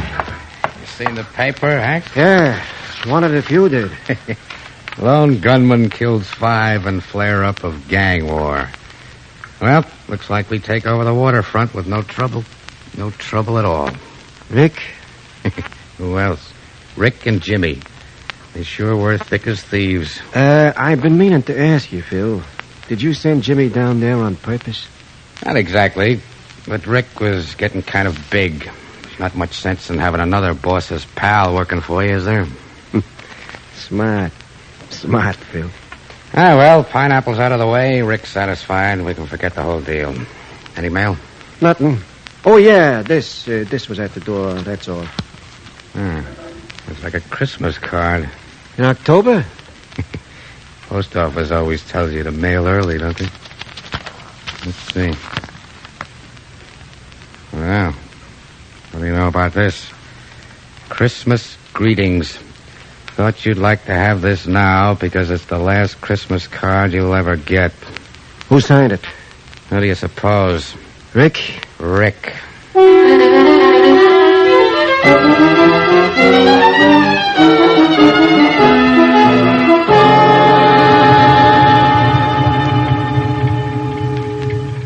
Remember the last job we did in this town, Faithful?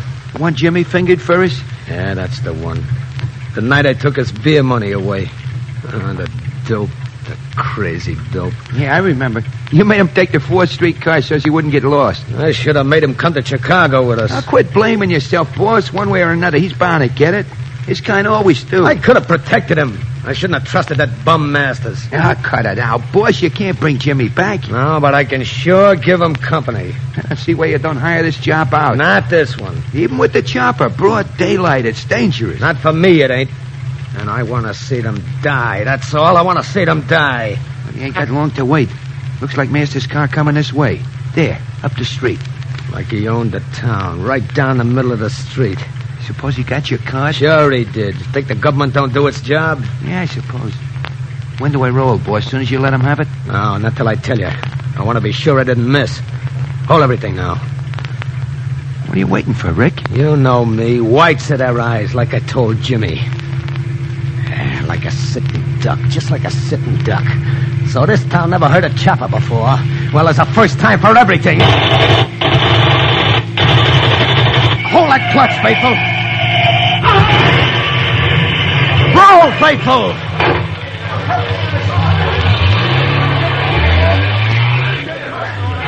How's that for shooting, Faithful? If I didn't get him cold with the slugs, nobody'll live through that crack-up. Yeah, and they get him both ways. Where to, boss? The florist, where I ordered that wreath. And then the cemetery. We're gonna visit with Jimmy before we leave town.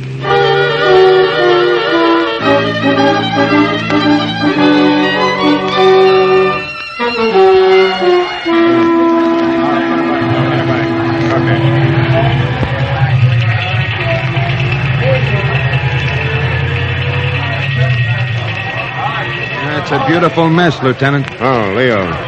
Yes, very beautiful. So were Phil Masters, Hank Carter, and their driver. Accident? Not quite, Leo. Phil's head was shot half off. Hank got it in the chest. Driver died in the crack-up. Any witnesses? The usual. But all the neighbors agreed it was a machine gun. First time around here. Well, nobody will miss them pigeons. Anything to work on or the usual? Christmas card in Master's pocket. Christmas card for the Here. lover. I see. Carpenter. Thought you were detailed to Tailem. I was. Came over here as soon as we got the flash on the radio. How come? I lost Carpenter. When? Where?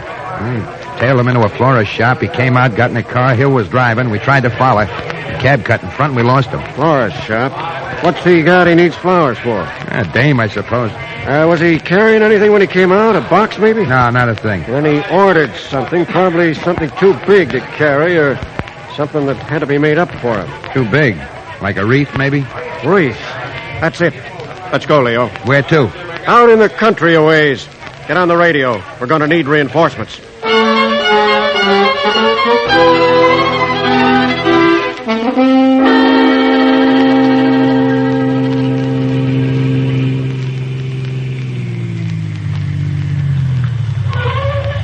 All right, Faithful.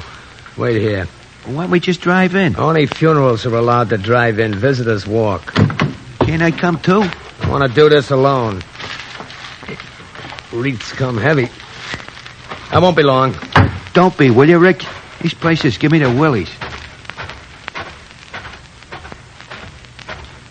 Pardon me, sir. Yeah, what's on your mind? Do you know your way in here, sir? Yeah? May I ask what grave you're visiting? Any of your business? It's customary to ask for permission at the office, sir. I don't need permission. It's the Bassett grave, if you gotta know. Oh, I see. Very well, sir. What do you see? Just an expression, sir. It's just over there. I said I knew, didn't I? Now beat it. Leave me alone. Yes, sir, of course. Sorry if I intruded.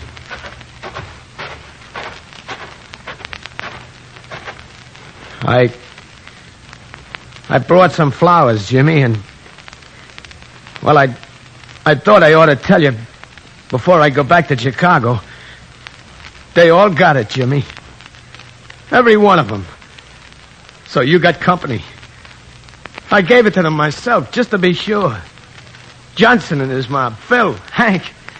Every one of them. Caretaker, you heard him say it himself. Oh, yes, Lieutenant, I heard him. Why, you lousy cop! Not even in the cemetery! We got you cold. Jimmy didn't hear you, but we did. Hey, Faithful, start the engine. I'm coming out. Faithful's been taken care of, Carpenter. You went for the wreath, so we outguessed you and got here first. And our friend, the caretaker, made sure you went to the right place. Yeah, the right place for you and your whole stinking outfit. Watch it. Let him have it. No place to hide out here, Carpenter. Who wants to hide? Hey, you okay, Lieutenant? Nice shooting. That ground is awful hard when you hit it as fast as we did. Is he dead? Nobody lives with that much lead in him. All right, Leo. We'll drop him at the morgue. Too bad, isn't it? We can't leave him right here.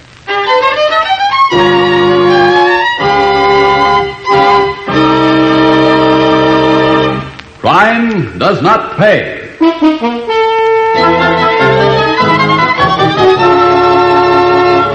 Everett Sloan, who was starred as Rick Carpenter in Thick as Thieves, will be back with you in just a moment.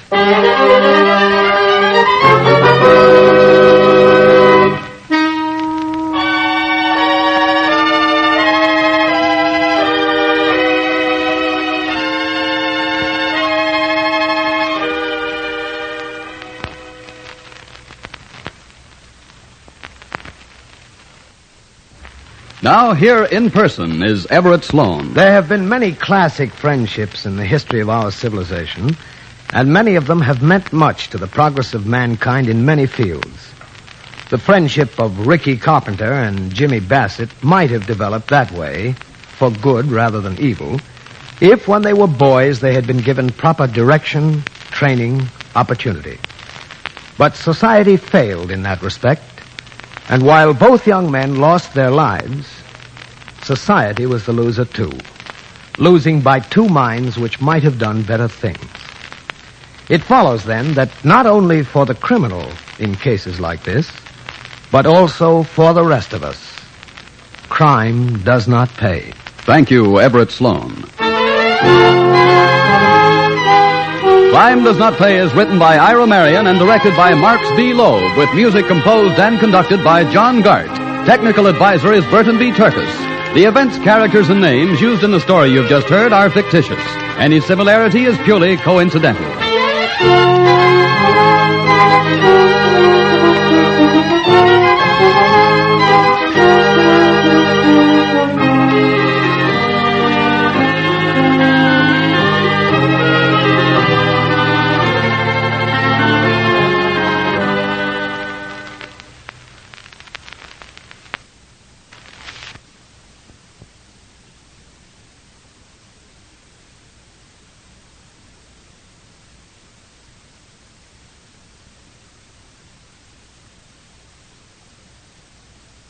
Crime does not pay.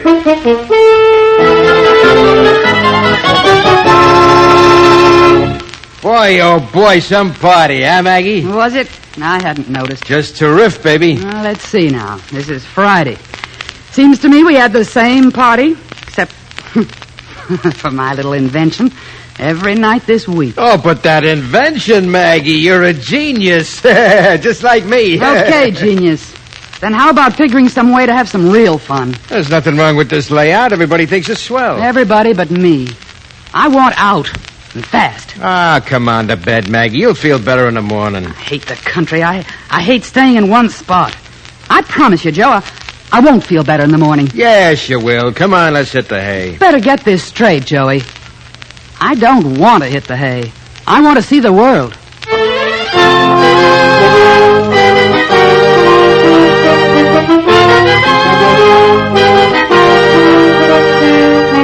In the interest of good citizenship and law enforcement, we present Crime Does Not Pay, based on the famous Metro-Goldwyn-Mayer series of short subjects.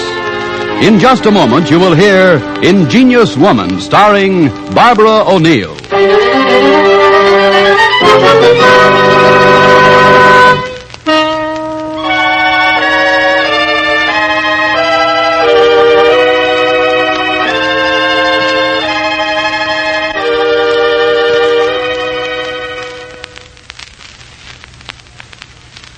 Now, Crime Does Not Pay, starring Barbara O'Neill as Maggie Davis in Ingenious Woman.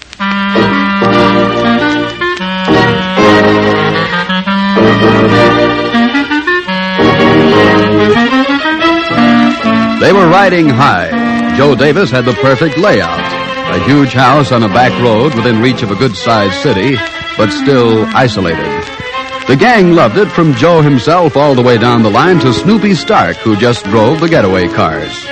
Yes, they all loved it, even Joe's wife, Maggie, or so it seemed. And their parties were something to talk about out there where noise and general rowdyism couldn't disturb any neighbor. Hey, Maggie, how's about a smooch, eh? Stop it, Hotshot. You're not funny when you're like this. Oh, come on, Maggie. Joey won't mind. He better mind. Well, naturally I mind. Natch. What do I mind? Oh, you go away, too. You hear that, Hotshot? Is that a way to treat a one and only husband? One and only's right. When they made you, they took one look and gave up in disgust. What's with you, Maggie? This is a swell party. Yeah, sure. Exactly like the party last night, and the night before that, and the night before that. So what? So plenty. I'm bored. Hey, fellas. Hey, fellas. Wait a minute. Maggie's bored. Make her laugh. Oink, oink, oink, oink.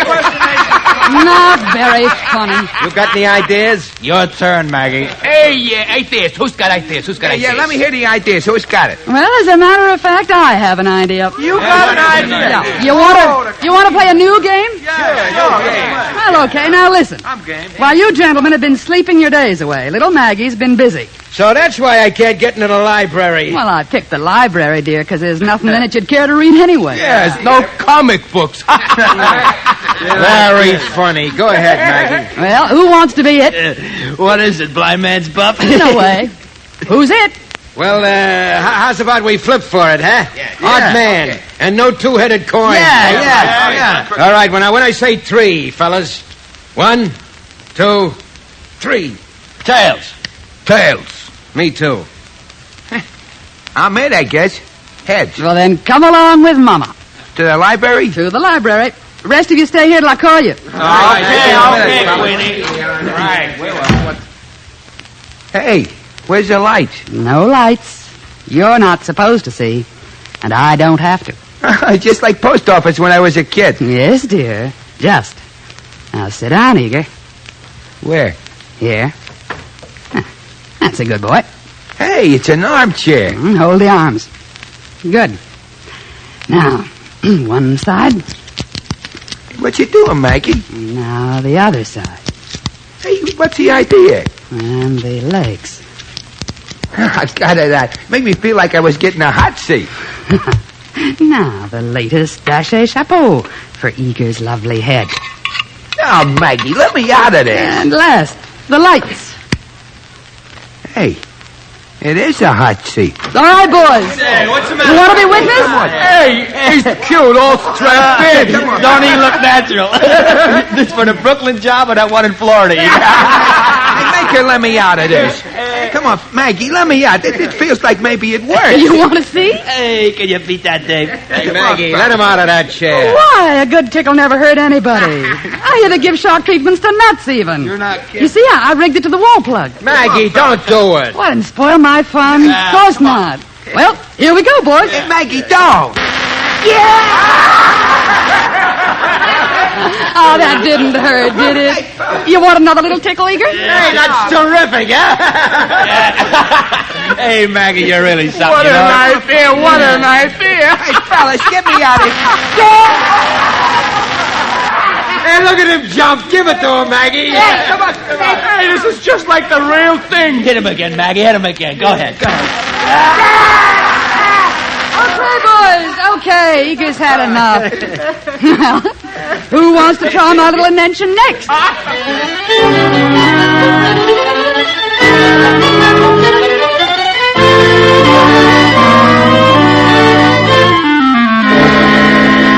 Boy, oh boy, some party, huh, Maggie? Was it? I hadn't noticed. Just to riff, baby. Let's see now. This is Friday. Seems to me we had the same party, except for my little invention, every night this week. Oh, but that invention, Maggie, you're a genius. Like me. Okay, genius. Then how about figuring some way for us to have some real fun? Well, what's wrong with this layout? Everybody thinks it's swell. Everybody but me. I want out, and fast. Ah, come on to bed, Maggie. You'll feel better in the morning. I hate the country. I hate staying in one spot. I promise you, Joe, I won't feel better in the morning. Yes, you will. Come on, let's hit the hay. You better get this straight, Joey. I don't want to hit the hay. I want to see the world. All of a sudden, the world. All of a sudden, nothing. Before we got married, you promised me trips, cars, and clothes. And what have I got? 12-room hole in the country and no place to get dressed up for if I had the clothes. All right. So what, where, and how? Well, now look, Joe. You could let the boys keep house here, you see. We've got the passports. We never used them. We could get a couple of visas for England, hop a plane, and be over there in no time. You got it all figured, haven't you? Well, of course. You think all I do with my time is figure out how to build phony electric chairs?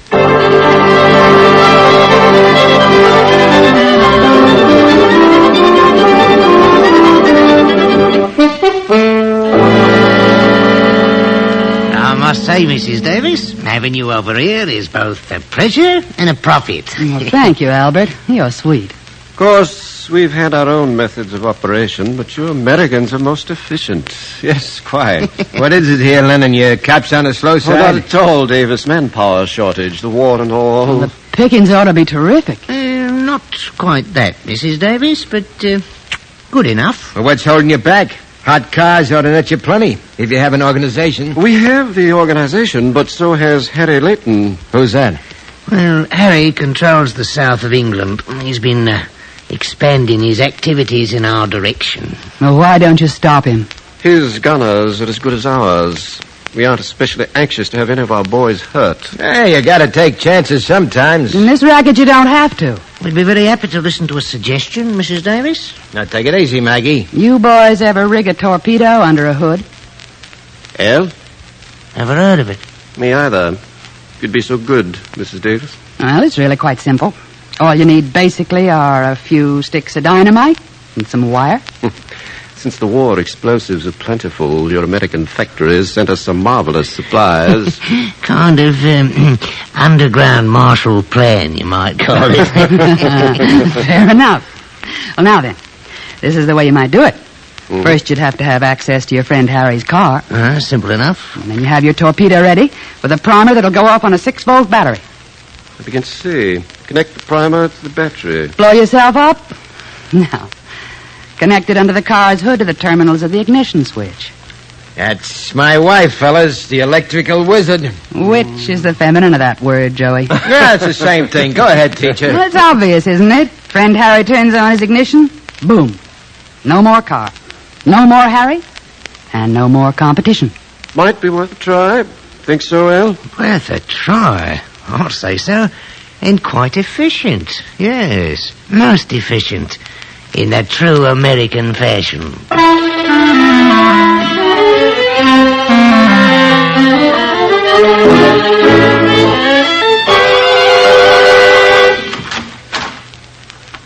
That you, Joe? Right.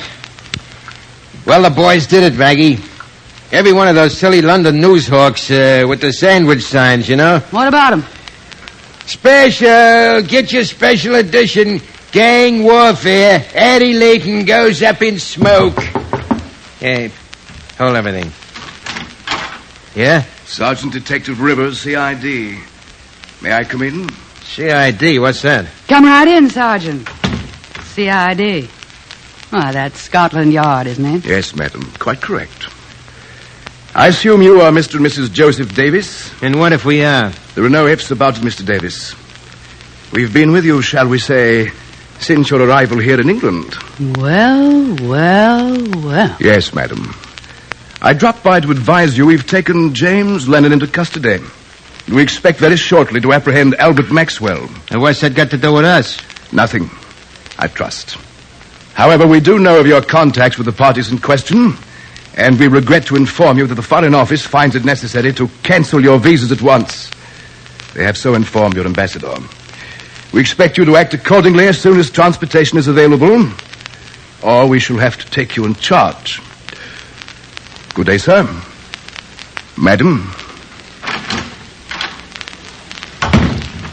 What was he yakking about? Oh, don't you get it, dimwit?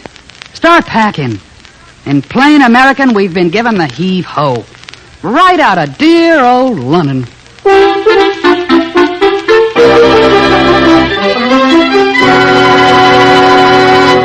In just a moment, Crime Does Not Pay will continue with Ingenious Woman.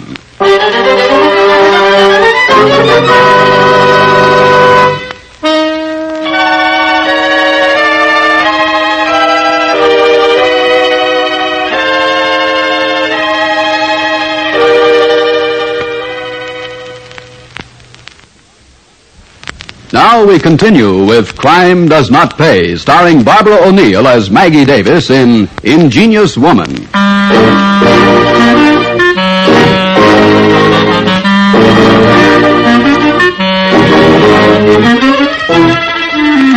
While Maggie packed their trunks and bags, Joe Davis tried for space on planes leaving England.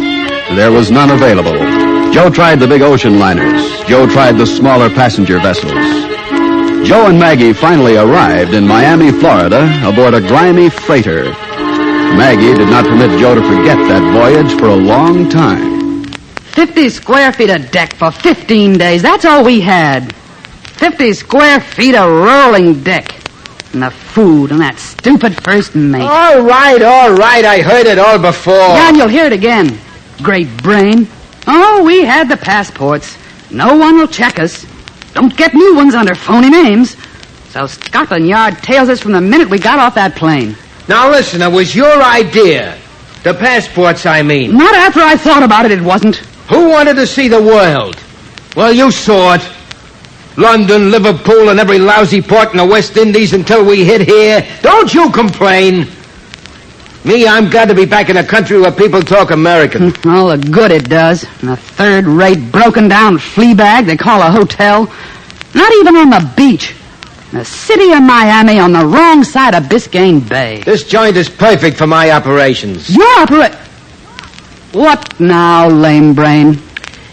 It may interest you, Mrs. Lame Brain, that I'm taking over the bookies in this burg. Oh, and buying a half interest in the racetrack, no doubt. Could be someday. Someday? When? Snoopy and Eager are coming down. Oh, tell me when. I'm going to rig another little electric chair for little Eager. Day after tomorrow. And leave the chairs alone. Don't worry about that. Well, Eager will be afraid to sit down around here. What's your plan? Well, frankly, dearest, it's none of your business. Now, look, as long as I'm married to you... This is one operation I'm running my way. You know Big Jim Palmer runs the rackets around here? So what? I'll cut him down to size. Stick around, Maggie. You'll see fireworks before the winter's over.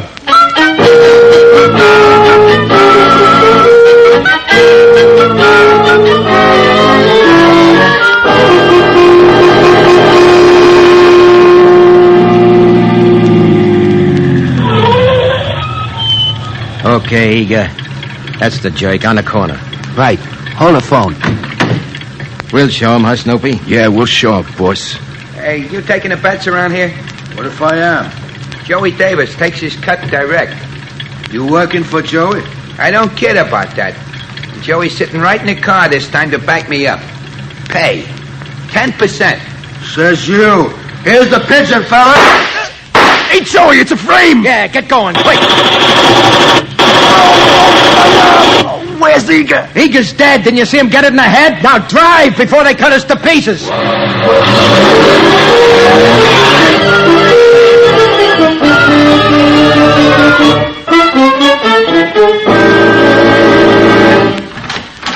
Hey, Maggie. Hey, give me a hand. Snoopy's hurt. Hurt bad? Where's Eager? Eager's dead. They open up on us with a chopper. My arm, it's broke, I tell you. My arm, it's Come broke. on, put Snoopy on the couch. Get his jacket off. Oh. Yeah. You and your half interest in racetracks. Oh. What'd you do? Try to take a bookie in broad daylight? Yeah, I figured it'd scare the pants off a big How'd you know? I know you, dummy. Oh, my arm. Oh, it's not so bad. Only a flesh wound. Were you followed here? How would I know? We just beat it. Oh, that ties it. You botched it again. Now start packing, bright boy, while I tie up your boyfriend here before he bleeds to death.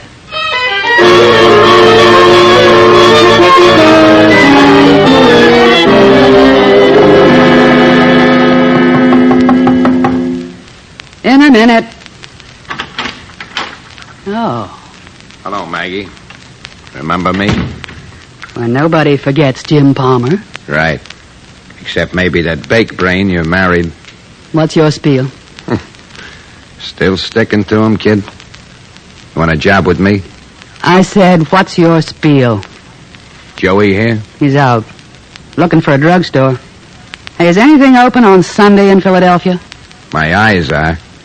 Wide enough to see a character in town I want out of town. Tell Joey when he comes back. You got 24 hours to scram out of Philly. Or it'll be as unhealthy around here as a certain street corner in Miami.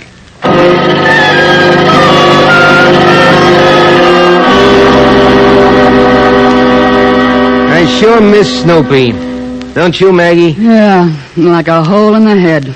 He's probably having himself a time on that farm. Uh-huh. If there is a farm. Oh, there is. I saw pictures of it once. And his uncle and aunt. Good place for Snoopy. With the pigs. Ah, can't you ever say anything decent about anybody? Why should I? What have I got? Except you? Ah, nuts. I'm going out. Where? Out. I'll tell you after I've been there. Maggie, my girl. You soft in the head, sticking with this jerk. Oh, quick trip. Hey, Maggie. Two of Jim's boys, Rod Stabbers and Shiv Hines, across the street. Oh, what are they doing? Waiting for a streetcar? No. For me.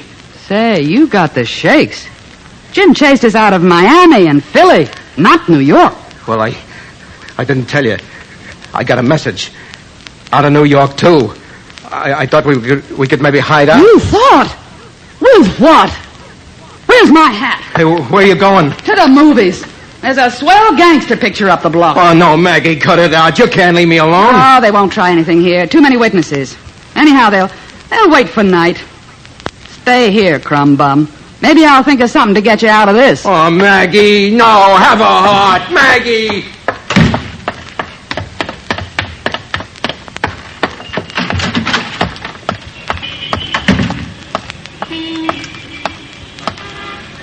Which one of you is Rod Status?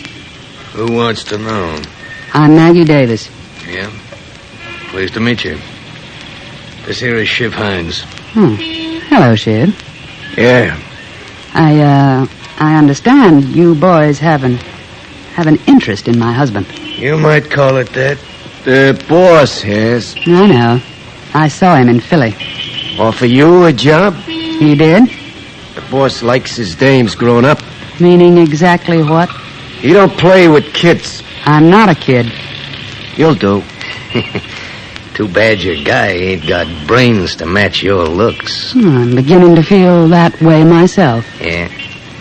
Why don't you ditch him? I promised my mother I'd never get a divorce. Is that all? Forget it. And look, lady, for a dame whose guy is on the spot, you sure are taking up time with the wrong people. Am I, Rod? Ain't you? Maybe not. Maybe the job you fellas have to do works two ways. So what?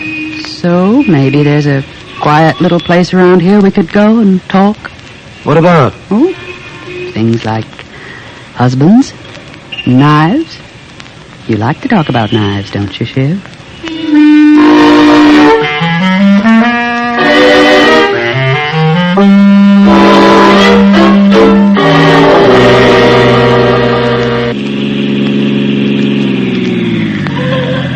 Mrs. Davis?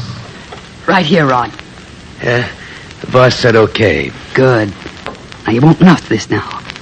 I've had enough botched jobs to last me a lifetime. Don't worry about that. All right, start talking. You go in the front way. This key opens the vestibule door. Yeah, gotcha. 2 flights up, door facing the head of the stairs. Yeah. 2nd floor rear. Yeah. He didn't even take a front room. And he ain't sitting there with a heater waiting for us, because if he is, Big Jim will see to it that you die slow and uncomfortable. He's sound asleep. Doesn't even know I'm out. Here's the key to that door. You sure make this easy. Yeah. Hey, maybe we can do an ears job. A what? Red holds his ears. I say, look at us, Joey. Then I slit him. Maybe you can. All right, come on, Shiv. Time's a-wasting. You coming, Mrs. Davis? No, I'll wait till you come back. Then I'll go up and find him. Good enough. All right, come on, let's go. This one ought to go quick. Good. Now, get the hood up. Set it. There. Between the engine and the dashboard. Wires? Nice little work line. Don't even need my flash. All set. He turns the ignition key. Boom. Joey'll be done. And no witnesses. Neat. Well, they should be through by now. Well, that was fast. Like a hot knife through butter. Pretty neat. Let's go, Mrs. Davis. Go? Where? You didn't think Jim would let you go around loose after this job, did you? Oh. I see. Here? No. Boss said to take you out a ways. You did? Boss wants me out of ways. In this car? Right. Told us just where and how. It'll be quick. Oh, it'll be quick, all right. Very quick. Is Shiv driving? Or do you hold that gun on me and drive at the same time, Rod? Shiv drives. We sit in the back. All right, get in. Certainly. Now make her stop that run. She makes me nervous. You wouldn't want me not to laugh in my last moments, would you? Shiv? All right, shut the door, Shiv. You got the car keys. Well, here goes nothing. You're so right, Shiv. Here goes nothing. Turn the key, Shiv. Here goes nothing. Start the car, Shiv. Got it. Here we go. Just remember, Shiv, the joke was on all of us.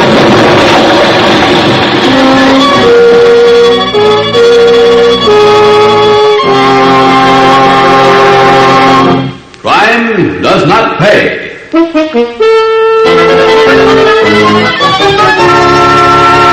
Barbara O'Neill, who was starred as Maggie Davis in Ingenious Woman, will be back with you in just a moment.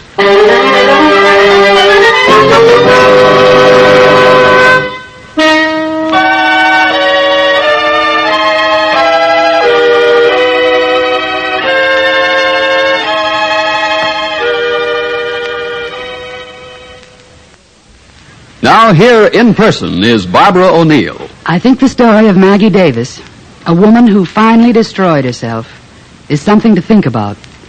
Actually, where does the fault lie? With the woman herself? Or does the fault lie with a society which failed to provide proper channels for this woman and her talents? That is something to think about as we evaluate the losses caused by crime to ourselves as well as to the criminals. That is something to think about each time we reiterate the phrase, crime does not pay. Thank you, Barbara O'Neill. Crime Does Not Pay is written by Ira Marion and directed by Marx B. Loeb, with music composed and conducted by John Gart. Technical advisor is Burton B. Turkis. The events, characters, and names used in the story you've just heard are fictitious. Any similarity is purely coincidental.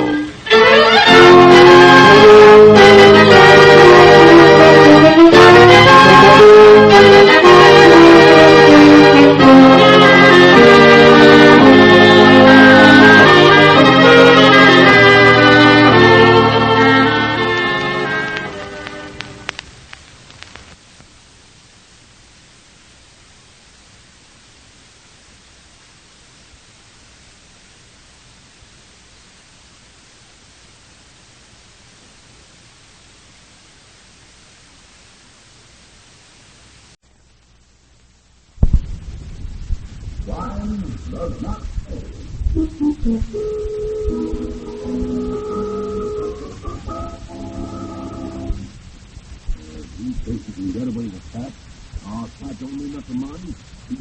go to stay on the land. That isn't the way I read it. If the land is in here by Tuesday, I'll have to do something I don't want to do. How does that read to you?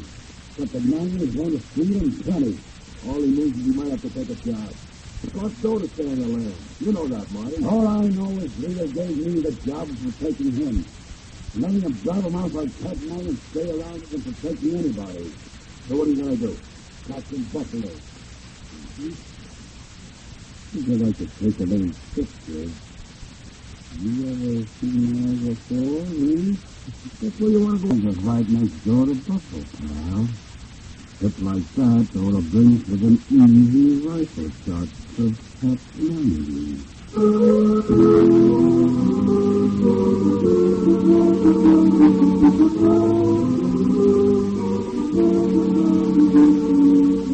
In the interest of good citizenship and law enforcement, we present Crime Does Not Pay, based on the famous Metro-Goldwyn-Mayer series of short subjects. In just a moment, you will hear Don't Write, Telephone, starring Jack LaRue.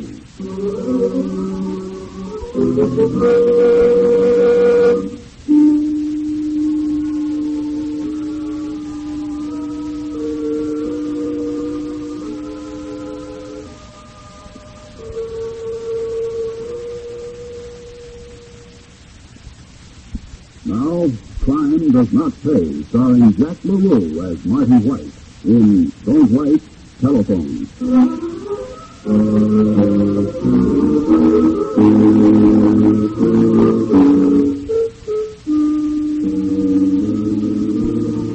Every thriving business, no matter where or what, has assets. When the owner or the manager takes a leave of absence, goes on a business trip, or merely on vacation, he tries to see to it that those valuable assets are protected. The same procedure applies to organized crime, which operates in a very businesslike manner. The assets of organized crime are the territories it controls and the rackets by which it profits. And when the boss in any district leaves town, a picked lieutenant is charged for the protection of those assets. Therefore, when the moment came, Leo Dunn, big boss in the city, called in Marty White. You sent for me, Leo? Yeah. The heat's on, Marty. So I heard. Nobody ever bothers me. I know. That's why I sent for you. What's up? You DA? Check. That overgrown flatfoot is actually trying to make good on the promises he made to the jerks who elected him. Well, to have him taken care of. Now, that wouldn't be smart. Funny about the dumbheads who elect characters like the DA. Knock off their boy and they get real mad. And nobody operates until somebody tries for their job. No sense paying off that way unless you have to. I get it. So you're closing shop for a while, huh? No, not exactly, Marty. Me and the boys are going on a lam for a while, till the town cools off. Meantime, we thought you might like to run the joint for us. Could be. What's in it? You'll be taken care of. At least 10% of the take while we're out of town. More if you do a good job. Am I supposed to do this by myself? You can have Shiv Scannell. Everybody else is hot on a pistol.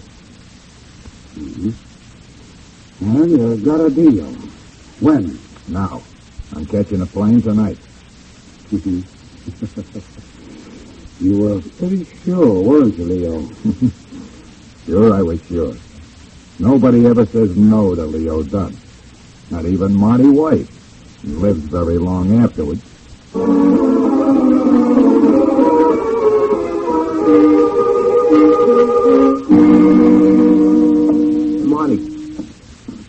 Marty.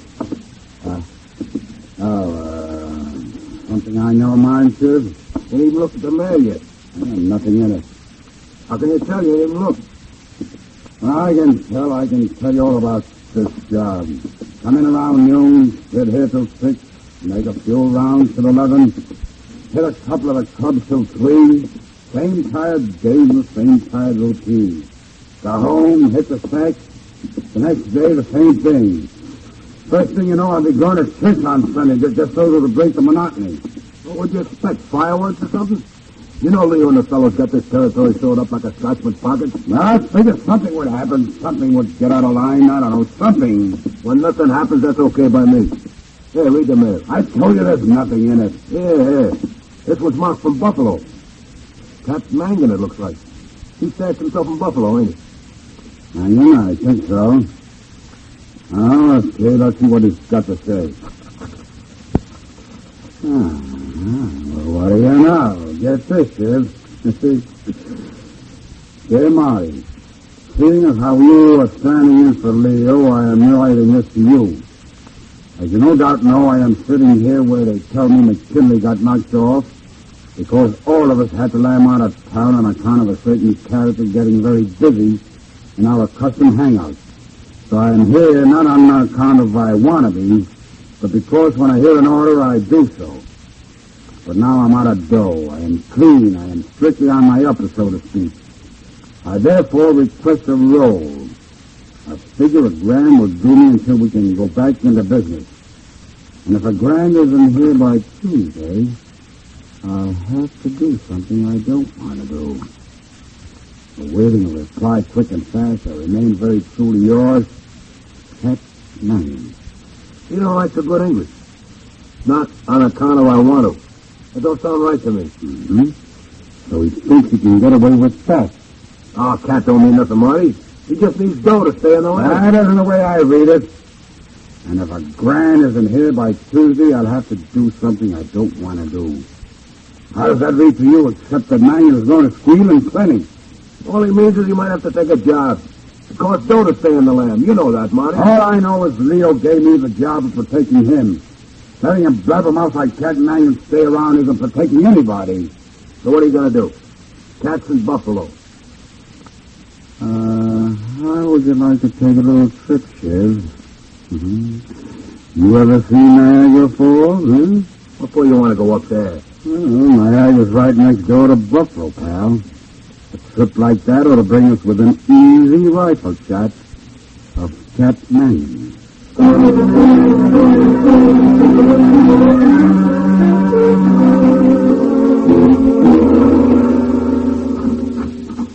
Well, Marty White, as I live and breathe. Hiya, Paul. It's been a long time. Yeah, not since you did that little job for me across the border. How have you been?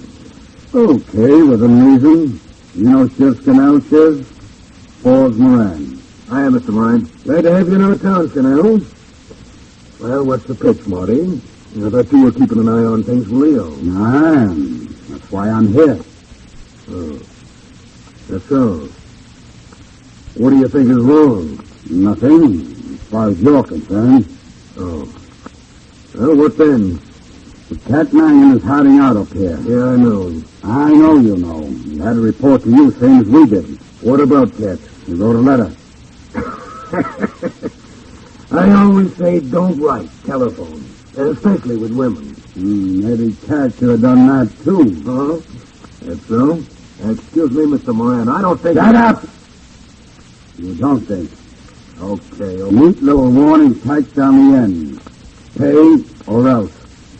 You sure? Of course I'm sure. That's why I'm here. What do you want from me? This is your territory. Definitely. Well, I want an okay to take care of Mangan. Here. You think he means it? Well, he wrote it, so he's thinking about it. If he's thinking about it, how far is he from doing it? Yeah. All right, you got it. How? Well, we got his address in a room across the street. I brought my rifle. Just fitted for a silencer. All right. But if you get in Dutch, don't ask for me. That's all. We won't. Either way. See you around, Falls. After a while.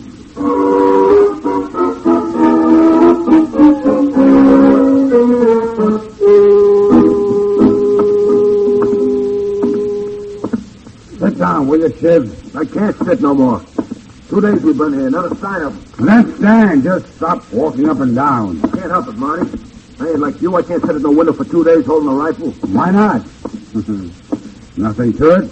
When you have to use a rifle that you need any skill. Let me go out for a walk, Marty. No. What's with you, Shiv? You're nervous? No.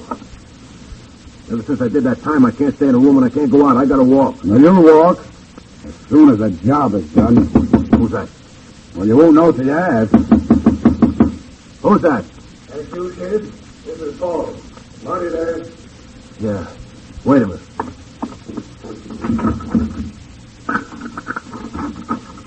Come on in. Well, nice layout you got here, Marty. It'll do until we're through.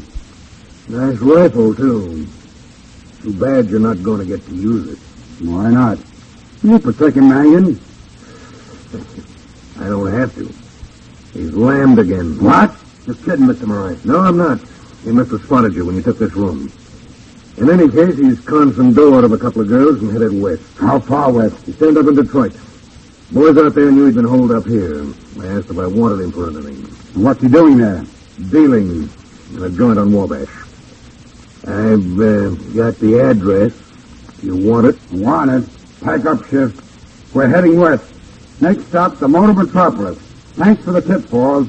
Do you a favor sometime.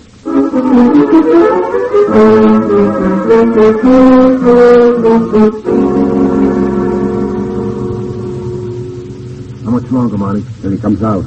3 a.m. already. Cut the song and dance. We're here. We're waiting. Okay. Only I thought... Never mind what you thought. You drive. I'll do the thinking and the shooting. I heard you. Can I turn the heater, Marty? I'm cold. Go ahead. Do you have to ask everything? Hold it. That him? Yeah, that's the cat. Right down the stoop. Like he had nothing to worry about. Get him, Marty, so we can get out of here. Let him get close. The 38 isn't like a rifle. He's getting in that car, Marty. After him, quick. Nice turn. Get him on the fly, Marty. Can't street's too rough. So let him go. Keep after him. Doing my best. Keep him in sight, will you? I'm trying. All the rotten luck. You think he saw us? Maybe not. Luck is right. That's why they call him Cat. He's got 9 lives. Anybody in the car waiting for him? There must have been. I didn't hear no starter. Somebody's tipping. Keep on his tail, will you? I'm keeping. Where's this road go to? Don't you recognize it, Jerry? We came over in the opposite direction yesterday. This is the way to the airport.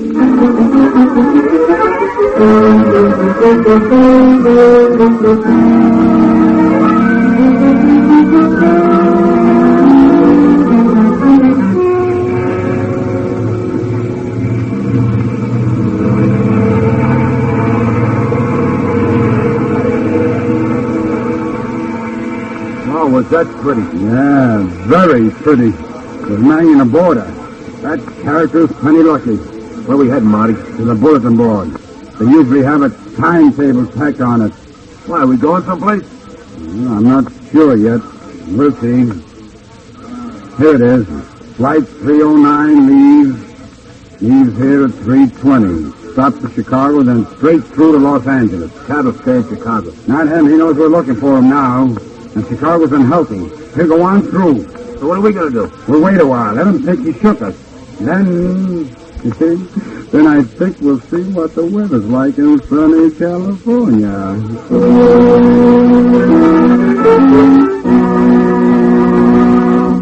In just a moment, Crime Does Not Pay will continue with Don't Write, Telephone.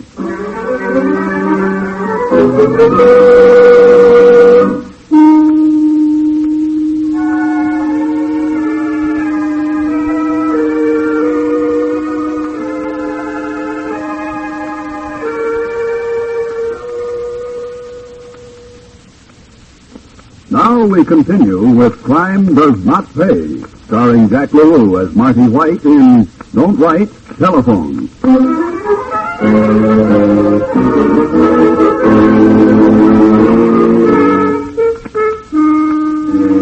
Marty was still tagging along, hung around Detroit for a week, letting it be known in the proper places that they had no further interest in Cat Mangan.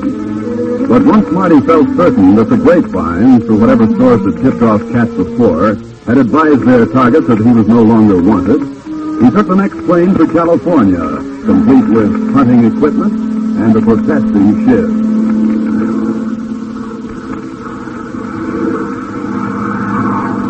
I don't like this. I don't like it. What's down there, Shiv?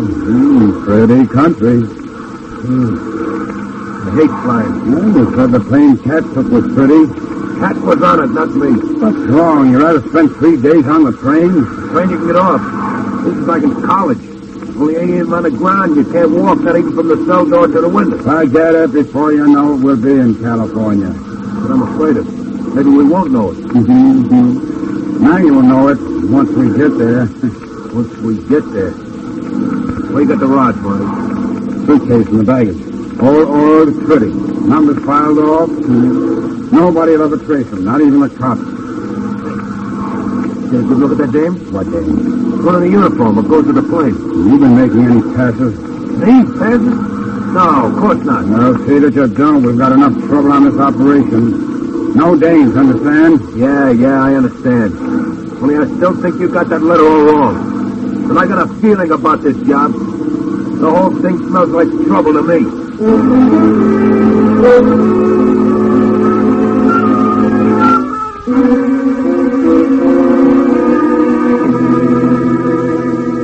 So, you're Marty White, huh? When did you blow in? Last night. Alone? No, I left Shiv at the hotel. Getting his land legs back. He sure hates flying. You must have been in an awful hurry to get here. I was, Fletcher. I understand you only have a few days of sunshine each year, so I wanted to catch the good weather. Never mind the bum jokes, White. What do you want in my territory? I want Cat Manning. He's minding his own business, living in a little place over in Alta Vista. No trouble. Well, he wrote a letter. Said he'd talk unless I let him have $1,000 of Leo Dunn's money. Oh, Cat's not that crazy. Well, see for yourself. I carried that thing from home to Buffalo, to Detroit, and now here. Excuse the creases. See. I'll have to do something I don't want to do. It's clear enough. Never thought Cat had tried something like this just for dough. Okay, what do you want from me? Cat's address. Ask the girl for it on your way. And you're okay to take care of him here. You've got that already. And can you charter a plane for me? How big? Well, big enough for Shiv and me and the pilot. And big enough to get from here to Frisco or Las Vegas. We'll head east from either place. I'll take care of it. When are you, working? Tonight. All right. Call me before you leave the hotel. I'll tell you which airport and the make and number. And, as the saying goes, Marty, good hunting.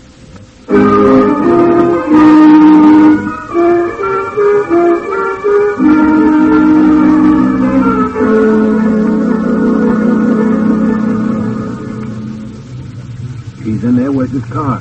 The garage is attached. The big doors. You go in right from the house. I was going to get him without a chopper. He drives right out, that is. Watch and see. That's his garage. Like this? He drives out and you don't do nothing? No, not yet. He'll be back. He thinks he's safe. Okay, Shiv, drive up that driveway and block it. We can wait until he comes home.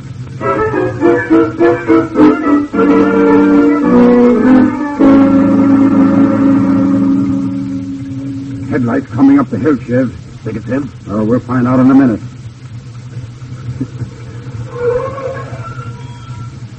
Oh, the sucker, the crazy sucker. He's getting out to see who we are. Where you going, Marty? No place. Just to meet our long-lost pal.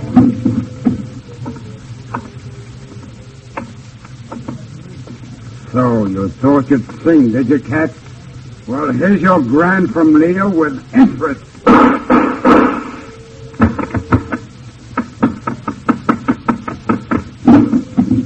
Okay, Chip, let's ride. Dead body, 3 pieces of lead in them, I'm sure. Where are we going now? Straight out to the Burbank Airport. Marty, we ain't gonna fly again. You want to get home, don't you? Hear them? Foul car, I don't hear any bells. That's no fire engine. So quick? You must have heard the shots. First bad break. Pour on, Shiv. There's a plane waiting for us. Let them chase us. We got wings once we hit that airport.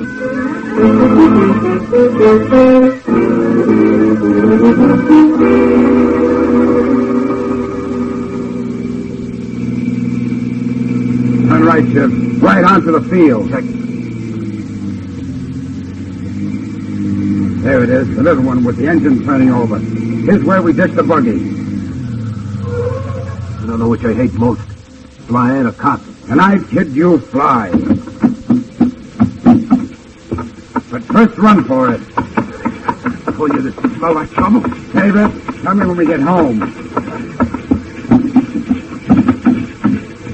Just a ship Fletcher chartered? Sure is. You guys are in an awful hurry. No time to talk. Let's go. I can't. I gotta get clearance from the tower. You heard that. Cop, gun your engine. I can't. I'll lose my license. You see this? You'll lose more than your license. You don't take off right now. Marty, those cops, they're stopping next to our Jalopy. Okay, fly boy. Do you fly or do you get a hole in your head? Sure looks like I fly.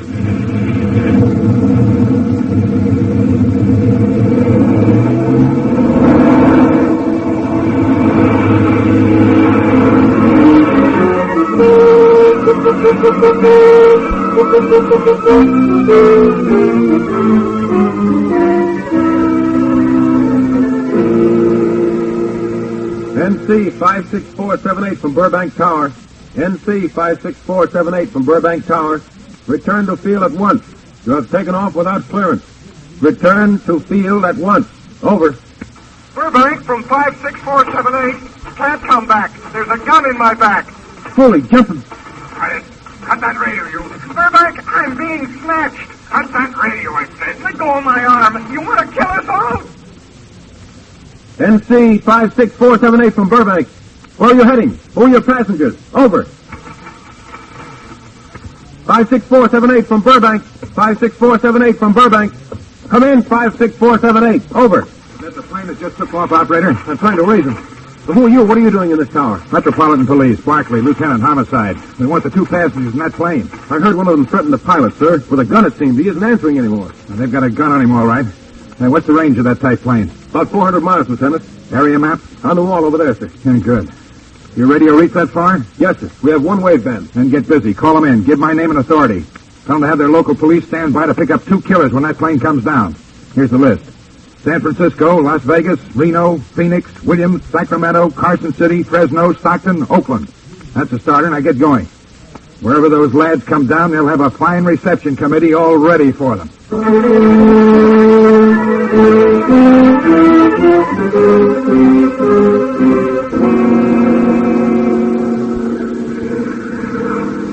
Look, they'll think it awfully funny when we land without clearance from the tower. That would tell them an emergency landing. Radio in Deadfield. Well, they'll check it. They'll know better. Never mind that now. Your job is to get us down. Yeah, get it down. Easy, one piece. I thought the big planes were rough. Take it. Here, Shiv, take this piece. Before, who knows we're coming into Frisco? Maybe nobody, maybe everybody. Who knows? You only let me keep the radio on. It's been all right. Shut up, you. Fly the plane. Yes, sir. We're practically landed now. I don't care who says. As long as we're on the ground. Did it have to be Frisco, Marty? Couldn't it have been closer? I picked Frisco because it's so big. They figure we headed for a tank town someplace.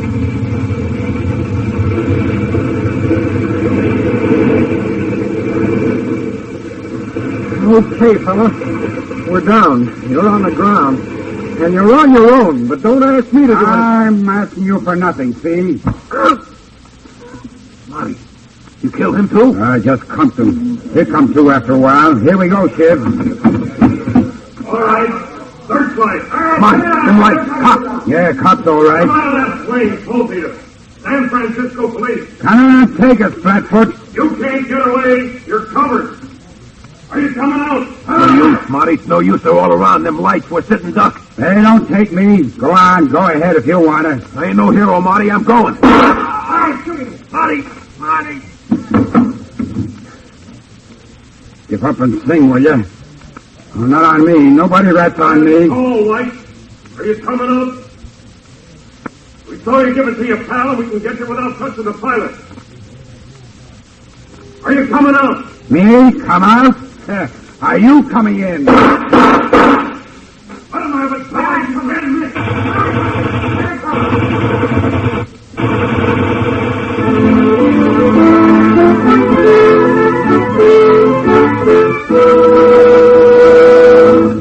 Crime does not pay.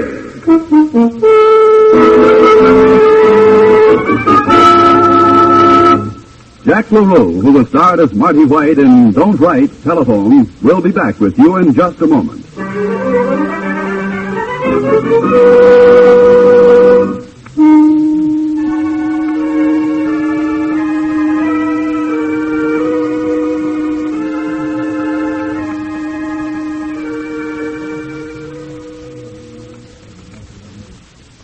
Now here in person is Jack LaRue. The story you've just heard details some of the methods of operation of organized crime. Of course, in the end, the criminals were caught, as they always are. But think a moment of the police organization tied up in the fight against these men, of the good tax money, yours and mine, which is spent in this fight every day. If this type of criminal found no easygoing citizens to feast, no complacent communities within which to flourish, that money would go to improving our lives rather than to the fight against crime. What this all adds up to is this, that not only for the criminal, but for every citizen such as you and me, crime does not pay. Thank you, Mr. LaRue.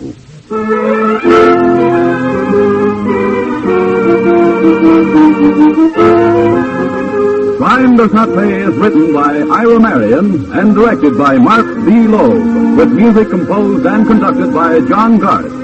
Technical advisor is Burton B. Turtis. The events, characters, and names used in the story you've just heard are fictitious. Any similarity is purely coincidental.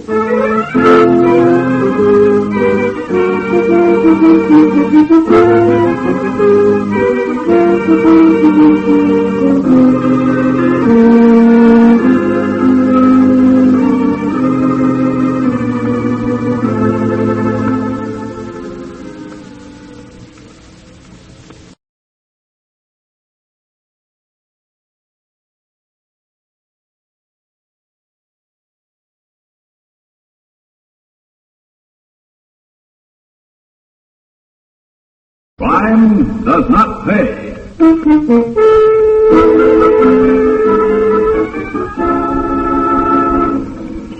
I see. So that's where Pig Eye was heading. Who's that he's talking to? Hey, you see that? Look like the sun on Pig's knife. Nah, he wouldn't. Not in broad daylight. But he did. The guy's lying there. Let's swim out of here, Joey. There'll be cops in a minute. Pig Eye's got guts, that's what. Imagine slicing a joint right in the street. In daylight. Are you coming, or do I have to scram alone? I was just thinking. Something I was reading yesterday. Tell me not in mournful numbers. Life is just an empty, something. It ain't numbers will be mournful if you don't scram with me. And now, here? Now, let's go, Joey. Let's go. That power car ain't empty. The law's riding in it. Yeah, okay. How's that lousy thing go again? Life is real and ain't it? And, something ain't it so?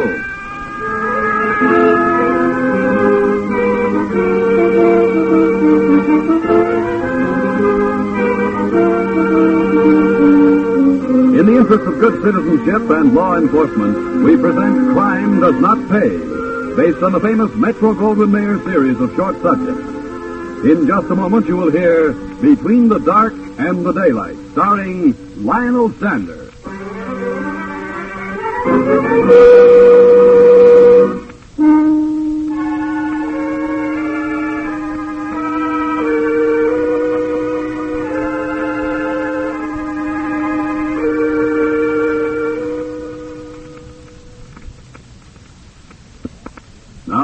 Crime Does Not Pay, starring Lionel Sander as Joey the Poet Barrows in Between the Dark and the Daylight.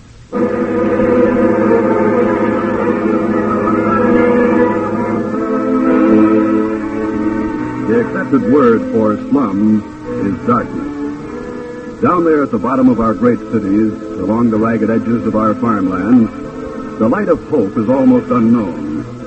But sometimes strange gleams do pierce that darkness. Joey Barrows was touched by such a stray gleam of light. That's why they called him the Poet. Joey the Poet. Joey and his co-workers, Pig Eye Watts and Bags King, who was Joey's special pal, hung out, as the expression is, in the back room of a certain pool parlor just outside the office inhabited by Numbers Lane. There the boys followed their inclinations. For instance, Pig Eye and Bags liked games of chance. Not with In the pig's eye, you do. Yeah, see? Okay, so I got 5, so I take you anyway. Ah, nuts to this. 2-handed ain't worth the trouble of dealing. Hey, Joey, want to take a hand? Hey, Joey. Hey, poet. Your pal is talking to you. Huh? Oh, yeah. What's on your mind, Beggs? You want to get dealt in, I'm asking you. Nah, who cares about cards when you got stuff like this? Give a listen and learn something. This has got real class. This is the forest primeval, the murmuring pines and the hemlocks, bearded with moss and in garments green, indistinct... who's that, uncle on the corner? He's got a beard and his clothes are so old they're all green. Shut up and listen like I told you. Yeah, sure, Gene, sure. Make with the poetry. You don't mind if I deal myself a hand of Canfield meantime, do you? Go on, Joey. Sounds kind of pretty. Da-dum, da-da-dum, da-dum, dum-dum. Yeah, dum-dum. How true, how true. Also screwy. Go ahead, Joey. In the twilight, stands like a druid of elves, with voices sad and prophetic. Joey, you should excuse the interruption, but what's that there, druid of elves? Oh, it's it's like a tree, kind of, I guess. How should I know? But it sounds awful pretty. Yeah, pretty lousy. Now, what's the name of that there poetry? Evangeline, it says here. Or A Tale of a Caddy. Didn't the fellow what wrote it make up his mind? I don't know. I didn't get that far yet. Evangeline. You know, it sounds like I heard it someplace. Oh, yeah. There's a joint over on 2nd Street. Belongs to the Salvation Army. What was you doing with the Salvation Army? Just passing by, big guy. I never went in a joint, not me. Oh, that's okay. Hey, guy, come in here. Checkboard. Look out for them words, Joey. Someday they're going to jump right up and bite you. Nuts to him. Hey, what do you suppose made numbers so sore? Pig Eye, come in here. Who knows? I'd like to get to do a job like Pig Eye gets sometimes. All we do is sit, and then go out, pick up the dough, and come back and sit. Boy, could I operate with a chopper. Forget it, Joey. Could be interesting, though. I was listening to Pig Eye. Slip a character a nice pick right. You don't make a sound. Dead. Yeah. A pick artist's got to be good. Real good. Anyhow, you get lots of time this way. Time for poetry, huh, Joey? Yeah. Hey, want to hear some more? No more trees, though, huh? Oh, I got another one. The book's full of them. Here. This may be kind of cute. Between the dark and the daylight, when the night is beginning to lower, comes a pause in a day's occupation that is known as the children's hour. Hey, that don't rhyme, hey. Lower don't rhyme with hour. Yeah, does sound funny. Oh, well, guys entitled to slip once in a while. I hear in the chamber above me the patter of little feet. How'd you make out, Pig Eye? Got a job to do. Hey, can we come? In the pig's eye, you can. How do you like that? Come on, Beggs. Come on, where, Joey? We're tailing Pig Eye. Hey, numbers ain't gonna like this. What'll numbers know? It's almost time to go pick up the tank anyhow. We can tail Pig Eye and then go make the routes. Well, okay if you say so, Joey. What are you laughing at? I was just thinking. You and your forest with beards. Only lumber around here is them there pool cues.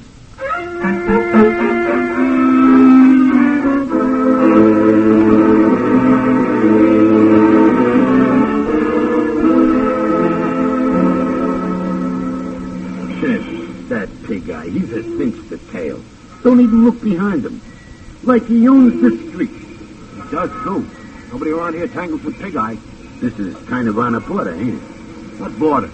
With Canada? Nah, you dope. With Slips Lewis territory. Oh, yeah.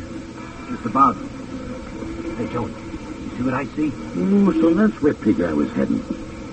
Who's that he's talking at? Hey, you see that? Looked like the sun on Pig's ribs. Nah, he wouldn't. Not in broad daylight. Well, he did. The guy's lying there. Hey, let's scram out of here, Joey. There'll be cops in a minute. Pig Eye got us, that's what. Imagine slicing a church right in the street.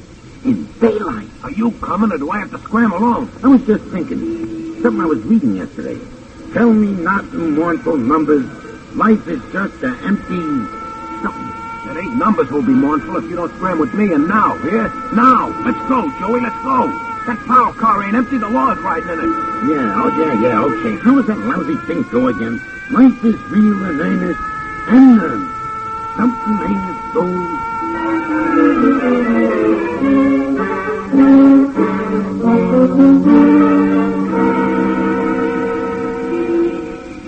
Hi, Benny. Hi. You got it? Yeah, I got it. Anybody riding the 568? Not today. Kid from high school had it yesterday. Yesterday ain't today. How much? Today? What else? $22.46. That's all? That's all. Numbers ain't gonna like this. You used to pay off $100 a day at least. Yeah, that was before Slips Lewis started moving in. Way over here? Way over here. So that's it. Muscling in, is he? I'll see about that. You'll see about what? Poet?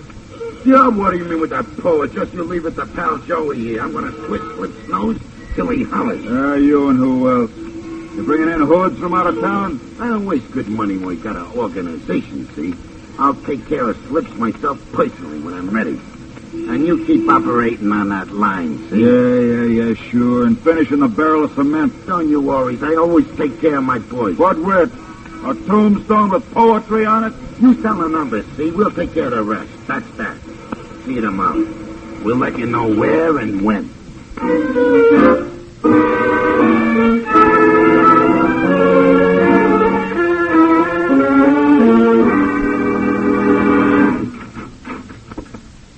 Numbers, here's the pickup. Everything up to scratch except Benny's territory. Yeah, what's wrong over there? He's down to half his usual take. Says Slips is muscling in. I told him not to worry. We take care of it. We already did, didn't we, Pig Eye? Yeah, Slips got his warning an hour ago. Pig took care of one of his boys right on the corner. Broad daylight. Oh, yeah. What do you know about it? Well, it's in the papers already. It's in the papers and everything. What do you know, huh? Good work, Pig. You did real good. Now every runner in town will know who's boss. What the... Oh, you bags. Yeah, me. There it is, boss. Not a winner in the territory. But the take ain't so good. Yeah, it'll be better tomorrow. And I'll see you, boys. But, boss, and you gonna do nothing? I've already done it. And 2 territories don't worry me none. Not the penny ante kind you collect from. I'll see you tomorrow, boys. You don't worry about nothing. Don't you get any gray hairs now. I know Joey won't. He could always read poetry. So what?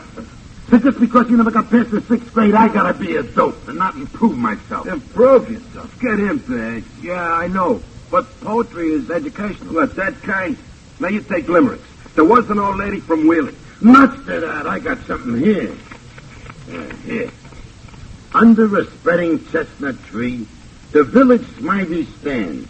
To smite the mighty man is he, with large and sinewy hands. You think it slips, Lewis? You ain't got no respect. That's your trouble. No respect for nothing. Not for you, poet. Is that so? Yeah, so. Want to do something about it? I'll do plenty. What do you do? Read more lousy poetry? I'll take Slips, Lewis. That's what. I'll show you who's big around here. Joey, cut it out, Joey. You'll take Slips? Well, you don't even pack a piece. Well, that's all it's for us collectors. You know that we ain't allowed to. Wait a minute. I'll show you. Keep out of numbers, desk. Got it. Hey, Joey, what are you going to do with that rod? I'm going to do like I said. I'm going to go out and take Slips Lewis personal. Lewis, here I come.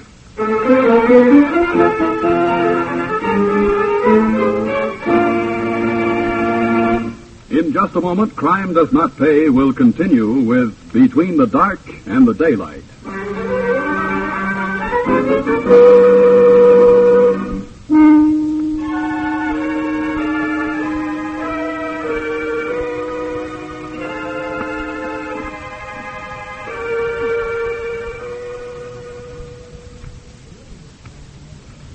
Now we continue with Crime Does Not Pay, starring Lionel Stander as Joey the Poet Barrows in Between the Dark and the Daylight.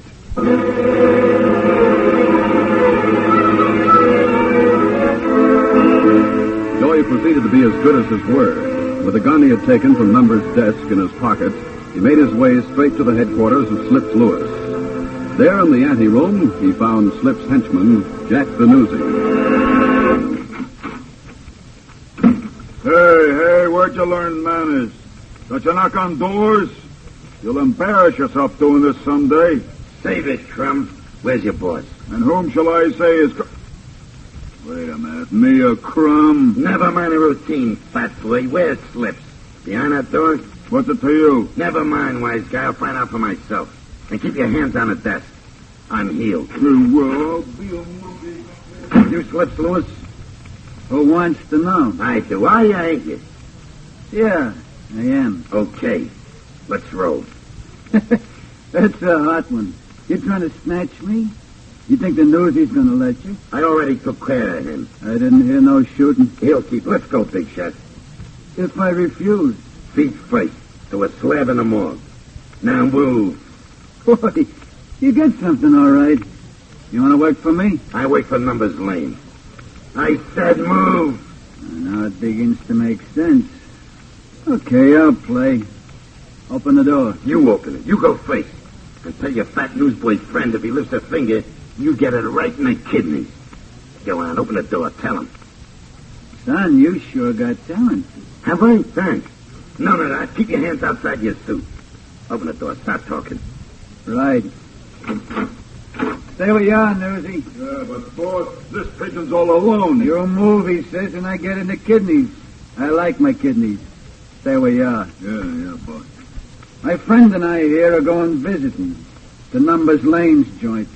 If I'm not back in half an hour, come looking for me. Yeah, gotcha, boss. Keep going. No stopping at the desk. And 5 to 2 at the yards, Newsy, that this bright lad will be working for us by the time I get back.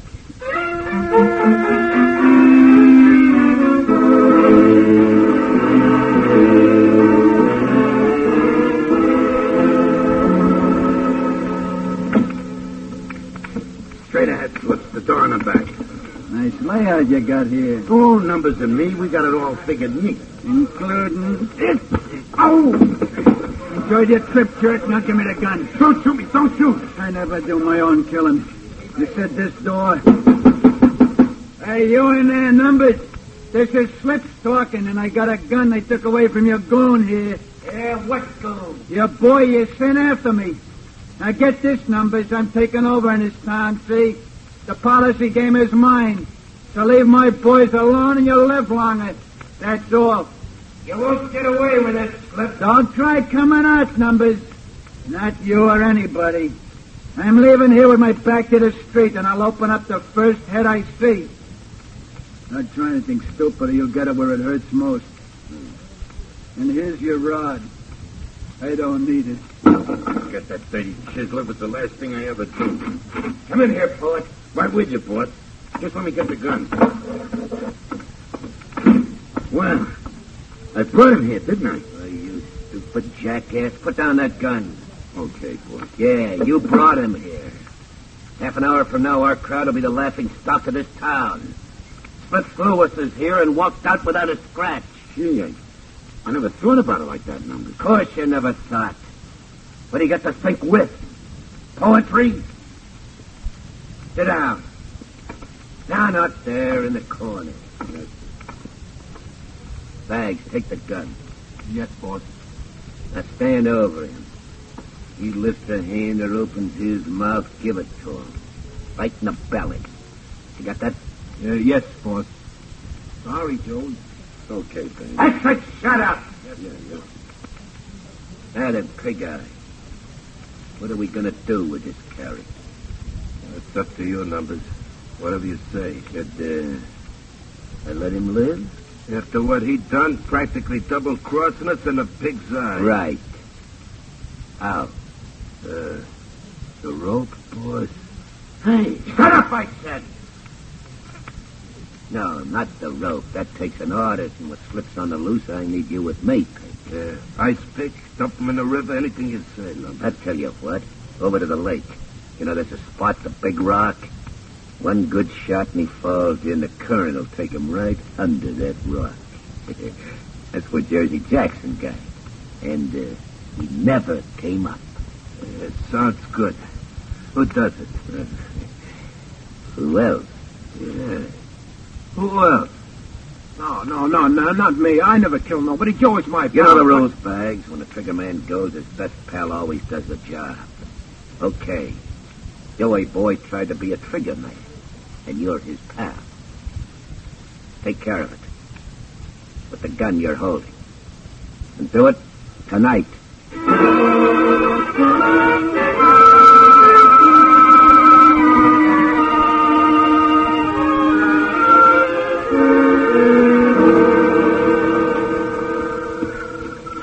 Much further, Bags? See, my feet are hurting me something fast. Mine, too. I'll have to walk back. Sit down a minute, Bags, will you? What for? We're still pals, Bags. Let's talk. For the last time. Well, okay, I guess. The grass is kind of soft, ain't it? Grass always is, I suppose. It's a funny thing about grass. I guess maybe that's why them poets, the real ones, they always write about it. You know, one fella wrote a whole book. I seen it once in the window of a bookstore. Leaves of Grass, he called it. Funny. Said on the cover the fellow was born in Brooklyn. You think they got any grass in Brooklyn? Who knows? Maybe. They got everything else. Well, never find out now. Why'd you try it, Joey? Why? I don't know. Maybe I was tired of being stepped on. A fella's got to break out sometimes. Now I gotta... Well, I gotta. Why'd you do this to me, Joey? We always been pals. Do you really got it, Bags? Of course I got it. Maybe. Maybe not. Numbers said the bodies don't ever come up. They disappear. Get it? They disappear. Hey, look, if I go back and the gun ain't been fired... You could fire it. Out over the lake. I could take it on the land, maybe. And disappear. If they ever find out, I'm done, Joey. I'm your pal, Bags. Your pal. Yeah, sure, but... Look, if they ever find out, I'm done, too. Get it? You make it sound okay. Look, Bags, by now we would have been to the Rock. If we're going to do it my way, we got to move fast. It's an awful chance, Joey. You sure you'll get out of sight? And how? It's a deal, pal. It's a deal. Good. Now fire the gun. Fire it? Not at me, dope.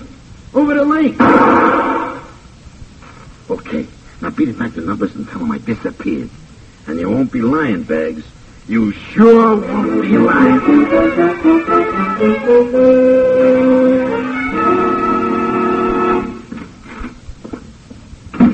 Okay, fella, what's in your mind? I want to talk to somebody.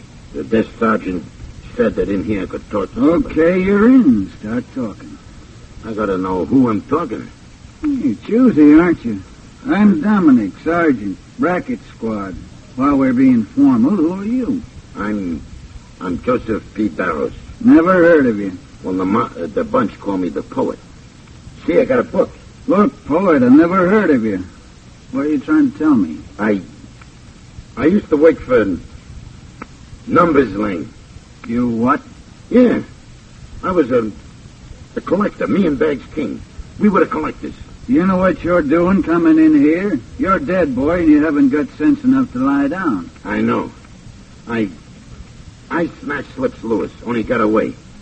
So Numbers told Bags to whack me out, but I talked Bags out of knocking me off. Look, Sergeant, before I say anything, you gotta promise me that Bags gets a break.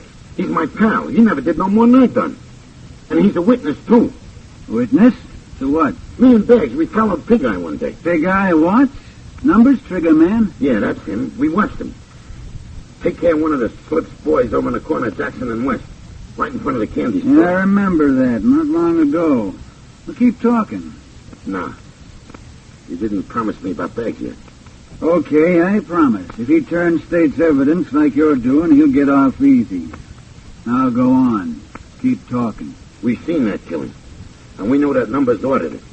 We know lots of things, just from hanging around. Hold it. This is a whole operation, it looks like. I gotta call the DA on this first. The DA? You got nothing to worry about. Boy, are we going to protect you.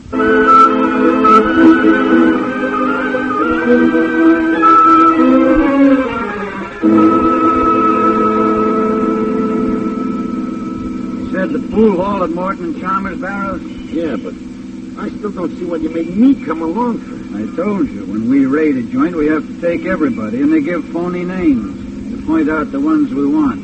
Save an awful lot of time. Driver, slow down. We'll walk from the corner. All right, let's walk, Barrows. Get out, man. I know mobs. Quiet.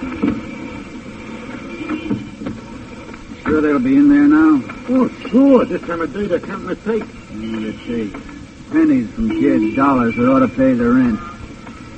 All right, Barrows. No monkey business now. I told you, Sergeant. And you heard me tell the district attorney, too. I want to get numbers, that's all. Right. Here we go. That's the door, straight and back. Open it, Barrows. Yes, sir. Tight bags. Big guy. Numbers inside? Joey, you said you wouldn't come back. Why, you double-crossing skunk. Drop that gun, what? And a pig's eye, I will. Numbers faded, tops and stars. You want me? You come and get me. Hit the floor bag. Hit it. Under the table, quick. Come on, Lane. Your boy is dead. You're through. Yeah. So's Lewis. We're taking him today, too. Yeah. Bags, okay, babe? I think so. They promised to protect you, too, babe. Last call, Lane. You come out or we're coming in. All right, boys. In we go. Fire!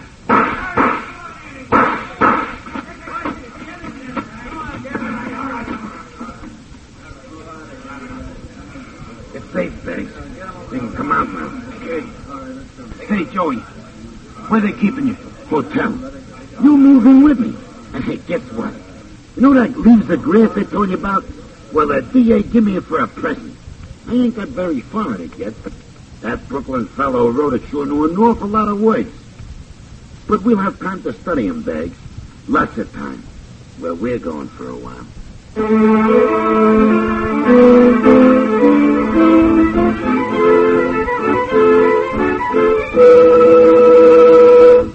Crime does not pay.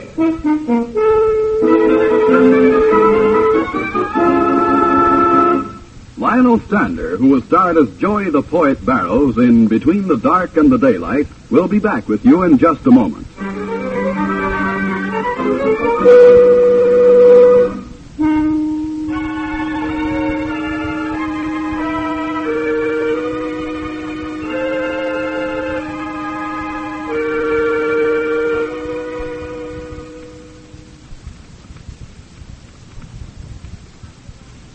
Now here in person is Lionel Stander. In his way, Joey the Poet is a tragic character, as any comic character is, as soon as he becomes involved in circumstances he cannot understand or control. But there's more to this story in my mind than just Joey and his quirk for poetry, Longfellow's poetry. If Joey, and the thousands of real people like him, had the chance for training, for learning, for understanding, the benefit to all of us would be almost boundless. But they don't have that chance. And so we lose them to bitterness, to a kind of slavery, in so many cases to the underworld. Once we root out the causes of this waste, once we see to it that our communities provide the proper opportunities for all, we will have gone far toward the day when it will no longer be necessary to point out that for ourselves, as well as for Joey the Poet, crime does not pay. Thank you, Mr. Stander.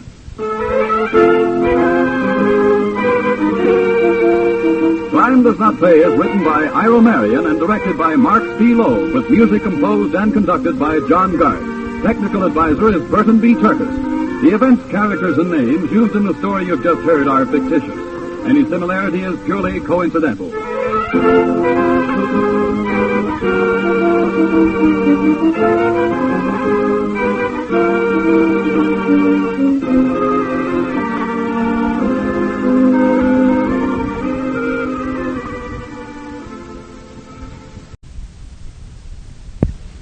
Does not pay.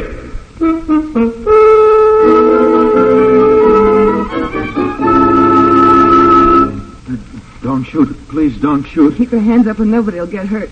Where's your cash? In the desk, in that corner. I'll get it. Make him give you the keys to the jalopy, Jeff. Hurry, Lucy. You, give me the keys to that car. It's not mine. I only fixed it. One's good? Yeah, good. Don't hit me. Don't touch me. Shut up. Give me the keys. Here. Keep away from me. $40, More cash than we've seen in years. Got the keys? Let's go.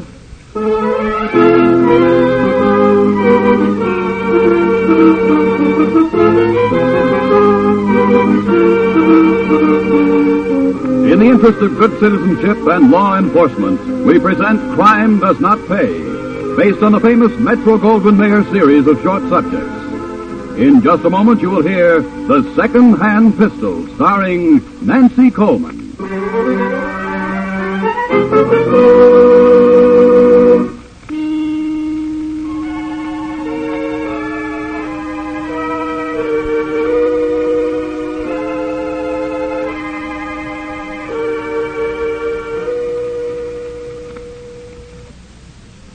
Now, Crime Does Not Pay, starring Nancy Coleman as Lucy Minden in The Second-Hand Pistols.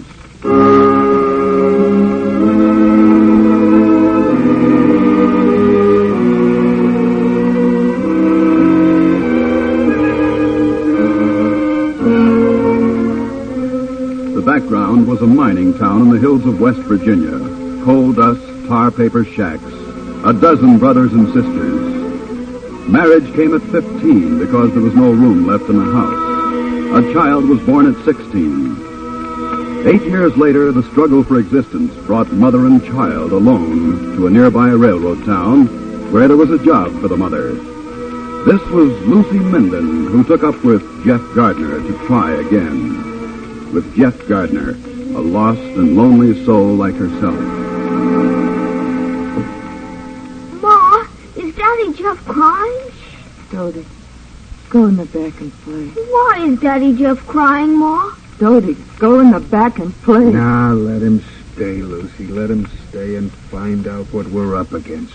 Dodie, I told you something. Yes, Ma, I'm going. I'm going out, Jeff. What for? What's the use? We gotta have some cash money. I'll get it. No. You hear me? No. I never was good enough for you, Jeff. You? Not good enough for me? What'd I ever bring you? We were happy, Jeff. We are happy together. The first time you waited on me in the station diner, you knew I was broke, but you made me eat. That was the first decent thing anybody done for me in years. I liked your looks right off, Jeff. I knew you were better than me. You weren't born in no mine shanty. What's happened since we took up together? What? We had some good times. Yeah, but mostly bad. You try to be a salesman, nobody buys. You work at anything, even track walking. Anything to make $1 for your woman and her kid. You get hurt on the job. You're out 3 months. You come back. The job's gone. No money. No food in the house. Not even a lump of coal. In the mine country. I'm going out, Jeff. No, you're not. Lucy, we've tried. We've tried every way we know and a few we didn't know, to be honest. If I can't earn for you two honest, then I'll be dishonest. How? What could we do? I've been thinking like crazy. It's coming on spring. I can pawn the coats, my suit. The jeans will do till later. With what I get, I'll buy a gun, Lucy. They used to say out west long ago, Smith and Wesson make all men equal. We'll pawn the coats, Jeff. We'll buy 2 guns. No. Not you. We promised each other, Jeff. Never nothing we didn't do together. We'll buy 2 guns, Jeff.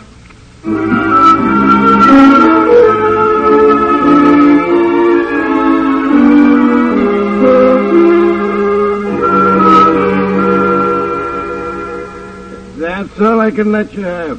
$6.75. It's more than the old clothes are worth. Take it, Jeff. He won't go no higher. I know him. All right, 6 and 6 bits. Come on, Lucy. Wait, Jeff. We're going to buy something. You sell? Now you want to buy. What? Those on the shelf behind you. Those guns are registered. You show me your license, we might make a deal. No deal. You know we haven't no licenses. Anything else you got? Without a license? Maybe. Old, not guaranteed. How much for 2 and a few shells? 6 and 6 bits. 5. 1 for 5. The other one I'll throw in. For $1.75. 5 for both. 2 for 6. What'll you need money for?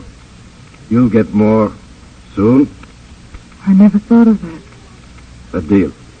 2 second-hand pistols, $6.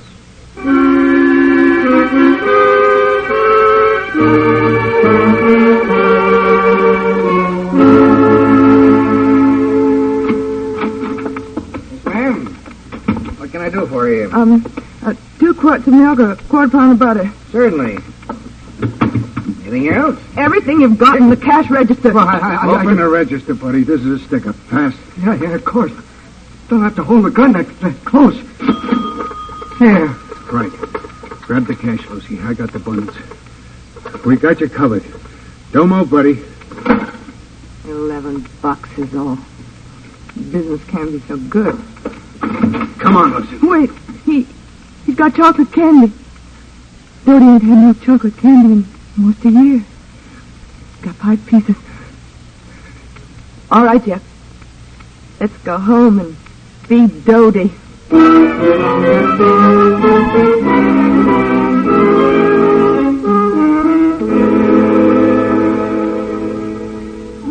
I'm sleepy. Then you go lie on your bed. Sure you don't want any more chocolate candy? Sure, Ma.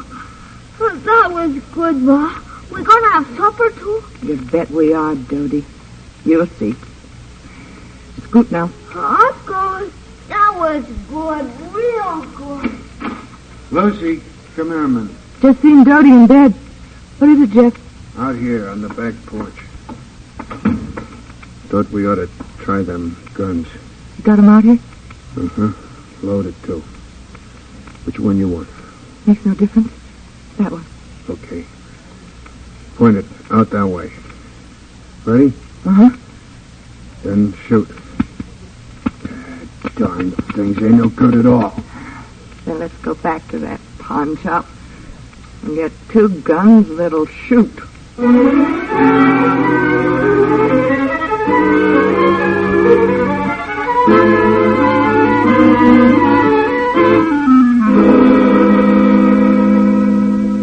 You 2 again? Yeah. Here, those 2 pistols you sold us, they don't work. I told you not guaranteed. We want 2 that'll work. No swap. How much for these? $2. We paid you 6. Now you told me they don't work, the price comes down. $2. I ought to bust you one. Take the $2, Jeff. There. Now we want 2 that'll work. Guaranteed. $7.50 apiece. Give you 5. 7. 6. That's as far as we go, or we take our business 6 apiece. For 2 pistols. That works.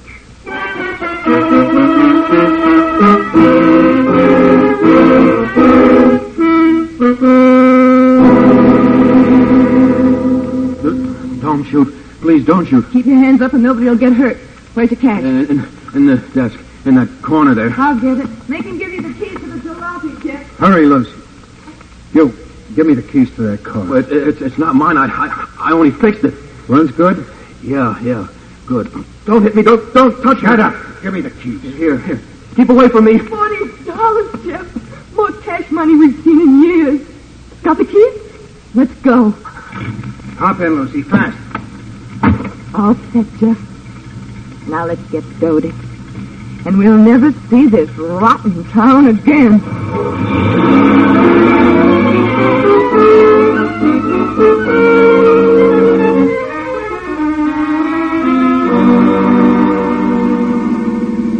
Look at the trees, Ma.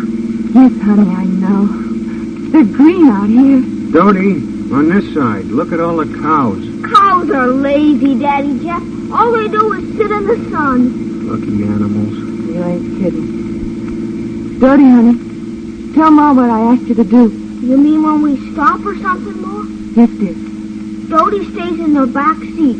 When Daddy Jeff stops the car, Dodie gets down on the floor like tracking Indians and stays there no matter what happens. That's right, dear. You'll do it, too. You promise. I promise. promise, Ma. Lucy, up ahead. Just traffic cops. This crate couldn't break no speed laws. Traffic cops don't block the road like that. You think maybe... Cops have teletypes all over. We've got to stop for it. Now listen. Do exactly as I tell you. When we stop, I'll get out. You slide into the driver's seat. If they're looking for us and they catch you on, I'll tie them up and you drive like crazy. Understand? I understand, Jeff. Dodie, Daddy Jeff's gonna stop. Can I look at the big motorcycles real close, Ma? Dodie, you promised. Yes, Ma. I'm getting down, Ma. Are the cops Indians, Ma? Dodie, please. Please be still. Sorry, folks, we're stopping everybody. Couple of stick-up artists, car thieves reported headed this way. I don't mind in the least, officer. Glad to stretch my legs. Where you headed, mister? Up the road a piece. Looking for work. Where'd you get this car? It's mine. Why? Because it's the same make, year, and number as the stolen jalopy we're watching for. Let's see your license and registration, fellow. Lucy, drive! Lucy! Not without you! Look out, Murph, she's got a gun! Hey, Lucy, don't! Oh! Jeff, get in!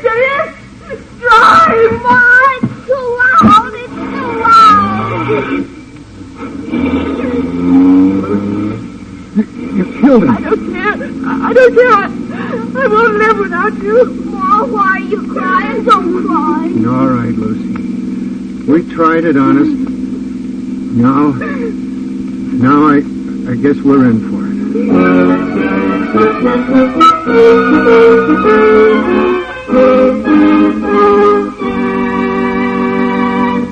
In just a moment, Crime Does Not Pay will continue with the second-hand pistols.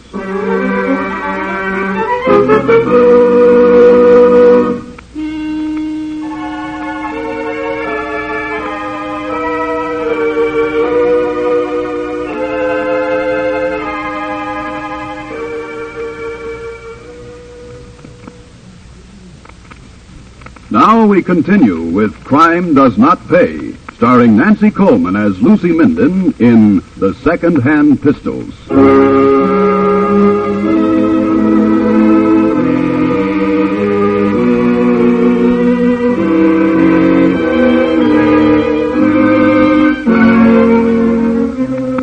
Out of the hills of West Virginia and across the border into Ohio rolled Lucy Minden with Dodie and Jeff. A few miles beyond the point where they left the two policemen lying in the road, they stopped the car, made their first swap. On they went, using only the back roads, staying away from towns and cities of any size. For gas and cash and food, they held up small filling stations and stores. They slept in their car. Behind them was a trail of stolen automobiles and rifled cash boxes. And ahead of them, always ahead of them, was the clicking of the teletypes in the police stations. Here they are again. To all police officers, Pennsylvania, Ohio, West Virginia, Kentucky. Wanted for murder, assault with intent to kill, armed robbery, automobile theft. Couple with child. Last seen driving west on US 60. Description follows. Description follows. Gardner, height 5'8", weight approximately 155. Brown hair, blue eyes. Clothing, blue dungarees.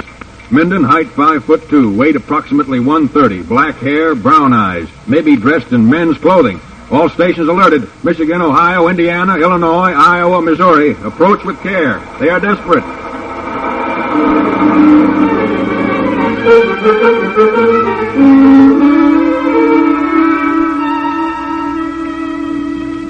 Daddy, Jeff, why is Ma taking so long? I don't know, Dodie. Ma would come. I wish she would. She's coming, Dodie. She just came out of that stationery store. All right, Jeff. I got everything. What took you so long? Drive, Jeff, I'll tell you. You were so long, Ma. I know, dear, but I got everything. And a new cap for Daddy Jeff and one for me, so my hair won't get dusty. And the newspapers and the lollipops for you. And guess what, Dodie? Ice cream cone? Oh, not with lollies, dear, no. Look. Ma, it looks almost real. Almost almost like yours. Yes. Yes, dear, almost. And caps for it, too. Want me to load it for you? Gee, no, Ma, I know how. Boy, oh, boy. Now I can go bang, bang when you do, Ma. Yes, dear, I know. I know. Only make sure it's make-believe. Please, Toady. Oh, yes, Ma. If you say so. You shouldn't have done it, Lucy. It'll look awful bad. Look bad. Like we was teaching the kid. How much worse can it look? We killed, didn't we? If you'd have done what I asked. I left you with him. Now, Jeff, I'll die first. Anyhow, look, Jeff, we're in the papers. Front page. Hold-up couple sought in 7 states. That's us, you and me, in the papers. What else do they say? Known as Jeff Gardner and Lucy Minden, and accompanied by Lucy's child, this couple have terrorized West Virginia, Ohio, Indiana, and Illinois, holding up filling stations, stealing cars. Jeff, up ahead, that hitchhiker. Let's pick him up. What for? Hitchhikers don't have any... Pick him up, Jeff. Don't you see? The cops are looking for a couple and a kid. Not 3 grown-ups and a kid. You're smart, Lucy. You don't have to be smart for that. Just sensible. Besides, I knew the cops out where I was born. They keep looking only for what they're told. Going toward Missouri, folks? We sure are. Hop in. Whereabouts in Missouri you heading, mister? Why, Hannibal to be exact. Right along the way, you got a good ride. We're bound for St. Louis. That so? We got to stop down to Bowling Green first. My sister lives there, and we got to see her a little bit before we move along.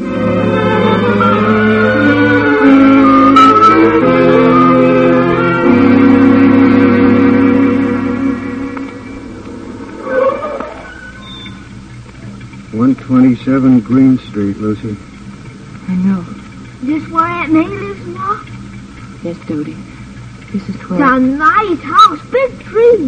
It sure are. What are we sitting in the car for, Ma? Why don't we get out? The kid's right, Lucy. It'll be better short. I know. All right, Dodie. Let's get out. Got everything, Dodie? Uh-huh. Even my pistol. It's keen, Ma. Even if it doesn't make as loud a noise as yours. Shh, darling. All right. Come on now. Daddy Jeff has to take care of the car. All right. Don't take long, Daddy Jeff. I won't.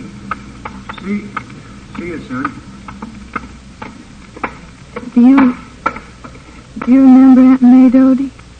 I never saw her, Ma. You know that. Oh, yeah. Must have forgot. Well, she's nice. Looks like me a little older. A little fatter, I guess. Will she have a bed for us, Ma? Will we sleep in a bed tonight? Yes, dear. You'll sleep in a bed tonight.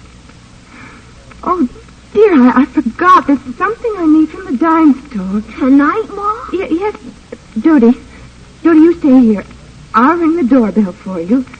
Then you tell Aunt May that your Ma and Daddy Jeff had to go downtown for a minute, and I said for them to take you in until I get back. All right? Sure, I'll tell her. All right. Give me a kiss? Yeah, sure, Ma. Why are you crying, Ma? Who's crying?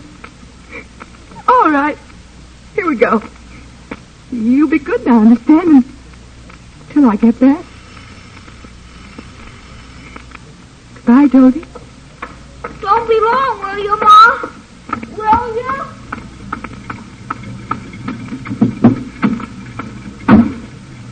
Drive, Jeff, will you? Before I go back there and make a complete fool of myself.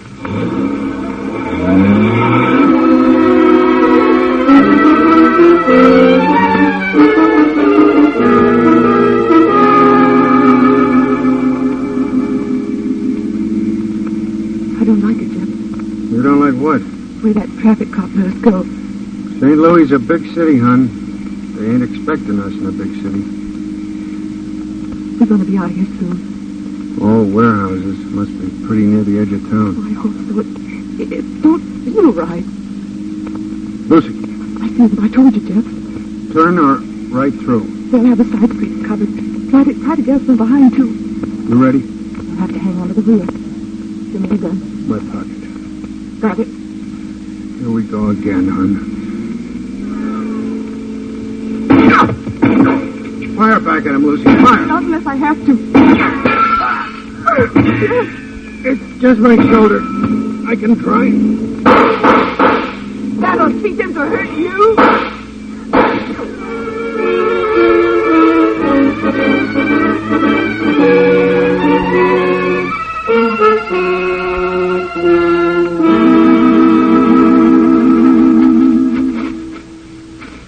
Not much more, Lucy. We make it to that rock and they'll never get us out. I know. Until we starve to death. Maybe we'll be able to make a deal with them. Oh, they won't make any deals. You saw the papers. When they tried to stop us back in New Mexico, they shot one of their own. Here we are. Up you go. Made it. You get shot in St. Louis, but I'm the one who's played out in Arizona. You'll be fine after you rest a bit. My shoulder's perfect. You fixed it good in that room in Joplin. We slept in a bed. Funny, I never thought I'd get out of Virginia. Look at all the places we've been. Getting pretty close.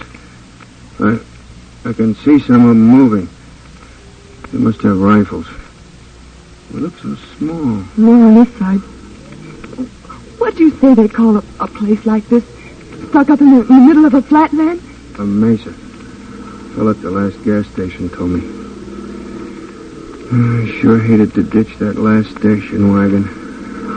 It sure was a beautiful car.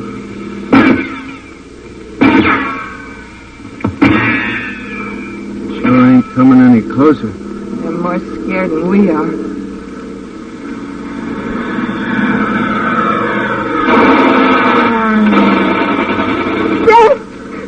The plane is after us, too. Oh, Jeff, I can't take it. Not anymore. We gotta quit, Jeff. I can't. You're there. Up there, Gardner, ready. Lucy, easy, honey. One of them's yelling at us. Up there, you. You got 1 minute. Come down or we'll blast you out. You're surrounded. You got 1 minute. And then we open fire. The plane spotted you. They got your mind. 1 minute from now. It's no use, Jeff. We gotta quit. I know.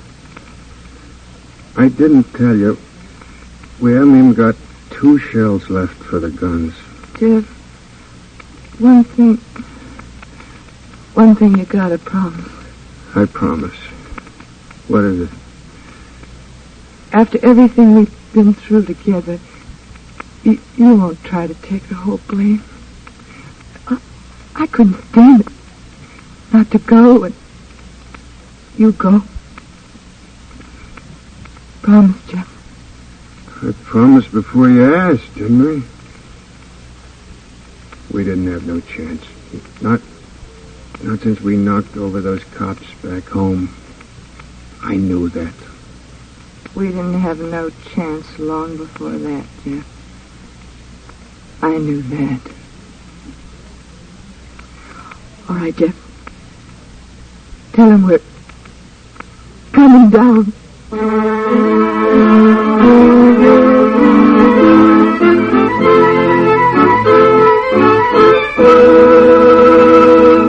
Crime does not pay.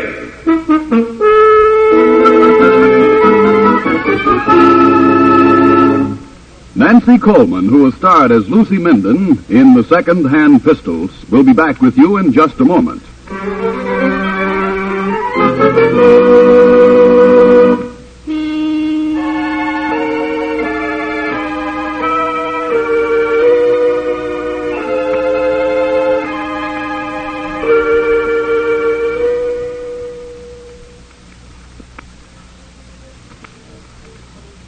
now, here in person is Nancy Coleman. I think it is important to the story of Lucy Minden and Jeff Gardner that we point out that these two turned to crime only after a long and fruitless struggle to find the means for a decent existence, honestly.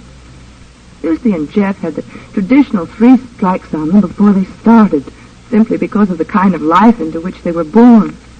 Such living conditions can and must be corrected in this great country of ours. We cannot afford to lose good mothers and decent fathers to lives of crime, not when they can be given proper opportunities at so little cost. When the Lucys and the Jeffs of our country turn to law-breaking because they feel there's no other way, it is as much for society as a whole as for this kind of criminal that in the end, crime does not pay. Thank you, Miss Coleman. Crime Does Not Pay is written by Ira Marion and directed by Marx B. Loeb, with music composed and conducted by John Garth. Technical advisor is Burton B. Turkis. The events, characters, and names used in the story you've just heard are fictitious. Any similarity is purely coincidental.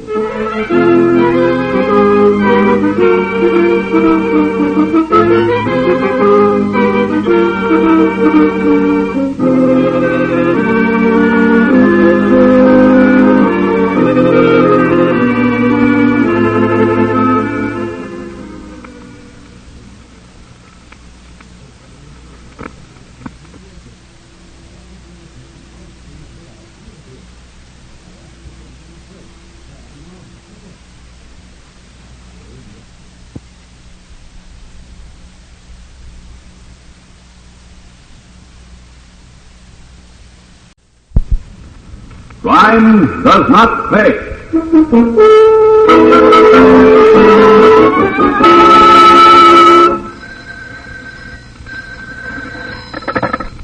Yes? Mr. Powers? Yep. Yes, this is Powers. You will follow instructions as agreed? Oh, yes. What are they? You will come to the southwest corner of Jackson and Carter at precisely midnight in your car. You will be met there and you will be given directions. What is the license number of your auto, please? 3Y5989. Ah, very, very, very good. Now, one more matter. You will have with you the agreed amount of money in small unmarked bills. You understand, of course, in a transaction such as this, we cannot accept your check.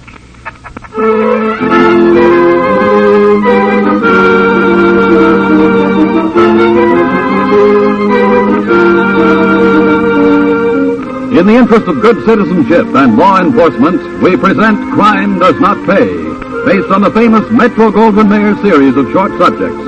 In just a moment, you will hear Imported Headache, starring Joseph Buloff.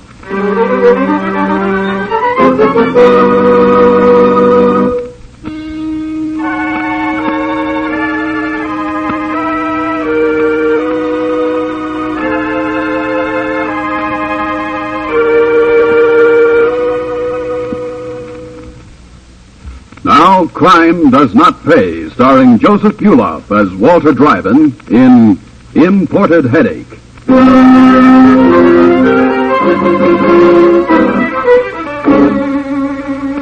Most crimes are a cross between a jigsaw puzzle and a piece of tangled cord. The criminal must fit all the pieces of his crime together in the planning period, and the police must untangle the skein of cord from whatever single loose end they may discover. The perfect example of this is Walter Dryden, a German of Nazi extraction, one might say. Walter was thorough in his planning, perhaps a little too thorough for the tastes of his hoodlum assistants, Harry Zugsmith and Bob Late. All right, Harry. Stop here. Okay, if you say so, boss. I have said so. Ain't nothing around here but an empty road, boss. I will do the thinking. You will execute. That is the arrangement. Sure. Okay, but maybe we'd like to know how this fits together. Yeah. First, we all go to drugstores and buy 10-cent bottles of aspirin. Then you send Jersey to swipe a couple of cops' uniforms from a costume place. What's aspirin got to do with cops' outfits? Yeah, I don't get it either, boss. And tonight we hijack a truck. I mean... It is not necessary for you to know. The less you know, the better. Well, you could tell us something, boss. Very, very well, then. I will tell you this much. I'm subject to headaches, so you buy for me the aspirin. And I think Papa Jesse will be very handsome policeman. As for the truck, I have a deal in mind. To do this business, a truck is necessary. So we take one. In fact, we take the one now coming around the curve. Americans own too many trucks. So now one American will own one less truck. And we will make money. Money, Harry. Block the road. Right.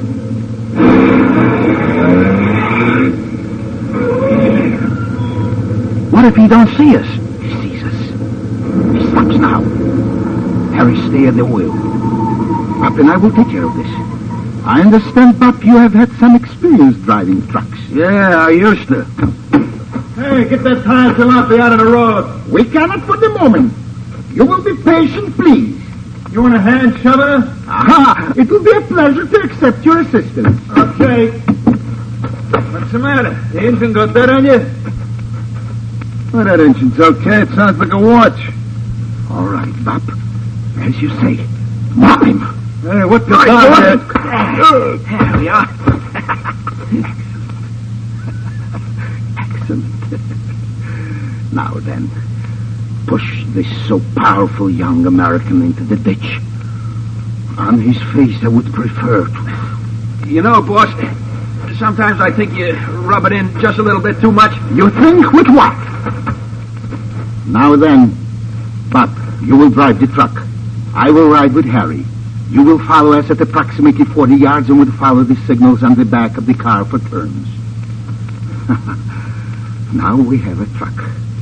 We have aspirin and we have uniforms. We are ready. From now on you will see why they call me Walter Einsweit Treiben. 1, 2, 3, and we will have money. Money, Harry.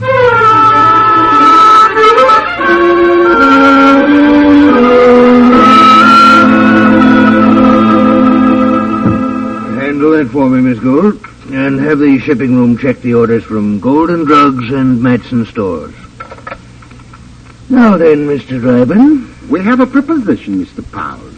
A proposition dealing with aspirin. Excellent aspirin. Direct from the manufacturer in Germany. No. Real German aspirin? Made by the original manufacturer. Now back in business. Import duty on that stuff's pretty high. There has been no duty paid on this shipment. You see, I have connections in Germany. Well, then how did you get it in? Oh, I understand.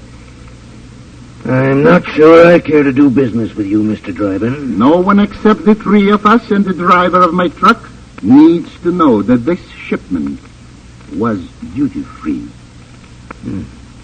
Keep talking, Mr. Dryden. You will have quite a shipment for your regular customers at a cost to you of approximately 30 cents on the dollar. How do I know the product is certified pure? A sample, Mr. Powers. The label's authentic enough. The contents? Will stand analysis, Mr. Powers. All right. As long as the stuff is pure, why not? I'll buy as much as you have. A truckload, Mr. Powers. A trailer truck, sir. Well, now, that's a lot of aspirin. What's the price? I will notify you when the shipment is ready.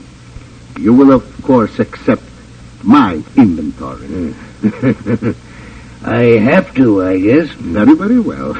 In a few days, I will call you, and at that time, I will advise you where delivery will be made and how much the shipment will cost you.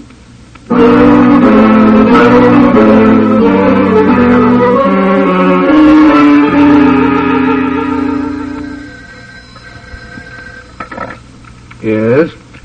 Mr. Powers? Yeah? This is Powers.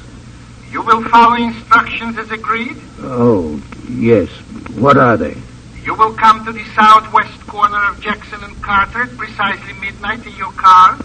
You will be met there and you will be given directions. What is the license number of your auto, please? 3Y5989. Ah, very, very well. One more matter, please. You will have the agreed amount of money in small unmarked bills. You understand, of course, in a transaction such as this, we cannot accept your check. Yes, I understand. One thing, we haven't yet agreed on how much. You said that... Yes. Excuse me, of course. The price is $5,000. That's a lot of aspirin. I'm given to understand Americans have a lot of headaches.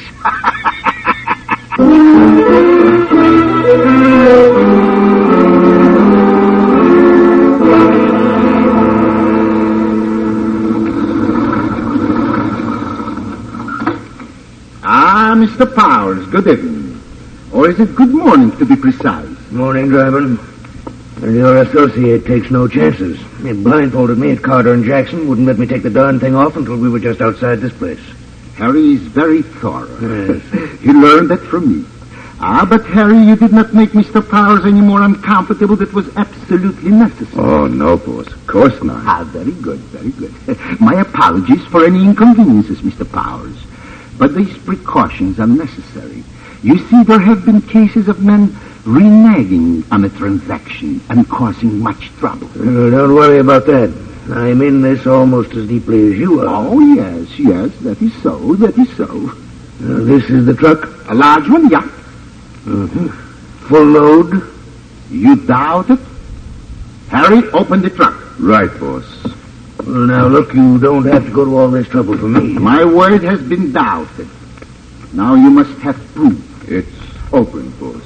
Select a carton, Harry. Any carton. You've sure got it packed to the roof. How's this one, boss? Very good. Open the carton. Check. I don't see any custom house stamps on this carton, Drivin. No?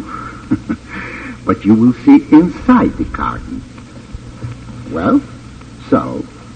That's the stuff, all right. Very well, then. Harry, put back the carton and close the truck. Check, boss. And now, Powers, the money, if you please. Here? Why not at my warehouse? I deliver to you here. I accept no responsibility for delivery, except to permit my man to drive the truck. I must be paid now. All right, if you insist. I insist. Here you are. 5,000. Nothing larger than a 20. Thank you, Mr. Powers. Don't you want to count it? I take your word, Mr. Powers. Come. Harry will drive. We will follow in your car. Well, now, don't you want the address of my warehouse? But we know that already, Mr. Powers. Oh. Walter Dryden is very thorough. He always knows all about his customers before he begins to do the business with them.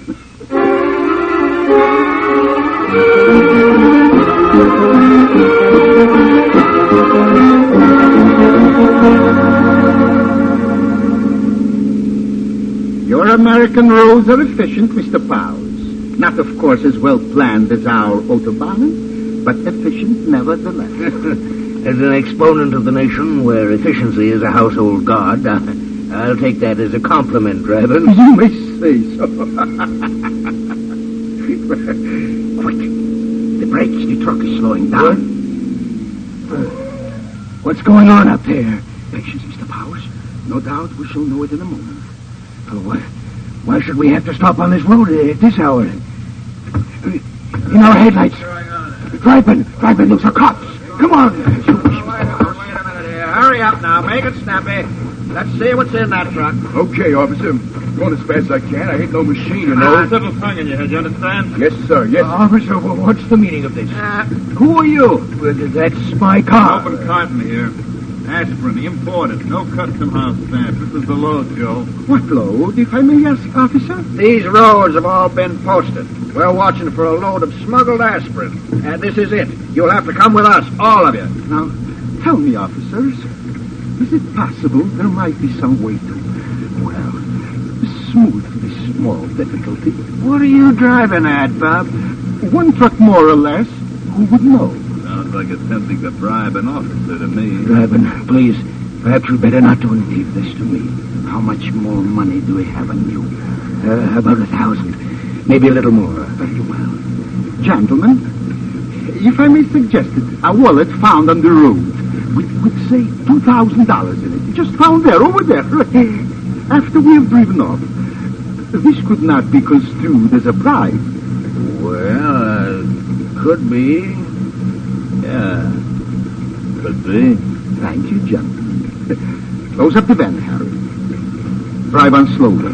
Mr. Powers, I will put up 1,000 if you will. No further trouble. Well, if I have any trouble, I could lose my license. Okay. Well, there's mine. And mine. In this wallet. And so on the road. Let us go, Mr. Powers, before these fine gentlemen change their minds. Best $1,000 I ever spent in my life.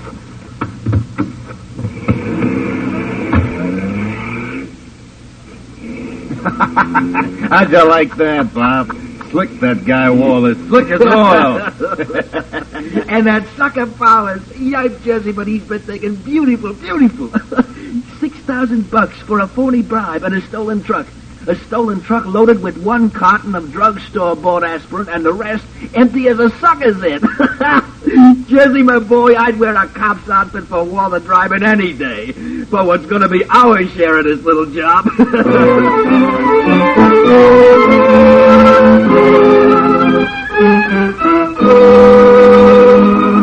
In just a moment, Crime Does Not Pay will continue with Imported Headache.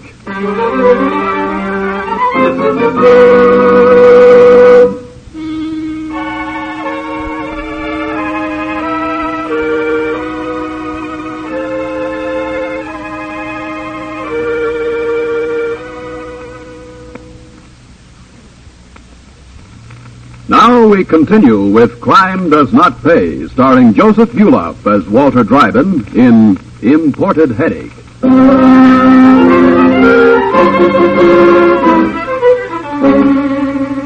The jigsaw puzzle was complete. 1 truck, 1 carton of aspirin, 1 buyer eager for a special bargain, 2 imitation policemen. Total take $6,000. There was great glee at Walter Dryden's headquarters later that eventful morning. Hey, fellas, do I make a good cop or do I make a good cop? Keep a civil tongue in your head, Bob. All right, men. Now, this serious business.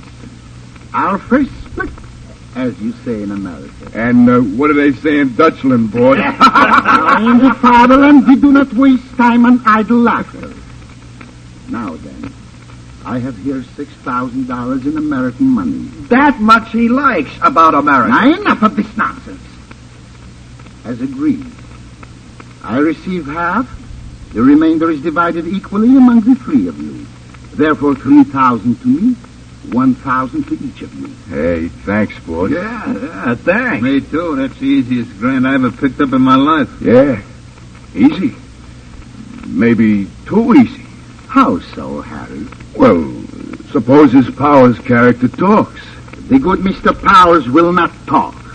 Americans never admit they're suckers. If they get mad enough? Nonsense. After all, what did he get for his $6,000?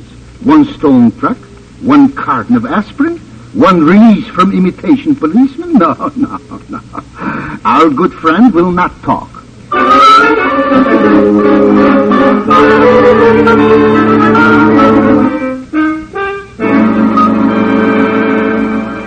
Look, Mr. Powers, you don't seem to realize the position you're in. All I know, Lieutenant, is that I bought something. I didn't get what I paid for, but I did have a valuable experience, period. I think you'd better talk, Mr. Powers. Lieutenant Collister, I don't think I like your tone. You like our jail even less. On what charge? Possession of a stolen truck, and in a pinch theft of that truck. Your arrest won't help your reputation any, and we can prove possession of that truck. Possession of stolen goods, in other words. So let's stop kidding, Powers. You have a duty as a citizen, and you're going to do that duty. Nobody likes to admit he's been a fool, Lieutenant. Not even to catch the man who made a fool of him? Walter Dryden has disappeared. Vanished. Dryden. Sounds German. Yes, plenty. Saber scar and all. Acts and talks like a real Nazi. About 5'10", broad shoulders, brown hair, and blue eyes. Behaves like a Prussian officer. Yes, that's a good description. Several agencies are interested in him, including the Immigration Service. Illegal entry? We have reason to believe so. This is a big country, Lieutenant. You'll never find him. Won't we? Look, Powers, you've finally given us an end of the cord. We've a neat mess to untangle, but with patience, I think we'll get him.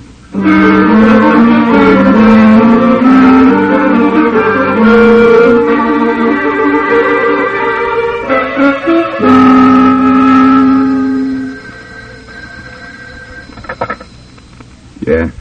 May I speak to Walter Dryden, please? Who wants him? David Carr of Carr & Sons Wholesale Drugs. I'll see if he's here. Hey, boss.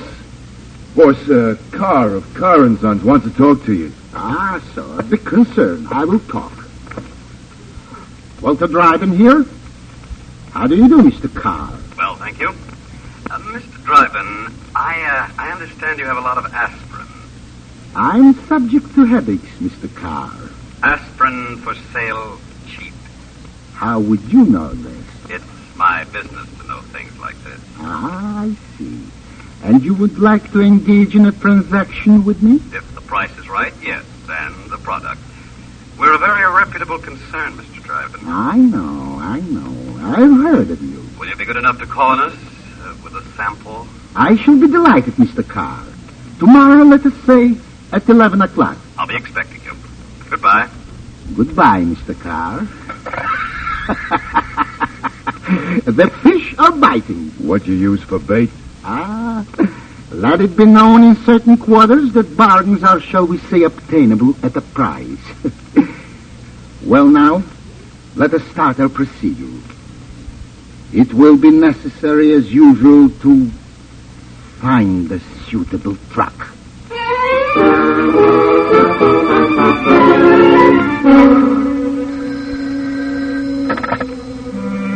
Carr speaking. Dryden here. Tomorrow night, What time? Where? midnight, Seaforth and West Fillmore. Very well.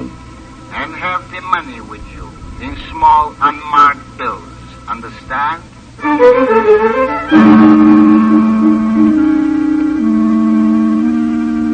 So this is your warehouse, Dryden. And this is the truck, Mr. Carr. Packed completely, floor to roof, with the product you're paying for. May I see some of it, please? Oh, Harry, open a carton for Mr. Carr. Check. Harry is the driver of the truck. He will precede us to your warehouse. There you are, Mr. Carr. Genuine imported aspirin. So I see. All right, Dryden, let's get going.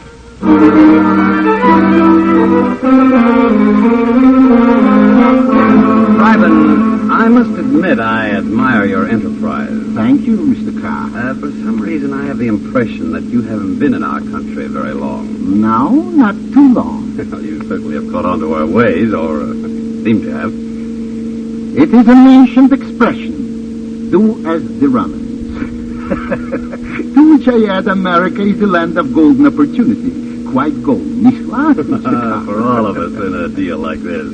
Yeah, you do so. I suppose it's none of my business, but I would like to know. How did you happen to come to America? Mr. Carr, when one sees opportunity die in one's fatherland, one seeks success in other places. I came here. There was a small, as you say, nest egg, which I successfully had placed here before the war against just such a contingency. Quite simple. My admiration increases as you speak. Go on. As for my entry through the golden portals, that was accomplished. Now let us leave it at that. In other words, it's none of my business. Slow down, Mr. Carr. Harry's flashing the lights on the truck. So I notice. Something wrong up there? Perhaps an accident along the road. It is well to stop for such things. We'll know before very long.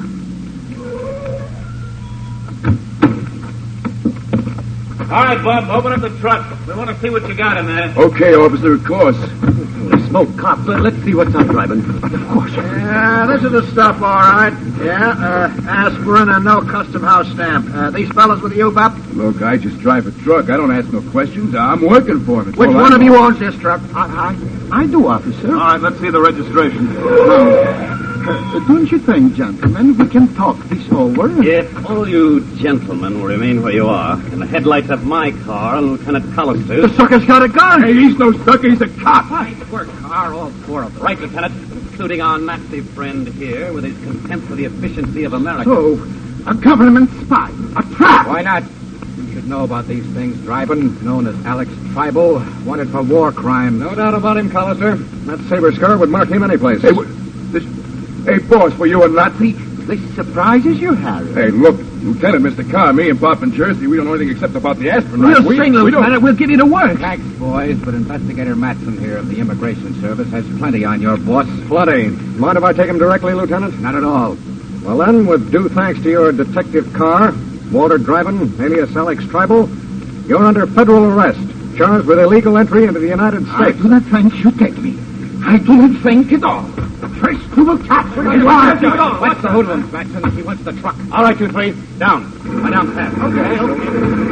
No hurry, Collister. Watch.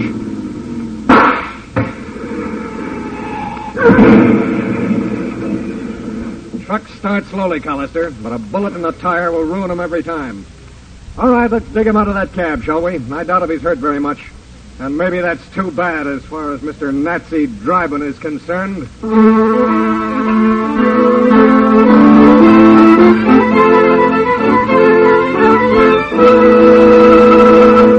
Crime does not pay.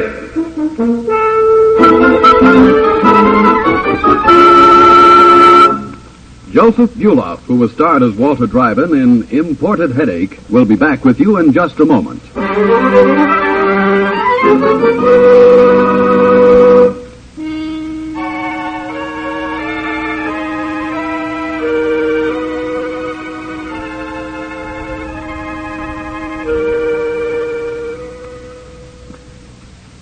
Now here in person is Joseph Buloff. Criminals like Walter Dryden operate their schemes on 2 points. They believe first that all Americans are ashamed to admit when they have been taken. Second, that most of us give in very easily to the temptation of an easy dollar, even though the business involved may be somewhat on the shady side. In fact, the success of much of our organized crime is based on exactly the same ideas.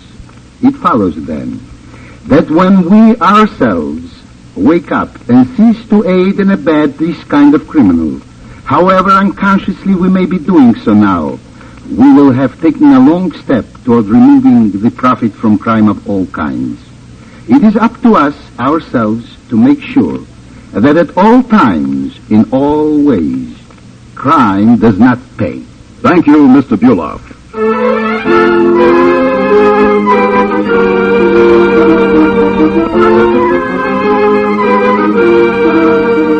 Crime Does Not Pay is written by Ira Marion and directed by Marx B. Loeb, with music composed and conducted by John Gart. Technical advisor is Burton B. Turkis. The events, characters, and names used in the story you've just heard are fictitious. Any similarity is purely coincidental.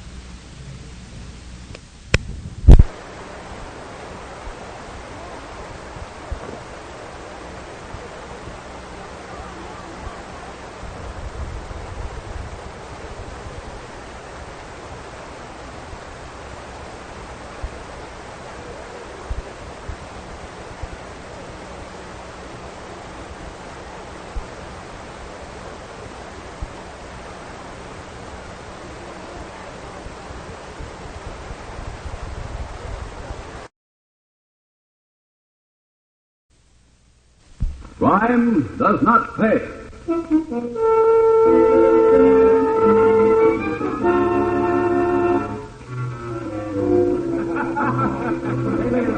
Good house tonight, Sam. Not bad. Not bad at all. The house or Dropper's Dame?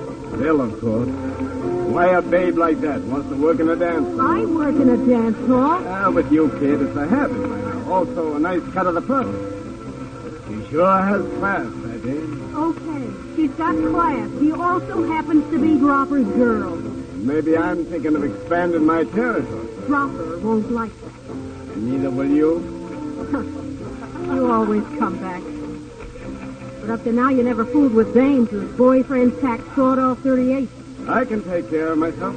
And for the moment, I intend to take care of myself with Lil.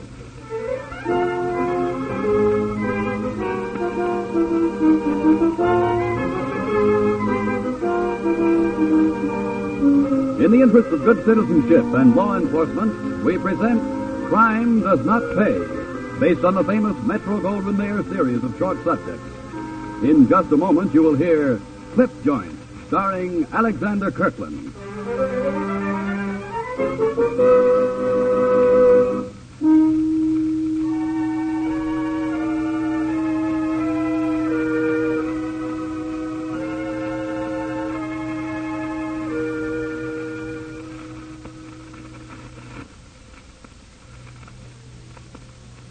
Now, Crime Does Not Pay, starring Alexander Kirkland as Dan Sheridan in Clip Joint.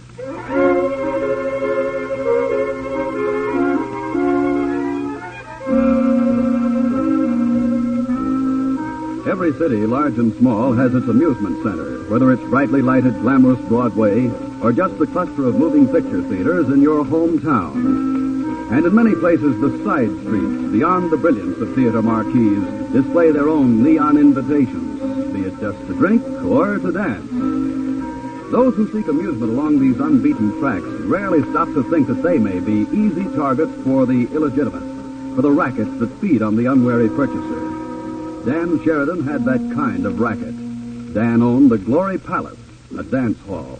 There, men like Joe Curtis bought their tickets, selected a partner, and tried to keep time to the music. How am I doing, baby? The name's Lucy. You'd do better if you followed the music, then maybe I could follow you. Lucy, baby, I'd follow you if you gave me half a chance. I see. But careful, look out. Maybe she's got a boyfriend approach. Well, gee whiz, a fella doesn't go looking for trouble. Oh, don't look so woolly. Come on, Joe. You haven't hurt anybody. No? No. Honest, you know, a girl who works in a dance hall, well, she won't get to meet many fellas like you. Well, I ain't so different from lots of guys, except maybe, I made a killing at the track today. No kidding. How much? Enough. For a date, maybe.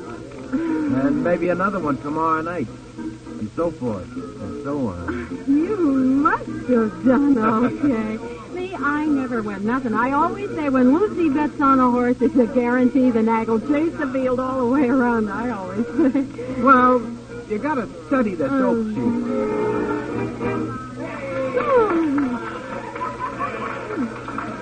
Oh, shucks. Just as we was dancing good. Ah, that's because you forgot your feet. My feet I forgot. Kid, you don't know the power of that dress you're almost wearing. Don't I? Want to talk or dance? It's up to you, baby. Look, we're not really supposed to do this, but if you just give me a strip of tickets, I'll sit out the next scene with you. Over at the bar. You got a bar here? And I didn't notice? Come on, Joe. You haven't noticed anything. Just caught a load of my dress. Hey, you're regular. Glad you think so.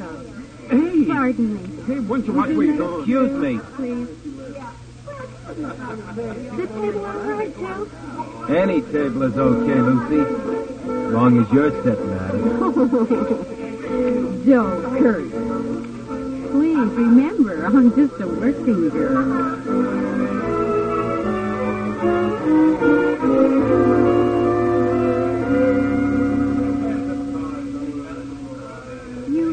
You feel all right, Joe? You only had a couple of drinks. Feel fine. I could drink a gallon of this stuff. Hello, Lucy. Been here long? Not very, Mr. Sheridan. Hi. Oh, I'm sorry. This is Mr. Sheridan, Miss Curtis. How do you do, Curtis? Fine, just fine. Sit down. Have a drink. No, you stay right where you are. I'll pick up our drinks at the bar. What'll it be? Scotch. Lucy and me, we're drinking scotch. We even like the same liquor we do. Yes, real romance. Tea or burnt sugar and water, Lucy? Tea tonight. What'd you say? Oh, just making sure of Lucy's drink. Stay right here now. Sure, well, I can't move. I've only 2 drinks. Wow, what a wallop. You'll feel fine after a while, Curtis. Nice fella, Sheridan. Oh, I think so. He your boyfriend? Oh, of course not. No. He just runs the place. His boss. Oh, nice fella. You said that before. Yeah, this one is his, Lucy. Check. Here you are, Curtis, old man. Private stock. Thanks. It pays to know the boss, huh? Right. Well, here's to it. Down the hatch. Bottoms up. Oh, good stuff. You live in this town, Curtis? No, not me. I'm on a selling trip. Here for a couple of days. Sick of sitting at a hotel. I mean, it's getting awful warm. Works fast, that stuff. No use wasting time. Are you sure he's healed? He's killing at the track. Joey, you're falling asleep. Oh, I'm sorry. I can't keep my eyes open. When he's there, I don't want to be sick. Help him, Dan. Sure will. Come on, Curtis. Come on. We'll take a little walk. You can come back and see Lucy later. We'll just go outside for a breath of air. Come on now. Up the daisy, atta boy.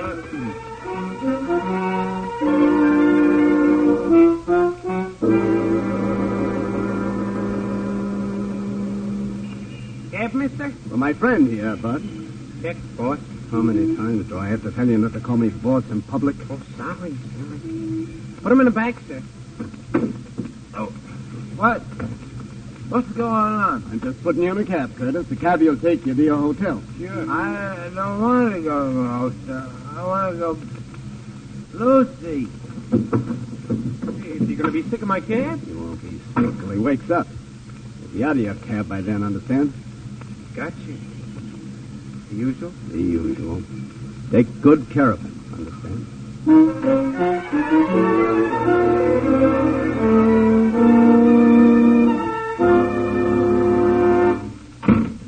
Take a load off your feet, Lucy. Why do I do it? I don't know. I told you a dozen times. You don't have to work the floor. You're past the taxi dancer stage. Which reminds me, what's keeping fast? But'll be along any minute. Nothing to worry about. I always worry in these jobs. You never know. You can know with Bud. He can roll a drunk better than anybody I ever met. Drunk? From chloral hydrate? Well, nothing like being sure. Come in. Hiya, boss. Lucy? Hey, I dropped the drink a mile out of town on 22. Sleeping like a baby in the weed side of the road. Baby's roll. Yeah. Back, too, eh? Nice work, How Bud. much? How much? Just a minute. Let's see. 200s, 450s, 520s, 500s, and some singles. Not bad. All right. 2 of these a night will be pretty good. Here's your 50, Bud. Thanks.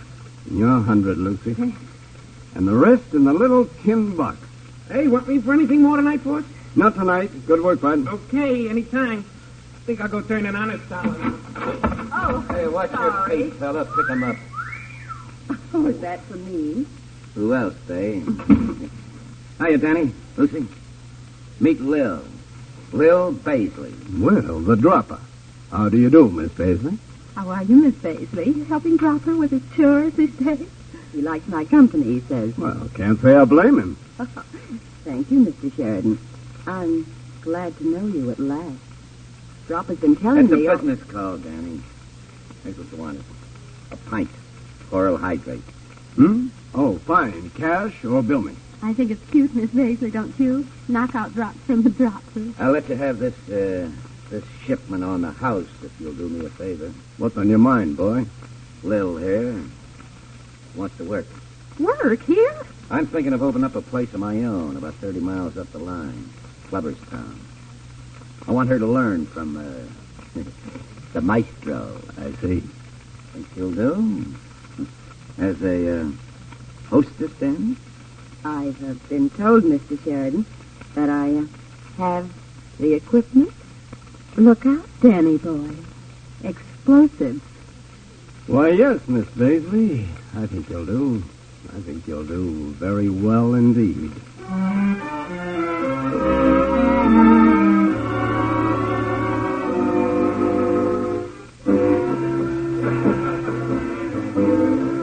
Good house tonight, Dan. Not bad. Not bad at all. The house or Dropper's dame? Lil, of course. Why a babe like that wants to work in a dance? I work in a dance hall. Listen, with you, kid, it's a habit by now. Also, a nice cut of the profit.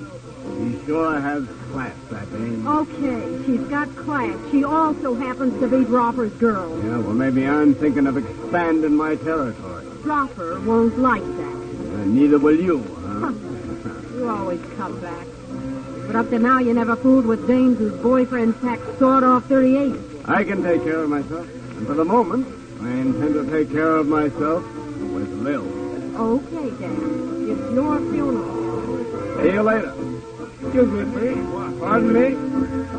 May I cut in? No, I paid my ticket for this struggle. And struggle it is, Buster. This is the boss. Easy there, fella. Here's your money back. Get yourself another partner. But I picked this girl. You got your dime back. Okay, I heard you. Very nice, Mr. Sheridan. And to what may I attribute the sudden rescue? Well, to my desire to eat up the profit and dance with one of my own employees. Wouldn't you rather sit this one out in the bar? Oh, I'd prefer to sit it out in a convertible that happens to be parked outside. Really, sir? Is this sort of thing tolerated in a respectable dance hall? Between the girls and the customers, never. Between the girls and the boss, well, Miss Baisley, it's been known to happen from time to time.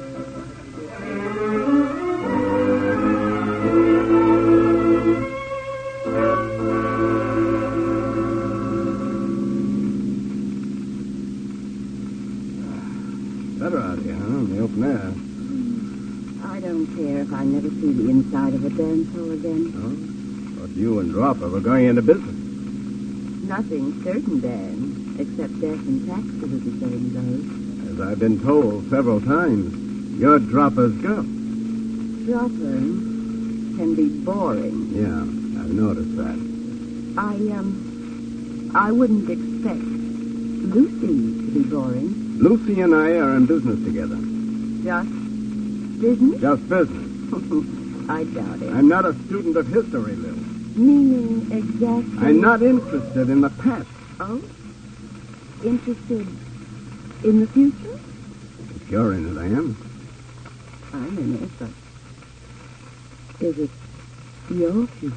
Yeah, I suspect it is. You only suspect, Dan? I think I'm going to find the evidence right now.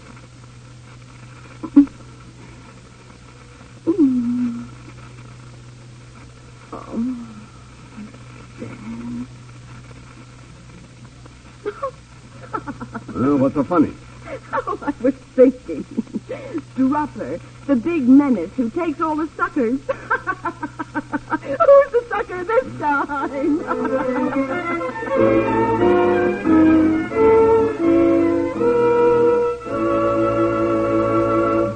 In just a moment, Crime Does Not Pay will continue with Clip Joint.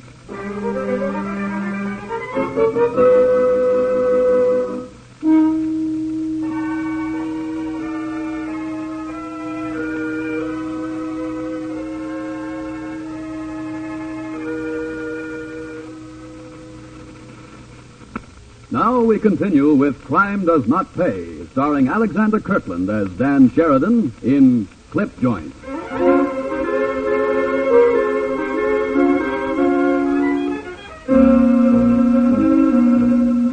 The sudden romance between Dan Sheridan and Lil Baisley was not one of those things which can be kept quiet, at least not in the underworld where Dan operated.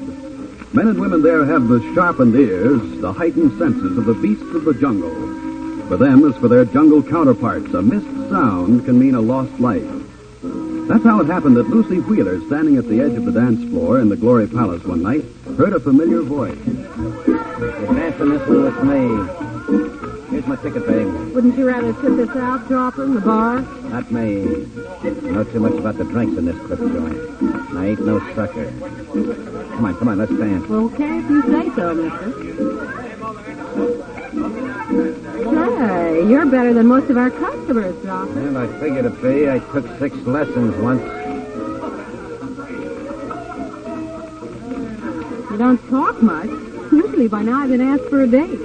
Ain't looking for a date with you, babe. Well, that's not very flattering. I want one with your boyfriend. My boyfriend? Yeah. Where is he? You mean Dan? Why don't you say so? He's your boyfriend. Not this week he isn't. But he'll be back. Maybe sooner than you think. Oh, you know Dan, Dropper. He just looks around and then he comes back to me every time. He never looked in my direction before. Oh, you've got nothing to worry about. Maybe not from Danny, but I know that Lil. I don't trust her no further than I can throw that piano. With that bum piano player sitting there.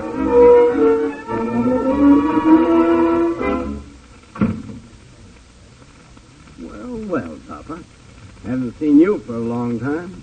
I've been around. Meaning I haven't? Meaning you haven't? I've been busy, Dropper. Almost ready for another shipment, too, in a few days. Where's Lil? Outside, working? No. You know better than that. Oh, do I? She's over at the apartment. This her night off? Oh, I wouldn't know about that. I don't keep the schedule. You know, Dropper, sometimes you amaze me. That mask of illiteracy drops off and you make use of words. Now, don't change the subject, wise boy. I know what she's doing. Oh? Well, then why ask me? Oh, I just want to see if you'd try to lie out of it. Go on, Dropper. She's waiting for you. And if she is? Lil's mine. Ancient history, Dropper. Who wrote it? I did. Lucy doesn't think so. This time, Lucy's wrong. So, she's got you going. As a matter of fact, I'm gone. Completely. Thanks for bringing her here, Dropper. I could let you have it right now. Yeah, but you won't. You won't. I'm too good a client. Lay off, Dan. The same to you. Put that piece out of your pocket and you'll never get out of here alive. I don't figure for you. You didn't double-cross me. I took my chances on you and I brought her here. But it always takes two to make a deal. Better call her.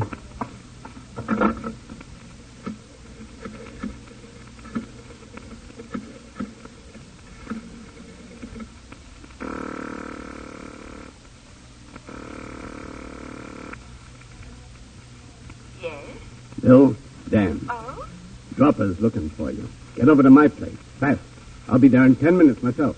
He wouldn't dare to do You it. heard me, baby. Do as I say now. You want to live, don't you?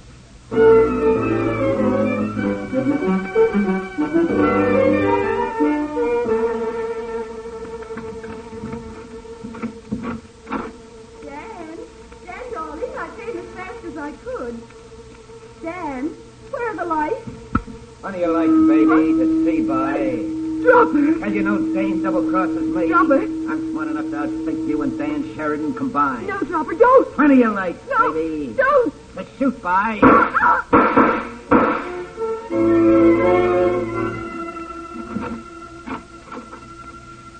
door was open, Dan. I saw the lights on. I figured you... No, dear. Nothing down this place. What? Hold it. Don't run. Play it straight. Operator, I want the police. Okay, Miss Wheeler, you found her. You walked in and you found her. I told you, Lieutenant. I've told you. So you didn't kill her. Sheridan's your guy, isn't he? I never held a gun in my life. I called you, Sergeant. She's probably clean, Volterra. Look, get out a pickup on Dan Sheridan. And proper wood. This was his dame. While the boys are looking for him, Sergeant, you and me'll go over to the Glory Palace. I hear the dropper's been hanging out around there a lot lately. Ever since he pushed this dead one into the lineup.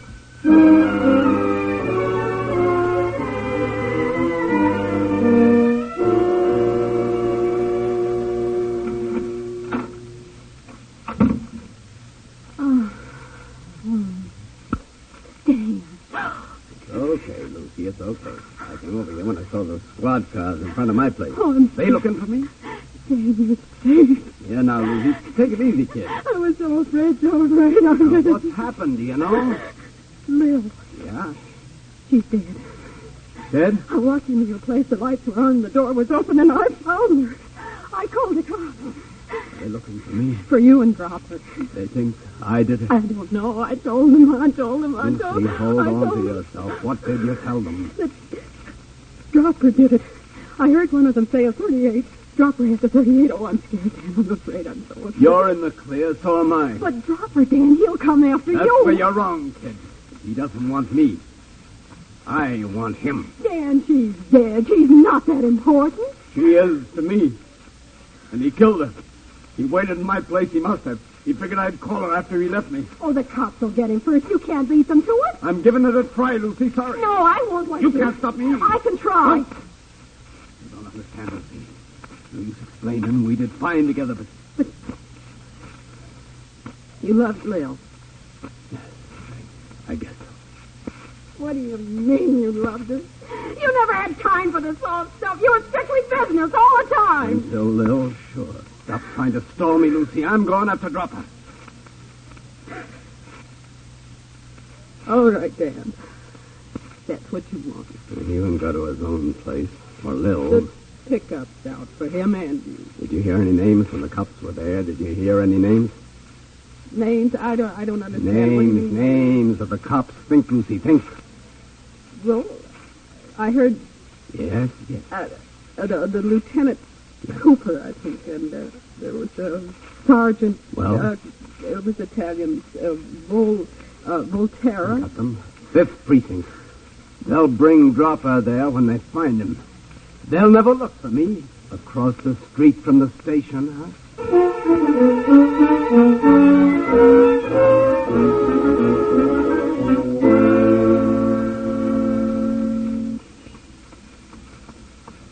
To keep you company, Dan. Lucy, beat it. They'll never look twice at a couple. I told you, Lucy. I took a cab. I followed you. As soon as I looked up the station house. They bring him in yet? No, not yet. Lucy, for the last time, when you I asked told me to let you do this, did I stop you? No, not when you saw it wouldn't be any use. All right, then don't try to drive me away, because I won't go. I'll yell copper. They'll take you in. All right. Crazy to let you, but maybe a long wait. Not so long. Hear it? The siren. Maybe it's firing. Nah, cops. There's a difference. So long, Lucy. Dan, no, wait. Wait for me.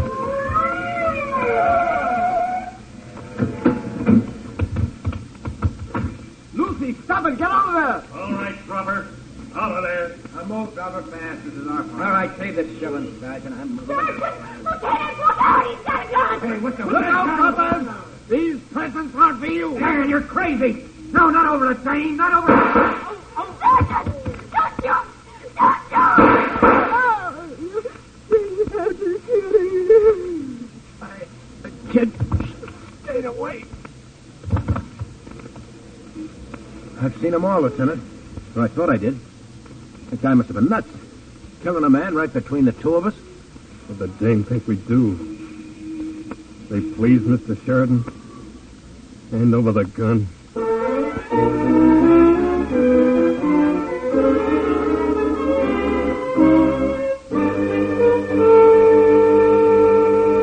Crime does not pay.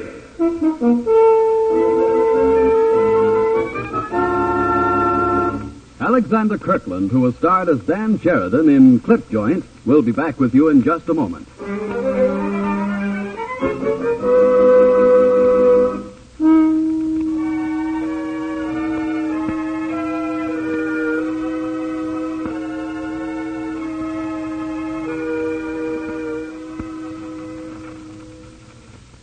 Now here in person is Alexander Kirkland. In the words of Gilbert and Sullivan, a policeman's lot is not a happy one, particularly when he finds himself in the midst of gunfire, and even when he waits patiently for thieves to fall out and give him the information and the opportunities he needs to enforce the law and to obtain convictions. But think a minute. The key to Dan Sheridan's and Dropper Woods' type of criminal operation is the Joe Curtis type of citizen, who foolishly aids and abets these men and costs himself and you all those extra taxes that pay for added protection and police. As you can see, for the plain citizen who falls in with crime as well as for the criminal, crime does not pay. Thank you, Mr. Kirkland.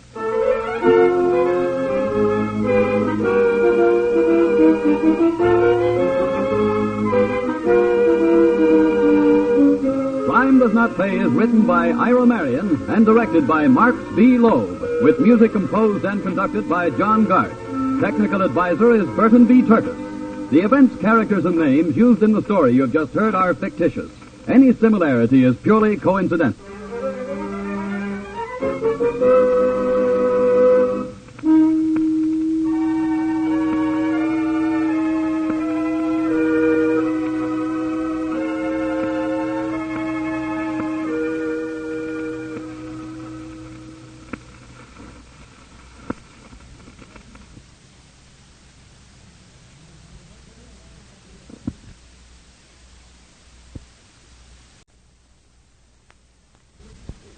Does not pay.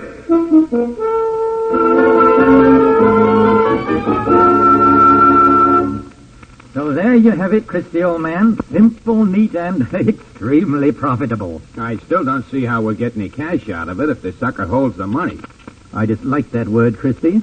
It betrays a contempt for humanity. Anyone operating as we shall must never be contemptuous of the victims. Such an attitude leads to mistakes. Oh, sorry, Professor. I see what you mean. As for the cash, leave that to me. I have, shall we say, sticky fingers, particularly where money is concerned. All you have to do is to follow instructions, report to me regularly, and above all, be the perfect purveyor of edibles. In other words, the complete grocery storekeeper.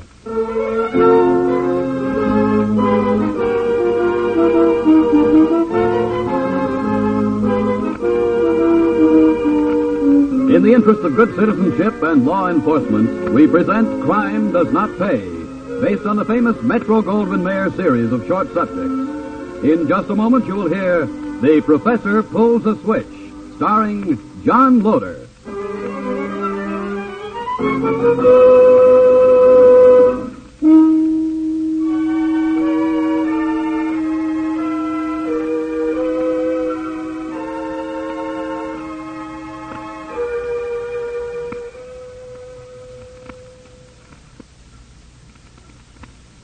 Now, Crime Does Not Pay, starring John Loder as Professor Carter Forsyth in The Professor Pulls a Switch.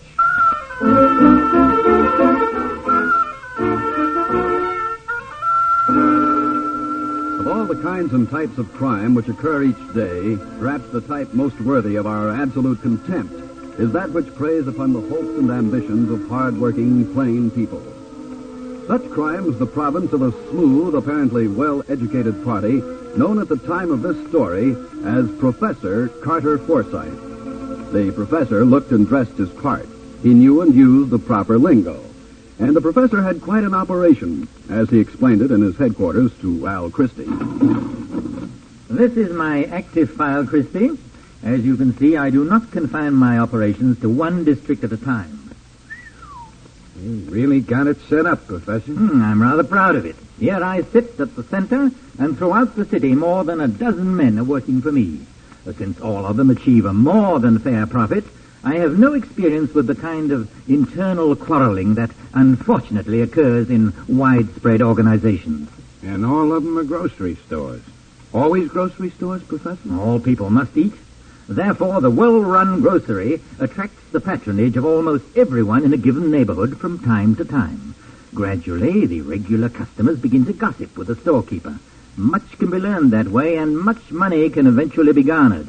Of course, the original purchase price of the store must be added to the investment of time and skill, but it pays off, Christie, it pays off. You sure talk a lot, Professor, but you get to the point after a while. Yes, don't I?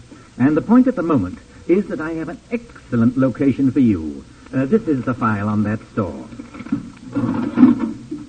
You have come to me with excellent references, even though you are having a hard time. I am particularly pleased that your wife is urging you to give up petty rackets and settle in some decent business. She need know nothing of the true nature of our operation, and both she and the children will give you an excellent front. So far, you're making a lot of sense. Now what? You will be the owner of this store. You will conduct your business properly and honestly. You will strike up friendships. You will learn who is the wealthiest person in the neighborhood, and you will concentrate on him. At the proper moment, you will advise me, and I will visit you while you are entertaining your new friend with choice wine and other delicacies. I will deign to offer to help your friend at a price. After that, we take him, and it'll be months before he knows the difference. So there you have it, Christy, old man. Simple, neat, and extremely profitable.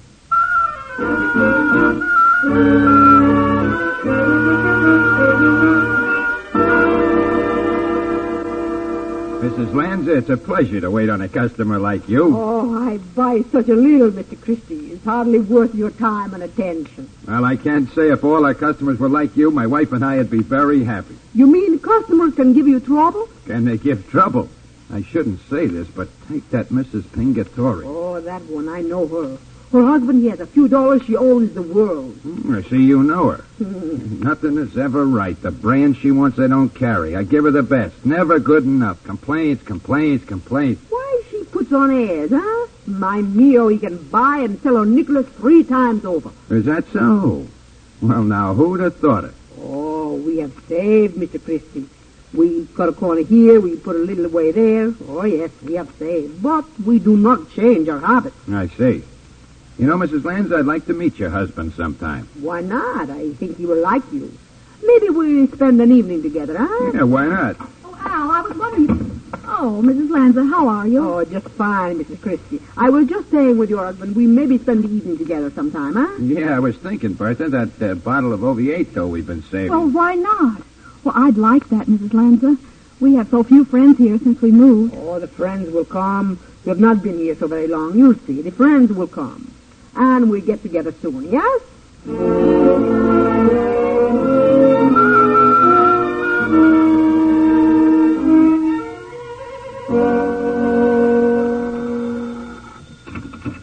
Yes? Professor? That is correct. This is Al Christie, Professor. Progress report. Excellent. Proceed. That Lanza family I told you about, Mio and Anna Lanza? Yes, you told me. They're ripe for picking. Very good. Then you are friendly. Yeah, bosom pals. And your wife? The old lady thinks I'm really going straight. She's loving it. Even wants to join the Parent Teachers Association. Fine. Now, when is your next meeting with the Lanzas? Tonight. Wine, chestnuts, talk, a cinch. I got his wife to speak up, Professor. They got about $7,000 in the savings bank. I shall be there this evening, Christie. You may count on it.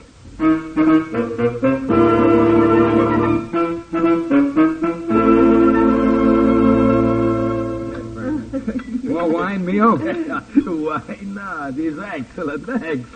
A man who sells the best groceries, he likes the best of everything, no? Well, that's a new quality in my husband, I must say. Oh, excuse me, the door. Help yourselves, folks. That's what the bottle is there. Oh, thank you, Mr. Christie. He is a fine man, your husband, and a good judge of wine. Oh, thank you. Just like you don't know, Mr. Christie. Every woman knows the ability of her man. Oh, sure. Here's a real surprise.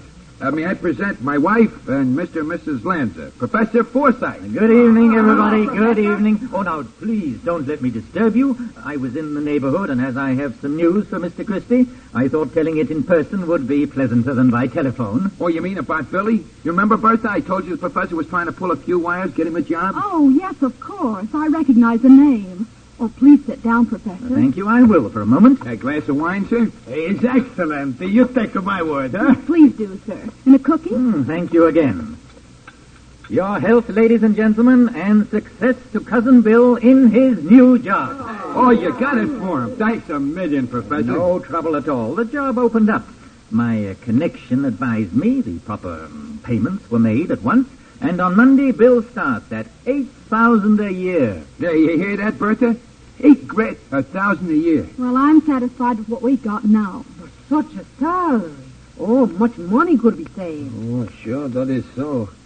You know, I would... Oh, no, is it too much to ask? Yeah, ask away, Mio. The professor won't mind. Why, of course not, Mr. Lanza. As Alfred said, ask away. Well, it would be possible that another such a job might open up? Oh, such things are always possible. One never knows. Sometimes it occurs within a few days. Other times it takes months. And please, what is the work? Well, Cousin Bill is an inspector in the sanitation department. Oh, that needs a special training. Oh, not that job. There are others, not only in the city government. May I ask what you do, Mr. Lanza? Oh, sure. I manage a big shoe place. It's called the Cobbler Shop. It's in a big building downtown. Then you are experienced in management. Sure, that's right. And you make by the year?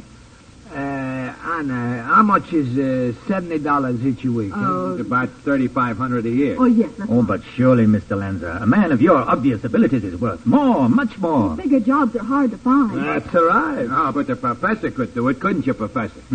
Perhaps. It may take time, but it might be done. I have connections in many fields. And this would cost... Oh, for a job in the bracket we have in mind, the fees run high, usually in 4 figures. Around 5,000. Anna, what do you say? Maybe I do not know. As you wish, Mio. Let us try, eh? Is it not always necessary for accept the job? Yes, Professor? Oh, not always. All right. You will try for me. Eh? Oh, for a friend of Alfred's, I'm always happy to try. And it has been my experience that a friend is very often closer than a cousin. Yes, in this case, you're absolutely right. Very well, then. Of course, there are certain formalities. For instance, what? The money, in cash, $100 bills, must be handy and must be prepared in a certain way. Why? So that the paymaster, so-called, can accomplish his distribution with the least possible difficulty. Oh, I get it. Under-the-counter stuff. Correct. Therefore, it is necessary that I check the wrapping of the cash. All right. You tell me. I get it. I show it to you. Very well. But let the details go for now. This is a social gathering. Shall we drink to a successful conclusion of this little arrangement?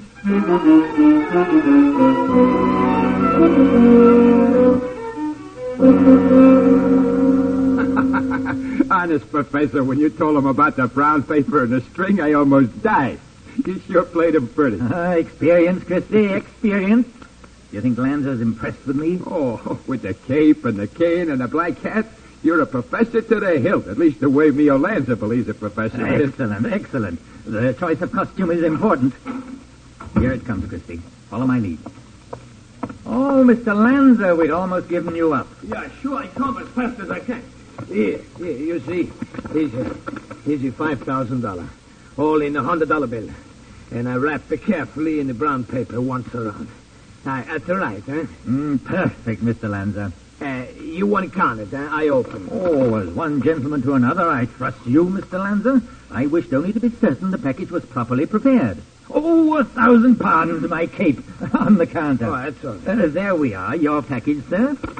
Hey, you don't want to haul it yourself. Oh, why should I? Well, I mean, but for the bride. Oh, a harsh word that. We'll overlook it. No, you will keep the money until I call for it. Maybe Alfred, he hold it, huh? Me? Why? The professor trusts you, Mio. Well, all right, if you say so, it's all right. Like this, in the package is going to stay until you call it. Excellent. And now perhaps you would like to put it in a safe place, at home. Sure, it's a lot of money. You know, I work a long time to save this money. Now I'm going to invest it in a fine job. Thank you, Alfred. Thank you, Professor. I'm going to have it ready all the time so that when you call me, you know. Goodbye. Yep. Now what, Professor? Open this package, Christy. Huh? Oh, yeah, sure. Hey, Professor, this is Mio's dough. And he has cut newspapers wrapped exactly like this. When my cape fell on the counter, remember? Oh, that dope. The poor old dope sitting on a package of newspapers. The old handkerchief. Exactly, and months before it will be discovered. In the meantime, we shall have many more victims. Oh, brother, what a switch. What a switch. Yes, Christy. You might put it, the professor pulls a switch. A $5,000 switch. Who's the next victim, Christy, and where and when?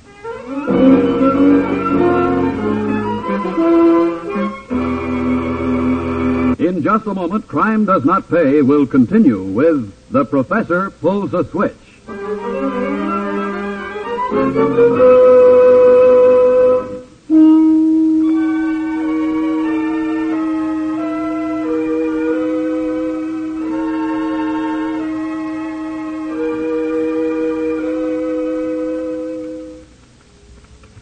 Now we continue with Crime Does Not Pay, starring John Loder as Professor Carter Forsyth in The Professor Pulls a Switch.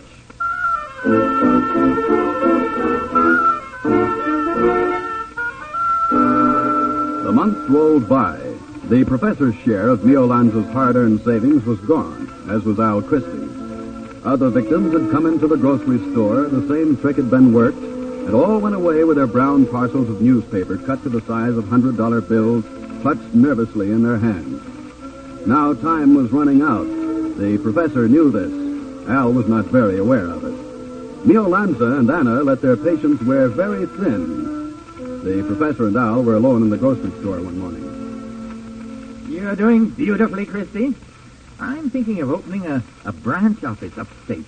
And perhaps you are the man to supervise it for me. Well, thanks, Professor.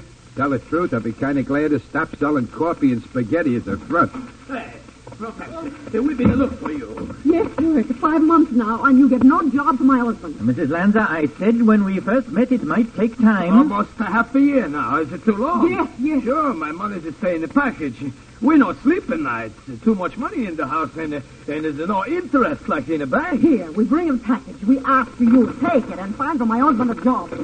Getting a little frayed around the edges, isn't it? My friends, I was just this moment explaining to Mr. Christie I have a most important appointment downtown on your business, Mr. Lanza.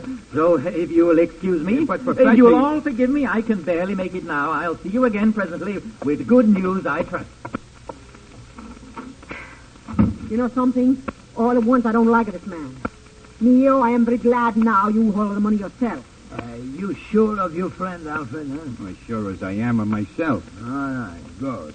Then maybe in a few days, it's a job, huh? Meantime, we put some clean paper on the money, so all will be ready. Yes, Alfred? Neil, this is no money. It's just a newspaper. It's not possible. You must be nuts or something. $5,000. It's so hard to save, and now it's all gone. Alfred, your friend is a crook. No, something's wrong here. Who's fighting? Right, the Lancers think the professor is a crook. Some way, I don't know how, but some way he gets our money. I remember. I was standing here. His cape is fall on the package. Oh. He changed the package. Hey, look, I know it's tough, but you can't prove anything. And you, my friend, you are in this. I know. You say, too, I must hold the money. You do not want to hold it. Like the professor, you do not. You are a thief, a thief. You put on a knife. It's a cheese knife. It's good and sharp. Alfred, you make the one move. With your own knife, I cut you. Quick, Anna. You run for the police. Yes. We arrest my friend Alfred. We find out who is the thief. Who steal the money so hard to save.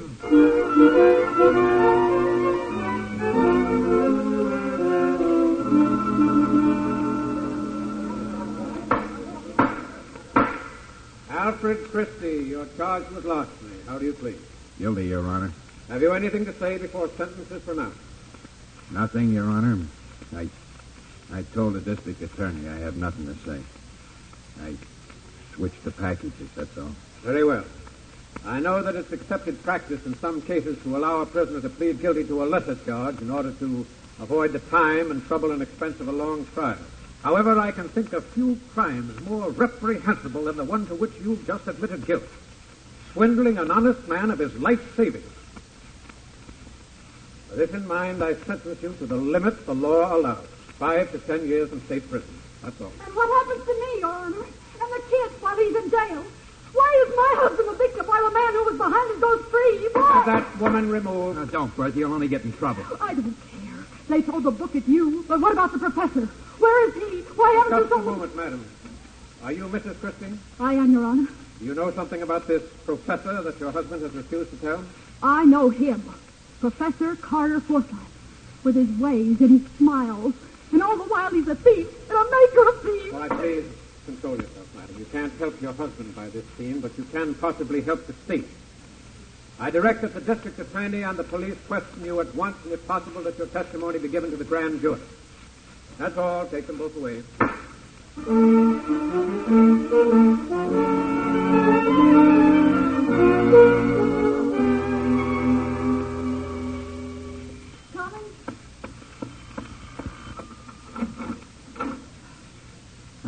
Good evening, Mrs. Christie. Well, good evening, Professor Forsyth. May I come in? You are in, Professor. Yes, I seem to be. Are the children asleep? The one I could afford to keep with me is. The other two relatives at home. I see. I understand your bitterness, Mrs. Christie. It has been my experience, however, that bitterness such as yours is sweetened invariably by the sight and the possession of pieces of green and black paper, such as these. That's a lot of money. Your husband's due share of my enterprise to date. What do you want for that? Why do you interpret my motives so crassly, madam? As I said, this is your husband's share Your of my... kind doesn't give up that kind of dough just to play square. Let's have it. What do you want? I've learned in my time that memory can be a convenient attribute. Memory has strange lapses at times, and I believe that your memory is due for an exhibition tomorrow before the grand jury. Oh, in other words, you're buying my silence, Professor. Again, madam, you're very blunt. Let us say I am ensuring that certain details which you hinted at in a certain courtroom during a, to say the least, injudicious outburst will flee your memory tomorrow morning. Save the talk, Professor, and the money. Surely you will listen to reason, Mrs. Christie, a large sum of reason. It won't get Al out of jail. And I'd like to see you there on visiting days, too. And so would the Lances and a lot of other decent You're folks. very determined, madam. A pity. A stubborn woman is usually a foolish woman. What do you mean by that crap? It may interest you to know, madam, that I acquired my sobriquet of professor while I was a magician of no little repute. Stay away from me. That reputation was based principally on my knowledge of sleight of hand, on my very skillful hands, on my very powerful hands, Mrs. Christie. Let us not be noisy and vulgar about this, Mrs. Christie. It's really too bad you were such an emotional woman, Mrs. Christie. The grand jury will miss you, madam.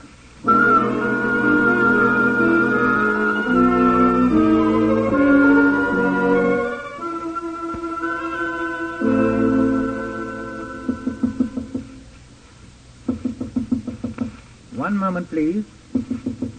I asked you to wait. Christie. Let me in. Shut the door, Professor. Aren't you out early, Christie? I'm out. Good behavior. In a matter of months, on a sentence of 5 to 10 years? Oh, there must be new rules. Yeah. And maybe I made them. Christie, surely you haven't been foolhardy enough to break jail. Maybe. Maybe a couple other things, too. Interesting. Care to cite any examples? Yeah.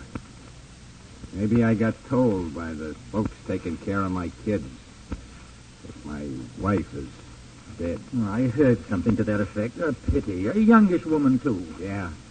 And a woman who stood for her no-good husband and tried to make him into something decent for a long time. She deserves something better than me or dying the way she did. And maybe she shouldn't be just a name in a police file marked murders unsolved.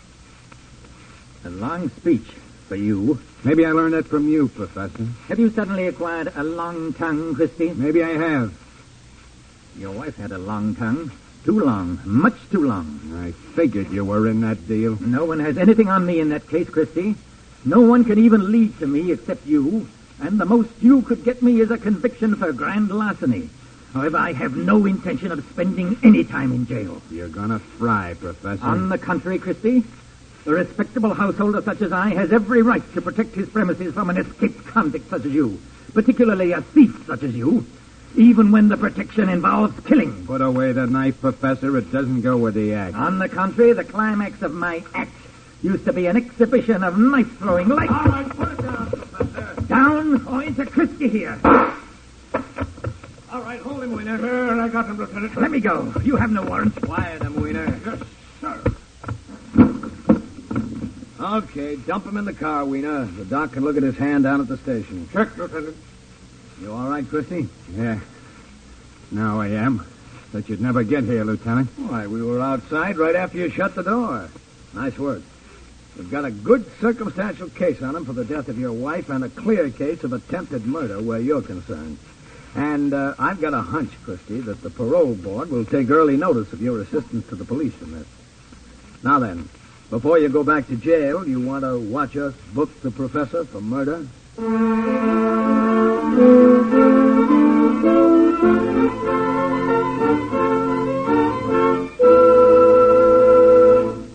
Crime does not pay.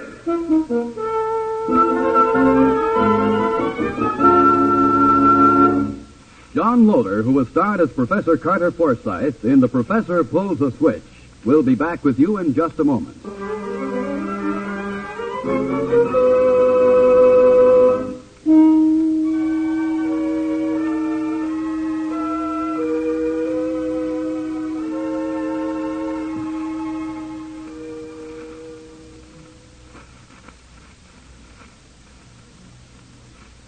Now here in person is John Loder. There's little use denying that the professor was a very clever fellow.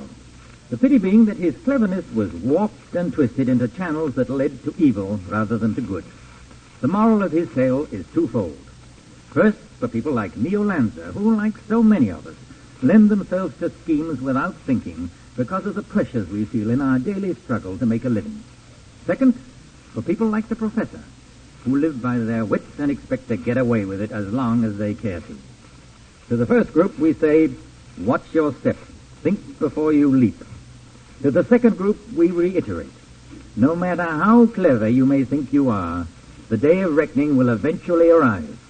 It happens to be very true that crime does not pay. Thank you, Mr. Loder.